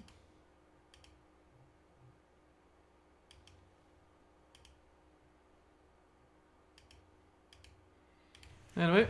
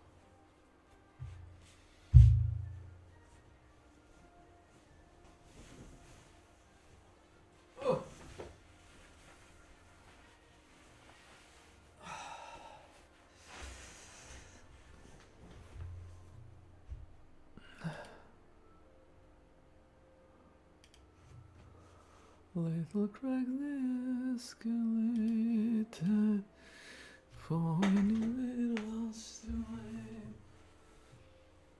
Breaking circles, telling lies.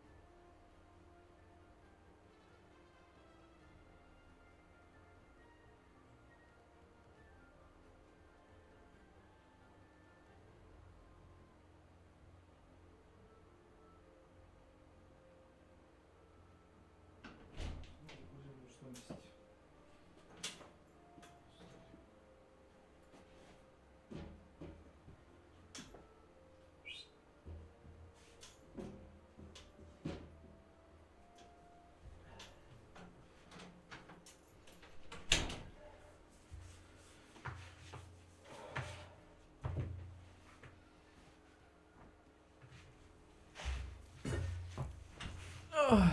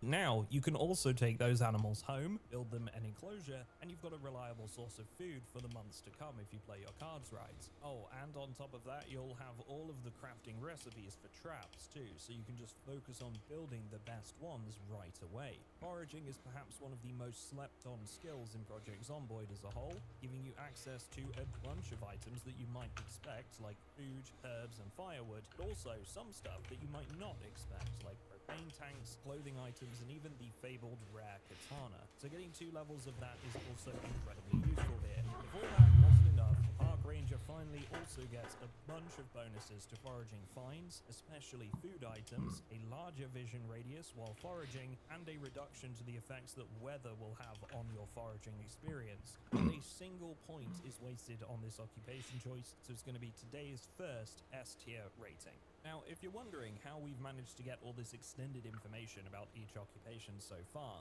this is down to a mod called Detailed Descriptions for Occupations and Traits. This tells you all of the recipes you'll learn from each occupation, and some of the foraging bonuses that they'll get too, which the vanilla game doesn't even tell you about right now. It's a fantastic mod for new players, especially since it doesn't change the game in any way, and if you're looking for more mod recommendations like these, we did a video taking a look at a bunch of them back in October that's probably worth a watch. Now, moving down the list, we've got the construction worker next. I do like this one, and I think it's a very solid choice for a couple of reasons. The class comes with a level in carpentry, and more importantly, a level in maintenance, which will make your weapons last longer. Really helpful in the early stages, especially when you're grabbing whatever you can find. It does also come with 2 levels in masonry. Although that's not exactly terrible, it doesn't really have a huge benefit right now, especially if you're just playing a standard run, because the chances are you're not going to need to build an entire house from scratch. There's no valuable loot and foraging bonuses for this class either, but it is very cheap at -2 points. The construction worker's saving grace above all else though is 3 levels in short blunt weapons, which can encompass a whole lot of the weapons that you're likely to find in those first couple of weeks, all the way from rolling pins or mallets to nightsticks and hammers. So not only are you going to be able to use a lot of common weaponry with much higher efficiency, they'll also last longer thanks to the maintenance bonus. For the low cost it takes to gain these bonuses, this occupation gets a place in the B tier.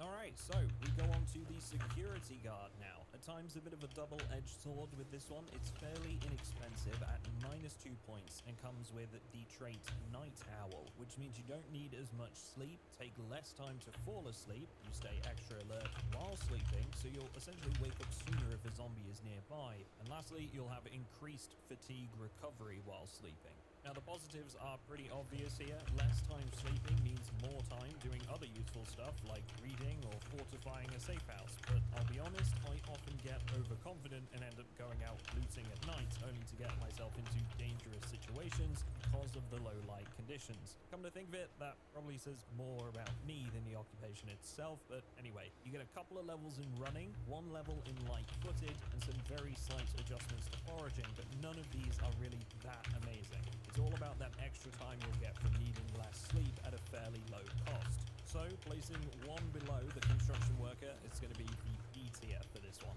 Alright, so earlier I mentioned there was a better all-round pick than the construction worker, and it's time that we get to that one now. The carpenter occupation leaves you with 1 trait point still to spend, and as of build 42, now comes with the previous 3 levels in carpentry, but also 1 level in carving, maintenance, masonry, and short blunt. I would argue that 1 point in carving gets you access to any of the tools that you'd want to craft for any of the other skill trees. You still get the increased durability of your weapons that the construction worker has, and on top of that you get access to all of these makeshift weapon crafting recipes and a 30% increased chance to find firewood while foraging. You're losing 2 levels in short blunt, but you'll get that back over time anyway, and 1 level in masonry, but again it's cheaper and I don't think anyone is really using that masonry right now anyway. All to say, carpenter is an outright better choice than the construction worker, so it's getting an A.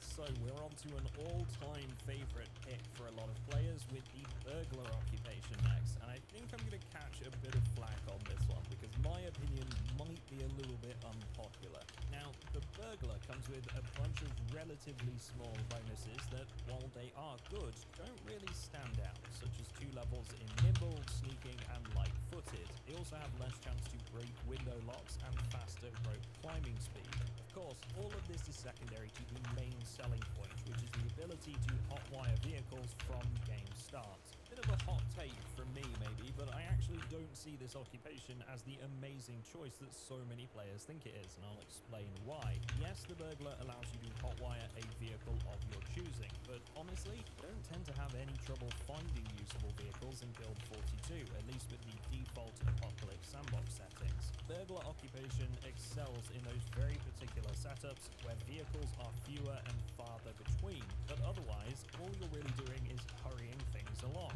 Even with the more minor benefits offered by these skill bumps, for the frankly massive 6-point deficit that this occupation puts you in, it's my humble opinion that there are better decisions to be made. For that reason, placing this one in the C tier.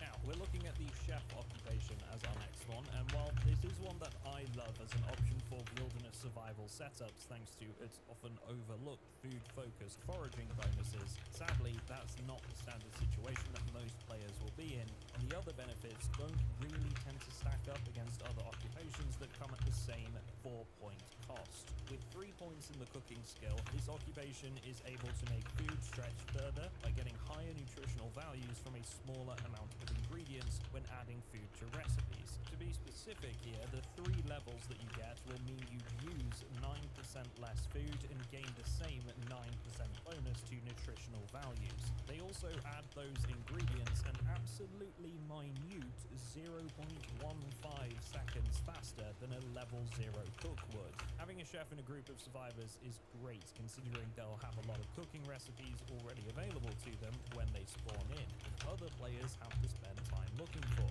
But even with the extra level in maintenance, butchering, and the short blade skill, I don't think this one really stands out as a superior occupation.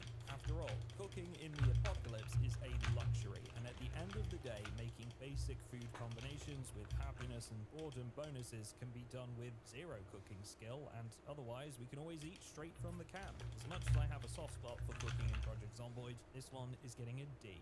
Now it makes sense for me to jump forward a bit here and look at the burger flipper occupation next, because it has a lot of similarities with the chef. We keep those levels in maintenance and short blade, but we lose the level in butchering and a level in the cooking skill too, leaving the burger flipper with only 2 levels in that skill. Now that might seem like a downgrade, but honestly there are much better things to distribute points into than the cooking skill in my opinion, and crucially this occupation leaves you with 2 points to spend as opposed to the chef leaving you 4 points in the red.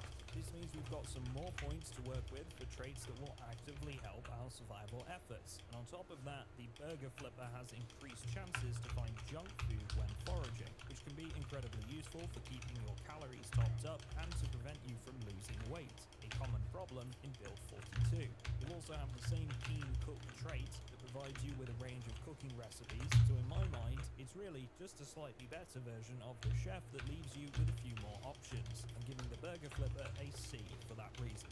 Next up is the DIY expert expert, coming in at the same 4-point cost as the chef, but with some much better payoffs for that price. Similar to the construction worker, this choice benefits from a level in carpentry to help you get your base building ventures off the ground. And it comes with 2 levels in the maintenance skill too, making it significantly easier to get the most out of your weaponry. But you also only get 1 level in the short plunge skill, as opposed to the construction worker's 3 levels. The extra level in both carving and masonry might later have more uses in build 42, but right now I just don't really think it's worth the higher point cost, even with the various crafted weapon recipes available to this class. The most notable of these recipes is really the ability to craft a screwdriver, which I know is one of those things that can drive survivors insane while they try to find one. So it's not a bad choice, but I do think construction worker is just slightly better, and as a result, the DIY expert finds itself with a B ranking. Okay, so we're on to livestock farmer now, and this is one that was added in build 42. So with it being a new occupation, you'd probably expect it to be fairly good, right? Well, it's certainly not terrible, but it's not really that great either. For a 2-point deficit, you'll be granted 3 levels in both animal care and butchering, as well as 1 level in agriculture. Now, animal care and butchering are new to this update as well, so I'll explain what these levels do for the player. The higher your animal care skill, the more resources you'll obtain from harvesting products, such as milk from cows or wool from sheep. It also reduces the chances that they'll become stressed during these actions. Butchering is relatively simple, and each level you have in the skill simply results in higher quality meat from a carcass, thus feeding you for longer periods. The bonus level in agriculture has a few effects on plants that you're growing, but they're all very, very small, and essentially just reduce the chance that the crops will be affected by various diseases. With how long it now takes to grow crops in Project Zomboid as of build 42, you'd have to be around for months of in-game time before this became useful. As for animal care and butchering, yes, those skills are useful, but again, you can find plenty of food without butchering animals or keeping livestock right now, at least for the first few weeks. This is a great choice for long-term playthroughs, but despite its low cost, so many players won't make it to this late game stage, and with that in mind, I'm giving this occupation a C.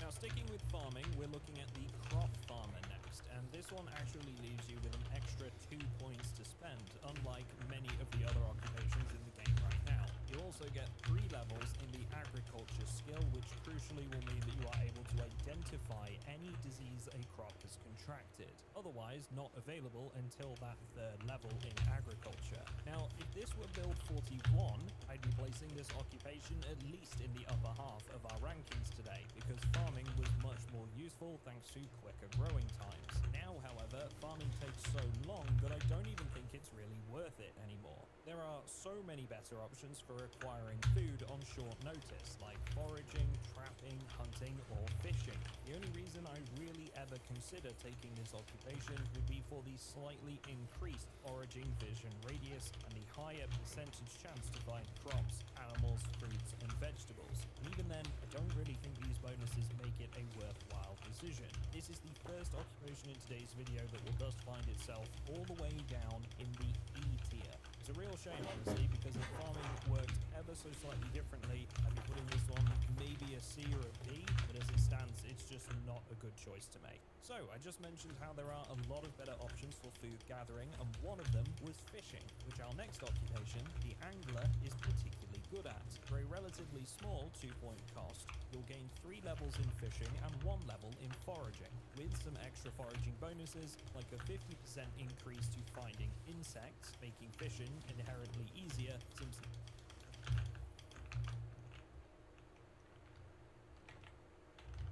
these can be used as bait items, and a wider foraging vision radius. On top of all that, you'll get all the necessary fishing recipes to get yourself out there, like fishing rods and nets. Now, it is important for me to mention that while this occupation does come with a handful of positives, it's also focused towards one singular skill, and even with 3 levels in fishing, you'll probably find in Build 42 that you're still going to be catching relatively small fish more often than not with this skill level. Even with the good results from your lakeside ventures, you could just wander down to your local grocery store and stock your freezer for at least a couple of weeks. Certainly not a bad choice, but I'd still much rather invest it in an occupation that gets me some combat bonuses with certain weapons, maybe something towards my crafting goals, you know, something with a slightly wider net being cast, if you'll excuse the fishing pun. This one is getting a C ranking from me. Not terrible, but not great either. The Doctor is up next, and I'm pretty sure that almost everyone watching this will already know that this occupation will not be getting a good score, but let's at least explain why. Now, the largest downfall of the Doctor occupation is also, unfortunately, its single largest focus. This choice gains 3 levels in the First Aid skill, which is widely agreed within the Project Zomboid community as a predominantly useless skill. It's not that this skill isn't good at fixing up wounds or helping you recover from injuries faster, it's that Project Zomboid is fundamentally directed towards conditioning the player to avoid these wounds. By the time anyone has played even a few hours of Project Zomboid, we know to avoid things like climbing through broken windows or falling from a great height. Both good examples of how you could acquire a wound that's worth having the first aid skill for. The most common injuries, after all, come from zombies. If that's in the form of a scratch or laceration, you'll heal up fairly quickly. And if it's a bite, well, you don't need to worry about recovery. On top of that, if you really want to, you can just level first aid ridiculously fast by stepping on broken glass and then simply re-bandaging the wound over and over each time you heal. The only thing remotely useful from this occupation is the extra level in the short blade skill, and really I'd rather have something like short blunt skill, but I suppose that's personal preference. Even though this occupation leaves you with 2 points to spend, unless we see fundamental change to Zomboid's medical system, it's going to remain at the bottom of the table, and it is getting an E rank from me. I very quickly just want to jump straight to the nurse occupation next, because it's essentially the same as the doctor, but somehow worse. It leaves you with 2 points to spend, the same as the doctor, but removes a level in the first aid skill, leaving you with 2 levels total, and replaces the level in short blade with a level in light-footed, something that's going to reduce the sound of your footsteps by 10%. As you can probably imagine, that's an incredibly small amount in the grand scale of things, and will make almost no impact on your playthrough at all. Unless you're taking the light-footed skill to some high levels, it's really not worth having. We've essentially removed the only useful thing that the doctor occupation had, so I'm sorry, nurse fans, this is going to be our very first entry in the F tier, right down at the bottom of our table. The Veteran, an absolute classic in the Zomboid community, and perhaps one of the most popular choices for players looking to make good use of firearms in Build 41. With this version of the game though, firearms are considerably harder to use, as we covered earlier. You might think that makes the Veteran a good choice, considering it's giving you 2 levels in aiming and reloading, but it comes at a massive cost, putting you 8 points into the red. It's worth remembering here that the police officer gets an extra level in aiming and a level in nimble at half the cost. The simple reason why the Veteran is so expensive is because they gain the desensitized trait, meaning they are physically incapable of being panicked unless it's through a nightmare. And this makes weapons, both firearms and melee, easier to use in situations where there are large amounts of zombies. Really though, I'd always choose the police officer over the Veteran, simply because, in my mind, you get more value for the price you pay. Firearms aren't really as effective as they used to be at lower levels, and if you're expecting to go in guns blazing, you've probably got time to slam back a beta blocker and preemptively reduce those panic levels anyway. The Veteran does get a couple of nice bonuses for foraging and the ability to craft a chest rig from tarp, but overall I still think the police officer is the superior choice if you absolutely want to move into using firearms, and for that reason the Veteran is getting a D.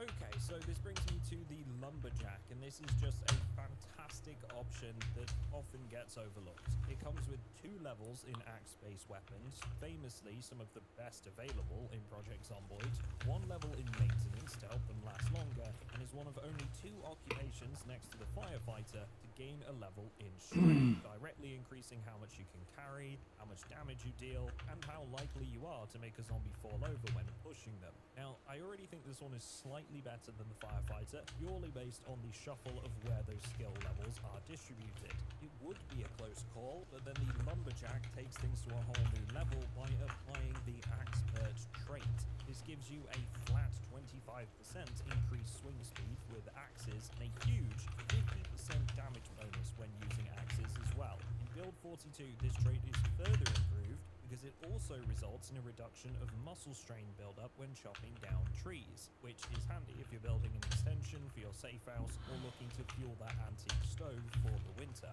As if all that wasn't enough, it also comes with 66% faster movement when walking through trees and some fairly good foraging bonuses too. Shockingly, this all comes at the same cost as the Firefighter, leaving you at a neutral 0 points. I don't think I really need to say any more about this one. It's just a fantastic combat-focused occupation right now. It is going in the S tier, right next to the Park Ranger.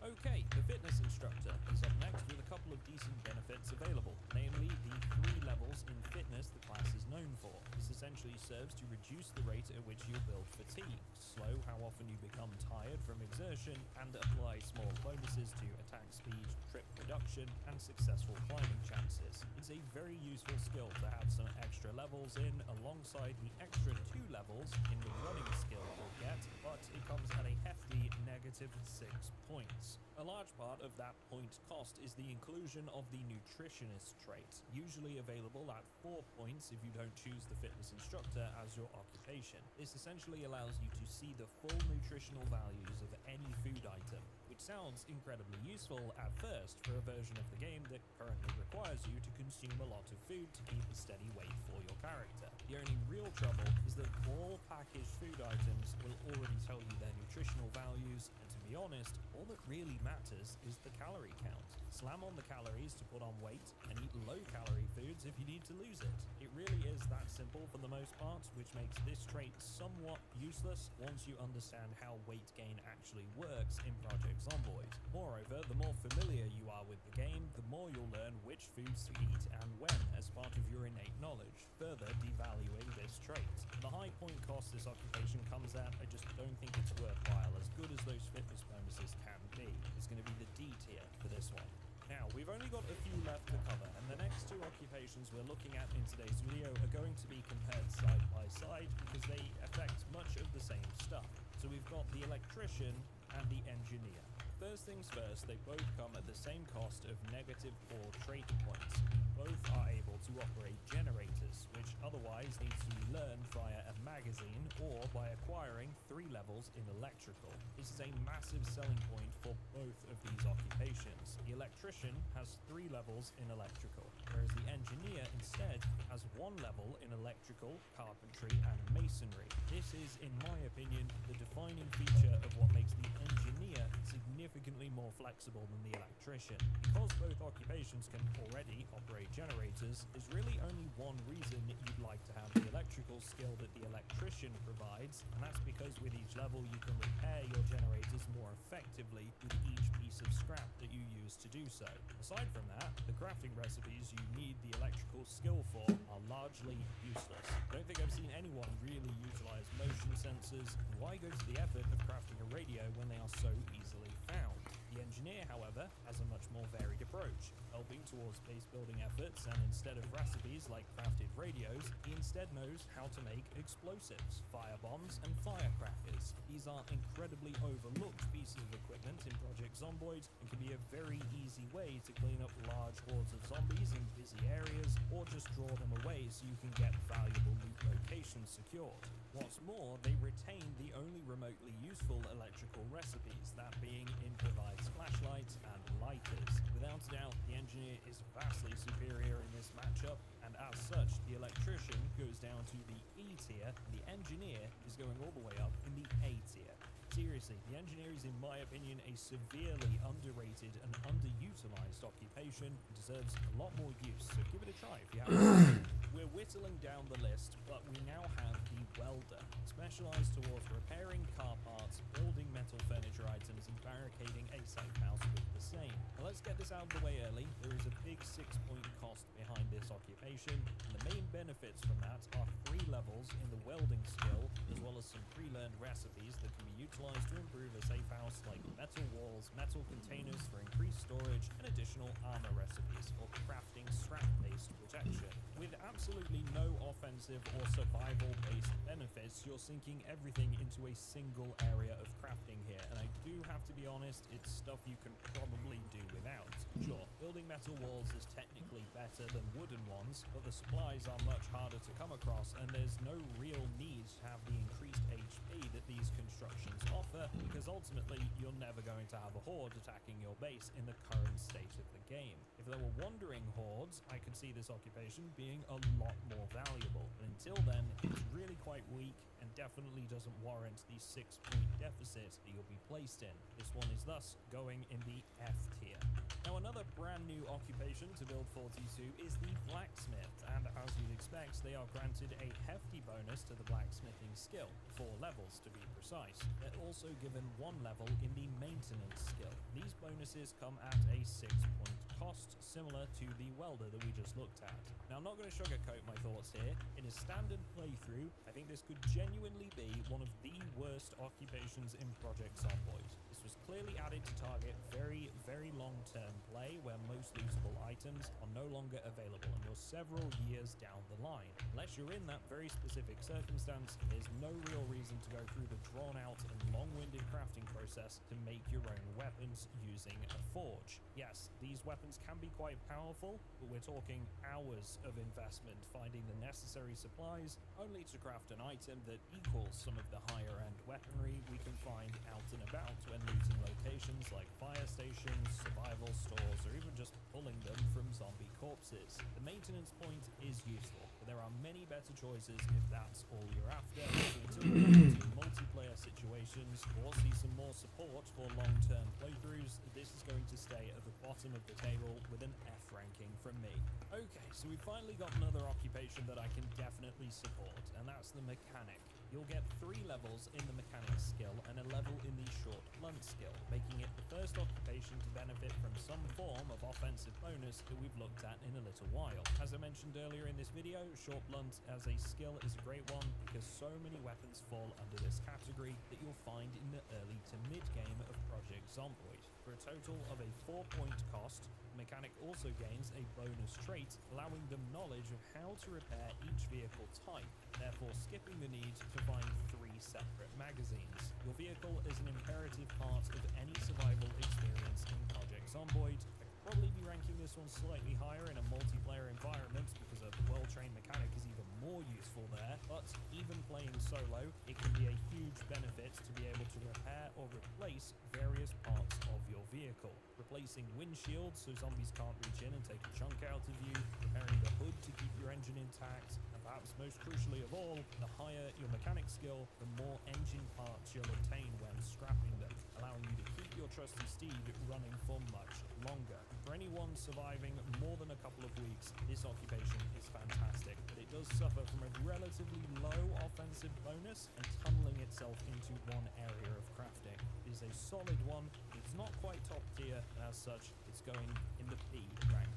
Okay, so we've finally reached the last occupation in this video, and that is the tailor. This one is relatively simple because all it does is give you 4 levels in tailoring and a whole bunch of tailoring recipes. The amount of recipes granted went up massively in Build 42, and there are definitely some useful items in here, especially for those living in a wilderness setting. That said, right now at least, that's not going to be many people unless we someday see a specific game mode tailored to this playstyle. Worked very hard on that one, please laugh. Despite having all of these recipes, most players are simply going to bash in a few skulls and find these items within the first few days in a standard setting. The 4 levels in tailoring itself, however, can prove to be very beneficial for extra protection when fighting zombies, and can definitely save your life in some situations. The higher level you're tailoring, the more protection a patch is going to provide. At level 4, these are the added protection values you can expect for each type of patch. Leveling your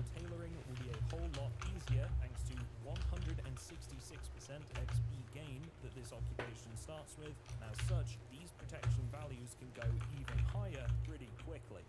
Taylor is even left with 2 points left to spend, and as such, I'm giving this one a respectable ranking even though it has no offensive benefits, simply because it can save your life if you use the tailoring skill correctly. This is a B rank for this one. So, that is every single occupation from Project Zomboid, and as such, that is it from me in this video. But I'd definitely be interested to hear what you thought about my rankings, and if you've made any changes to them yourself. This was our first tier list video on the channel, and I definitely think I'm going to do some more, maybe on popular safe house locations or weapons, so stay tuned for those. For now, I'd like to say thank you to all of my wonderful Patreon supporters for backing the channel for as little as £3 a month, and for joining us on our whitelisted multiplayer server. Thanks everyone, and I will see you all in the next one.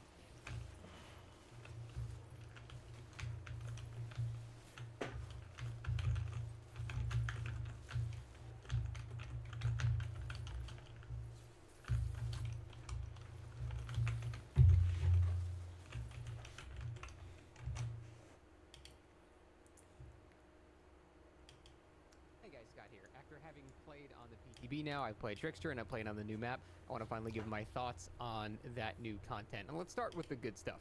Trickster's Delusion, the new map, and I'll double down on saying this from the last time I said it. It is by far the most gorgeous map in Dead by Daylight. It almost looks like it's not even like part of the game. It, in fact, looks so good that it actually kind of makes every other map in DBD look kind of like shit. That's how actually good it is. Compared to, God, the last map we got was Fallen Refuge. It's not even the same video game. Like, it's not even just the actual, just visual aesthetics of it, but it's the attention to detail. Like, you can go in every one of these rooms, and it's a unique room with different things inside of it. Like, there's a music store with a drum set and guitars. There's like a laundry place. There's like little shops like this. Like, they have so many unique rooms in this map that I can't imagine how much time it took to make this. Like, genuinely, it's... the level of detail in this map is absolutely insane. Like, it's just so good to the point where I just kind of wanted to just walk around and just look at it. There's a bunch of cool little Easter eggs, too. Fucking body fell from a roof and scared the shit out of me one of these games. There's like a garage door that can close, and I think you can hear like Yun Jin screaming. I'm not sure who it is, but it's just cool. Just genuinely a fucking cool map. Really awesome. That's how it is aesthetically. Playing on it, not so much a wonderful experience in my opinion. Now, I think I'm a little biased here because I only played Trickster on this map. Obviously, I wanted to test Trickster, so I only played Trickster. And this map as a 110 killer, not so good. It is not a fun time at all. This room I'm in particular is something I caused, or I called that there was going to be an issue with this. So this whole mosh pit section, it needs like a scaffolding across the mosh pit or something.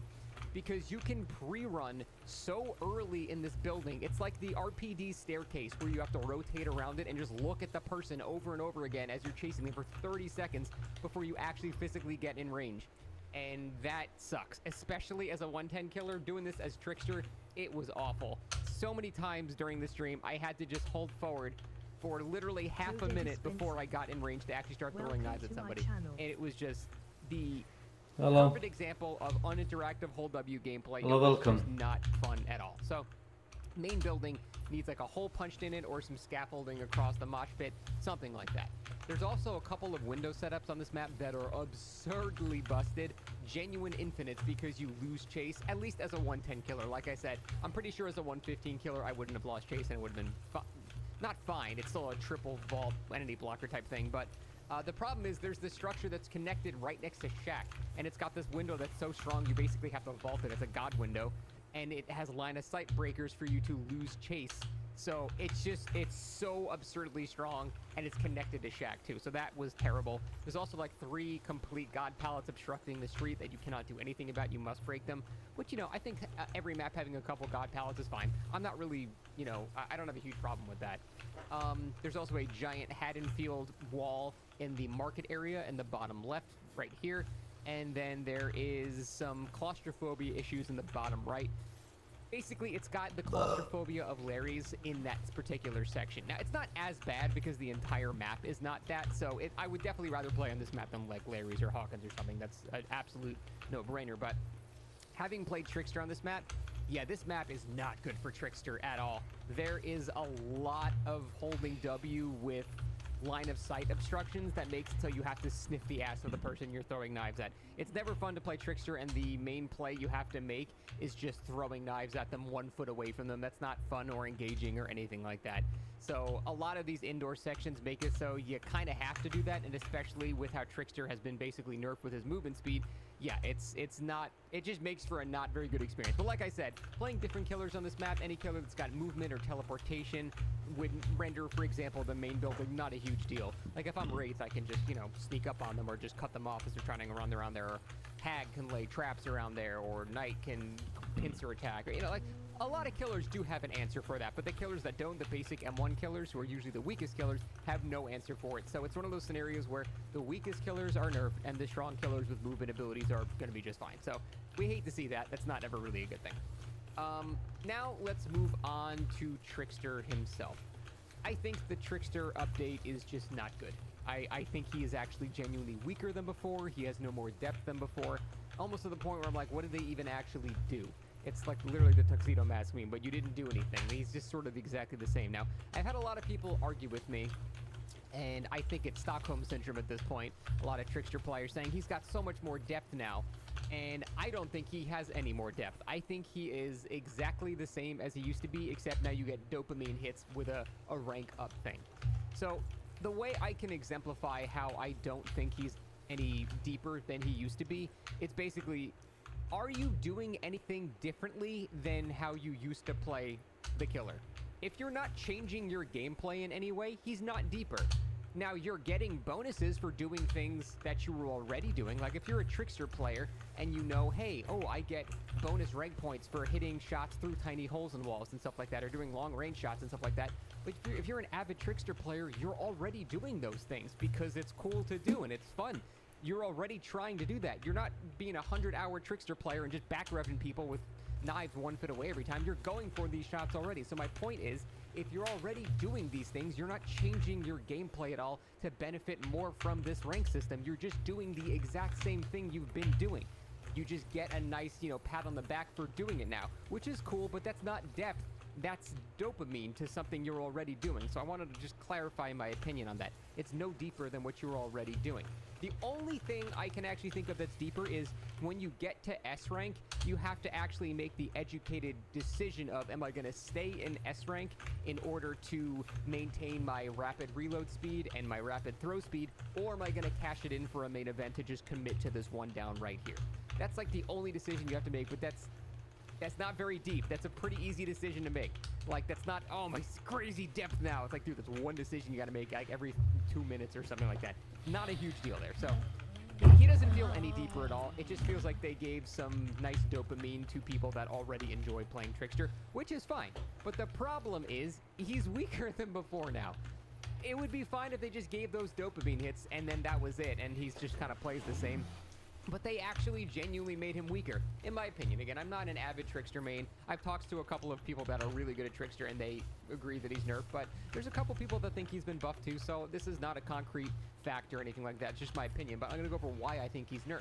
I think the amount of changes he got towards the negative far outweigh what he got to the positive. And it entirely is an issue of speed. He is just slower than before in all aspects. So he was reverted to 110% movement speed, so he now moves 5% slower base kit, which is awful when it comes down to just chasing people in a line. It takes so much longer to catch up when you're 110 versus 115, so that's already terrible. On top of that, when he readies his knives and holds it, he moves slower than before. So he's base kit slower and now even slower while holding the knife. Now, when he starts throwing knives, he slows down even further. So there are 3 stages of slowdown that are happening now. It feels so bad, and here's the main reason. The main counterplay to Trickster is holding forward and, you know, wiggling a bit to dodge knives when you're in the open and making sure there's as much shit as possible to obstruct line of sight while still maintaining distance. You don't loop him in the same way like you loop a Huntress, because with Huntress, you're like, okay, he's committing to the throw and I dodged it. Now I go somewhere else. With Trickster, he's always throwing something, so you're always just holding forward. It's not very exciting gameplay. That's why no one really likes going against Trickster, but that's what the counterplay actually was. The problem is, all they did was make the main counterplay to Trickster even stronger, because he's slower base hit, he's slower while throwing, and he's even slower while consecutive throwing. So there's 3 speed nerfs, and all that does is make his main weakness even weaker. So they haven't really addressed the issue of his strength at all. He's been made worse now because the main counterplay to him is even stronger than it used to be. Now, there are a couple of things that he got that are buffs, like, you know, for example, the faster reload and the faster knife throw speed while he's ranking up is really nice, and that feels really great. But then also, he's been neutered in a lot of other areas. For example, he can't use main event near hooks anymore. That was like the one thing at a high level that made Trickster actually pretty scary, because if a Trickster got you in the basement, you're kind of fucking dead. There's really no saving against a main event primed Trickster. That is basically as scary as saving against like a Bubba in the basement. He's going to probably kill everybody there. You basically have to force a locker, you have to do something very drastic to get out of that position. But he can't even do that anymore. And again, I know that's not exactly thrilling gameplay, just, you know, proxy camping near a hook and using main event, but it was also one of the only things that made him significantly a massive threat in, you know, a particular area. So taking that away feels pretty shitty when he didn't really get that much in compensation for it. So things like that just make him like, they've just neutered his speed, they've neutered his lethality when it comes to snowballing and things like that. He has less not.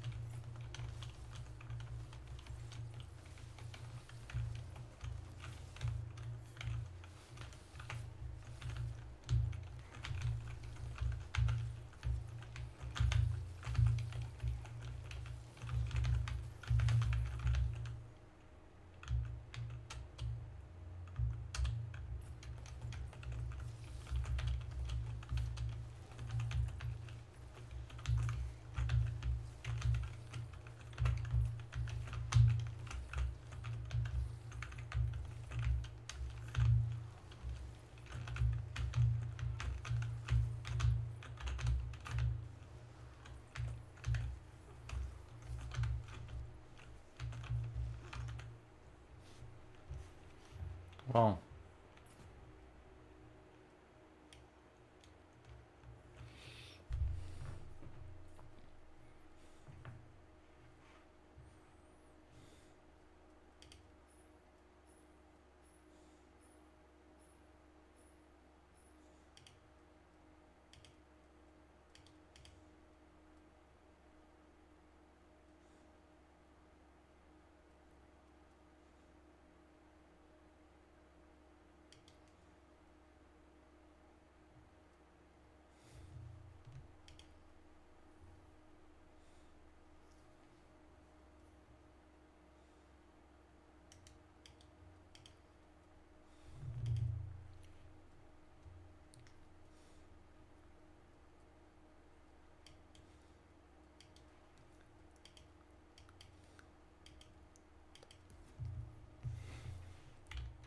Than before too, and although he does take less lacerations, it also makes main event significantly harder to actually charge because you need to get.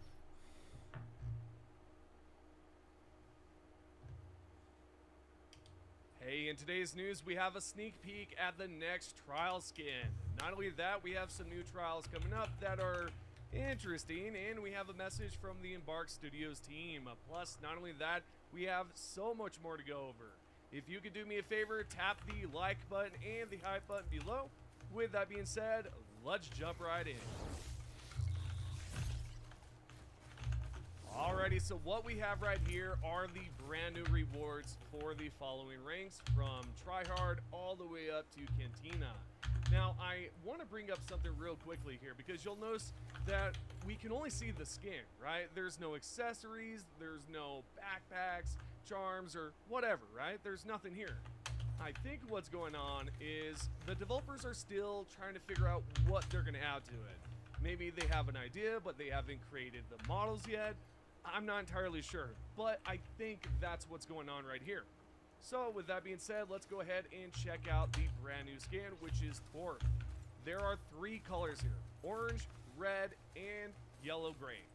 Pretty cool. I like the skins, specifically the red. You can also take off the helmet from on, off, and visor up, similar to the other helmets we have. Next, we've got the jacket. You can take it off. Knee pads can obviously go off. Leg pouch, shoulder pad, and straps. You can turn all of those off. And I think this right here looks absolutely sick. It looks incredible. Oh, and also, I forgot to mention this. You may have seen earlier that the skins pop up for Rookie. So I'm not sure if they've changed things where you unlock, you know, the skin right away at Rookie, which that wouldn't make sense. But again, who knows? Maybe they made some changes here. Maybe this is how the ranks are going to look like going forward. I'm just speculating here. But anyways, what I'd like to ask you is, what are your thoughts? Do you think this skin is way better than the previous trial skins or not? I personally think it's way better than the ones before.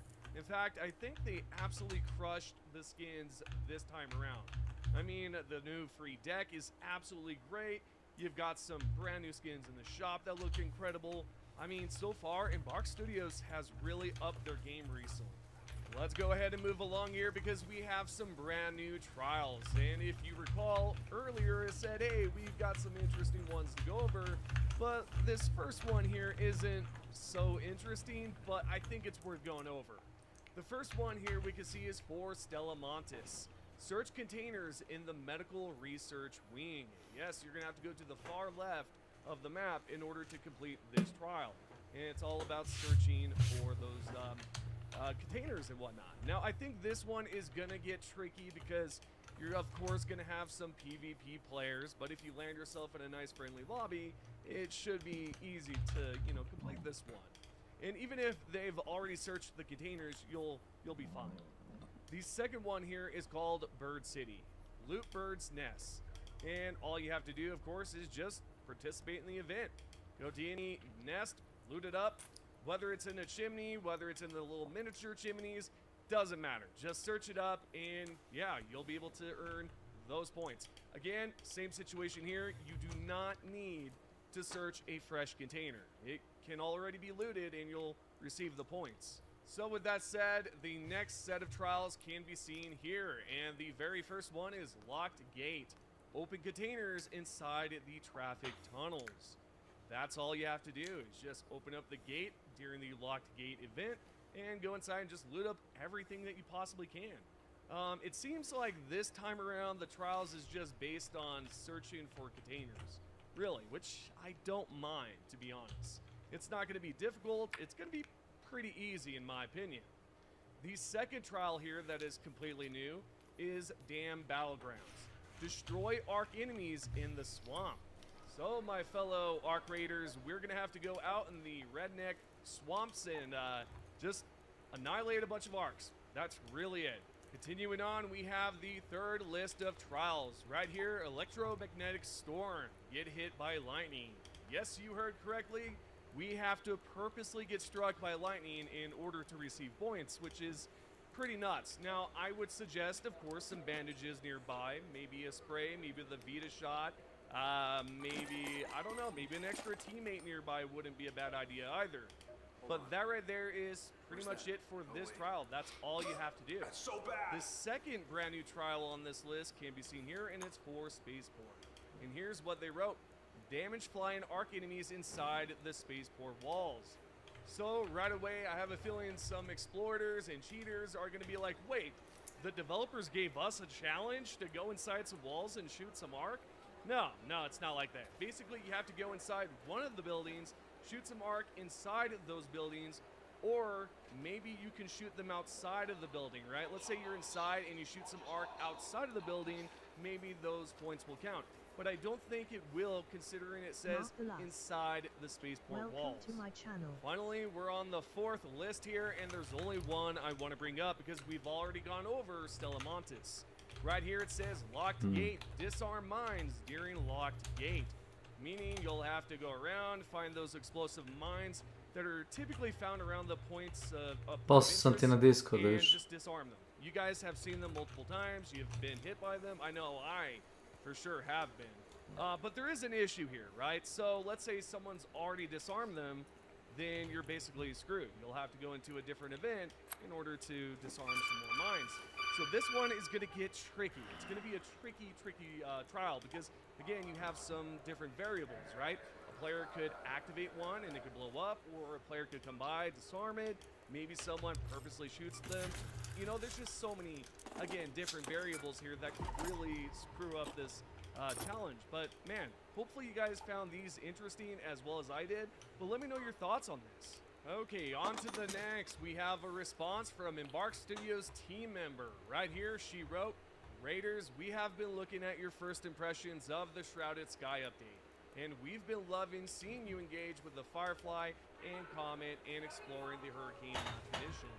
There have been some issues that arose since the update, and they haven't gone unnoticed. Some of you are experiencing crashes, and the team is actively investigating them and working on solutions. We have also seen that the patchwork outfit is not displaying correctly for those of you who have previously departed on your first expedition, and it offers a sneak peek at what's to come. We will address this to ensure the correct rewards are shown for all players, whether you proceed to the second expedition or choose to stay. We understand your frustrations with the new crafting recipes. We adjusted the Wolfpack recipe by adding a Rocketeer driver and removing 2 explosive compounds to bring the ratio of cost versus effectiveness more in line with the trend of other items. Wolfpacks offered a lot for their cost, fast deployment, auto tracking, and very high damage. So rather than diminish the capability of the Wolfpack itself, we opt to adjust the crafting components to better reflect its power. When it comes to your feedback about the weapon balancing, we wanted to give you a quick update on the current work being done. We see your comments about the need to adjust the effectiveness of the El Toro, and that work is currently underway, but our goal is to approach these changes carefully to ensure they're well tested before going live. Balancing weapons is an ongoing priority for the team. We regularly analyze telemetry and read community discussions to ensure changes are informed and measured. See you topside, Raiders. Yeah, I have a feeling this one is not going to be received well, because it seems odd that they would mention that essentially here that they would have nerfed it or balanced it if they hadn't included the Rocketeer driver. That is such an odd decision to make. I think the Wolfpack was perfectly fine how it was. Not sure if anyone can agree. Some of you might like the aspect that you have to, you know, search for a Rocketeer driver. Me, not so much. I don't like it. But again, everybody can have their own opinion, and I respect it.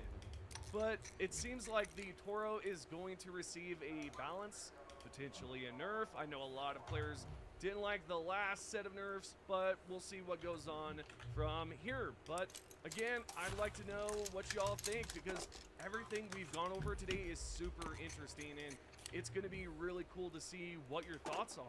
Alrighty, we're now going to go over the top comments like always. Right here, we've got MarkMate JA1830 that said they should implement a mechanic to where if you're caught cheating, you are only ever allowed to run around with finger guns and nothing more. A spectacular idea. Maybe you don't have to ban them, but you could just, you know, maybe just do that. I don't know. Interesting idea. The second top comment right here can be seen by this player named Movies1YT. They didn't fix duping though. They actually did. They released a hotfix after that video went live. I know I haven't been up to date on the Arc Raiders news. That's just because a lot of you don't check out these videos, so I just don't feel motivated. The third and final top comment is by Surgical Fixer 1720. they shouldn't, or they should have given points for reviving a stranger. Absolutely, my friend, absolutely. That said, those are the top comments. Tap the thumbs up, subscribe, turn on notifications, and thank you so much for your support. See you in the next one.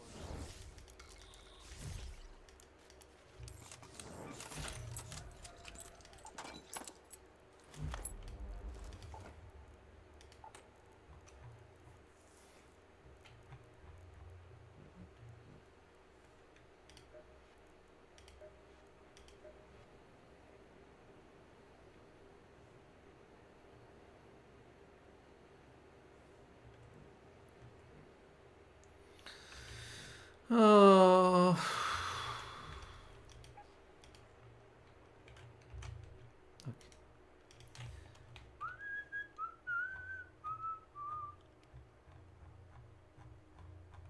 Ma vidi, pravila su gasila prvi put.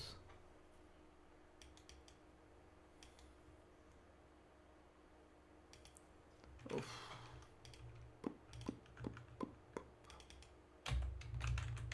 Eto, sad imam viška prazno mjesto. Kako se napravi pun kurac komponenti.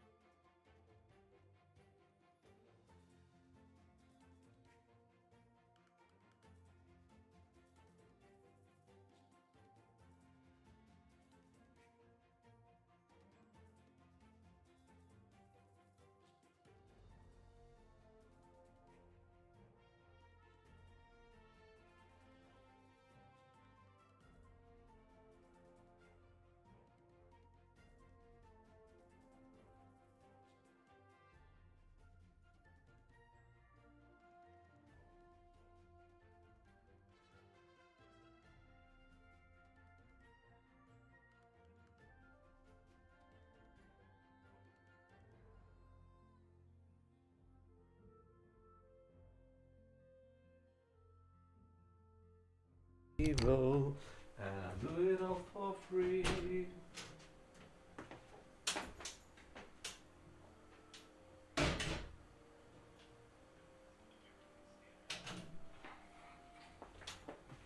American Standardbred, another one of RDR2's racing horses. Stats sit around 4 to 5 speed, 3 to 4 acceleration, 3 to 4 health, and 3 to 4 stamina.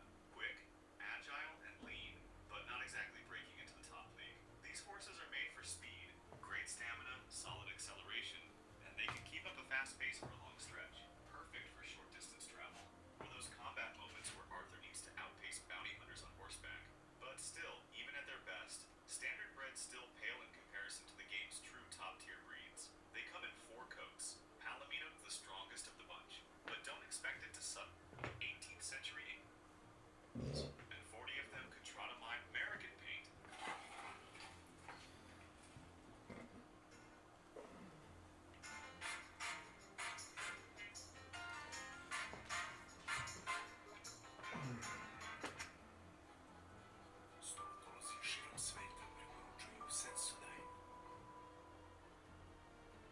The American paint, the horse that proves fashion really does matter. Stats, 3 speed, 3 acceleration, 3 health, and 4 to 5 stamina. So yeah, not exactly a speed demon, but what it lacks in raw power, it makes up for in stamina. And in looking like it just walked out of a cowboy fashion show. American paints are robust workhorses. They're built to take on pretty much any job. Stamina for days, average speed and health, and a reputation for being intelligent and easy to care for. Arthur will get along with them just fine. Though, to be real, a horse's personality doesn't affect stats in RDR2. It just means taming one in the wild won't feel like wrestling a Dark Souls boss. What really makes paints stand out are those coats. Overmo and Tobiano patterns show up out in real life back then when the American quarter organizations informed. Stats, 3 speed, 3 acceleration, 4 to 5 health, and 3 to 5 health, 4 stamina. So yeah, it's slow as molasses, but built like a medieval knight's DLC pack. When it comes to battle, a good war horse is just as important as a trusty revolver. That's where this beast shines. Strong, sturdy, and comes with a fearless personality that makes it perfect for combat. Sure, it's not outrunning bounty hunters anytime soon, but it'll happily plow through gunfire while Arthur reloads in style. Hungarian half-breds handle well too. Their large, heavy bodies don't stop them from reacting cleanly under pressure. The downside, they're not as healthy as other war horses. Think of them as war horse light. Coat-wise, you'll find flaxen chestnut and piebald Tobiano in the wild, while the dappled dark gray has to be bought at the stable. Now in real life, the Hungarian half-bred has some serious pedigree. Hungary started breeding them in the 1960s, blending Hennepts and Holsteins with local Furioso and Gidron stock. The Gidron line goes all the way back to 1816, starting with an Arabian stallion named Gidron. Foundation sire of the breed, mixing Spanish and Arabian blood. Over time, thoroughbreds were added, creating a versatile horse with a powerful gallop. Developed in Hungary's chief studs like Mesohagius, Kisper, and Kecskemét. Kisper even produced a Derby-winning horse in 1876, while Kecskemét became known for crossbred driving horses with Lipizzana and Trotter influence. Half-breds went on to excel in international foreign driving competitions, racing not only for Welcome to my channel. less racehorse, more armor to truck with hooves. Mustang. Before Mustangs became the go-to car for midlife crises, they were actual horses. And they've also got an interesting history. Modern horses first came to the Americas with Spanish conquistadors. Columbus shipped them over to the West Indies in 1493. Cortez brought them to Mexico by 1519. And by 1598, Juan de Oñate had enough horses in Santa Fe to kickstart a whole breeding explosion. From just 75 animals, his herd grew into hundreds. And from there, wild Mustangs spread across the Southwest like equine squatters who never paid rent. That's how the Mustang earned its place as the symbol of untamed freedom.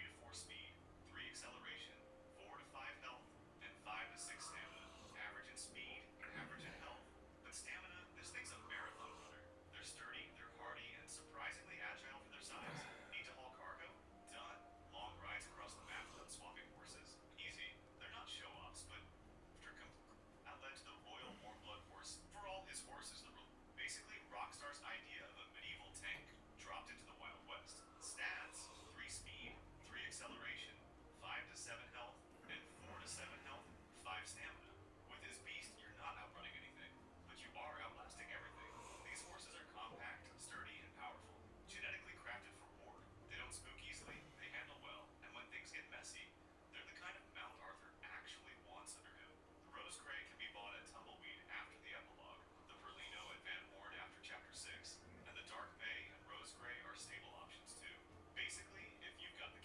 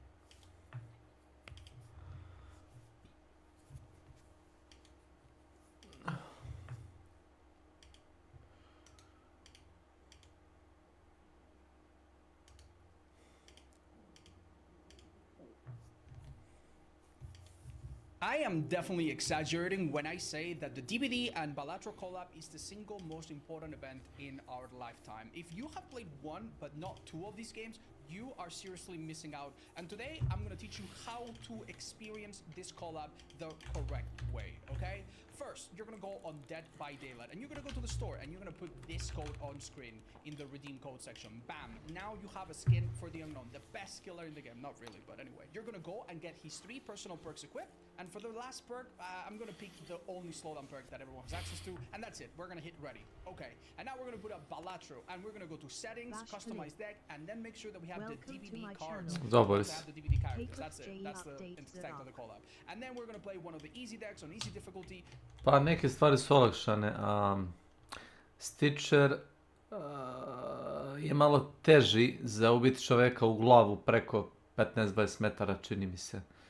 Ono oružje koje svi igraju kao free kit. Kozmetika je dobra. Mogu da pokažem kozmetiku ako te zanima. Kraj sezone, vjerojatno si dobio nagrade, možda pogledaš. Izbacili su nam zadnji rating, onaj kao. Sad, ne znam koji si bio rank. Pojma nema. Ja i kad smo bili, ja mislim, Daredevil. A mislim da si ti bio tu negdje, nisam siguran. Mogu ti reći da ne izgleda loše set. Imaš novi, Isto. a isto si Daredevil, pa dobro. Mogu ti reći da fin izgleda. Budući da treba si čitao sezonu da igraš da bi dobio taj tu kozmetiku, ok, pošteno. Viš. Aha. Kao da imam 300 godina, ali mogu te reći, sviđa mi se. Imaš brada 2 dana. Ima ovo.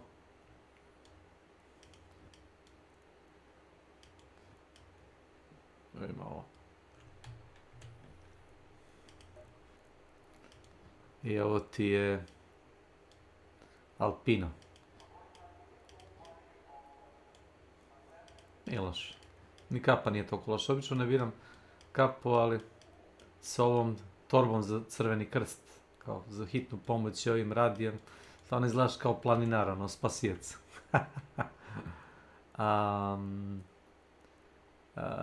Da vidim, imaš novi projekat ovdje.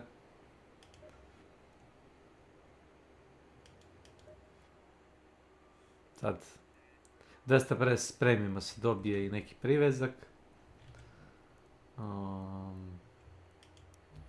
Mislim da automatski dobiješ unlock, kako su ono objasnili. Više ti ne treba Jupiter recept da bi mogao da praviš ovaj energy clip. To ono što sam ti pričao. Ovo mogu sad svi da prave. Kao što možda praviš ovo, sa questom dobiješ. Ovo i ovo. Sad imaš i ovo da praviš po defaultu. Znači, ne treba ti recept. Pre je trebao da nađeš recept od Jupitera, što je malo ono... Da, recept od Jupitera, kako da ne. Izbacili su sve PvP izazove ovdje. Ovdje u ovome, kako se zove, da gledaš ove challenge za deck. Ako ti se, kao Hunt, ako ti se ne sviđa neki challenge, možda ga rerolaš 3 puta. I jedan challenge ti ne piše uradi štete X igraču sa Y oružjem ili baci bombu ili ne. Svi su PV izazovi. Znači što se tiče developera nemaš nikakvu motivaciju da ideš da ubiješ drugi igrače. To radiš po svom nahođenju kako hoćeš. I vrlo lagano se skupio ovi poeni. Ja sam skupio za dan i po sam skupio 200 poena skoro. 150-200 poena. Lagano.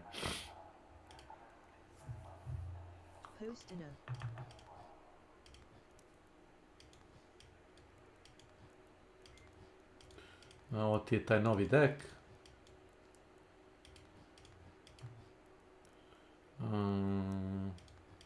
I zadnji ti je brad.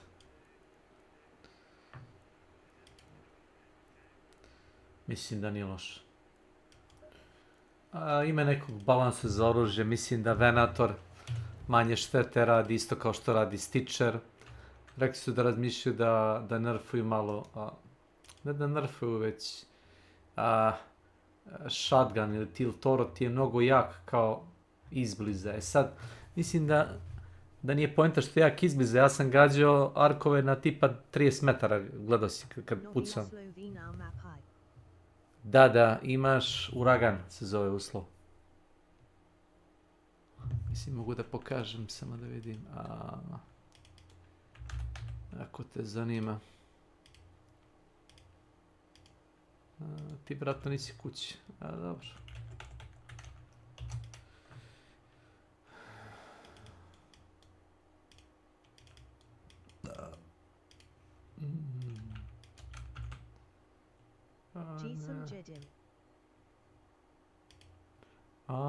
Pa prijatno. Prijatno.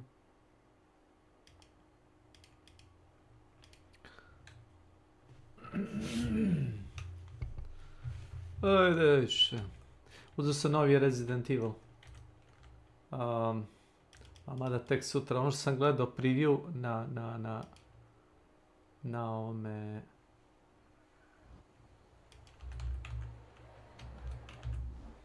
Resident Evil,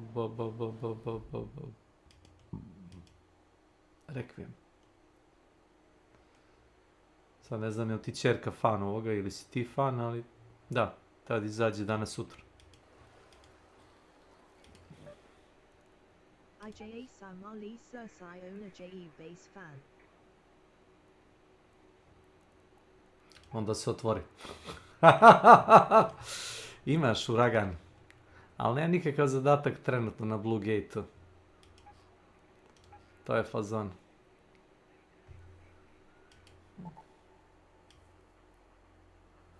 Šta god. Ću prvom da završim zadatak. Ovaj zadatak je za... Ajde onda. Da. Resident Evil. Pošteno.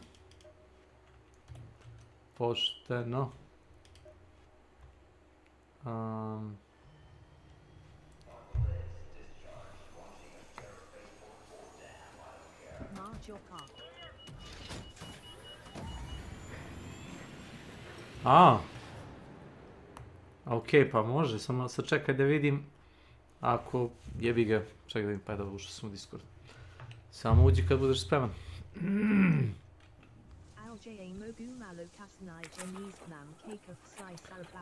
Tek u 9 idem na posao, tako da ono...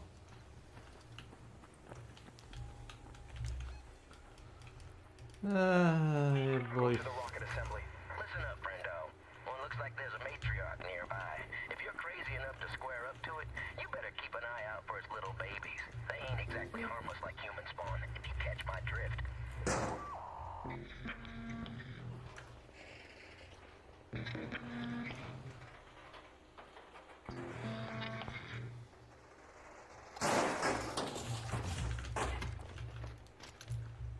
Promenili su recept za... kako se zove ono čudo?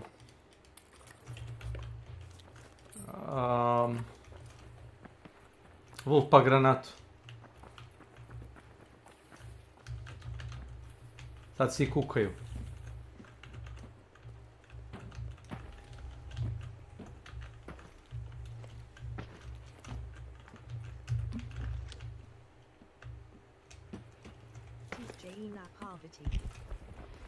Treba ti Rocketeer driver.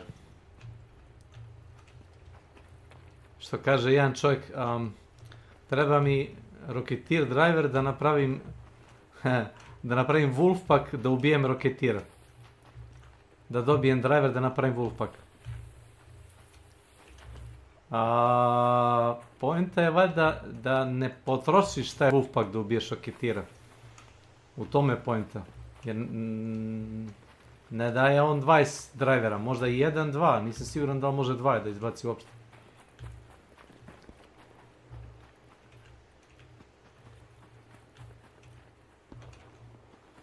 Glupi ljudi.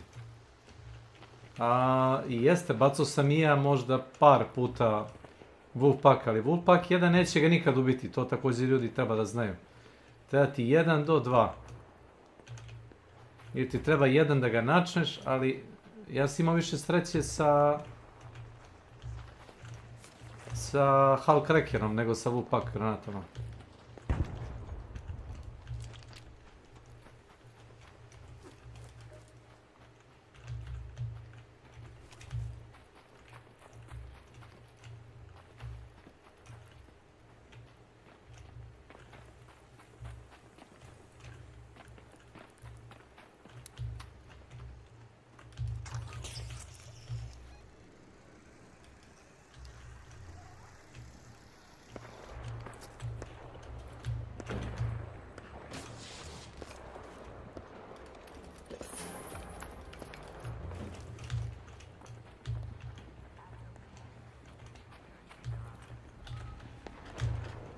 Yo, stop. Here is your Rocketeer driver. Enjoy it. Yeah, go make one Wolfpack, because they made it so.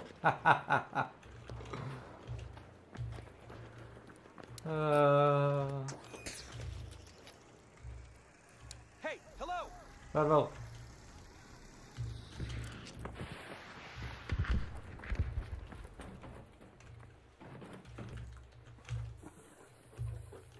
Oj.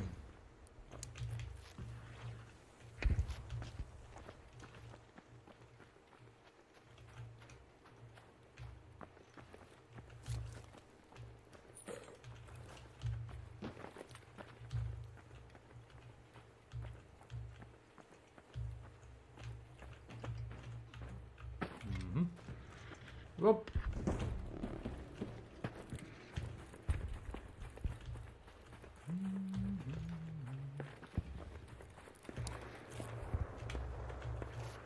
Kao što rekao, ovaj quest je potencijalno zabagovana. Vrlo zabagovan.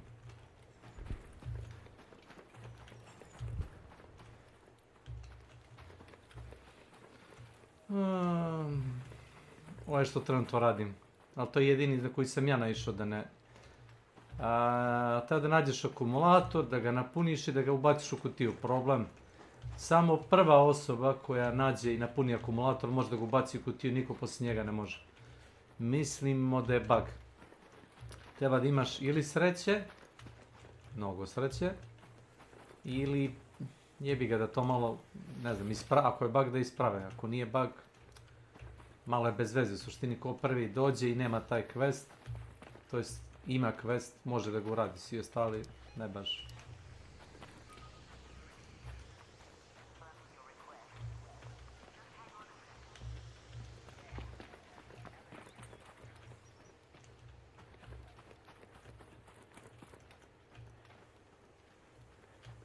Place in the north so far away.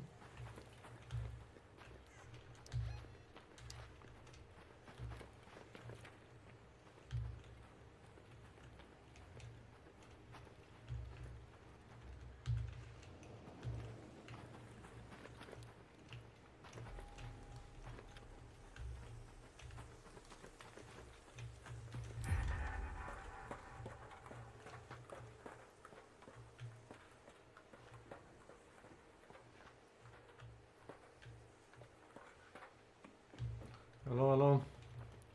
Hey! Hello. Howdy! Anybody doing the battery quest? Is it still bugged?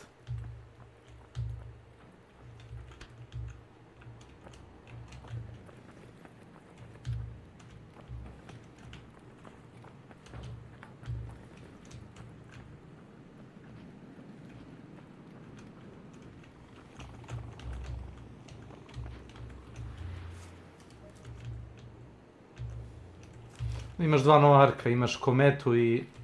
Kako zove jedan komet, a drugi se zove... Jebo mu ja mater. Firefly ili tako nešto.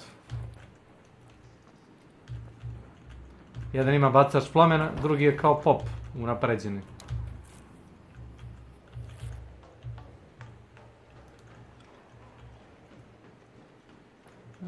Čini mi se da je zabagovan i dalje.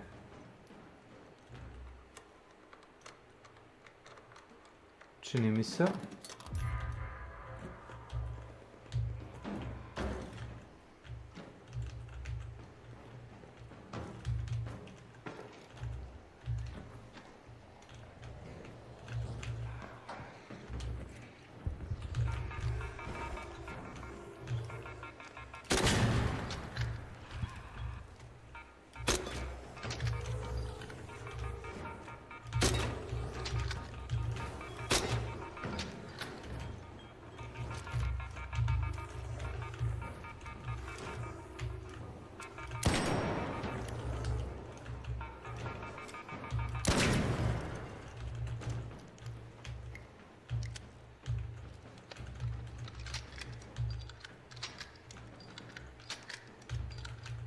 Kaže Ketson, ubio ga neko dok je to radio.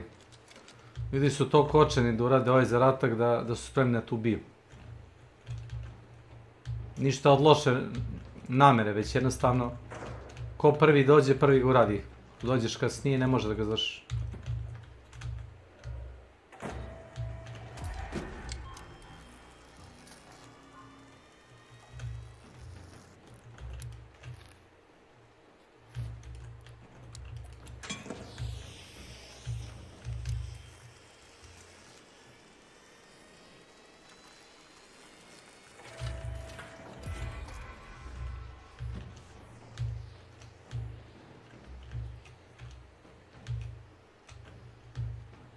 Da vidimo, ako ima 5 baterija okolo, tačno znam gdje se završava. Mislim da ili ga niko nije radio ili su ga fiksali. Ne, još uvijek je zabagovan.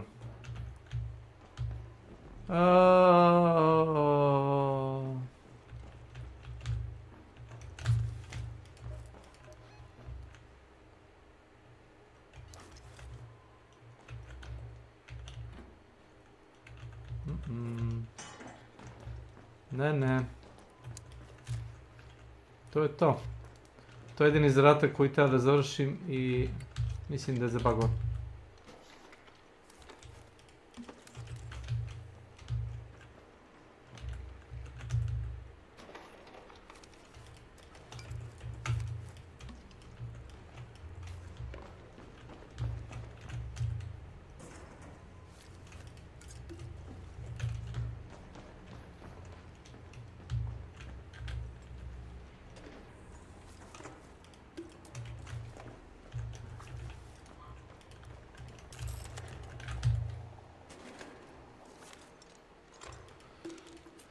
Kad preučiš mišem piše ti šta dobijaš kad skrepuješ nešto unutar misije i kad skrepuješ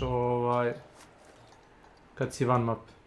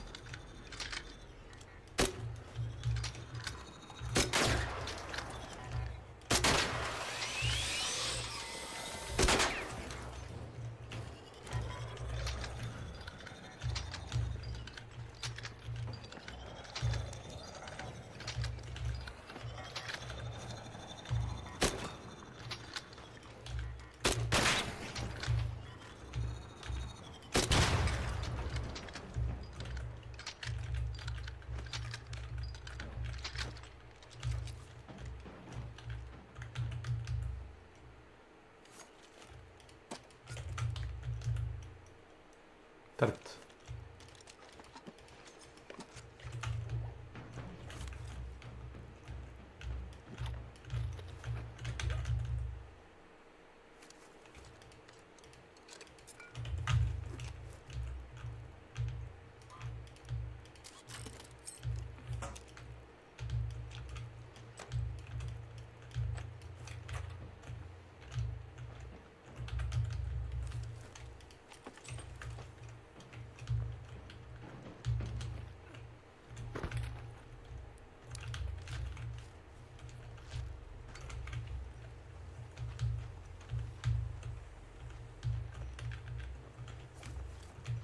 Još jedna stvar za oluje, za taj novi weather condition, jako ti se brzo raspada,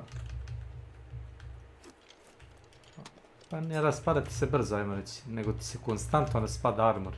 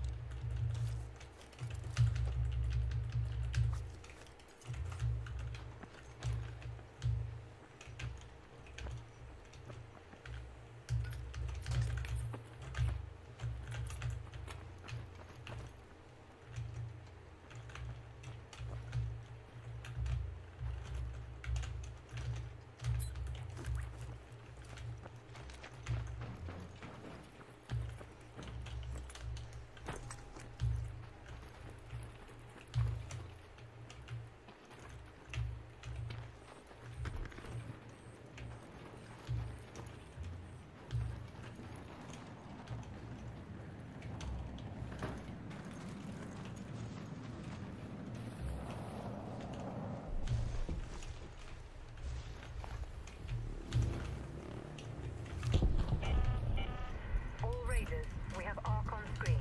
5 minutes left. Go find a way home. I repeat, 5 minutes.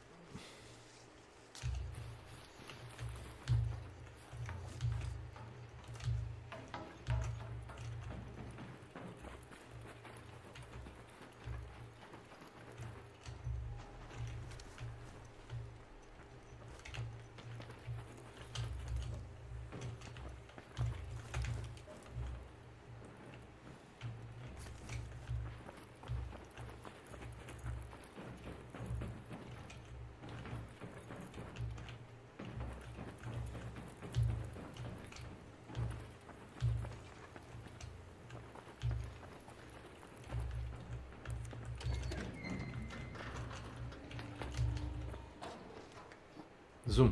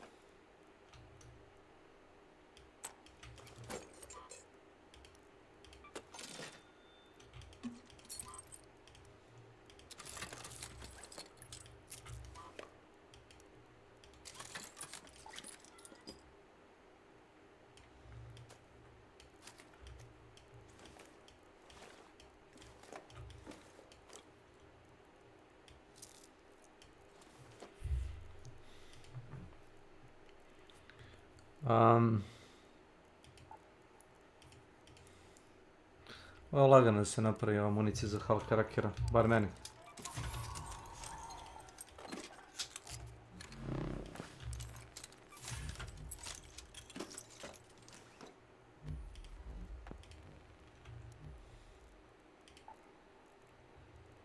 Vrlo lagano.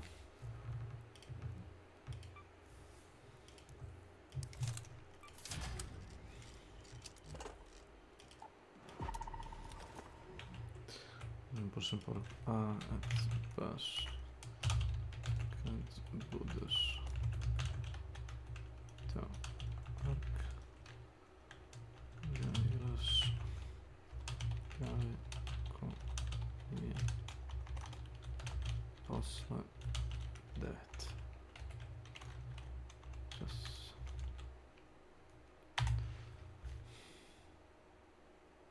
Okay. A, ok.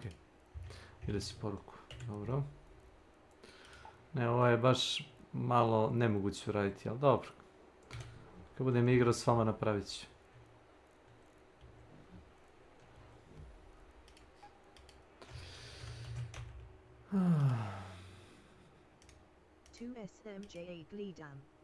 Ok. Ja sam sve uradio što mislim, znaš, tako da, ono. Jedino ako nekom treba nešto da se završi ovako, sad više nema ni trava, ono. Pa i jest, pa nema šta. Bio je taj kao projekat da se uradi, taj novi projekat je vrlo lagan.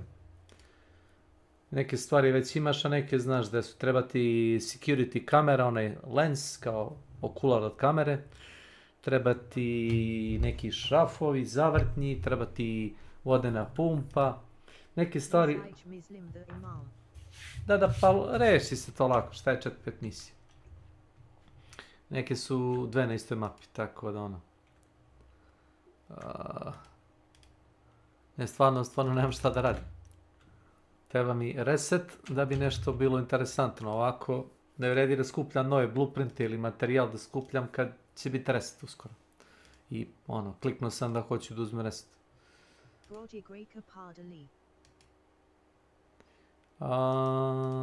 Da vidim. Sad ću da proverim. A ne verujem. Ne verujem, ali ajde. Riders. Steam.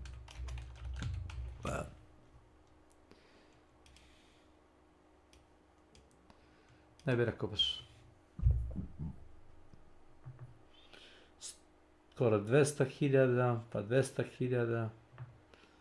Dipuje ti na 100.000. To ti to, toliko ti padne. Ovo je restart servera. 270.000. 80.000, pa... PvP hardcore igrači su polako, kud koji mili moji, znaš. Ti hardcore, kako su streameri polako digli sidro. Ako su PvP igrači otišli, otišli dalje.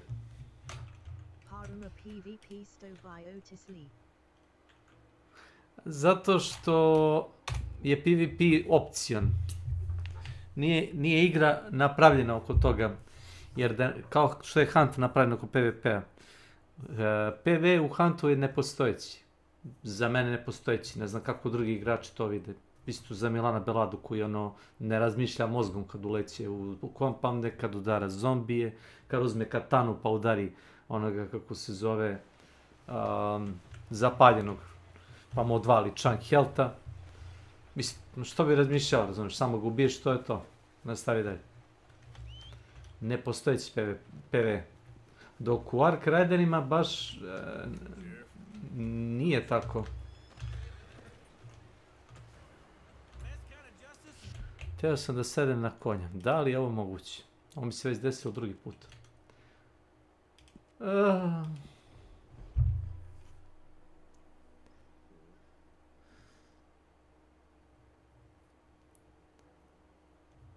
Umjesto da sedne na konja, zgrabio sam čovjeka da ga davim. Jao. Ovo je drugi put danas.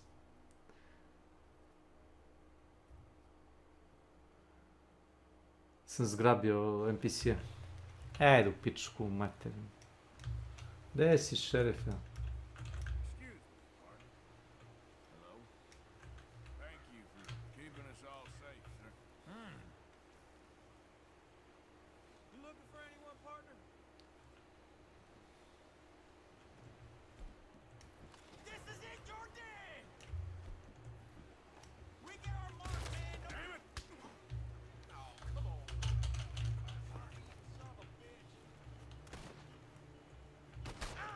Ja mislim da pištolj, šerif ima drugačiji pištolj nego ja, i da mu uzmem oružje.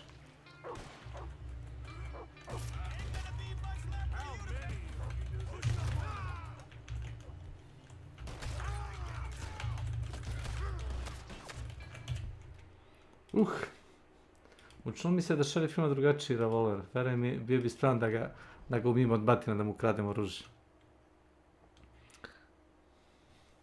Kao što kažu da šerif u Valentineu ima repetirku, Krag Jorgensen. Ovdje se zove Bolt Action, ali kad pogledaš in-game model i kad pogledaš Wikipediju, isto izgleda kao Krag. Koji je bio u to vreme kratak neki period. 1000 komade valjda američka vojska uvezla iz Evrope. Kratko je bio u operativnoj upotrebi. Ajde.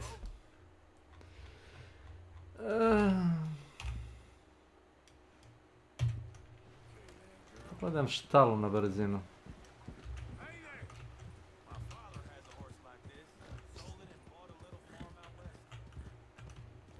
Stvarno. Teško ćemo da ga prodamo.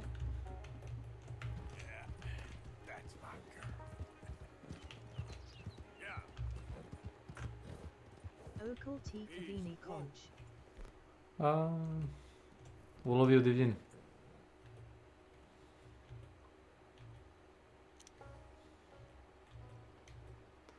Tennessee Walker crni. Sada samo ima te. Ako ima dobar konj, verujem i stojno sam da ga drapim. Također.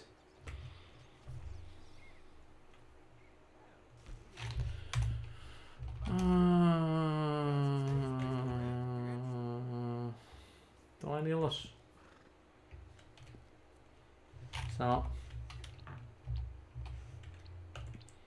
Samo ja imam ovoga standard breeda. American standard breed, ovaj je dobar dosta. Još bolji.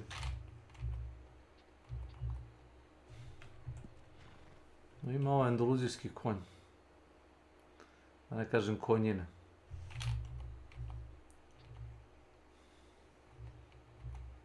Jebeno sunce ima više health, ovaj mali crveni konj nego vi ostali. Jeste, napravim je to sve, ajde.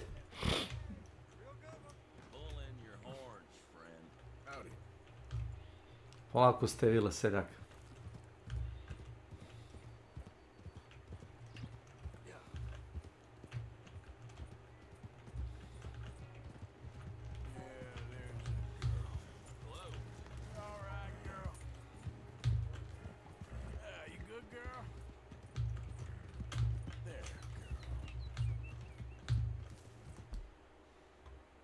Sad.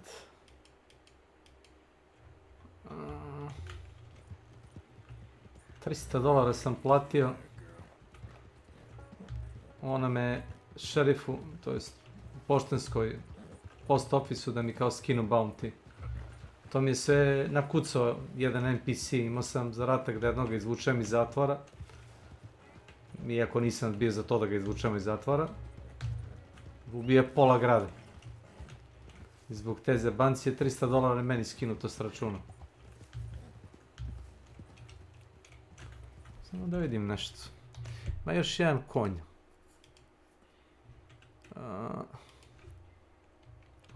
Horse.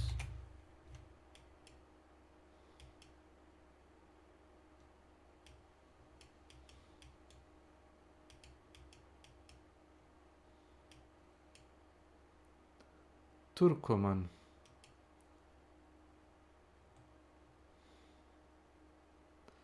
Ne.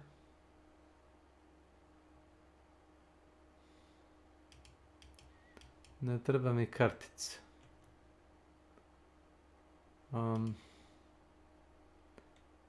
Gledam neku online